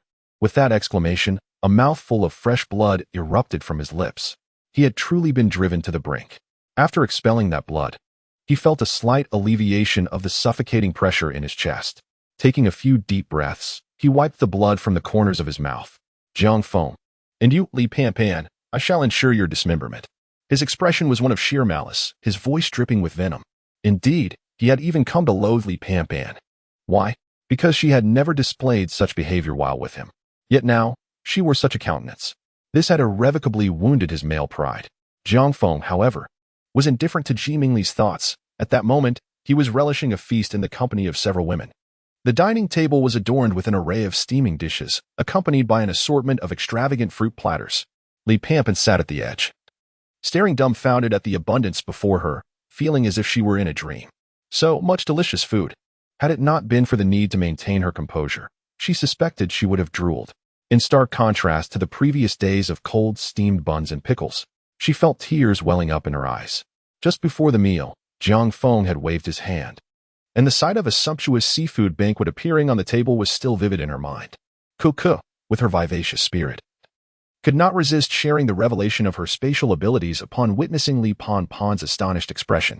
Jiang Feng did not intervene. After all, once they had crossed the threshold of the safe house, their departure was impossible, rendering the knowledge inconsequential. After the initial shock, Li Panpan felt an overwhelming sense of gratitude for being allowed to remain in such a sanctuary. Jiang Feng, youthful and handsome, possessed formidable abilities, and the safe house, fortified with robust defenses and an abundance of provisions, was a haven. Contemplating these advantages, her heart settled in contentment, and her gaze towards Jiang Feng shifted with newfound admiration. After their meal, as a jazz tune filled the air, Jiang Feng reclined on the soft chaise lounge of the balcony. Nana, clad in a delicate black lace top and elegant black stockings that accentuated her long, graceful legs, approached gracefully, swaying gently to the rhythm of the sophisticated melodies. As Jiang Feng exhaled wisps of smoke, the world outside was besieged by a fierce snowstorm, the atmosphere harsh and unforgiving. Yet within, warmth and comfort enveloped him. Complemented by the company of beauty, This was the essence of life. After indulging in this moment, he was preparing to rise for some exercise when suddenly, his watch began to vibrate. He glanced down to see it was Yu Qi-tong. Had she surrendered so soon? A smirk played upon his lips as he stood and made his way to the living room, projecting the surveillance from Yu Qingtong's room onto the screen. Jiang Feng. I surrender. I promise to obey you. With a relaxed demeanor, Jiang Feng reclined with one leg crossed over the other, leisurely observing Yu Qingtong on the screen. There she was, wrapped in a thin blanket, her lips pale, trembling as she pressed the distress button at the head of her bed, appearing utterly defeated. Raising his wrist, Jiang Feng closed the window in her bedroom. And as the cold wind diminished, the temperature inside began to rise gradually. Yu Qingtong's shivering form slowly came to rest. Rise and secure yourself to the headboard. A pair of handcuffs rests at the bedside, their purpose unmistakable. Jiang Feng casually instructed this, aware of Yu Daibody's training, yet he deemed it prudent to take precautions. Yu Qitong glanced at Jiang Feng on the television, a flicker of hesitation crossing her eyes. Indeed, her surrender was not genuine, confined within these four walls. Surrounded by impenetrable barriers, she had exhausted numerous attempts to escape. Thus, she devised a feigned capitulation to lure Jiang Feng inside, planning to unleash her prowess and subdue him in an instant. In her perception, Jiang Feng was merely an ordinary man, with years of training behind her. She harbored confidence in her ability to overpower him. However, she was taken aback by Jiang Feng's vigilance, which thwarted her scheme. No. She could not afford to waver any longer. Otherwise, he would surely grow suspicious. She had to take a gamble. Time was of the essence. After 2 days without sustenance, dizziness clouded her senses. If she did not seize this moment to act while she still possessed some strength, she would soon find herself utterly powerless, vulnerable to his whims. Resolute, she bit her silver teeth, rose, and climbed onto the bed, lying in a star shape as she secured her hands in the cuffs. Observing her demeanor, Jiang Feng smiled knowingly, sensing her true intentions. How amusing. I shall entertain you. As the temperature in her chamber rose to a comfortable level, Jiang Feng approached the door and opened it. With her hands bound, Yu Qingtong managed to lift her head, her eyes gleaming with anticipation as she regarded Jiang Feng at the entrance. He approached with a smile, seemingly oblivious to her plot.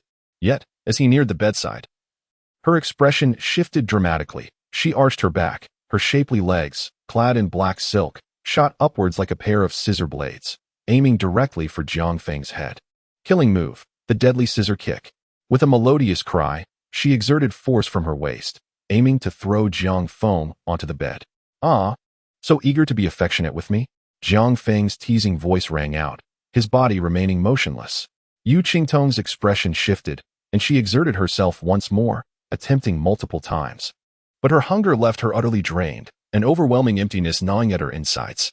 At that moment, Jiang Feng raised his hand, sliding it between her legs, grasping them firmly. Yu Qingtong struggled vigorously, desperate to escape, yet her efforts were futile against Jiang Feng's immense strength. He admired her beautiful legs adorned in black silk, a testament to her status as a stunning security officer. As she exerted herself, the muscles in her legs revealed a captivating strength. He raised her legs, his nostrils flaring slightly as he inhaled. Jiang Feng gazed at her with a smile. Quite fragrant. Yu Qingtong's face flushed crimson. Acutely aware of the peculiar sensations from where he had seized her, her eyes filled with indignation. You scoundrel, let me go. Ah. Jiang Feng chuckled gently, yet with a swift motion, he forcefully threw her onto the bed.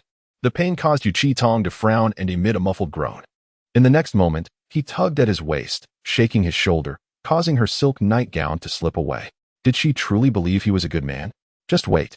Today he would teach her a lesson. Chapter 67.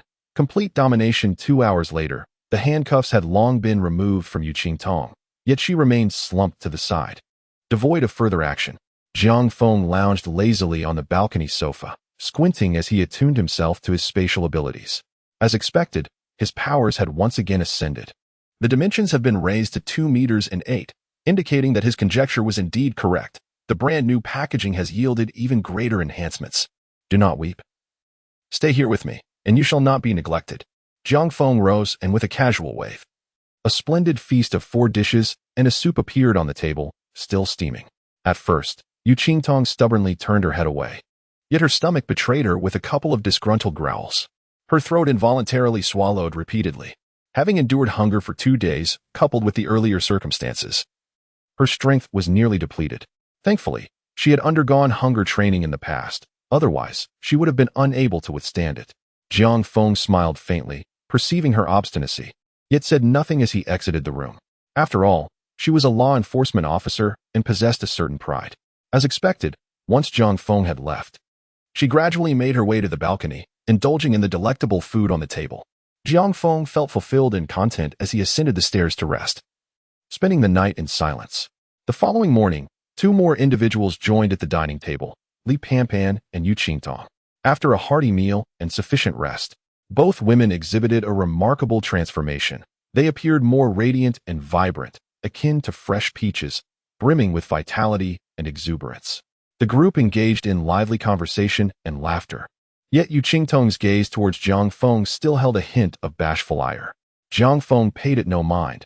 After sitting down, he casually summoned forth dozens of exquisite dishes to grace the table. The others were unfazed by the spectacle, although Yu Qingtong was somewhat astonished. Her expression suggested that she had come to comprehend Jiang Feng's spatial abilities. With a complex expression, she regarded him, reluctantly admitting that only Jiang Feng could provide them with a comfortable environment and delicious sustenance. Despite acknowledging these facts, the comely law enforcement officer found herself unable to articulate them, hindered by her internal reservations. After all, Jiang Feng had previously been a criminal, and this abrupt transformation in status was too rapid. Jiang Feng cast a sidelong glance at her, secretly amused, thinking, isn't this the epitome of hypocrisy? Regardless, he was after her person, not her affections. After finishing breakfast, Jiang Feng and Zhang Mengyao exerted themselves in the gym, wholly absorbed in their workout. The other women, clad in yoga pants, followed the exercises on the screen. Only Yu Qingtong stood off to the side, arms crossed, watching Jiang Feng perform bench presses with a sneer.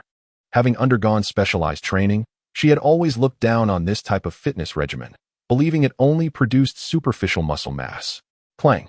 Jiang Feng placed the barbell back on the bench press rack and stood up, turning to Yu Qingtong. What's wrong? You look unconvinced? Yu Qingtong merely curled her lip, her meaning clear. Unconvinced. Jiang Feng accepted the chilled towel Zhang Mengyao had just taken from the refrigerator and wiped himself down, then walked to an open space. Come on. I'll give you a chance. If you can beat me, I'll grant you one wish. He pointed at Yu Qingtong, removed his shirt, revealing his distinctly chiseled 8-pack abs. Since his interaction with Yu Qingtong, Jiang Feng's physical fitness had improved significantly, and even the slight paunch he once had vanished, replaced by his now well-defined 8-pack. He had tested himself and found that his bench press record had reached an astonishing 1,000 kilograms, a figure far surpassing human limits. Overwhelming power can overcome any technique. As the saying goes, with this strength, tearing apart a small notebook would be effortless, as long as he is willing. A mere straight punch is sufficient to shatter a human skull, or even to obliterate it entirely. Therefore, do not underestimate a single individual like Yu Qingtong. Even a world-class boxing champion would meet the same fate with just one strike. Upon hearing Jiang Feng's words, Yu Qingtong's eyes sparkled with intrigue. In her perspective, Jiang Feng was merely stronger than average. Had it not been for her days of starvation and the binding of her hands, he would hardly be her match. Now that she was well-fed and her physical condition restored to its peak, defeating Jiang Feng seemed an effortless task. At that moment, she resolved to take charge here and ensure he was bound to the bed, leaving him to endure hunger for 3 days and nights. This was your promise. As Yu Qingtong approached Jiang Feng, she warmed up her arms in preparation. The other women, witnessing this scene, gathered around, curiously observing the two in the open space. A smirk crept onto Jiang Feng's lips as he cast a sidelong glance at Yu Qingtong. What if you were to lose? Yu Qingtong laughed coldly, a flicker of disdain in her eyes. I shall not be defeated. If you lose, you shall provide kneeling service in a maid outfit.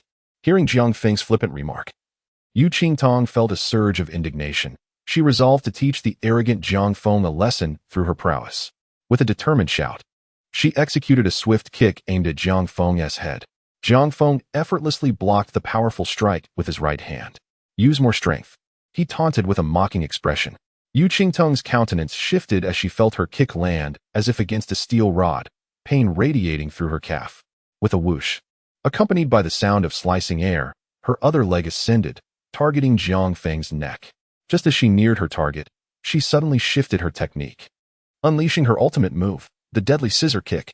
Since her strength was no match for Jiang Feng, She resolved to use her physical prowess and cunning to bring him down. Unfortunately, despite her confidence, she greatly miscalculated Jiang Feng's capabilities. Standing resolutely, he inhaled the delicate fragrance wafting from her, then seized Yu Qingtong's calf. With a powerful motion, he hurled her skyward, eliciting a shriek as she soared into the air.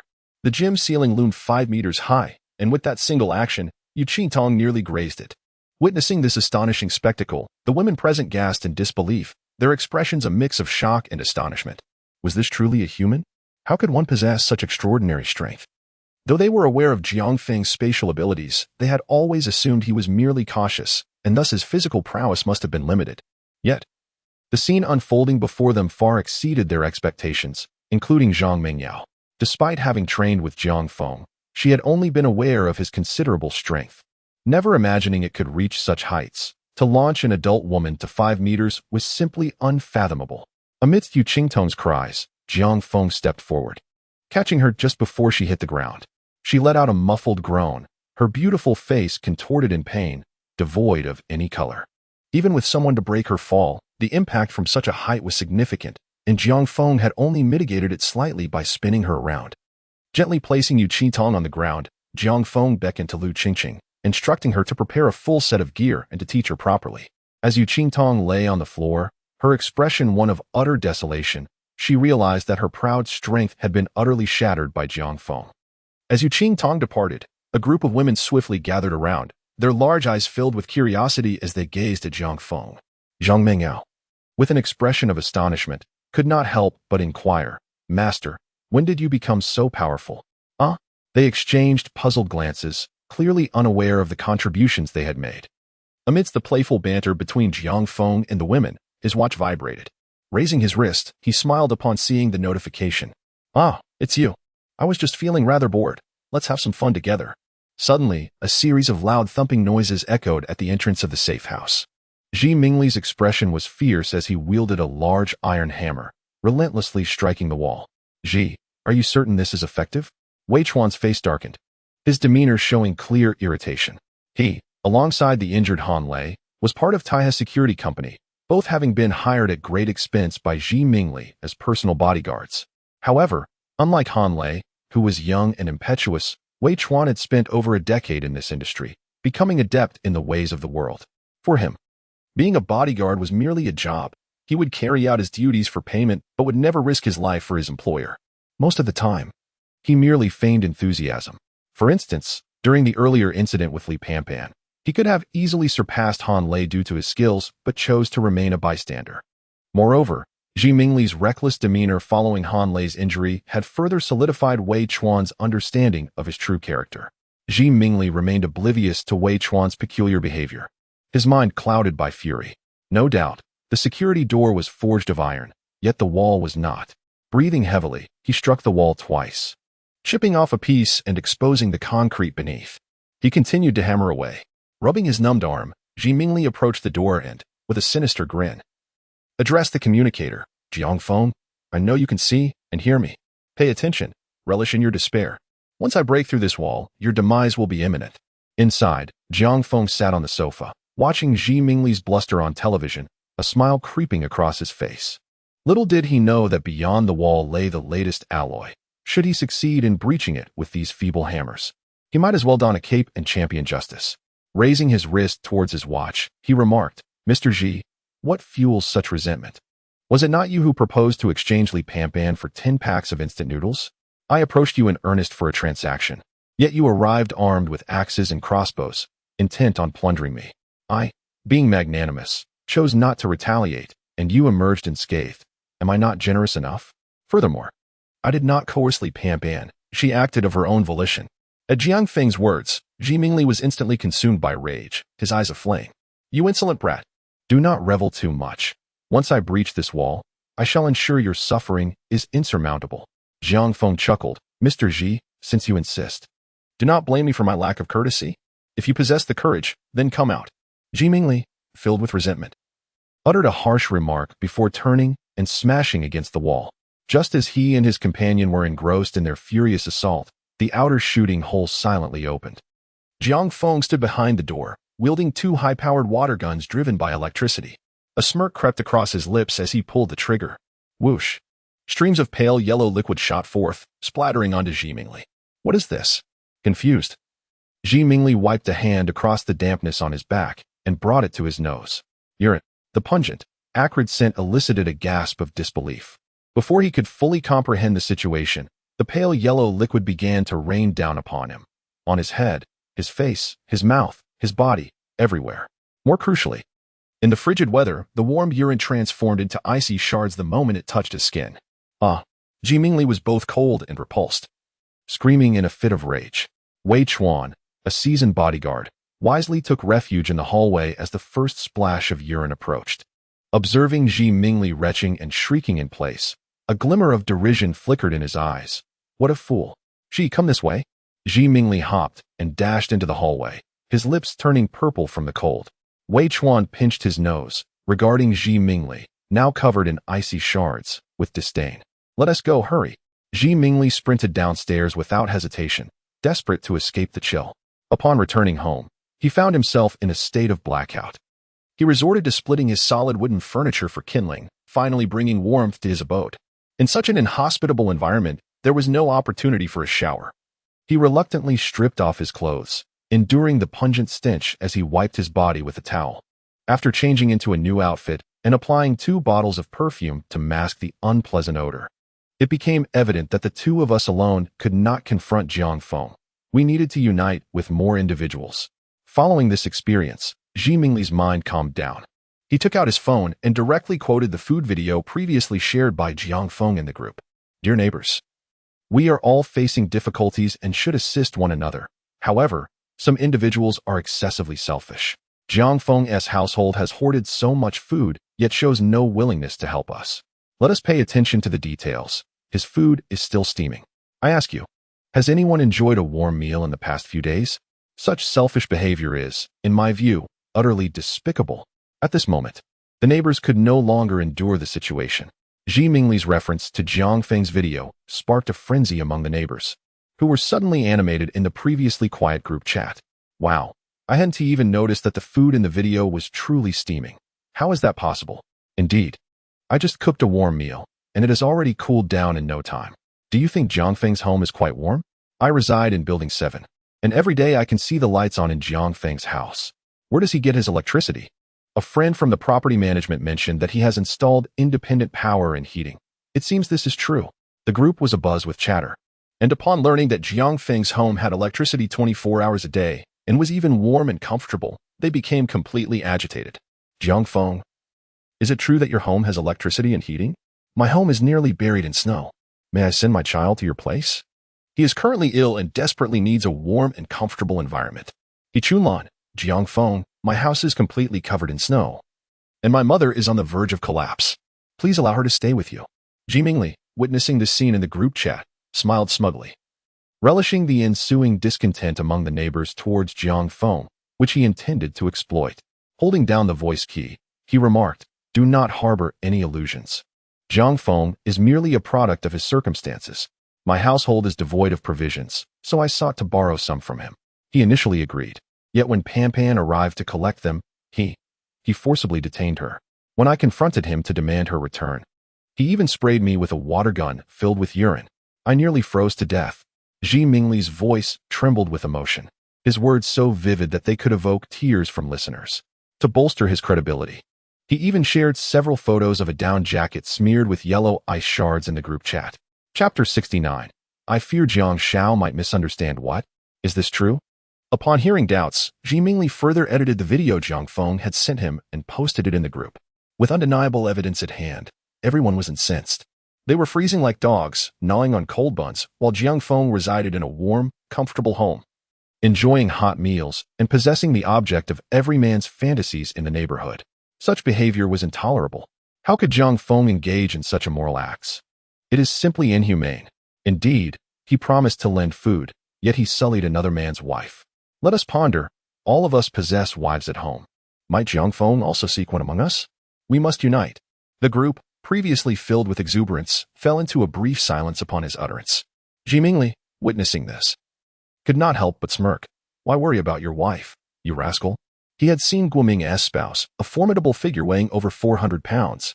Such thoughts crossed his mind, yet his words betrayed none of this. Guoming, young Guo possesses foresight. Indeed, we must band together, lest you find yourselves in my predicament. At this juncture, Jiang Feng spoke up in the group. Ji Mingli, you are truly shameless. It was you who delivered your beloved to my doorstep. And now you dare to cast aspersions upon me? The others, upon witnessing Jiang Feng's declaration, widened their eyes in astonishment. Could there be further intrigue?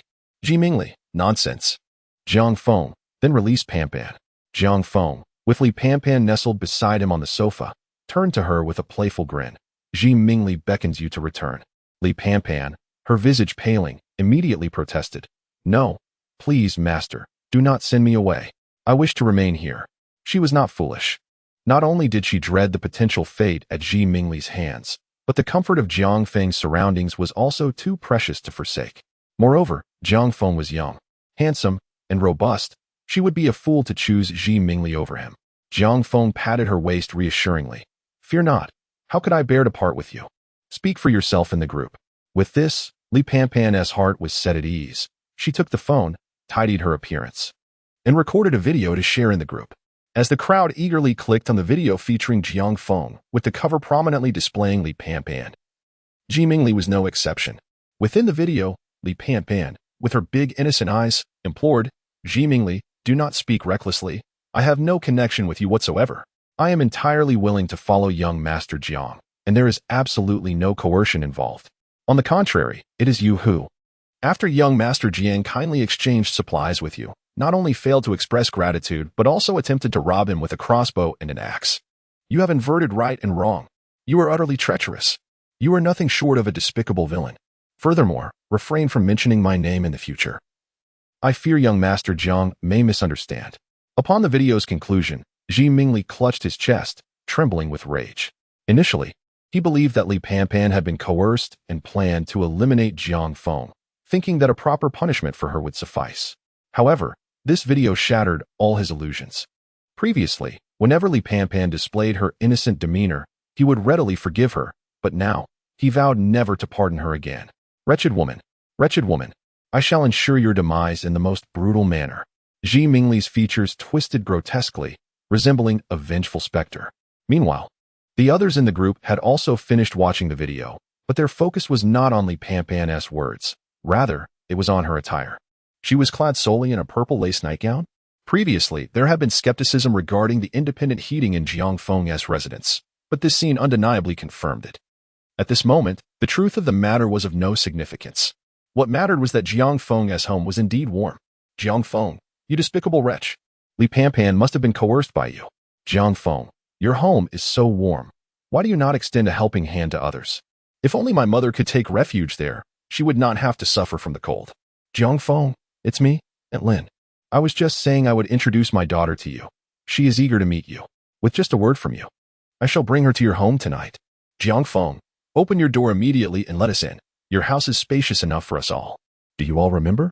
Jiang Feng stocked up on supplies long before the snowstorm struck. Did he not foresee the impending disaster? Indeed, I reside in Building 1, and I witnessed Jiang Feng's takeout deliveries almost incessantly before the calamity. The security staff were quite exasperated. Jiang Feng, that little scoundrel, knew about the snowstorm but chose to remain silent, transforming his home into a haven while leaving others to their fate. Everyone capable of breathing in the group has emerged, attributing their suffering solely to Jiang Feng. Yet, have they considered that even if Jiang Feng had forewarned them about the bitter end times, would they have believed him? They would likely have reported him for spreading panic. Naturally, they disregard this. They simply perceive all their miseries as the result of Jiang Feng's actions. Upon reflecting on this, someone in the group exclaimed, Jiang Feng, you must open your door and allow everyone to take shelter. Indeed, why should we endure such hardship while you bask in comfort alone?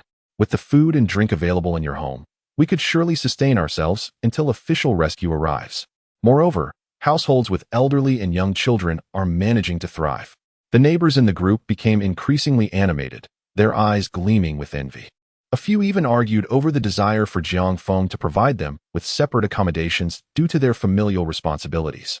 Observing the grotesque expressions of his neighbors, Jiang Feng felt a surge of delight. Did he not foresee that the video from Li Pan Pan would expose the comforts of his home? Of course, he was aware. For this was precisely his intention. He yearned for these individuals to witness what they could not attain, to comprehend the ease with which he lived. In this way, he could stave off his own boredom. Li Panpan gazed upon the chat records in the group, her face ashen. Master, I am so sorry. I have caused trouble.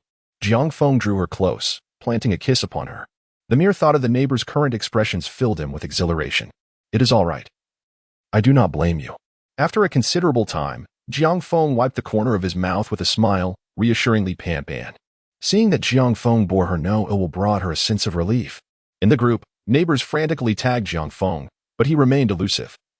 Causing their urgency to escalate, some even resorted to personal threats. Rest assured, everyone, amidst this chaos, I have created a smaller group. We shall surely bring Jiang Feng to justice and provide an explanation for all. Ji Mingli, sensing the opportune moment, delivered another impassioned speech. Subsequently forming a smaller group to include some robust, yet simple-minded men from the larger group. Chapter 70. Brothers, let us strike. Within the group, others were enthusiastically applauding Ji Mingli, with some even resorting to sycophancy, eagerly anticipating the distribution of supplies once he subdued Jiang Feng. Ji Mingli chuckled derisively, thinking, these fools. Do they truly expect me to share resources with them? Once I conquer Jiang Feng, I shall entrap the strong men here with a warm and comfortable environment, while they will be left to languish. He had no intention of rescuing the weak and infirm. In the small group, he remarked, it is impossible for Jiang Feng to willingly open his door. We must take the initiative. Gao Ming interjected, Chief Ji, what course of action do you propose? We are all behind you. Others echoed, yes, Chief Ji, please make the arrangements. Ji Mingli smiled, relishing the response. You few, arm yourselves and come to my house. We shall strategize together. At Ji Mingli's residence, a small fire crackled in the center of the living room, surrounded by over 40 invigorated and robust men. They wielded an assortment of sharp instruments, predominantly kitchen knives and fruit knives, with a few brandishing fire axes. Though the indoor temperature was frigid, thoughts of swiftly dispatching Jiang Feng and subsequently resting in a warm, spacious abode ignited their spirits. Chief, how shall we proceed? Gao Ming was the first to stand. His excitement palpable. He had grown weary of the cold, external environment. With a wife he found unattractive and the biting weather, he felt utterly uninspired. Ji Mingli, seated confidently on the last remaining sofa, surveyed the determined individuals before him and mused, you, my friend, are capable. Let us rid our comrades of this menace. At this moment, he regained his former composure. A faint smile gracing his lips as he spoke in a low voice. The penthouse purchased by Jiang Feng is equipped with specially designed anti-theft doors, impervious to human force. Thus, our task is to breach the walls. He gestured towards the 2 iron hammers at his feet. Once we break through the wall, with our numbers against him alone, it will be but a trifling matter. I vowed that as long as we could breach the wall, Li Panpan would be at the mercy of the brothers. Upon hearing this, their eyes gleamed with anticipation. Who among them had not fantasized about Li Panpan? This promise from Ji Mingli greatly invigorated their enthusiasm. After formulating a simple plan, Ji Mingli, with a sense of desperation, distributed the last remnants of his food among the group. Guo Ming, gnawing on a piece of cold steamed bun, looked at the confident Ji Mingli with admiration. Was this the aura of a true leader? Ever since he learned of Ji Mingli's rise to prominence, he had held him in high esteem. The group devoured the meager food hastily before setting off in an eager procession towards Jiang Feng's residence. This time, Ji Mingli had wised up. To prevent Jiang Feng from attacking them from the shooting port, he instructed his men to carry 2 mattresses to block Jiang Feng's door. In his view, even if Jiang Feng possessed a crossbow, he would be unable to pierce through the thick mattresses. Inside, Jiang Feng was enjoying lunch with several beautiful companions when his watch emitted an alarm once more. After a few adjustments, the large television in the living room instantly displayed the surveillance footage from outside. They had truly come. He understood that Ji Mingli would never relent. Yet he had not anticipated such a swift return, nor the assembly of such a band of accomplices. The crowd paused. Their expressions varied as they gazed at the surveillance footage. Their concern was not that these individuals might breach the sturdy walls of the safe house, which they all acknowledged as formidable. Instead, they were filled with a sense of melancholy, reflecting on how swiftly societal order had deteriorated. Now, they found themselves inextricably linked to Jiang Feng, a shared fate where mutual prosperity and peril intertwined. Should intruders succeed in their invasion, Their destiny would inevitably lead them to become mere instruments of gratification for countless men. The thought filled them with revulsion as they cast disdainful glances at those on the screen. Jiang Feng, with a reassuring smile, said, "Do not worry. Continue what you are doing. I will handle this." The women's expressions softened at his words, for they held a profound trust in him, well aware of his meticulous nature. Moreover, he was armed. However, despite this reassurance, a lingering unease remained within them. Jiang Feng took the elevator directly to the control room on the 3rd floor. Upon entering the room, he was met with a vast display screen that clearly revealed the movements of everyone outside. Guoming, wielding a hefty iron hammer, led the charge at the forefront. Following him were 4 individuals carrying a mattress, while the rest brandished an array of weapons, including knives of various lengths, cleavers, and even a frying pan in the hands of one. "Brothers, let us smash it."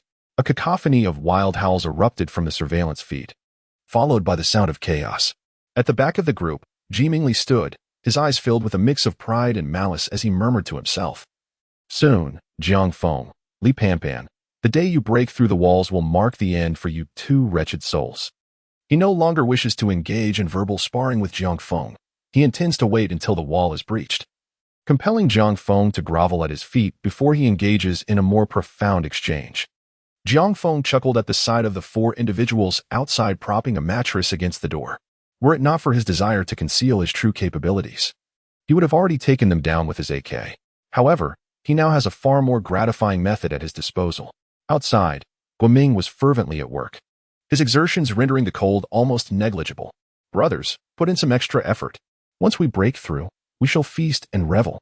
He didn't even require Ji Mingli to spur him on. He began to self-motivate with fervor.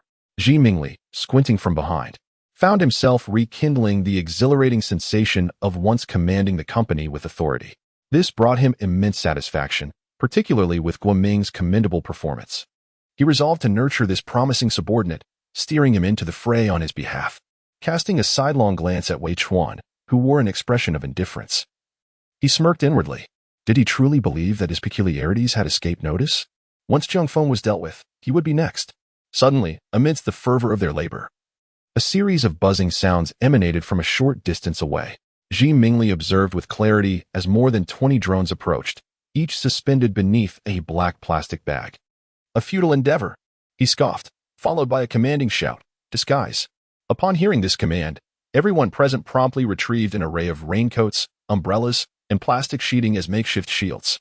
Once the group had donned their protective gear, Ji Mingli erupted in laughter. "Jiang Feng, do you still intend to assault us with urine?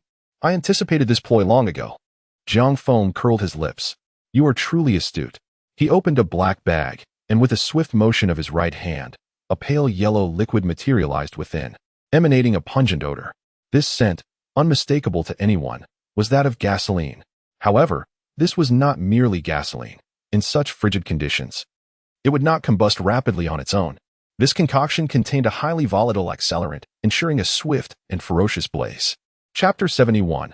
A warm gesture. Drones bearing black bags flew out of the window, heading directly towards Ji Mingli and his companions. After a moment of mockery, Ji Mingli noticed that the drones merely hovered above the crowd, displaying no further actions. He furrowed his brow slightly and, raising his hand, shot a crossbow bolt to explode one of the bags. Instantly, the pale yellow liquid splattered onto the rain gear of several individuals. They laughed heartily, praising Ji Mingli's foresight. Yet a few wore expressions of confusion. Upon inhaling the noxious fumes, their faces shifted to horror as they exclaimed, "Gasoline. This is not urine, it's gasoline." Jiang Feng observed the commotion on the monitor, a crooked smile gracing his lips. "Now you wish to flee? It's too late." He pressed a button on the controller, causing the bags above to descend and crash upon them. In an instant, the acrid stench permeated the entire area. Amidst the gasps of the crowd, one drone's ignition source fell to the ground. The individuals, now tainted with gasoline, surged chaotically in their panic. Fueled by the high-performance accelerant, they transformed into writhing, blazing fireballs. Some individuals writhed on the ground, desperately attempting to extinguish the flames engulfing their bodies, while others, driven mad by the inferno, screamed until their voices gave out. There were those who, overwhelmed by the agony of being burned, leapt from windows, choosing a fleeting freedom over prolonged suffering.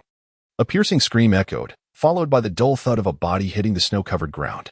From the 33rd floor, Even with the snow cushioning the fall, survival was unlikely. Jiang Feng, stroking his chin, remarked with a smirk, "At least it's better than being burned to death." At the stairwell entrance, the Su family huddled in the farthest corner of their cage, too terrified to move, their eyes wide with horror as they gazed at the raging fire outside. Although the flames provided a rare warmth, it was a comfort they could not appreciate. Suddenly, a loud bang against the metal cage startled them, and a face, charred and peeling, appeared before Su Digang. "Help! Help me!" the figure screamed. Su Digang, trembling violently, scrambled backward, his cries as if he were the one being consumed by the fire. The man let out a few more desperate screams before being overtaken by the flames. "Quick! Close the door!" a panicked voice shouted from the stairwell. Jiang Feng observed the man with a hint of surprise. This old fellow is quite resilient, he thought. He had specifically targeted him when spreading the gasoline. Yet here he was, still alive. Ji Mingli, visibly shaken, was followed by Wei Chuan and 4 men with singed hair. Having fallen victim to Jiang Feng's schemes before, Ji was well aware of his cunning. He had sensed something amiss the moment the bags were shot, and had immediately made for the stairwell. Wei Chuan, quick on his feet, followed closely, as did the others, all astute enough to recognize the danger. As his words faded, several figures engulfed in flames staggered towards the stairwell, desperately crying out, "Save me! Save me! I don't want to die! Please, save us!" Wei Chuan's expression shifted, realizing that if these individuals were to flood in, they would all be incinerated. Bang!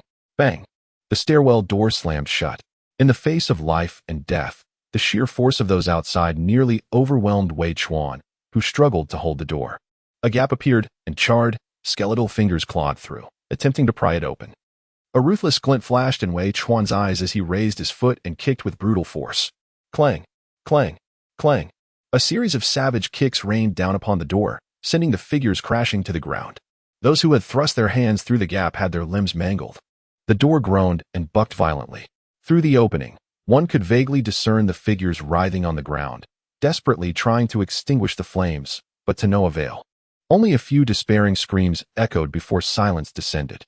The acrid stench of burning flesh permeated the air, a scent familiar to those who relish roasted meats. In mere moments, the group of over 40 had been reduced to a mere 6 survivors. Ji Mingli's face was ashen. Even a man as seasoned as he was, having witnessed numerous grand spectacles, felt a tremor of unease in the face of the charred corpses strewn about. They had arrived with unwavering confidence, believing they would swiftly breach Jiang Feng's home. Yet, the current scene was one of utter despair. Gag! Gag! Gag! The sound of dry heaving filled the air, emanating from the 4 men. They were, after all, ordinary individuals, and the sudden exposure to such a gruesome scene proved too much to bear. "Let's go," Ji Mingli uttered in a low, somber voice, suppressing the nausea that threatened to overcome him. The scene shifted to the first-floor living room of the safe house. Ding! Emerging from the elevator, Jiang Feng surveyed the scene, noting an unsettling ambience. He approached the sofa where the women were gathered, their faces pallid. It dawned on him that he had neglected to disable the security camera feed on the television, exposing them to the graphic spectacle of their enemies being incinerated. He anticipated that this would leave them traumatized. However, the women proved to be more resilient than he had expected. Before long, they outwardly regained their composure, a testament to their growth through recent trials. Even the fiercely righteous Yu Qingtong remained silent, though her expression was grave. Jiang Feng, feeling a pang of hunger, rubbed his stomach. His appetite had been interrupted earlier, and now, having vanquished so many adversaries, he felt ravenous. Rather than returning to the dining hall, he conjured over a dozen delicacies onto the coffee table and began to feast heartily on the sofa. After the meal, attended to by the women, Jiang Feng reclined languidly on the sofa, engrossed in his phone. Within the residence group chat, queries arose. What happened on the roof of Building 8? There was a massive fire. Ji Mingli, Mr. Ji, did you breach Jiang Feng's residence? Ji Mingli, Mr. Ji, my husband went with you. Why can't I reach him now? The group buzzed with a cacophony of questions, revealing their ignorance of the true events. I'm in Building 8. I'll go up and investigate, one resident volunteered. After a quarter of an hour, a video surfaced in the group chat, depicting a scene of charred corpses smoldering outside Jiang Feng's door. The group was instantly thrown into chaos. They initially believed that Jiang Feng's home had been breached and subsequently set ablaze by Ji Mingli and his accomplices. To their astonishment, the truth was that Ji Mingli had brought back the corpses of the fallen. Those who had lost loved ones unleashed a torrent of venomous insults towards Jiang Feng. while others either begged for assistance or expressed their condemnation. Jiang Feng, with a smile, sent a message. Welcome everyone to my home once more. I shall continue to provide warmth. His mocking words only incited further vitriol, yet they dared not approach his abode. For the sight of the scattered corpses served as a stern warning. A few astute individuals in the group began to grasp that Jiang Feng would not part with his resources without expecting something in return. They proposed a barter system, particularly among the women, many of whom shared alluring photographs within the chat. Brother Jiang, as long as I can stay at your place, I am at your service. Others, aware of Jiang Feng's prior entanglement with Li Pan, speculated that he had a fondness for married women. For instance, the mother, Sun Meiling, sent a message, Brother Jiang. As long as I can come to your home, I could also. Chapter 72. A Spectacle of Canine Conflict. Oh, dear husband. You are truly remarkable. I was worried when those people threatened to attack you. My dear husband, when will you forgive Lily? She has turned over a new leaf. Just say the word, and I will rush over to you. Jiang Feng found himself amused by the absurd declarations of this woman. However, it was precisely this degradation and suffering that delighted him further. He chose to disregard her entirely. He scrolled through the screen a few times and opened the refreshing photos shared by the women in the group, admiring them one by one. Isn't that Lin's daughter? How shameless. Jiang Feng was speechless and simply swiped past. Seeing that Jiang Feng did not respond to her messages, Lin also shared her daughter's photos in the group, sending over a dozen in one go, all showcasing her in revealing swimwear. There were even recent shots. It was quite a feat for her to strike such alluring poses in such a frigid environment. The next photo featured another woman, equally scantily clad and possessing an alluring physique. Jiang Feng immediately recognized her as a model, known for her flamboyant style and penchant for various stockings. A common fantasy for the men in the community. He had encountered her before. Her gaze had been haughty, exuding disdain towards him. Yet now, she appeared to grovel for his sympathy. Not only did she post photos in the group, but she also sent a friend request to Jiang Feng, displaying a rather proactive demeanor. However, he chose not to accept, as she was merely decent, her physique and looks paled in comparison to the women in his own household. Furthermore, Jiang Feng was aware of her chaotic private life. He had seen at least a dozen luxury cars come to pick her up in the community. Even if he currently sought a woman to enhance his prowess, he was not desperate enough to lower his standards to such an extent. After viewing several images, most of which were of a similar caliber, he gradually lost interest. What is this old fellow up to now? Jiang Feng displayed a flicker of intrigue. After Zhi Mingli's departure, Jiang Feng had not entirely neglected his surveillance. Such potential threats needed to be monitored. Now, the surveillance alert indicated that Zhi Mingli had left the room with the remaining 5 individuals. However, this time they did not seek out Jiang Feng. Instead, they marched forward with great determination. Drones, the size of bees, trailed closely behind them, while the group, armed with hammers and weapons, made their way from the underground parking lot to Building 4. Building 4? Jiang Feng pondered briefly, discerning the intentions of the group. At the entrance of room 4-3 to 201, Zhi Mingli stood outside, visibly impatient, incessantly knocking on the door. Open up! Open up! This was none other than Aunt Zheng's residence, a member of the neighborhood committee. Having faced defeat at Jiang Feng's home, Zhi Mingli was acutely aware that his authority had been undermined. If he could not devise alternative means to win over the remaining members, maintaining his position would prove arduous. Since Jiang Feng was a formidable opponent, he decided to first deal with others, amassing sufficient strength before confronting Jiang Feng. In the current circumstances, nothing could win people's hearts more effectively than food. With this thought in mind, he immediately thought of Aunt Zheng. After all, she was a vulnerable widow, easily taken advantage of. He knocked a few more times, but the house remained eerily silent. Old hag, stop playing dead. If you don't open the door, I'll make you regret it. Zhi Mingli's expression grew increasingly menacing as he raised the hammer and struck the door several times. Inside, Aunt Zheng's face turned pale. The sound of the door being battered sent her heart racing. The door was merely a standard security door, and it would not withstand such force for long. Stop, please. Stop, she called out, attempting to maintain her composure. There was no choice. The noise was so loud that if she did not shout, Zhi Mingli might not hear her.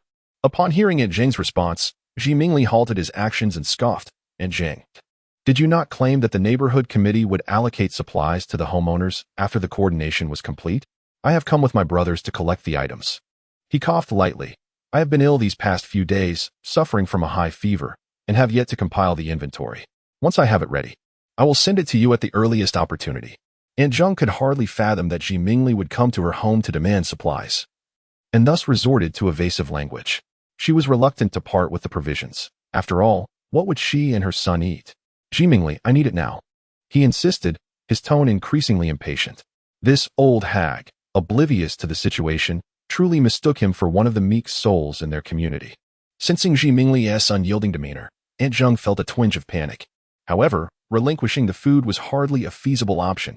Summoning her courage, she retorted, albeit with a tremor in her voice, "What do you intend to do? I am a member of the neighborhood committee. Do you intend to coerce me?" Ji Mingli laughed heartily. "Ha, you truly see yourself as someone of importance? A committee member? Ha, you old hag, you have no shame. You have deceived everyone to enjoy the supplies for yourself, and now I shall act in the name of justice to seek fairness for all."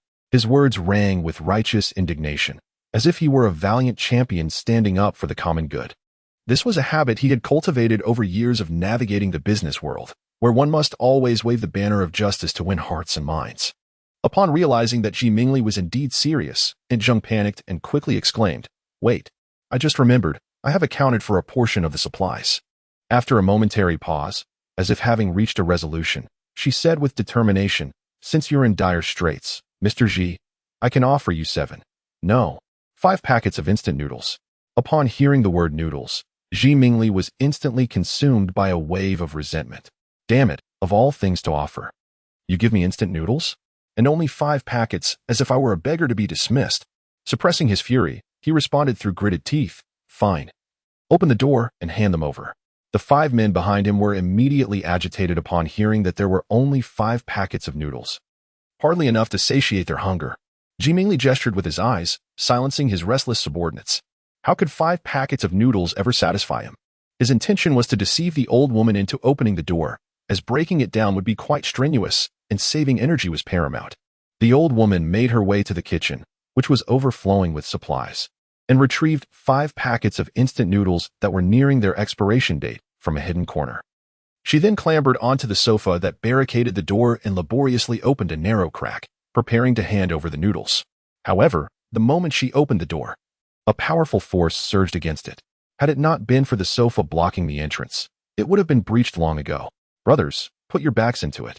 The old hag has reinforced the door." It must be acknowledged that the combined strength of 6 robust men was a force to be reckoned with, and they relentlessly pushed aside the furniture barricading the door. Jiang Feng, with his legs crossed casually, sat on the sofa, puffing on a cigar, and with his arm around Li Panpan, enjoyed the spectacle unfolding on the television monitor. Ha ha ha, let the show begin. The old woman and Ji Mingli, 2 individuals he loathed the most, were now at each other's throats, which filled Jiang Feng with immense pleasure.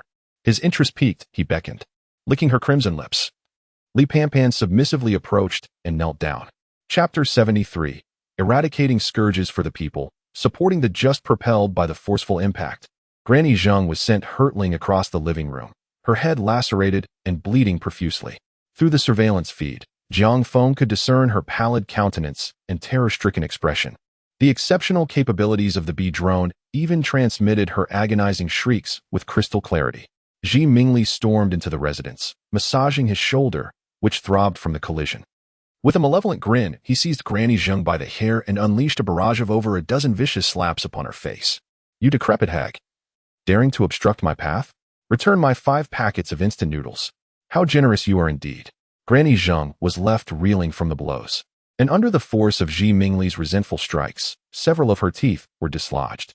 Ji Mingli released Granny Zheng's hair, exclaiming with triumphant arrogance, "Brothers, ransack the place. This old crone has swindled numerous items from the neighbors. We must avenge them." The men behind him, their eyes gleaming with avarice, eagerly commenced their search. "Behold, such abundance." A voice filled with elation echoed from the kitchen shortly thereafter, prompting the others to converge. Jiang Feng, observing through the camera, beheld a multitude of cardboard boxes stacked high within the kitchen, nearly reaching the ceiling.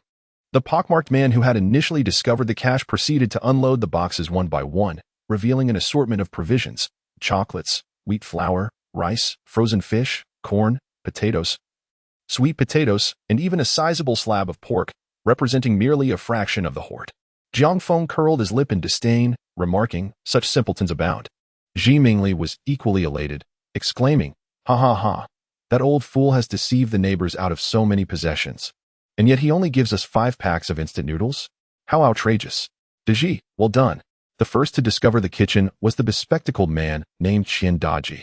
"Brothers, move everything out. Leave her not a single hair."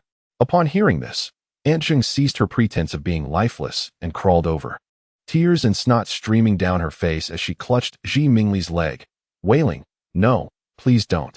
If you take everything, what will my son and I do?" Ji Mingli's expression twisted with fury as he delivered a vicious kick, barking, "Damn it, get lost. You didn't care about others when you were stealing their food, did you? I am merely acting in accordance with justice." Aunt Zheng let out a heart-wrenching scream, sent sprawling on her back, her face turning pale as she lost consciousness, clearly from the force of the blow. "Boss, there's a box of AD calcium milk here." Qian Daji's voice echoed from the living room. This fellow had a knack for uncovering everything. Ji Mingli's face lit up with joy as he swallowed hard.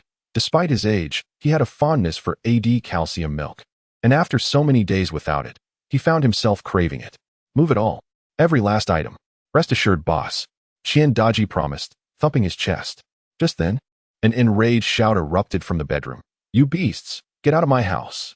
And you, put down my AD calcium milk."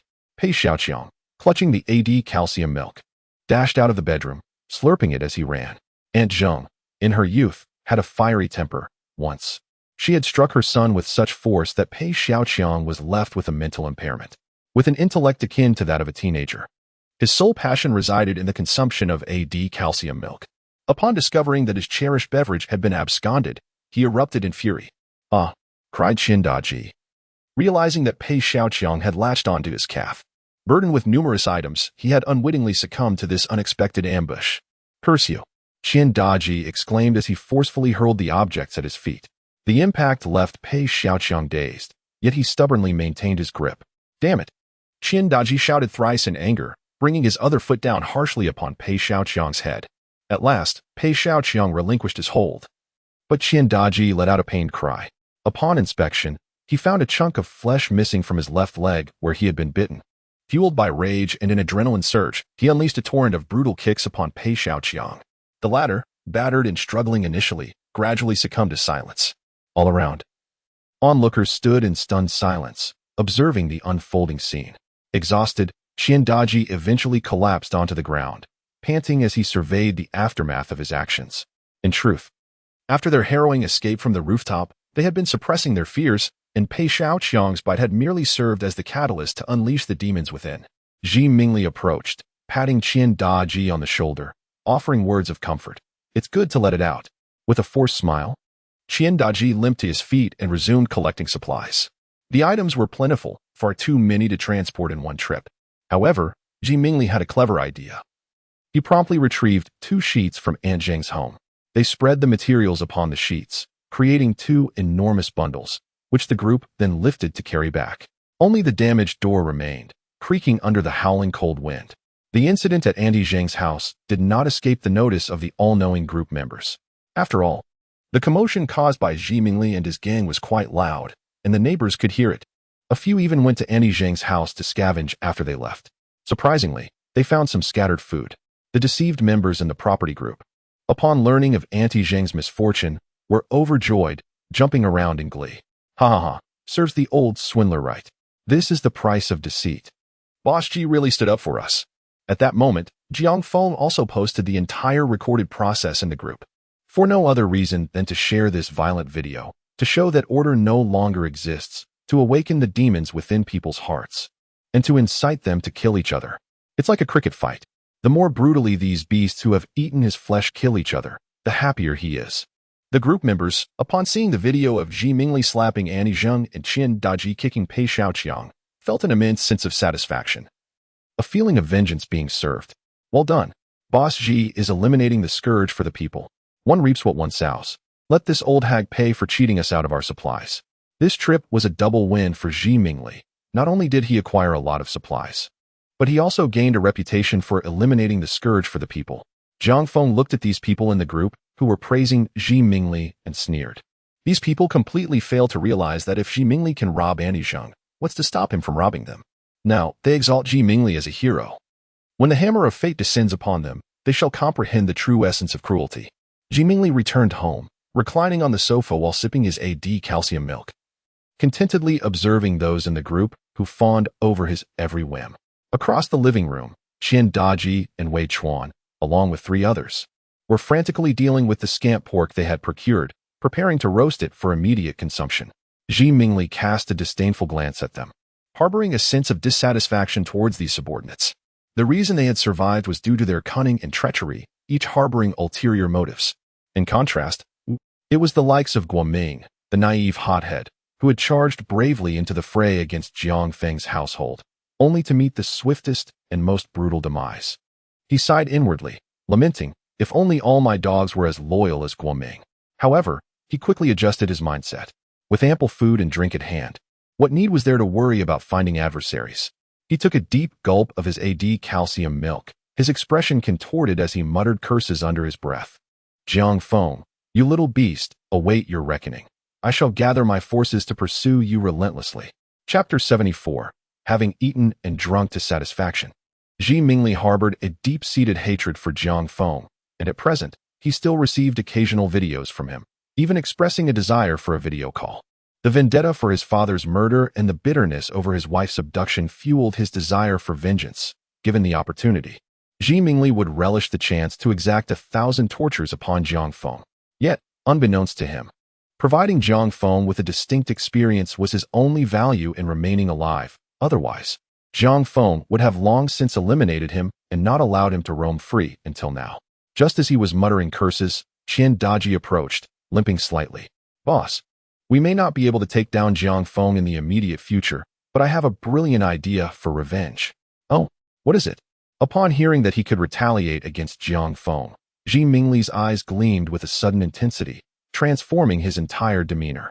Qian Daji continued, "Boss, you've likely heard that Jiang Feng's former girlfriend had an affair and bore a biracial child. We could seize her and subject her to torment, using her as leverage against Jiang Feng. At the very least, we could reclaim your wife." Ji Mingli frowned, a hint of displeasure flickering across his face. "Are you referring to Su Lily? Even her parents and brother are confined in dog cages by Jiang Feng. In this situation, what use would threatening her be?" Qian Daji chuckled obsequiously. "Boss, I believe it would be quite effective. Consider this. Jiang Feng has merely incarcerated her parents without causing her any harm. If he truly loathed Su Lily, would he have allowed her to leave? Are you suggesting?" Ji Mingli's brow unfurrowed, his interest piqued once more. Qian Daji hastily added, "I've heard that Su Lily's parents favored sons over daughters, consistently exploiting her to subsidize her brother. Jiang Feng's animosity towards them stems from this. His willingness to sacrifice so much for a woman who supports her brother indicates a profound affection. Therefore, he must still harbor feelings for Su Lily. And this is merely a test for her. Sooner or later, he will bring her back into his life." Qian Daji's explanation resonated with Ji Mingli, and his brow completely smoothed out, his face lighting up with excitement.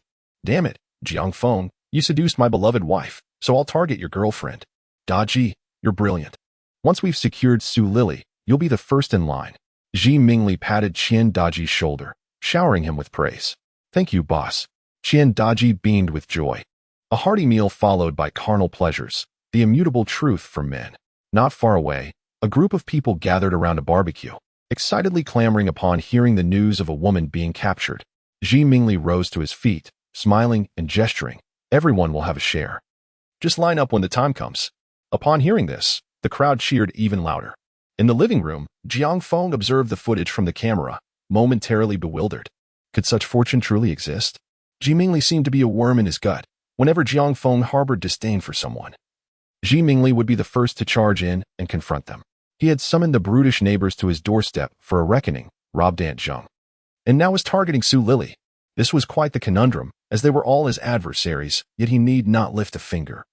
Ji Mingli was unwittingly aiding in their demise. Jiang Feng reclined on the sofa, squinting, sipping chilled cola, relishing the attention of the ladies. Initially, he had contemplated disposing of Ji Mingli in a few days, but now, having found a new source of amusement, he decided to extend his existence for a while longer. Ji Mingli, filled with anticipation for revenge against Jiang Feng, was not alone in his eagerness. The robust men accompanying him were equally impatient. Each of them was tall, strong, and brimming with youthful vigor. Having feasted well, their appetites could no longer be contained. Let us go, they exclaimed, with eyes gleaming with ferocity. Ji Mingli and his companions, like wolves on the hunt, set out to capture Su Lily. Meanwhile, at the Su residence, Su Lily was snugly wrapped in her duvet, blissfully asleep in her down jacket, dreaming sweetly. In her dreams, Jiang Feng had reverted to being her devoted admirer, catering to her every whim in their lavish apartment. Just as she was reveling in this fantasy, the thunderous banging on the door jolted her awake. The ordinary door of her home stood no chance against Ji Mingli and his band. With just a few powerful strikes, it was reduced to splinters. As she groggily opened her eyes, still not fully awake, a loud crash resonated as the bedroom door was forcefully kicked open. Several burly men surged into the small room. Su Lily, startled, instinctively curled up in the corner, trembling beneath her blanket. Who are you? What do you want? She stammered. No one responded. They merely squinted and grinned at her, their gazes reminiscent of wolves eyeing a hapless rabbit. At that moment, Ji Mingli sauntered into the bedroom, a cigarette poised between his fingers. He took a drag, savoring the moment, and exhaled slowly. The thought of this woman and her connection to Jiang Feng brought him immense satisfaction. It must be her, he asserted. Qian Daji confirmed. It is indeed her. Take her away. With Ji Mingli's command, the other henchman lunged onto the bed, wrapping her up in the blanket. Su Lily screamed in terror, but one of them, irritated by her noise, rummaged through the wardrobe and stuffed a pair of black stockings into her mouth. They also hastily gathered the provocative clothing from the closet, preparing to use them later. The group swiftly escorted Su Lily to Jiang Feng's doorstep. Upon seeing the charred corpses scattered about, they appeared somewhat apprehensive.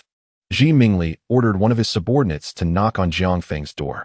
Despite having leverage now, he still feared Jiang Feng's unpredictable retaliation. Initially reluctant, the subordinate eventually agreed after being promised 2 chicken legs, prompting a nostalgic recollection of Guoming, his loyal dog. Meanwhile, Jiang Feng had just finished an hour of exercise and was enjoying a hot shower, indifferent to the commotion outside. After a quarter of an hour, he finally emerged, leisurely wrapped in a towel, making his way to the living room.